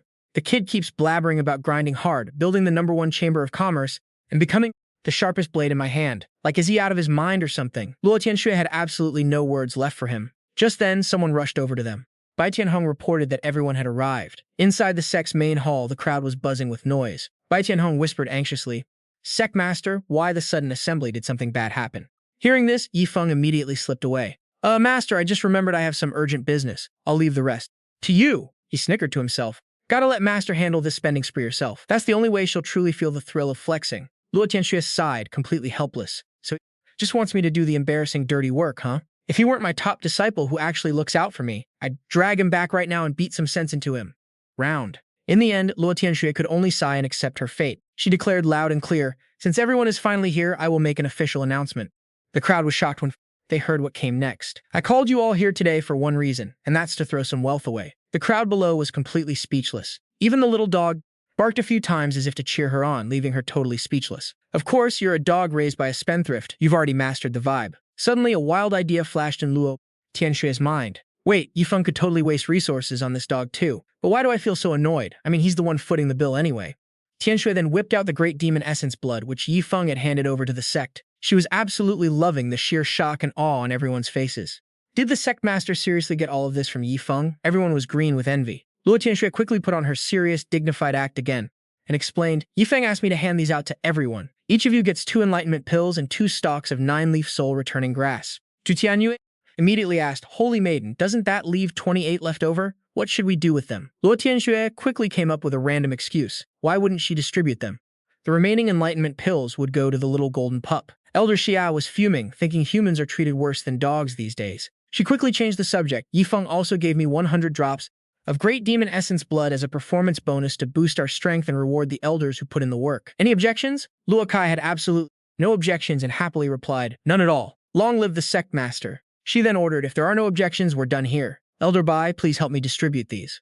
The crowd dispersed, gossiping among themselves. Man, this meeting was wild. I wonder what the year-end bonus will be. Meanwhile, Luo Tianxue took out the golden silkworm, spirit glaze ore. However, she was a bit stumped. She had no idea how to forge this thing, and she couldn't process it herself. But then, a brilliant idea hit her, and Luo Tianxue thought of a certain someone, her eyes lighting up. Of course, I can totally ask her for help. Over in Violet Phoenix City, a girl was busy forging weapons, her arms glowing red from heavy labor. The intense work had completely worn her out, leaving her panting. Chu Xiaoxiao wiped the sweat from her forehead and took a quick break. Hearing Luo Tianxue call her name, she smiled and replied, Well, what wind blew our Grand Sect Master Luo all the way here? Luo Tianxue got straight to the point. Xiaoxiao, I'm here because I need your help forging some things. Xiaoxiao stepped close and teased her playfully. Oh, come here. Let me get a feel of you. Taking it a step further, she joked. Tianxue, when are you going to fix that icy attitude of yours? Besides my dad and me, literally nobody could ever put up with you. Luo Tianxue immediately protested. That's not true. My direct disciple can handle me just fine. Chu Xiaoxiao was instantly hyped when she heard about a direct disciple. 100 questions popped into her head, especially about his looks. Chu Xiaoxiao kept teasing. Tianxue, wasn't that Long Wufeng guy you brought over last time just a regular disciple? Turns out you were hiding a direct disciple all this time. You sneak girl keeping a handsome guy locked away in your golden mansion like that. Luo Tianxue cut her off. Don't even get me started on him. He's just a total spendthrift. Anyway, can you help me forge some kitchen utensils and hose to clean up the spiritual herb garden? Chu Xiaoxiao pouted, disappointed that she wouldn't talk about her disciple. She explained to Luo Tianxue that making utensils and hose was a piece of cake, but it would take a few days. Her father was preparing to forge an extraordinary weapon, so they likely wouldn't have time for the next 3 days. Suddenly, a voice chimed in. We've got time! Suo Hongshan walked up speaking generously. They're just some ordinary utensils, right? I can forge my weapon later. Luo Tianxue greeted him politely. Suo Hongshan immediately asked, Are those 5 old geezers doing well? She replied, Yes, the 5 ancestors are doing great. He turned to his daughter and said, Xiao, go ahead and help Tianxue out. Forging those things won't take long anyway. Luo Tianxue felt a bit guilty asking Elder Chu, even though they are just ordinary utensils, I do have a small request. Suo Hongshan smiled. Just spit it out. Luo Tianxue then pulled out the item. I want Xiao to help me mix these spiritual ores into them. Chu Xiaoxiao and Suo Hongshan stared at them in utter shock. Looking at the 3 spiritual stones in front of him, Suo Hongshan asked, Are these from those 5 old geezers? At the same time, Chu Xiaoxiao asked in disbelief, Wait, isn't this golden silkworm spirit glaze ore? Holding the glowing golden silkworm spirit glaze ores in her hands, she pressed, You seriously want to mix these spiritual stones into those mundane utensils? At first, Chu Xiaoxiao imagined the kitchen scene and said, Using them to slaughter chickens and ducks. Then she thought about Luo Tianxue weeding and tilling the soil, and using them to clear out the spiritual herb garden. She nodded in agreement. At the same time, she happily thought to herself, How strange. Even though I haven't done anything, just seeing how utterly clueless they look makes me so happy. Is this the true joy of being a spendthrift? Standing in front of the 2, Suo Hongshan flew into a rage. He smashed the ground before him and roared, You're going to be the death of me. At the exact same time, over in Violet Phoenix City, Feng was munching on some skewers and praising, Who knew the grilled skewers here would taste this awesome? Seeing this, Xiaoxiao happily chimed, And I know a ton of great spots. I'll take you there next time, master. Suddenly, a massive explosion erupted up ahead, blasting dust and wind straight at Feng. He looked around in confusion, wondering what was going on. Xiaoxiao immediately lunged forward to shield him. Don't worry, master. I won't let anything ruin your good mood. Staring toward the source of the blast, Feng pointed and ordered. The shockwave came from that direction. Let's go check it out. Xiaoxiao obeyed immediately. And so, with one running and the other flying, they rushed over. When they arrived, he couldn't believe his eyes. Suo Hongshan, dripping with intense murderous intent, stood facing Luo Tianxue. Feng was extremely worried. Oh no, master is in danger, but it was just a misunderstanding. On the other side, Suo Hongshan was raging. I'm going to slaughter those 5 old geezers from the Star Limit Sect. While Luo Tianxue and Chu Xiaoxiao did their absolute best to hold him back, Suo Hongshan swung his blade backward, screaming in fury, That golden silkworm spirit glaze ore only has a few pieces in the entire Heavenly Dao battlefield, with countless people fighting tooth and nail over them. And yet, you dare to mix it into mundane tools like kitchen knives and hose. Is this how they've been raising you? His face was twisted with rage. I've lived a long life, but I have never seen such outrageous waste. I have to go demand an explanation. Luo Tianxue desperately tried to explain. This has nothing to do with the 5 great ancestors. The golden silkworm spirit glaze ore belongs to our honorary elder. Suo Hongshan cut her off with a barrage of questions. Honorary elder my foot! Who is he? Where is he? At that moment, she had absolutely no idea how to answer. Suddenly, 2 figures emerged from the smoke. Everyone turned around in surprise, only to see Feng walking up aggressively. Who dares to mess with my master?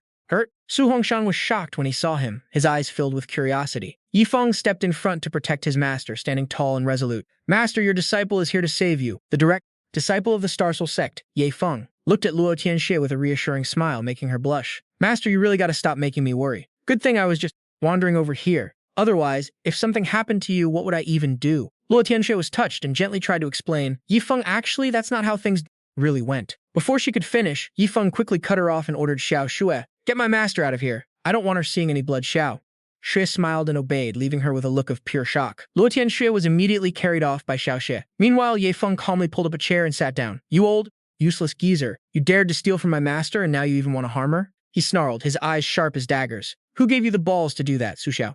Xiao was furious, rushing forward in a fit of rage. Who are you calling a useless old geezer? Su Hongshan stopped her, a satisfied smile on his face. This kid is not bad, Su Xiao. Xiao was clueless. Grandpa, he just insulted you like that and you're praising him? But Su Hongshan replied with pride. If you had a loyal disciple who'd stand up to any threat just to protect you, I'm sure you'd be thrilled too. Having finished her task, Xiao Xue ran back to her master's side, reporting excitedly, I've set up a barrier to isolate the sect master. Feng was pleased with the result. Su Hongshan looked at Feng and burst out laughing. I admit your monster companion is extremely powerful. His eyes grew serious. But if my strength surpasses hers, how will you handle that? Yi Feng threw down a challenge. Care to make a bet with me? With a serious look, he asked what the bet was. Yi Feng stood up, overflowing with confidence and arrogance. I bet that even if you go all out, you won't be able to scratch me. Hongshan was instantly triggered and unleashed a powerful, fiery fist. Kid, you're definitely interesting. Pouring his absolute determination into the move, he wanted to teach Yi Feng a lesson. This old man is going all out.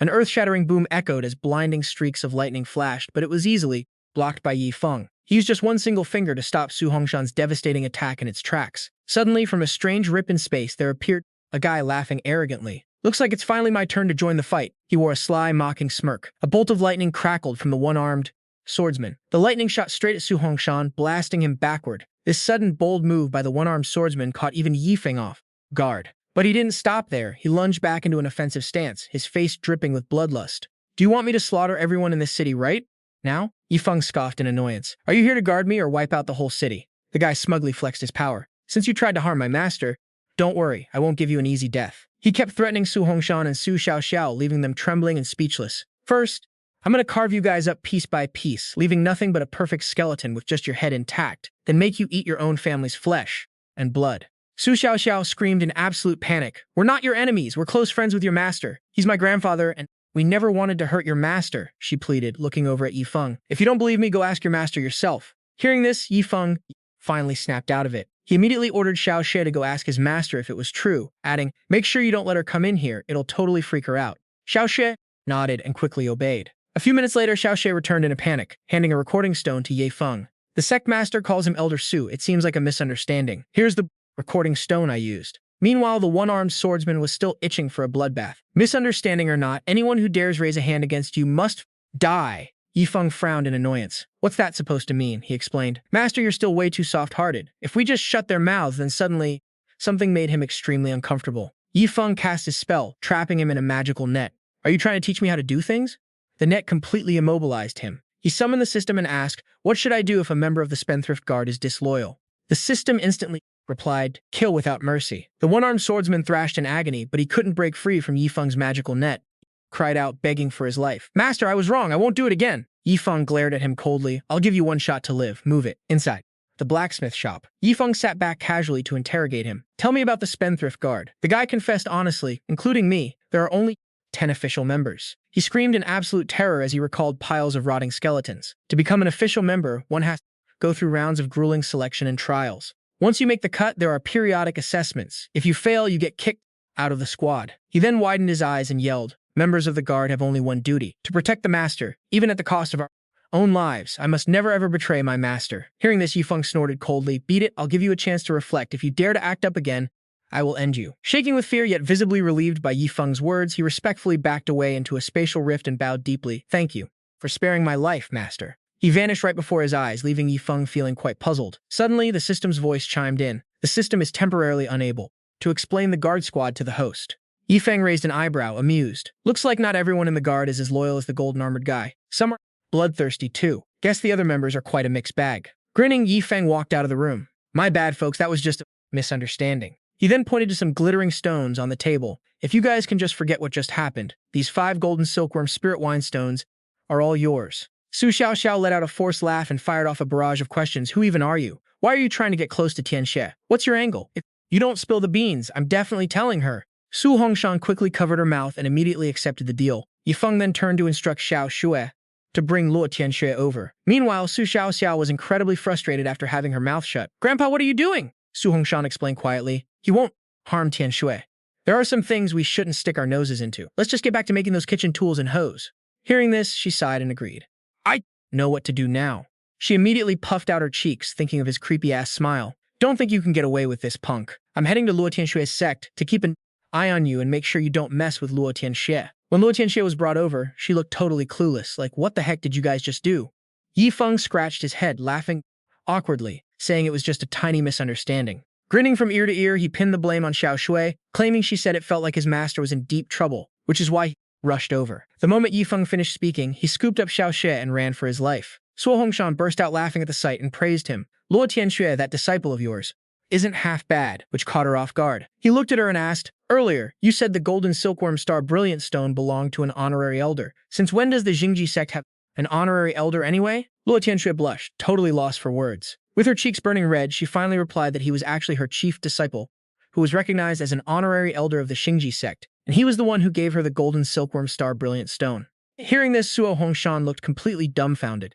Those 5 old geezers couldn't possibly be that ridiculous. What makes this Yifeng guy so special? Beside him, Chu Xiaoxiao jumped in shock and shrieked, Luo Tianxue, doesn't that mean you have to call him elder too? Luo Tianxue blushed in embarrassment, explaining that it was because he had donated 1 billion top-grade spirit crystals to the Xingji sect to use as they pleased. Once he calmed down, he started processing her words. 1 billion top-grade spirit crystals was no joke. Standing nearby, Chu Xiaoxiao nervously corrected him. Grandpa, it's not 1 billion top-grade spirit stones. It's 1 billion top-grade spirit crystals. He winced and turned away, grumbling, Can you not rub this harsh reality in my face?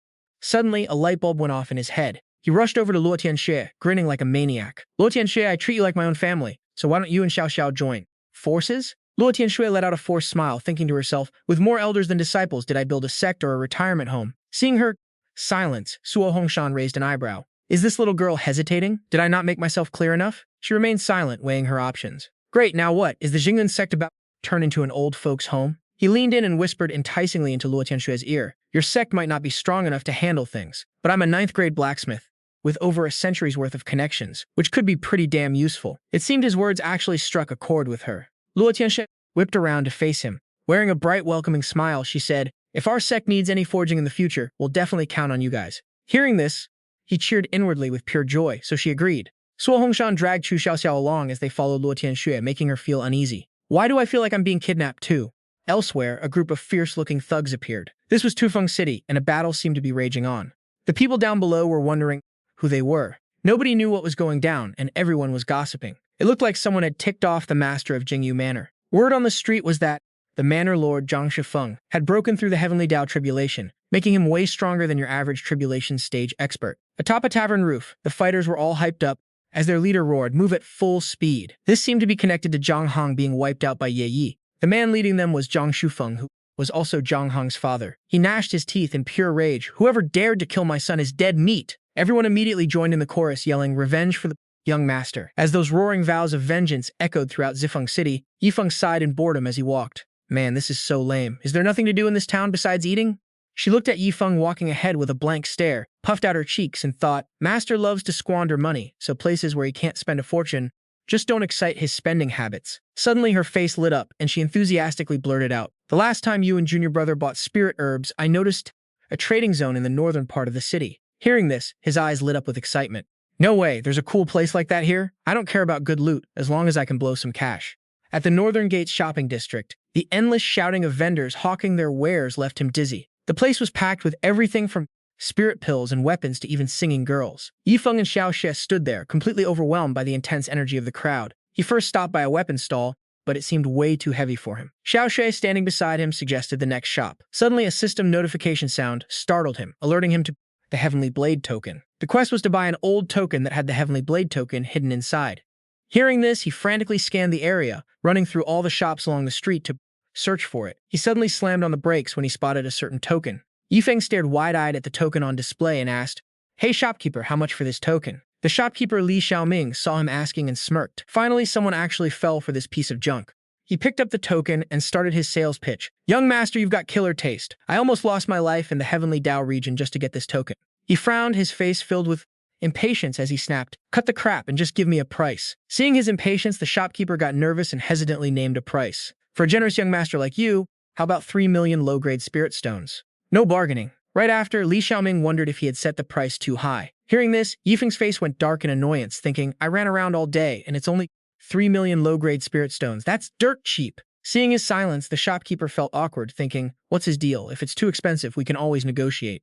Li Xiaoming hesitated for a moment before speaking up. But before he could even finish explaining the high price, a spatial ring was slapped into his hand. Yifeng turned to leave with the token, casually saying, There's over 3 million inside, I'll take it. The shopkeeper stared at the ring in utter disbelief. He actually sold it. Li Xiaoming whipped around to look at him, thinking, Where did this guy come from? He doesn't even know how to bargain. Could there be some secret to this token? Driven by curiosity, he stealthily followed behind and asked, Young master, can you give me a hint? How much is this thing actually worth? How badly did I get ripped off? Walking casually ahead, he replied lazily, This thing is extremely useful to me. I'd buy it even if it cost 3 million top-grade spirit stones instead of low-grade ones. Beside him, Xiao Xue giggled, holding the token. Hearing that he would easily drop 3 million top-grade stones for this, the shopkeeper froze in absolute shock, watching them walk away with smug grins.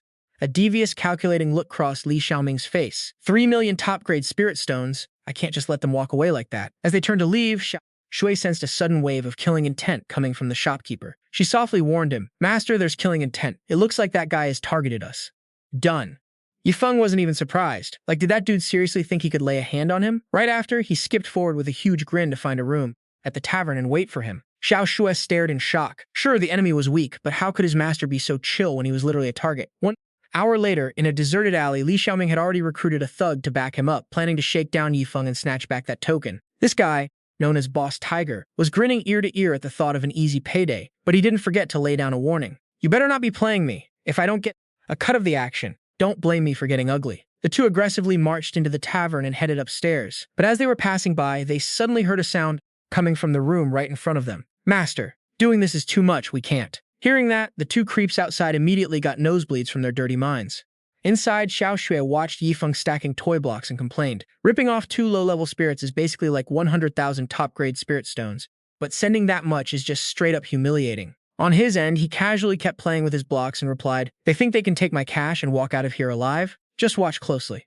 Once they take it, you end them." He wore a smirk, but his eyes were dripping with cold killing intent. He wanted to give them false hope, only to crush it. Standing nearby, Xiao Shui watched his master casually playing around, thinking, what kind of sadistic scumbag plays with people's feelings like this? Right then, the two thugs kicked the door open and barked, "Room inspection. We're enforcing justice." Seeing them barge in, Feng just smiled cheerfully. "Take a seat, you two. I know exactly why you're here. You came to rob me, right?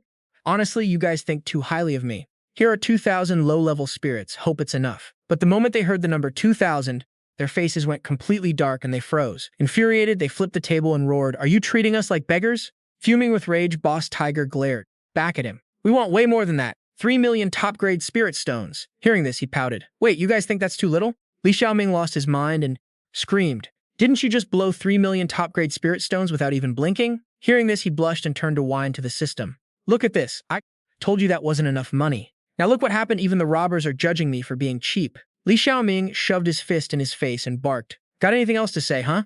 Boss Tiger sneered menacingly next to him. "Cuff up the 3 million, and we might let you walk out of here alive." But he just casually muttered, "Will you two shut up already?" Suddenly, a glowing portal ripped open, and two massive hands reached out, grabbing Xiaoming and Boss Tiger by their heads, leaving everyone utterly stunned. In a split second, he crushed their heads like 2 ripe tomatoes. Yi materialized right behind Feng to back him up, roaring in absolute rage, "You worthless trash actually dared to try and rob my master." Hearing this, even Feng was completely caught off guard. Shaken, he quickly asked the system why on earth his guard squad had suddenly shown up. The system popped up and replied, "This is perfectly normal and nothing to sweat about on your journey to becoming a legend." Hearing the system's explanation, Feng fumed, his cheeks puffing up like a mad pufferfish. "So it's my fault I'm not even worthy of being robbed?" Just then, from behind, Xiao Shui called out innocently, "Master, what about these spirits?" But since he was taking his anger out on her, he snapped back, telling her they were going straight back to the sect. Seeing Feng throwing a major tantrum, the system quickly popped up to appease him. It compensated him with 10,000 spendthrift points and even threw in 109th grade Supreme Sword Dance Array flags. The system kept showering Feng with apology gifts, from the dragon-burning Heaven Cauldron to the Heavenly Dance Sword Array. And as if that wasn't enough, it dropped another insanely overpowered reward. The 9 dragons burning Heaven Cauldron, a top-tier legendary alchemy furnace. Getting showered with all these awesome freebies, Feng grinned from ear to ear and thought, "Well, I guess you actually have a conscience after all, system." Back at the Soul Awakening sect, the sun was high in the sky, casting brilliant light over the entire place. But the second Feng and Xiao Shui stepped through the gates, they heard furious screaming. "Tired? Since when is tired an option? We've been training at this intensity for years." Without even looking, he already recognized the voices of Bai Tianhong and Elder Xia. The shouting echoed non-stop, piquing Feng's curiosity as he walked over. "Why is the training ground so lively today?" Over there, the elders were launching relentless attacks, and Du Tianyu and Leng Wufeng were barely holding their own. Feng hid behind a wall, swallowing hard in sheer terror. He had absolutely no clue what the heck was going on.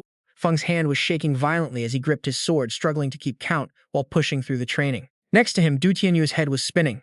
Suddenly, with tears and snot streaming down his face, he bolted straight toward Feng. "Senior brother, you're finally back. Save us, please." The 3 elders have gone completely insane. They swarmed Feng, begging for help so desperately that his face turned completely pale. Brothers, sisters, and disciples alike practically pounced on him like crazy fanboys trying to grab him, which totally freaked him out. Even Wufeng tried to bribe him, pleading, "Senior brother, I'll massage your legs tonight if you save us." When the three elders spotted Yi Feng, they flashed a chilling, sadistic grin to welcome him back, sending shivers straight down his spine. Bai Tianhong gave him an evil smirk and barked, "Get Yi Feng's training schedule ready." While his martial brothers were still desperately clinging to him, Yi Feng wailed, "I don't need training." Suddenly, a cup of hot tea materialized out of nowhere. Bai Tianhong and Elder Xia crowded around, pampering Yi Feng with endless questions, which immediately made him drop his guard about the training. Seeing this, Luo Kai's face went blank, his head filled with massive question marks. "Wait, so you guys aren't making Yi Feng train at all?" The two elders just chuckled in disdain. Bai Tianhong even threw shade, saying, "You're still too green, kid. Yi Feng is basically royalty now. We have to pamper him." Getting mocked like that made Luo Kai snap. "Oh, so that's how we're playing, huh?" Without warning, he grabbed Yi Feng by the collar with one hand, hoisting him right off his stone seat and sending everyone nearby into a panic. Terrified, Yi Feng cried out, "I was literally just sitting there. What are you grabbing me for?" Luo Kai coldly snapped back, "Sit? Who said you could sit?" Watching this, the surrounding disciples were so moved they literally teared up, even giving him a massive thumbs up in their hearts. Everyone was singing Elder Luo Kai's praises, calling him a true role model. Channeling 100% of his power, he began unleashing a relentless barrage of strikes using his Vajra Palm technique, whipping up a massive storm of dust and debris. Meanwhile, Yi Feng was just left dangling midair. Suddenly, Luo Kai paused, going completely silent for a moment before calling out, "Come over here, Yi Feng." Hearing his name, the kid completely panicked, but completely defying everyone's expectations, his epic strikes had actually crafted a gorgeous gleaming gold chair. He even threw in, "Sitting on the ground is way too cheap for him. All it takes is one strike from me to make a throne. As for you two old geezers, give me a break." His words left the other two, glared at him with absolute daggers. Yi Feng got hooked up with a literal gold chair and shyly thanked Luo Kai. As for Wu Feng, as hyped as he was earlier, now he was dissing him just as hard. "Elder La, you've totally sold out." The disciples didn't even try to hide their shade, making Luo Kai snap and bark. "Why the hell are you still standing there? Get back to sparring right now." Hearing the word sparring, Yi Feng snapped out of it. He got this greedy look on his face like he was cooking up some scheme and asked the system, "Can I control that one sky feather sword array flag?" The system replied, "It can last for 10 hours, but you can't be the one using it. Others have to bind it with blood first to control the flag's insane power." Hearing that, he immediately dripped some of his blood onto the flag. Suddenly, Yi Feng let out a loud shout, leaving everyone around him totally clueless and curious. He raised the flag and grinned like a total idiot at the three elders. "So I noticed my fellow disciples aren't getting much out of sparring. Why don't we use this grade 9 level 9 killing array flag to whip them into shape? We can even control the power of the killing array." Before the elders could even say a word, Yi Feng's disciples literally burst into tears and threw themselves at him, crying, "Are you trying to destroy us all?" Luo Kai, watching from the sidelines, also turned pale. "Isn't that a bit too savage? I wanted them to train, not get flat-out murdered." Suddenly, Yi Feng raised the flag and yelled, catching everyone's attention. Covered in dirt and looking like a total mess, Yi Feng gasped out, "Elder La, it's cool, your setup is already enough." Yi Feng put on a sympathetic face and swaggered through the crowd. "As long as it makes them stronger, what's a little pain? I've lost so much sleep thinking about our sect's future." Luo Kai was screaming internally. The absolute audacity of this kid. But out loud he said, "Well, it's just an array flag. If they have to suffer, then they suffer." Xia Tiantian cried a river. "He's literally trying to end us." Chen Haoyu felt lucky though, thinking, "Thank God it's just the flag. Junior brother is actually throwing us a bone." But then Yi Feng dropped a total bomb. "This flag only lasts for 10 hours though. I'm worried this tiny bit of training won't be enough." Chen Haoyu's face instantly went pale and hollow. "Sect Master, Holy Maiden, we seriously can't stay in this sect anymore. Big brother, you massive jinx, get us out of here." From the transmission jade, a confused voice asked what was going on. But before he could say anything, Yi Feng slapped a hand onto Chen Haoyu's shoulder. He leaned in and whispered, "Big brother, I'm handing the whole supervisor gig over to you. How's that sound?" Chen Haoyu totally loved the sound of that, so he handed the card in his hand to Yi Feng. He bolted, turning back with a smug grin, just whipping the juniors into shape. "As their big brother, there's no way I'm going to shirk my duties." Meanwhile, back at the Star Limit sect, Wu Ming stared at the gold card in his hand, totally baffled. "What is this? Am I actually supposed to go bring them back?" Luo Tianxue walked up and asked, "Disciple, what did you say to them?" He replied, "Nothing, they just said they want to come back." Luo Tianxue slightly panicked. "Something this huge went down and you didn't tell me sooner?" Zhang Haoyu chimed in, "Yeah, with a big deal like this, you should have just told me." Wu Ming stood there, dead silent and pale. Luo Tianxue stepped forward and brought up old Bi Gong. "My buddy just got to the sect, so I'm taking him to check it out. None of you have an issue with that, right?" The rest of them crowded him, talking mad trash. "You were just waiting for an excuse, you shameless, cheap bastard." A few hours later in the forest, Luo Tianxue dragged Bi Gong up into the sky. Bi Gang screamed in terror, "Oh Luo, slow down, I'm gonna puke!" Luo Tianxue slammed the brakes in midair, and old Bi Gang instantly threw up on the spot. Luo quickly clasped his hands to apologize, saying he went too fast. Once Bi Gang calmed down, he got curious. "I get why you're in a rush to reach the Star Soul sect, but can you explain why the hell you're wearing beggar rags?" Luo Tianxue pulled out a dagger, looking ready to throw hands. "Beggar rags? What the hell do you know? This is my lucky winning outfit." B-Gang visibly cringed. What do you mean? A winning outfit that looks like garbage? Luo Tianxue smirked mischievously. Let me ask you, how's that mind-calming incense I gave you working out? B-Gang got hyped too. Dude, I was actually going to ask you for a few more sticks. It's totally not enough. Luo Tianxue flashed a smug grin. Let me tell you, I only scored that mind-calming incense by disguising myself as Feng and begging. Pretty sick, right? B-Gang tugged on his shirt and begged, old Luo, hook me up with a set too. Luo Tianxue yanked his shirt back. Stop pulling. I only have this one set. You can't have it. The two chased each other around over a set of clothes. The Star Soul Sect, Feng's crew were groaning and whining in heaps. Help us. We're literally dying. I'm totally exhausted. Big Brother is a total sellout. Chen Haoyu couldn't care less. Hey, aren't I suffering right here with you guys? Lang Wufeng clung to Feng's leg. Big Brother, you're the realist. You always got my back. Feng added, Wufeng, don't flatter yourself. I only pulled you over to ask you something. Once we're done, you're heading straight back in. Wufeng was shocked. Big Brother, please don't tell me you called me out here just to ask about alchemy. Feng stuck his tongue out and grinned. Ding, ding, ding. Correct answer. While Wufeng was hugging his leg and begging, someone walked up. Old Xia yeeted Wufeng straight back into the killing array with a swift kick. I'm a grade 9 alchemist. If you've got questions, just ask me. Feng gave an awkward laugh. Then I'll be in your care, Old Xia. At the Elder's courtyard, Old Xia suddenly gasped. Feng, what the hell is up with this cauldron? To answer his question, Feng glanced at his system panel and explained, the 9 Dragons heaven-burning cauldron refines tens of thousands of herbs, burning the energy of heaven and earth into the ultimate divine pill. Old Xia stood there frozen, totally speechless. Refines thousands of herbs and burns the energy of heaven and earth? Are you capping right now? Then he burst out laughing. Feng, this cauldron is only a grade 4 heaven-earth mystic yellow rank. To refine thousands of herbs, it's got to be heaven grade at the very least. I had to spend a massive fortune to get mine. Old Xia cleared his throat and got serious. According to the secret alchemy records, to devour energy like that, it needs a cauldron spirit. But a heaven-grade cauldron spirit is just a myth. Feng smirked and slapped his hand onto the cauldron. Well, hearing you say that actually makes me think this piece of junk is way better than some heaven-grade cauldron. Watch closely, Old Xia. Suddenly, a dragon manifested from the cauldron, swirling around in mid-air before shooting straight up into the sky. Everyone stared in awe, whispering, is that the heaven-burning sea of fire? Luo Tianxue was completely stunned, wondering how a dragon soul cauldron spirit could exist in the lower realm. Feng ordered the dragon to get back, and it dived straight back into the cauldron. Feng and Old Xia leaned in, peering inside to see what was happening. Feng grinned. This cauldron is seriously cracked. It just drains way too much energy. Old Xia facepalmed. I knew it. Ever since you pulled out this cauldron, I knew nothing good would come of this, and now we actually have a cauldron spirit out of nowhere. Luo Tianxue suddenly flew over.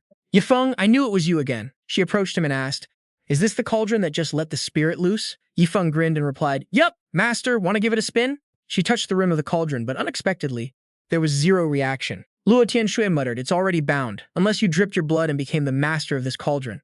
Feng admitted, spot on, master. This piece of junk literally eats spiritual energy. My pool of energy just got swallowed whole.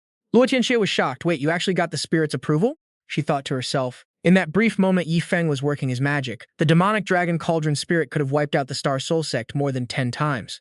It's basically a weapon of mass destruction. Even against some powerhouse who survived the ninefold heavenly tribulation, Feng could totally erase them. Elder Xia snooped over, giving her a mini heart attack, whispering to Luo Tianxue, you gotta rein him in quick! Meanwhile, Feng was literally planning to use the cauldron to grill meat. The demonic flames of that dragon's spirit could burn through space itself, and he wants to barbecue? Luo Tianxue was utterly speechless at this trust fund brat. She told him this cauldron is insanely powerful. With this, you could dominate the entire profound heaven continent. But Feng couldn't care less. He argued back, look, food is life. You skip one meal and you're dead. I have zero interest in dominating anything. I just want some barbecue. Luo Tianxue desperately tried to talk some sense into him. This cauldron is the ultimate treasure. It can refine any pill imaginable and obliterate any enemy from the lower realm. If you use it right, your future is limitless. But Feng was already lost in his own little world. I only know it's good for slaying beasts. Beast meat is delicious. What should we have tonight? Luo Tianxue drew her sword, so pissed off she wanted to leap over and hack him to pieces. Elder Xia had to hold her back. Whoa, Sect Master, calm down. No matter what, he's still your chief disciple. But she didn't care and kept yelling about slicing this rebellious brat. Feng ignored them both and slipped away, making Luo Tianxue blow a fuse. Even though he had already bolted, she kept screaming after him, if you've got the guts, go ahead and eat that barbecue tonight. Otherwise, don't you dare come back, Feng sighed. Man, being a disciple is a tough gig, getting scolded left and right. I wonder if Li Fei has made it back to his sect yet? Meanwhile, over in the Heavenly Fire Realm, inside the main hall of the Xuanyan sect, Li Fei was kowtowing and begging his master for forgiveness. The sect master, sitting high above, was chewing him out. Going to the Heavenly Dao battlefield all by yourself. Do you even respect me as your master? Sun Tianyu roared. And this isn't even your first time. If I hadn't caught you, how much longer were you going to keep me in the dark? Li Fei trembled. Master, I messed up. I'm sorry. He tensed up as he felt Sun Tianyu walking over. A heavy hand landed on his head, making him flinch. He picked Li Fei up like a feather, making the kid wince in pain. Starting today, until you break through to the Foundation establishment realm, you aren't stepping foot outside this sect. Suddenly, a chuckle echoed from the entrance. Wang Cheng.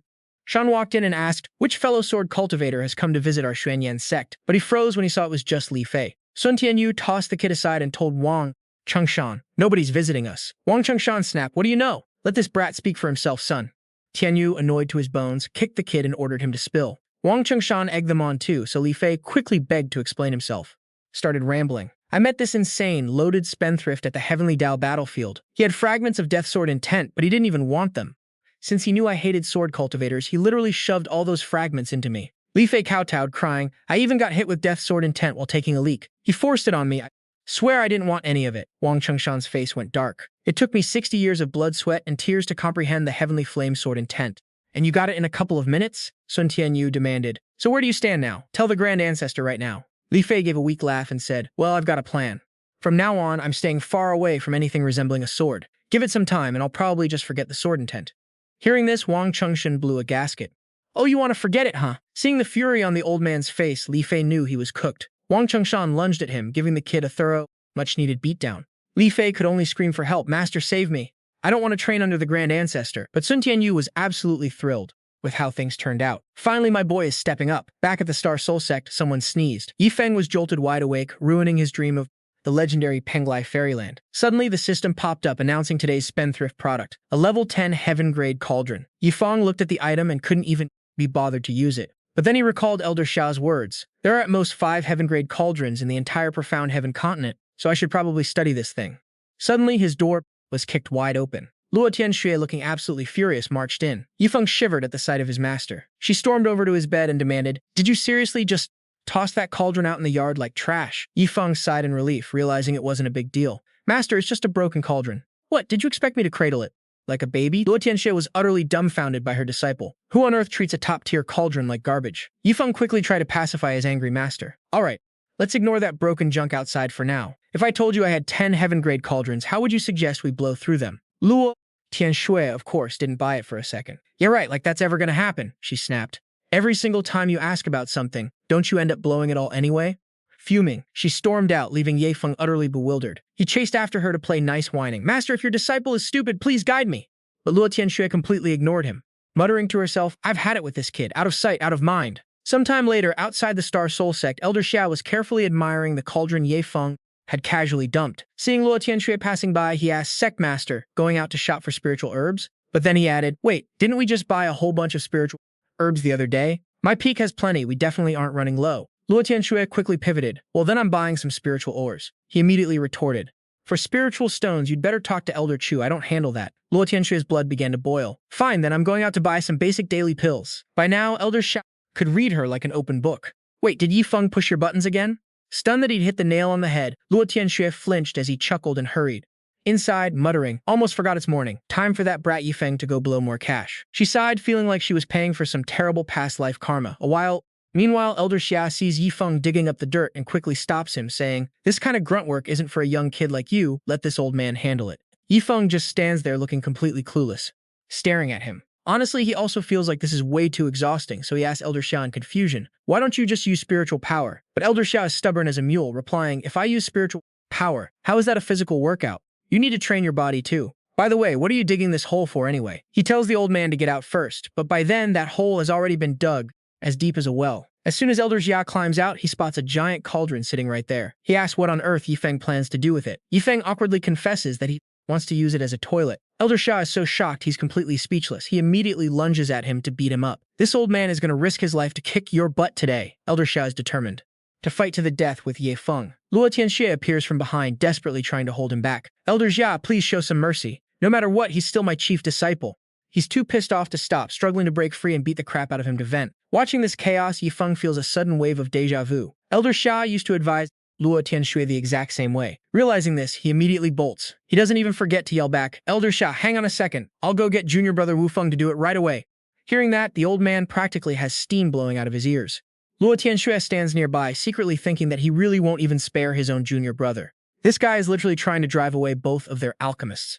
Elder Xia glares at Luo Tianxue with utter disbelief. Sect Master, look at this. Look at how spoiled rotten you've made him. She refuses to take the blame and shoots back. Elder Xia, yesterday when I wanted to teach him a lesson, who was the one that stopped me? As the two keep bickering back and forth, Elder Xia is so triggered by Tianxue that he is completely lost for words.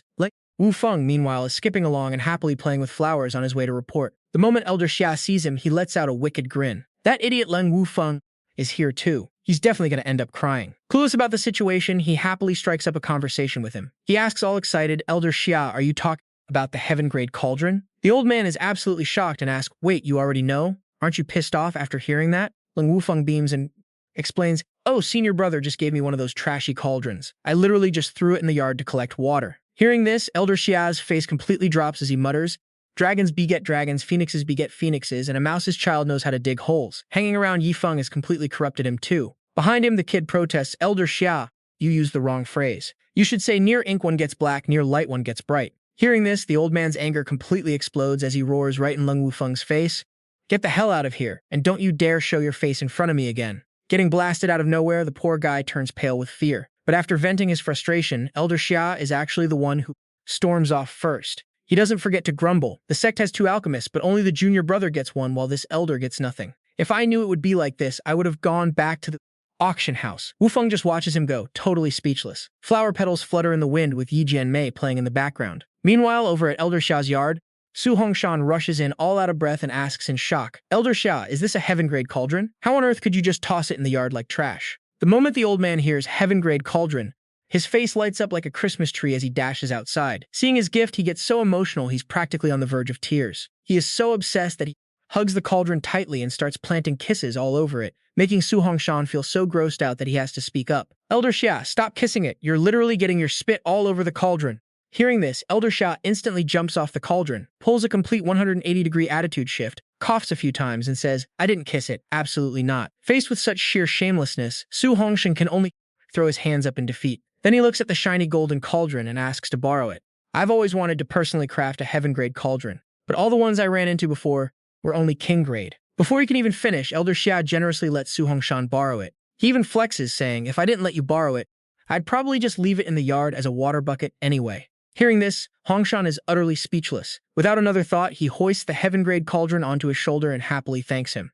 Elder Xia doesn't forget to yell after him, tell your Xiao Xiao to come study it with us, and he happily agrees. Just when the sky is clear and the sun is shining brightly, another cauldron drops out of nowhere, right in front of Su Hongshan back at the sect. This leaves him absolutely flabbergasted. Dozens of heaven-grade cauldrons are lined up in a row right in front of him, making him yell in frustration. What the hell is there left to study anyway? Su Hongshan looks at those cauldrons and wonders, 7 heaven-grade cauldrons, and they suddenly look as cheap as common cabbage on the street? In his mind, these cauldrons are literally like cabbages in a basket. Suddenly, Yi Feng pops out of nowhere and calls out to Su Hongshan, giving him a massive jump scare. He crawls from one cauldron to another and asks him how he should use these cauldrons to look like a true spendthrift. Hearing this, Su Hongshan is baffled. Are you seriously stressing out just to waste money? But I only know how to forge weapons and armor. Yi Feng's eyes light up the moment he hears weapons and armor, and a genius idea pops into his head. He happily showers him with praise, jumps out of the heaven-grade cauldron, thanks him, and asks him to pick one out. Su Hongshan is taken aback. Pick what?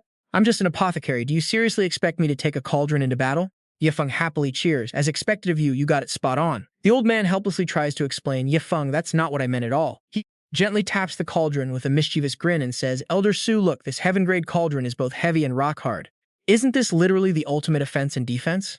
What he just said instantly plays out in the old man's head as throwing the cauldron at enemies and hiding inside it whenever there's danger. Su Hongshan frowns, saying that absolutely nobody treats a cauldron like that. Yi Feng says nothing and just chuckles, but he doesn't back down and continues to press him. Elder Su, if you tried your absolute hardest, how long would it take you to smash this cauldron? He scratches his face and replies, never. In fact, I can't even scratch it right now. Immediately, Yi Feng does a few backflips to step back and says regretfully, well, whatever, such a sturdy cauldron can't even be used as a weapon. Hearing this makes Su Hongshan extremely confused. Yi Feng generously waves his hand, gifting him the cauldron on the spot while he heads over to Bai Tianhong's place. Suddenly, being gifted like this leaves him even more baffled than before. Yi Feng leaves him all alone with the cauldrons. At this point, he can't help but admire him, thinking that only a true spendthrift would think of making armor out of these. So he decides to return one to Elder Xia.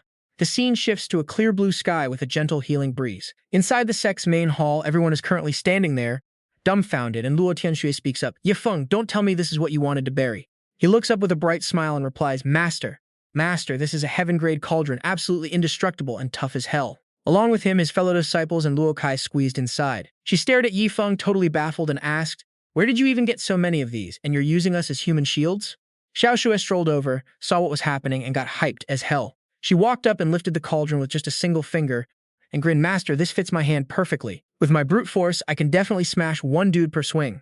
Luo Kai and Bai Tianhong heard this, and their faces turned pale at Xiao's sheer badassery. Yi Feng hopped out of the cauldron, walked over to Luo Tianxue, and asked, "Master, doesn't this suit them perfectly?" She crossed her arms, sighed, and shot back, "Why the hell are you giving this to Guzi?" Yi Feng's eyes sparkled as he explained, "Master, look, Guzi totally loves this doghouse. Besides, once Guzi gets stronger later on, he can even use this to fight for us." In Luo Tianxue's mind, she pictured a Jack Gozi easily hoisting the cauldron on his shoulders.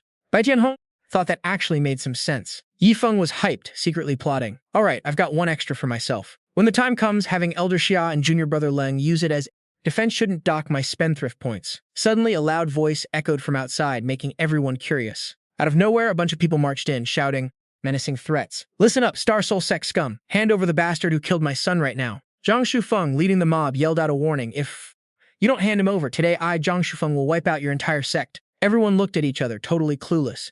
The Mirror Moon Villa, instantly, Chu Hongshan and Elder Xia flared up, getting ready to throw hands. Luo Tianxue frowned in disgust. How dare they cause a scene at her sect? Yi Feng didn't forget to remind Tianxue to grab the cauldron, making her snap right back at him. "Don't you dare bring up that trashy cauldron with me." Meanwhile, Zhang Shufeng's underling asked in confusion, "Villa Master, why don't we just barge in and slaughter them all?" The guy opposite him agreed, fueling the fire even more. Zhang Shufeng gritted his teeth in pure rage and spat, "Not a single soul will survive. I'm going to trick them into handing over my son's killer first and then make them die in absolute terror."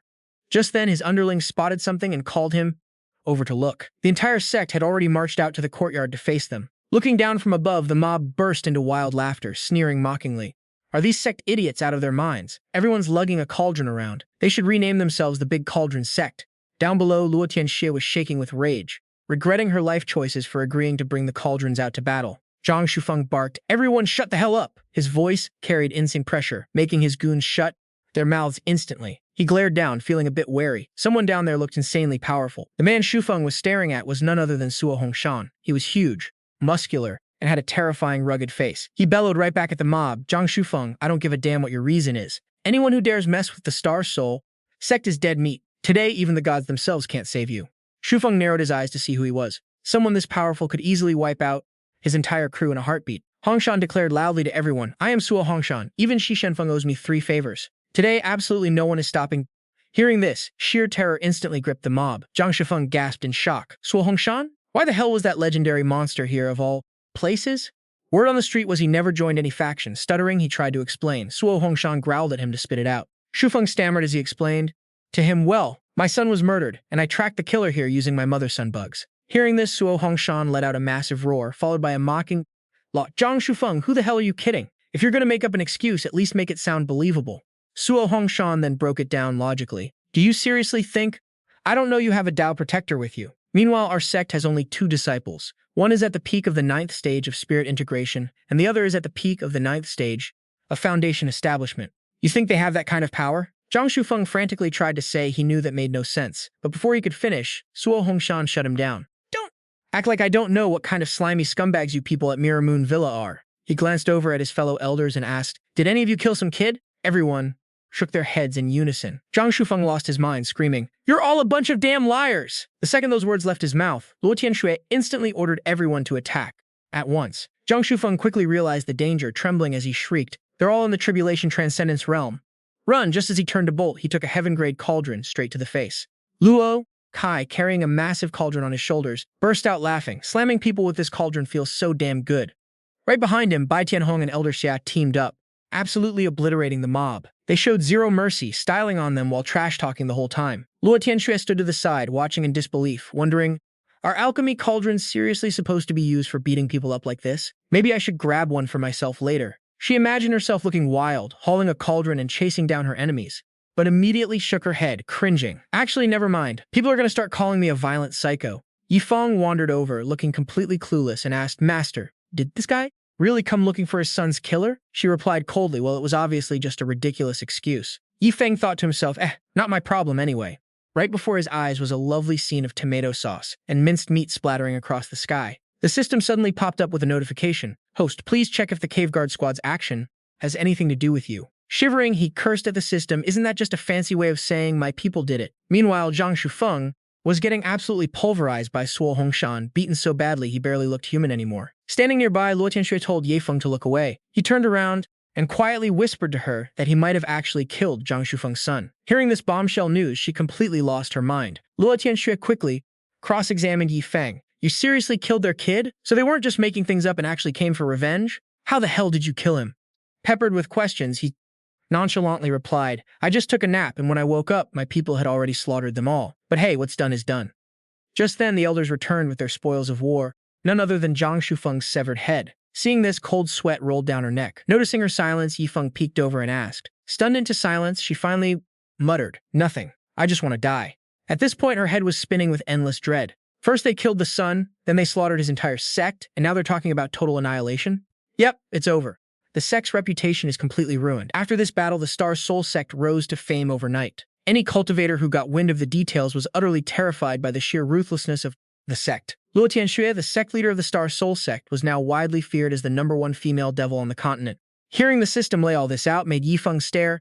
Seriously, how could you turn my sect into the villains? The system replied that through this battle, the sect actually eliminated a massive threat to the cultivation world, earning everyone's praise. Yi Feng was shaking with rage and told it to shut its damn trap immediately. Meanwhile, Luo Tianxue sighed to herself, thinking that being a master really wasn't all that great, and being the sect master was honestly depressing. As Yi Feng walked, he spun around and asked, Master, when does that secret realm competition start? Have you signed us up yet? Realizing what he meant, Tianxue coolly replied, 3 days from now. You and your martial siblings just need to bring the resources and head over one day early, and that'll be fine. I'll just have an elder go in my place. Yi Feng stared at her, totally curious. Why is Master making such a big deal out of this? Is there some emergency?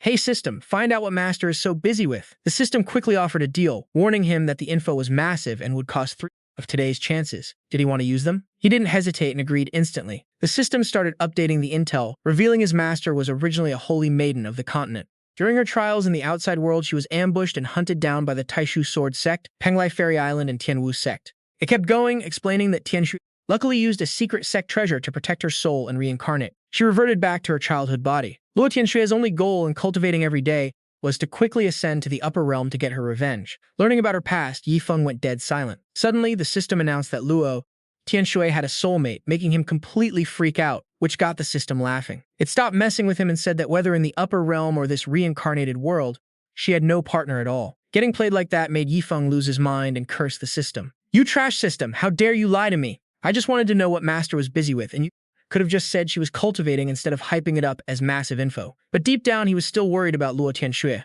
Taishu Sword Sect, Penglai Fairy Island, and Tianwu Sect. I'll remember you guys. He grit his teeth, holding a deep grudge. Sooner or later, I'll lead my sect to survive the tribulation and ascend to the upper realm. When that time comes, I'll slaughter anyone who dared touch my wife. Right at the climax, the system popped up to announce, Congratulations, host, on confirming your soulmate.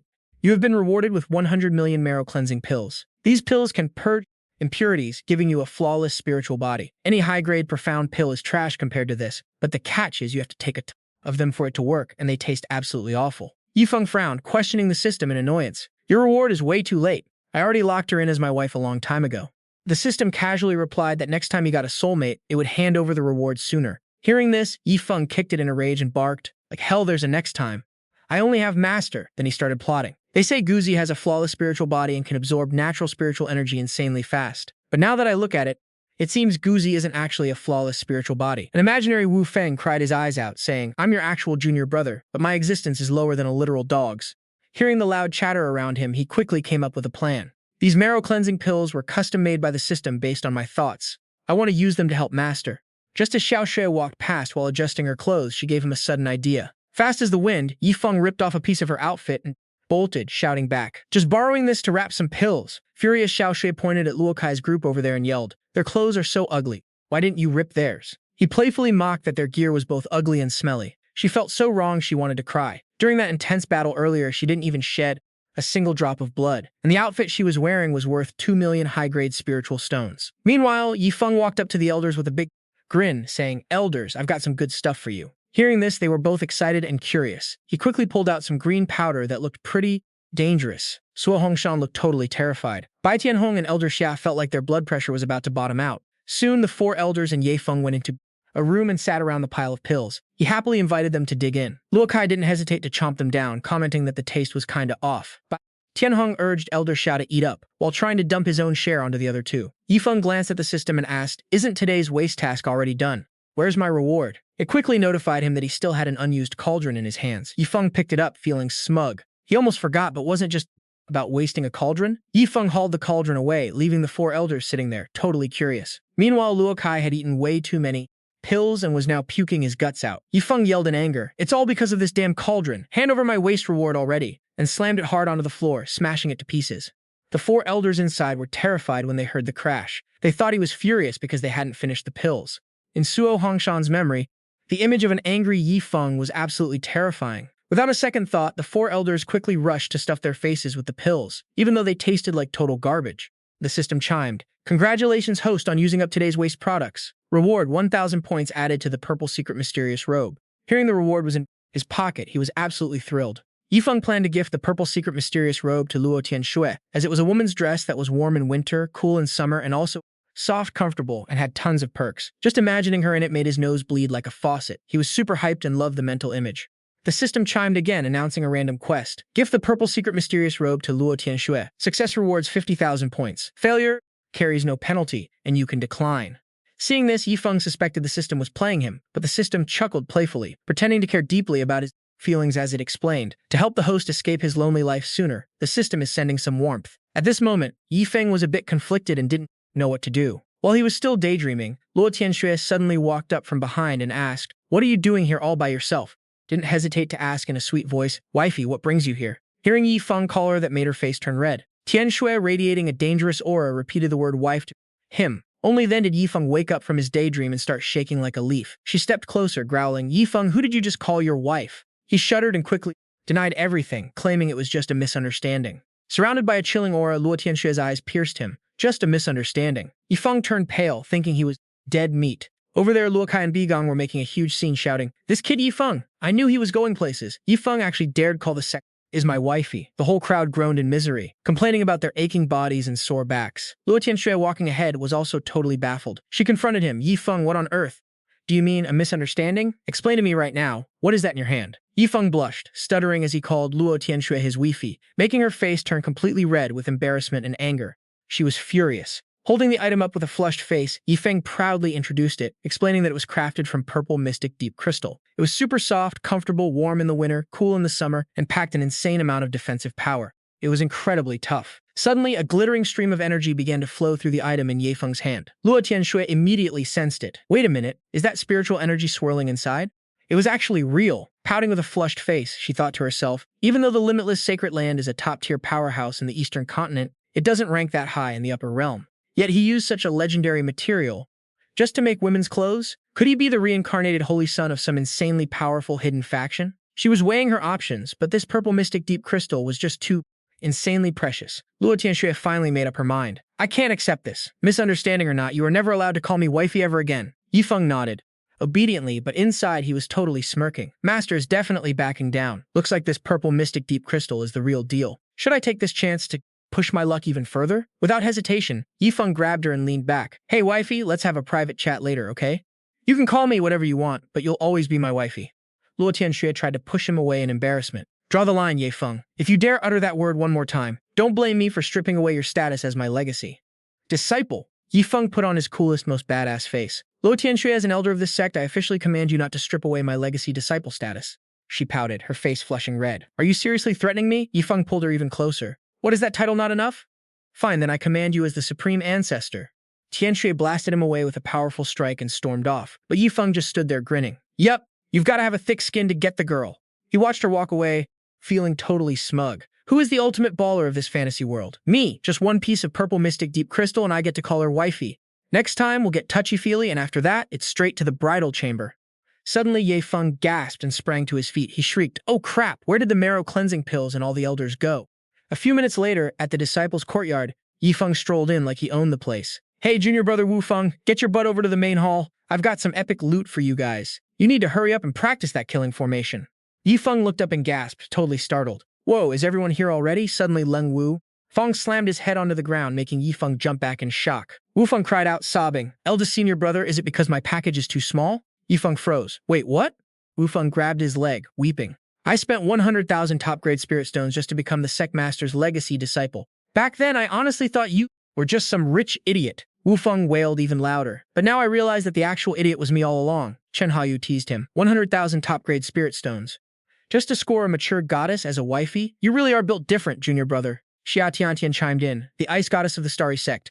Only you could pull off a stunt like that. Yifeng couldn't even crack a smile. Du Qianyu squealed, hugging her book. "Oh my god, I can't believe the plot of my favorite romance novel, My Cold Master Falls for a Domineering Disciple, is actually real." The two guys standing nearby immediately begged to borrow her book. Haoyu and Qianyu made a quick excuse to slip away, throwing a thumbs up and calling Yifeng a total legend. Yifeng could only stand there with an awkward, goofy grin.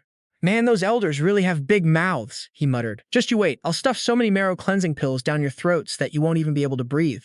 Later, in the main hall, Xiao stormed in, screaming, "Yifeng, what the hell did you do to senior sister Luo Tianxue?" Yifeng just smirked. "What's it to you? Just hurry up and give us your blessings."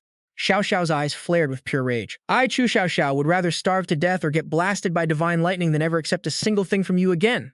Yifeng secretly let out a sigh of relief. "Geez, this chick is way more hot-tempered than Master," he thought. Shortly after, Yifeng went to see Luo Tianxue, who was sitting majestically on her high throne. Standing below, Yifeng gloated inwardly. "Still trying to act all high and mighty, eh, wifey?" he thought. "You're probably furious right now. Just wait until you ascend and get into danger. I'll make a grand entrance, descending like a god from the sky to save you, and you'll fall head over heels for me." With that ridiculous fantasy in mind, Yifeng suddenly ripped the clothes off the guy standing next to him. "Hey, Xiao, let me borrow your outfit!" She frantically covered herself and shrieked, "What are you doing? I literally just bought these clothes!" Tears welled up in Xiao's eyes. "Master, that's enough. Can you please stop ruining my clothes? There's barely any fabric left." Yifeng ignored her, dumping a pile of items right in front of Luo Tianxue and boasting, "Behold, these are all marrow cleansing pills, way more potent than those trashy Azure Profound pills. If you take enough of these, you'll gain a completely pure, untainted spirit body." Just then, his dog ran up, only to be booted away by Yifeng. "Get back, you dumb mutt! Stay down and wait your turn. You eat last." Lengwu Feng laughed. Well, that dramatic debate about whether humans are worse than dogs has finally come to an emotional end. Chu Xiao marched forward, warning, "Luo Tianxue, we can't eat those. We absolutely cannot." Luo Tianxue picked up a pill, staring at it. "But a completely pure constitution is too tempting. I need to get stronger, and since he brought these out, I just can't bring myself to say no." Hearing that, Xiao turned to Yifeng. "Fine, let's see if these pills are actually as good as you claim. Yifeng, you better not be lying." She then popped a pill into her mouth. Yifeng smirked, already picturing her showering him with praise. Instead, the taste was so foul, she literally started foaming at the mouth. She collapsed onto the floor, twitching in a pool of blood. Pointing her finger forward, she wheezed, "The path, it keeps extending. The essence of cultivation will condense. Don't let the path end." Suo Hongshan rushed over, cradling the unconscious Xiao. He desperately shook her, screaming, Xiao, wake up! Stay with me!" Yifeng was slightly creeped out, but mostly curious. "Is it really that nasty?" He casually shoved a pill into his dog's mouth. Seeing this, the crowd sneered. "Seriously, who passes out from taking a pill? She's totally overacting, right?" Yifeng ignored them and cheered on his pet. "Mutt! Now is your moment to shine." The poor dog's face turned pale instantly, and it started violently vomiting. But Yifeng showed no mercy. "Come on, buddy, don't give up! Keep eating!" The dog fainted on the spot, but Yifeng wasn't buying it. "You dumb mutt, you're just playing dead, aren't you?" He started shaking it. "Stay right there. Don't you dare try to run away." The surrounding elders laughed hysterically, absolutely loving the drama. Half an hour later, the poor dog was completely stuffed and couldn't take another bite, but Yifeng kept forcing it down its throat. "You ungrateful mutt! You don't know how lucky you are. If I weren't trying to raise your power levels, you wouldn't even get a single piece of this." He then secretly whispered to his system, "Everyone's constitution is different. How many marrow cleansing pills do they actually need to become pure spirit bodies?" The system instantly responded, "Ignoring all other factors, each person needs exactly 100,000 pills." Yifeng gasped in absolute shock. 100,000? Won't they literally eat themselves until we die? Suo Hongshan sat crying next to him. "Yifeng, Xiao, and I have already eaten 300 pills. Our bodies are indeed changing, though it's barely noticeable, but how many more pills do we have to eat?" Yifeng hesitated before replying, Probably about 100,000. Everyone there lost their minds and screamed, 100,000? Yifeng played dumb and casually said, "Doesn't matter who you are or how strong, everyone needs 100,000 pills." Du Xianyu threw himself on the ground, whining, "I seriously can't choke down anymore. Just kill me." Tiantian wasn't doing any better. "Forget it, junior sister. I can't take this anymore either." Xiao Tianming and Xingfei also turned pale, completely unable to eat. While everyone was busy complaining, Luo Tianxue stared at a pill in her hand, deep in thought. Eating 100,000 marrow cleansing pills gets you a ticket to the upper realm. That's actually a steal. of a deal. Only after ascending to the upper realm will the true power of an unblemished spirit body be fully unleashed. Chu Xiaoxiao knelt down, crying and begging, "No, please don't make me eat any more. Every time I swallow one, I feel like my soul is being polluted by this nasty junk. If you want me to eat 100,000 of these disgusting pills, just kill me already." Yi Feng popped one into his mouth and scoffed. "Can't you young people follow the example of your elders?" A minute later, Yi Feng was barfing his guts out, and his mind went completely blank. His face turned pale as he snapped at the system. "You call this a slightly challenging taste? This literally tastes like straight-up crap. How they managed to choke down 200 to 300 of these is beyond me. Are these marrow-cleansing pills actually meant for prodigals?" The system replied, "An unblemished spirit body doesn't show much in the lower realm, but once you ascend to the upper realm, it becomes insanely overpowered. Please tread carefully, host." Yi Feng could only sigh in frustration. Looks like he had no choice but to eat them. Suo Hongshan walked over and whined, "See, Yi Feng? You can't even stomach it either. I say we just skip this whole 100,000 pills thing. I can't take it." Yi Feng grinned devilishly and asked him, "So you're really giving up?" Hongshan stood his ground, "Absolutely. No more." Everyone else nodded in agreement. Yi Feng then flashed a menacing, wicked smirk. "Fine, let me lay it out for you." Yi Feng said casually, "Elder Chu, for every pill you skip, I'll release that one-armed psycho for a bit. What he does to you then, well, I can't guarantee." His gaze turned razor-sharp, "But hey, I can promise you'll stay alive." Hearing this, Suo Hongshan suddenly had an epiphany. Instantly, his attitude did a complete 180 as he declared, "Give me all the remaining marrow-cleansing pills. As an elder, I must lead by example and not let everyone's kindness go to waste." Luo Tianxue was incredibly curious. Who on earth was this one-armed psycho? She turned to see the others' stuff. In their faces, "Xiao, why are you guys pushing yourselves so hard?" Seeing Ye Feng looking so completely relaxed, Luo Qi grew even more curious about this one-armed psycho. The old geezers watched the three of them stuffing their faces without daring to take a break, wondering what the hell had happened to them. Zhao Tianming stood nearby and whispered, "Better not. Think about it. If we don't eat, we'll be the ones who end up in deep trouble." Half a day later, Suo Hongshan couldn't stomach another bite and tried to sneak a break. But the moment he walked over, Ye Feng said, "I just thought of something. We killed Zhang Shufeng, so I'm worried Shishin Feng is going to come cause trouble for our sect once he finds out." He wondered, "Doesn't he owe you 3 favors?" Suo Hongshan waved his hand and explained, "If there was no conflict, that favor would still count. But now that we've killed his guy, Shishin Feng is definitely going to turn on us." The system suddenly chimed in, "Host, please take 10,000 reserve guards and destroy Shen Feng's Black Demon Sect. Reward or deduction of 300,000 spendthrift points. This mission can be rejected." Yi Feng pondered. The Golden Armor Guards said there were tens of thousands of them, so why did the one-armed psycho say there were only 10? The system explained, "The Golden Armor Guards are merely part of the reserve force. The Golden Armor symbolizes their trainee status. Only when they strip off that armor do they become official guards." Yi Feng couldn't help but gasp. Holy crap, he had no idea the one-armed psycho was that insanely powerful. Then Yi Feng paused and asked, "Wait, that makes no sense. The first time I was in danger, you literally sent the reserves." The system weakly defended itself. "Hey, I was just playing it by ear. Anyway, in this weak-ass Xuantian continent, even the reserves are considered godly." Hearing this, he snapped, "You stupid system, you don't care about my life at all. What do you mean playing it by ear? My ass." After that, Yi Feng calmed down to carefully plan out this mission. Another system notification popped up. "It's just to let the reserves out for some fresh air. They've been training forever, so they deserve a little break." He secretly thought, "Wow, you're actually a decent system, letting them go out for some fresh air." Yi Feng calculated the days. The Sect tournament is in 7 days. Will they have enough time? The system immediately reassured him. "Don't worry. 7 days is plenty. Once we're done, the guards can just rip through space and teleport you straight to the tournament's secret realm." Yi Feng got hyped. "Nice. Once I get in, I'll just trash all the resources in the secret realm and leave only a tiny bit for the others. Everyone else can settle for second place." Suddenly he shouted, "Out, Whiffy, I want." But before he could even finish his sentence, a cold sword was already pressed against his neck. Luo Tianxue threatened, "Say that again, I dare you." Having learned from his past mistakes, he quickly changed his tune. "Master, I want to go out with Elder Chu to discuss some business." She immediately agreed and walked away, leaving him feeling a bit let down. "Master, I haven't even told you what I'm doing.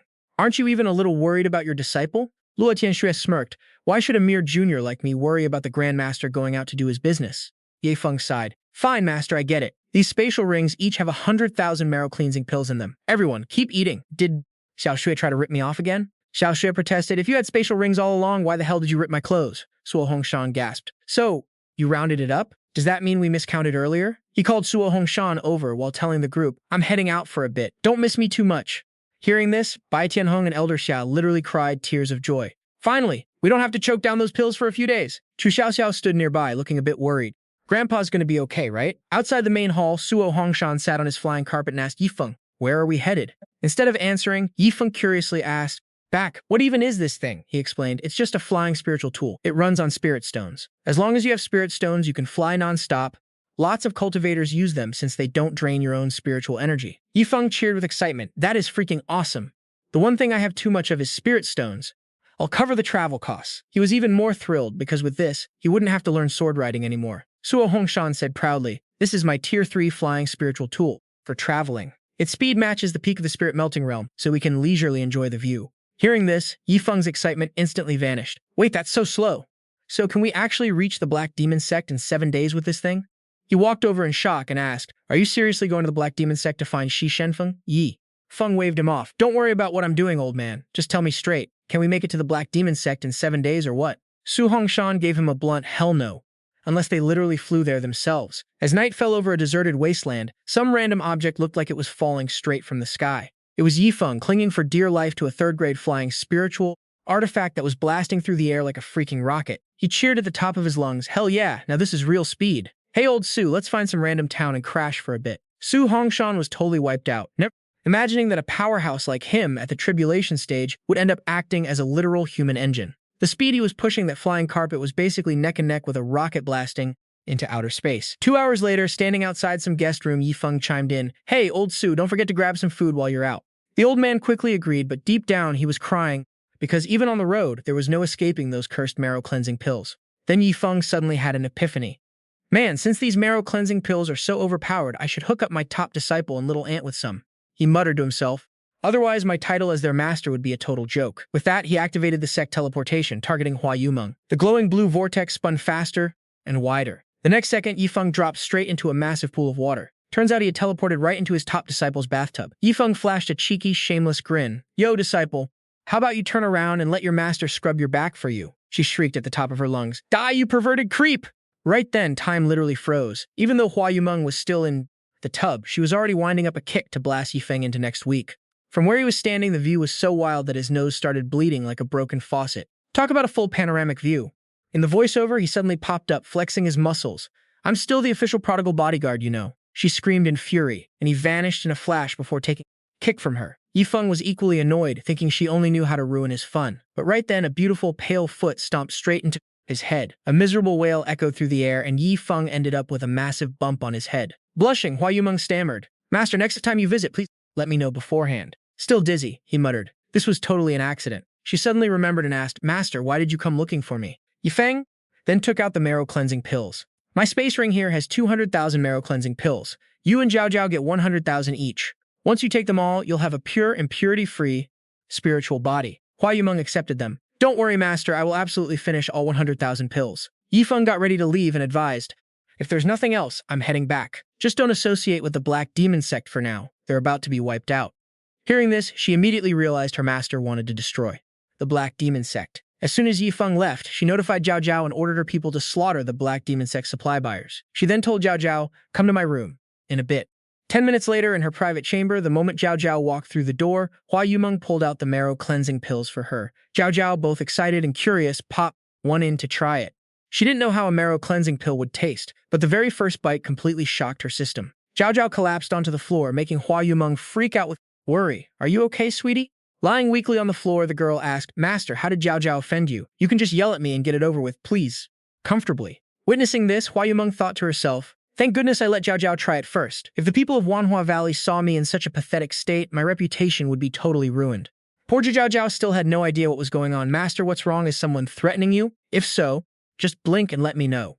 Hua Yumeng quickly explained this medicine was brought by Master himself. Don't ask any questions, just eat them all. There are 200,000 pills here, so each of us has to finish 100,000. Luo Zhao Zhao jumped up, nearly losing her mind. 100,000 is so many. Is Grandmaster trying to kill me? Hua Yumeng gently comforted her. This is for your own good. Not a single pill can be left behind. You must eat every last one. Zhao Zhao hurriedly called Luo Tianxue. Master, hold on a second. I need to ask my big sis first. As soon as the connection went through, a dry heaving sound came from the other side. What do you want?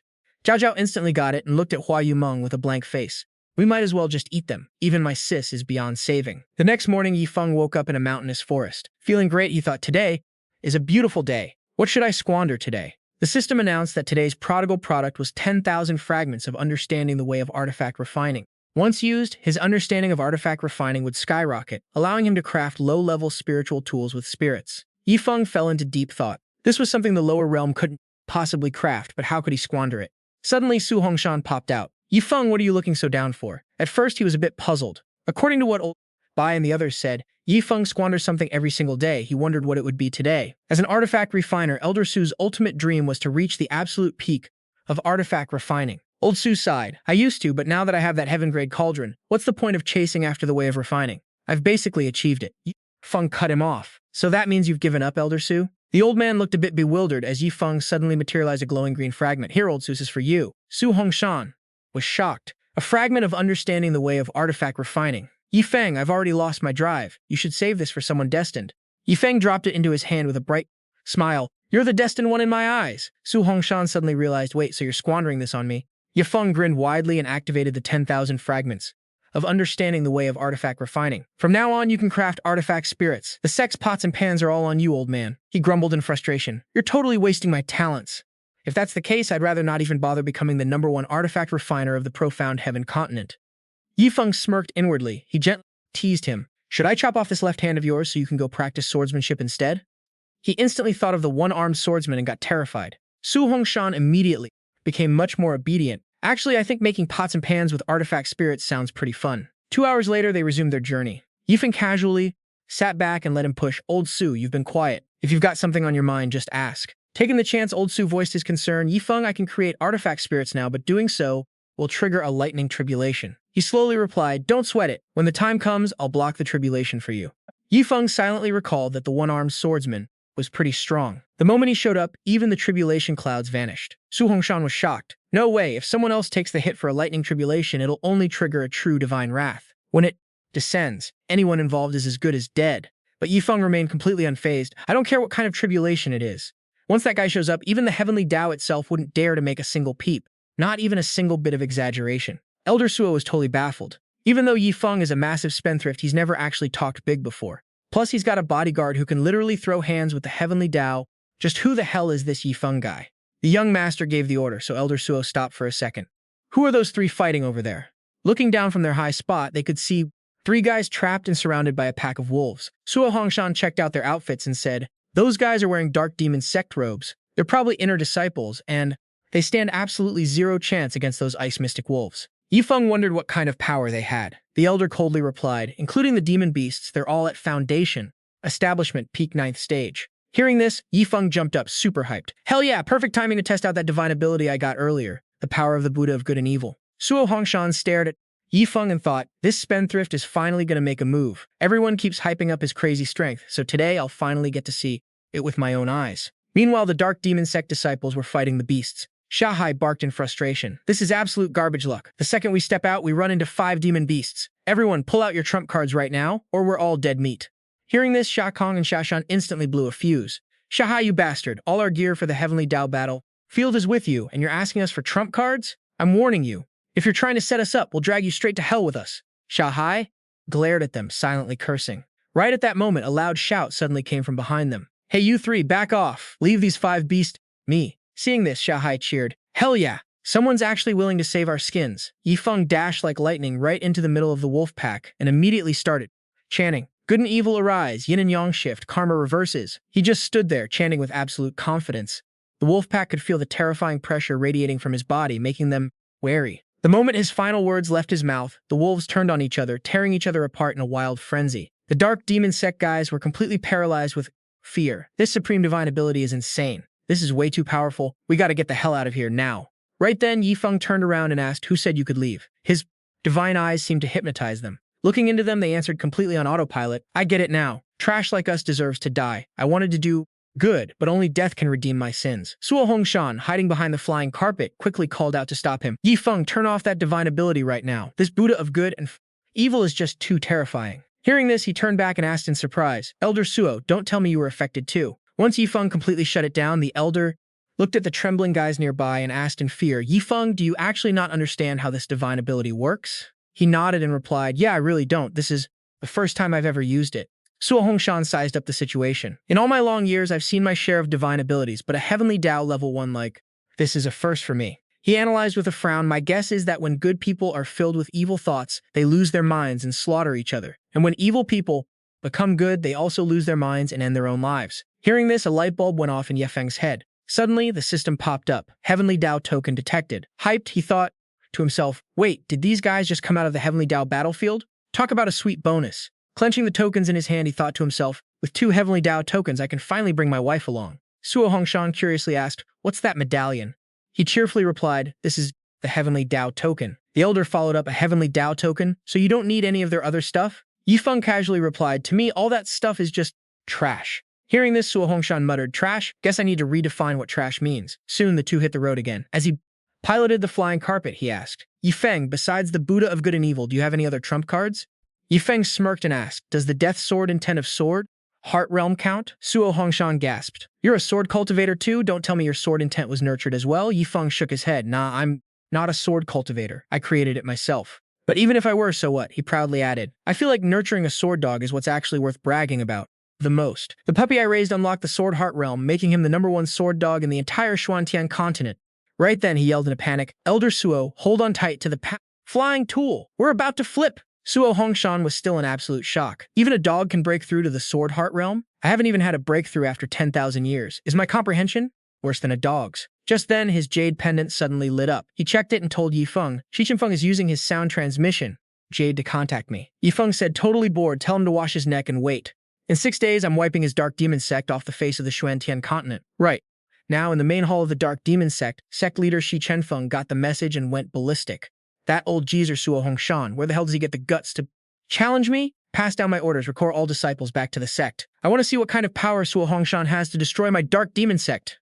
Meanwhile, at the Heavenly Secrets Pavilion, the chief Grand Elder Sun Li jumped up in shock after hearing the disciples' report. He coldly muttered, the secrets of heaven have been divined. In 6 days, the Dark Demon Sect will vanish from the Xuantian continent. This is destiny. Hearing this, the 2 elders were taken aback. Then what about our Heavenly Secrets Pavilion's secret treasure? We have to get it back. The former sect leader of the Dark Demon Sect, Zhou Chongshan, paid a massive price to borrow our secret treasure. The agreement was for 3 years, and the time isn't up yet. If we demand it back early, he might turn on us. Just then, Yi Lingxue walked in right as the elders were discussing. She thought, are these guys the elders of the Heavenly Secrets Pavilion? I've been here for so long, yet I feel like the Grand Elder still doesn't appreciate me enough. Yi Lingxue complained in her heart. Sun Li stood up and declared, we absolutely must get it back within 6 days or else we'll suffer a massive loss. I'll use the heaven-peering mirror again to see who the best fit is for this mission.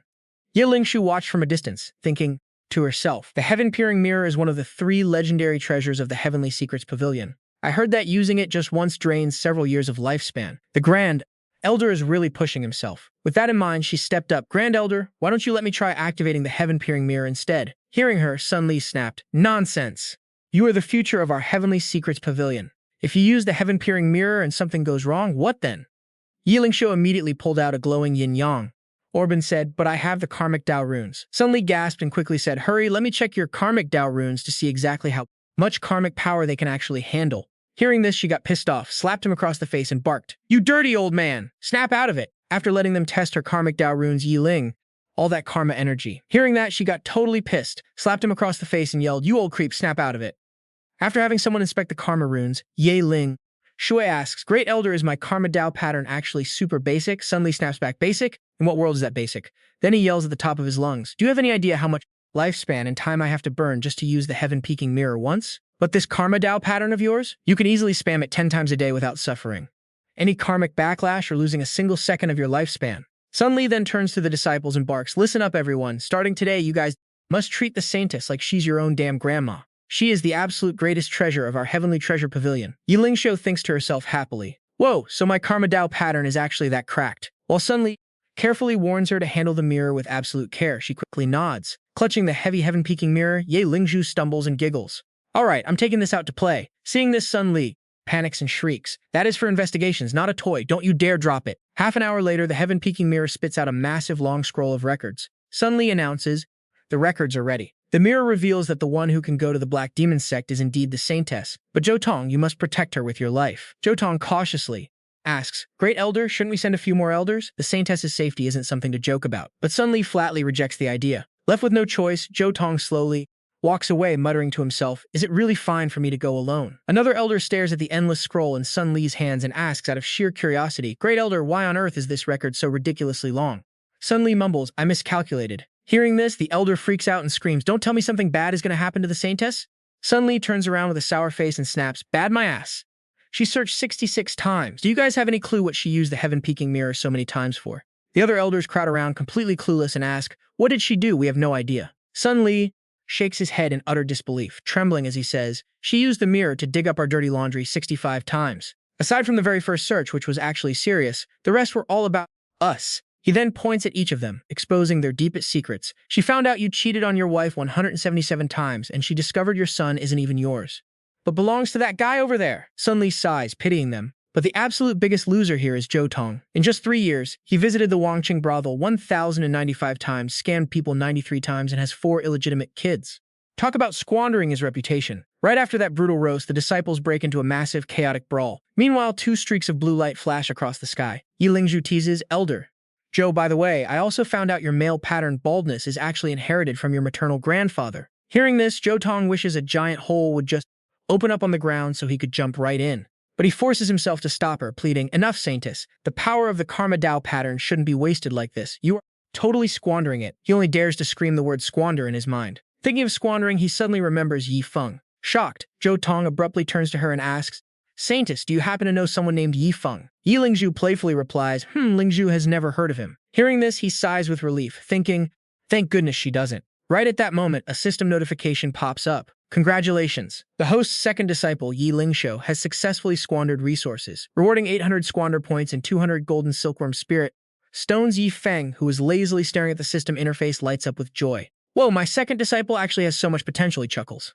And asks, "Wait, how did Yi Lingzhu manage to squander?" System investigator actions. Yi Lingzhu used the Karma Dao pattern to spy on other people's private lives. The system has classified this as squandering behavior. Yi Feng smirks, highly impressed with her. He then turns to Suo Hongshan, hands him one, and says, "Here are 200 golden silkworm spirit stones." Astounded, the old man asks if Yi Feng is gifting them to him. But Yi Feng completely shuts him down without hesitation. "Elder Chu, you're dreaming." He calmly demands, "Once you bring these back to the sect, use them to build an outhouse. If there's any left over, just build a small shack." Fuming with rage at the sheer absurdity, Suo Hongshan roars, "Yi Feng, do you have any idea how insanely rare these golden silkworm spirit stones are? And you want to use them for taking a dump every day?" Hearing this, Yi Feng plays dumb. "But the ancestors of the Star Soul Sect are totally on my side. Why are you so mad?" Suo Hongshan is utterly flabbergasted. "No way. How could they possibly go crazy with you? I'm calling them right now." He grabs his transmission talisman and asks them directly. Yi Feng is wasting the golden silkworm spirit stones like trash. Are you guys seriously not going to stop him? But the reply is a harsh, blunt shut-up that leaves him completely speechless and utterly disappointed. Suddenly, he finds himself agreeing with Yi Feng. "My bad, I was thinking too small. We definitely should build an outhouse." Seeing his plan go perfectly, Yi Feng grins from ear to ear and teases, "So no objections? What did they tell you?" Suo Hongshan dodges the question and quickly changes the subject, speeding up their pace. "It's getting late, let's find a cave to rest for the night." Meanwhile, in the backyard of the Divine Sea Merchant Association, 2 young men are sparring. Meng Haifeng urgently reports the situation. It's confirmed the pill recipe is genuine. Also, the young master has been extremely thrifty lately, so please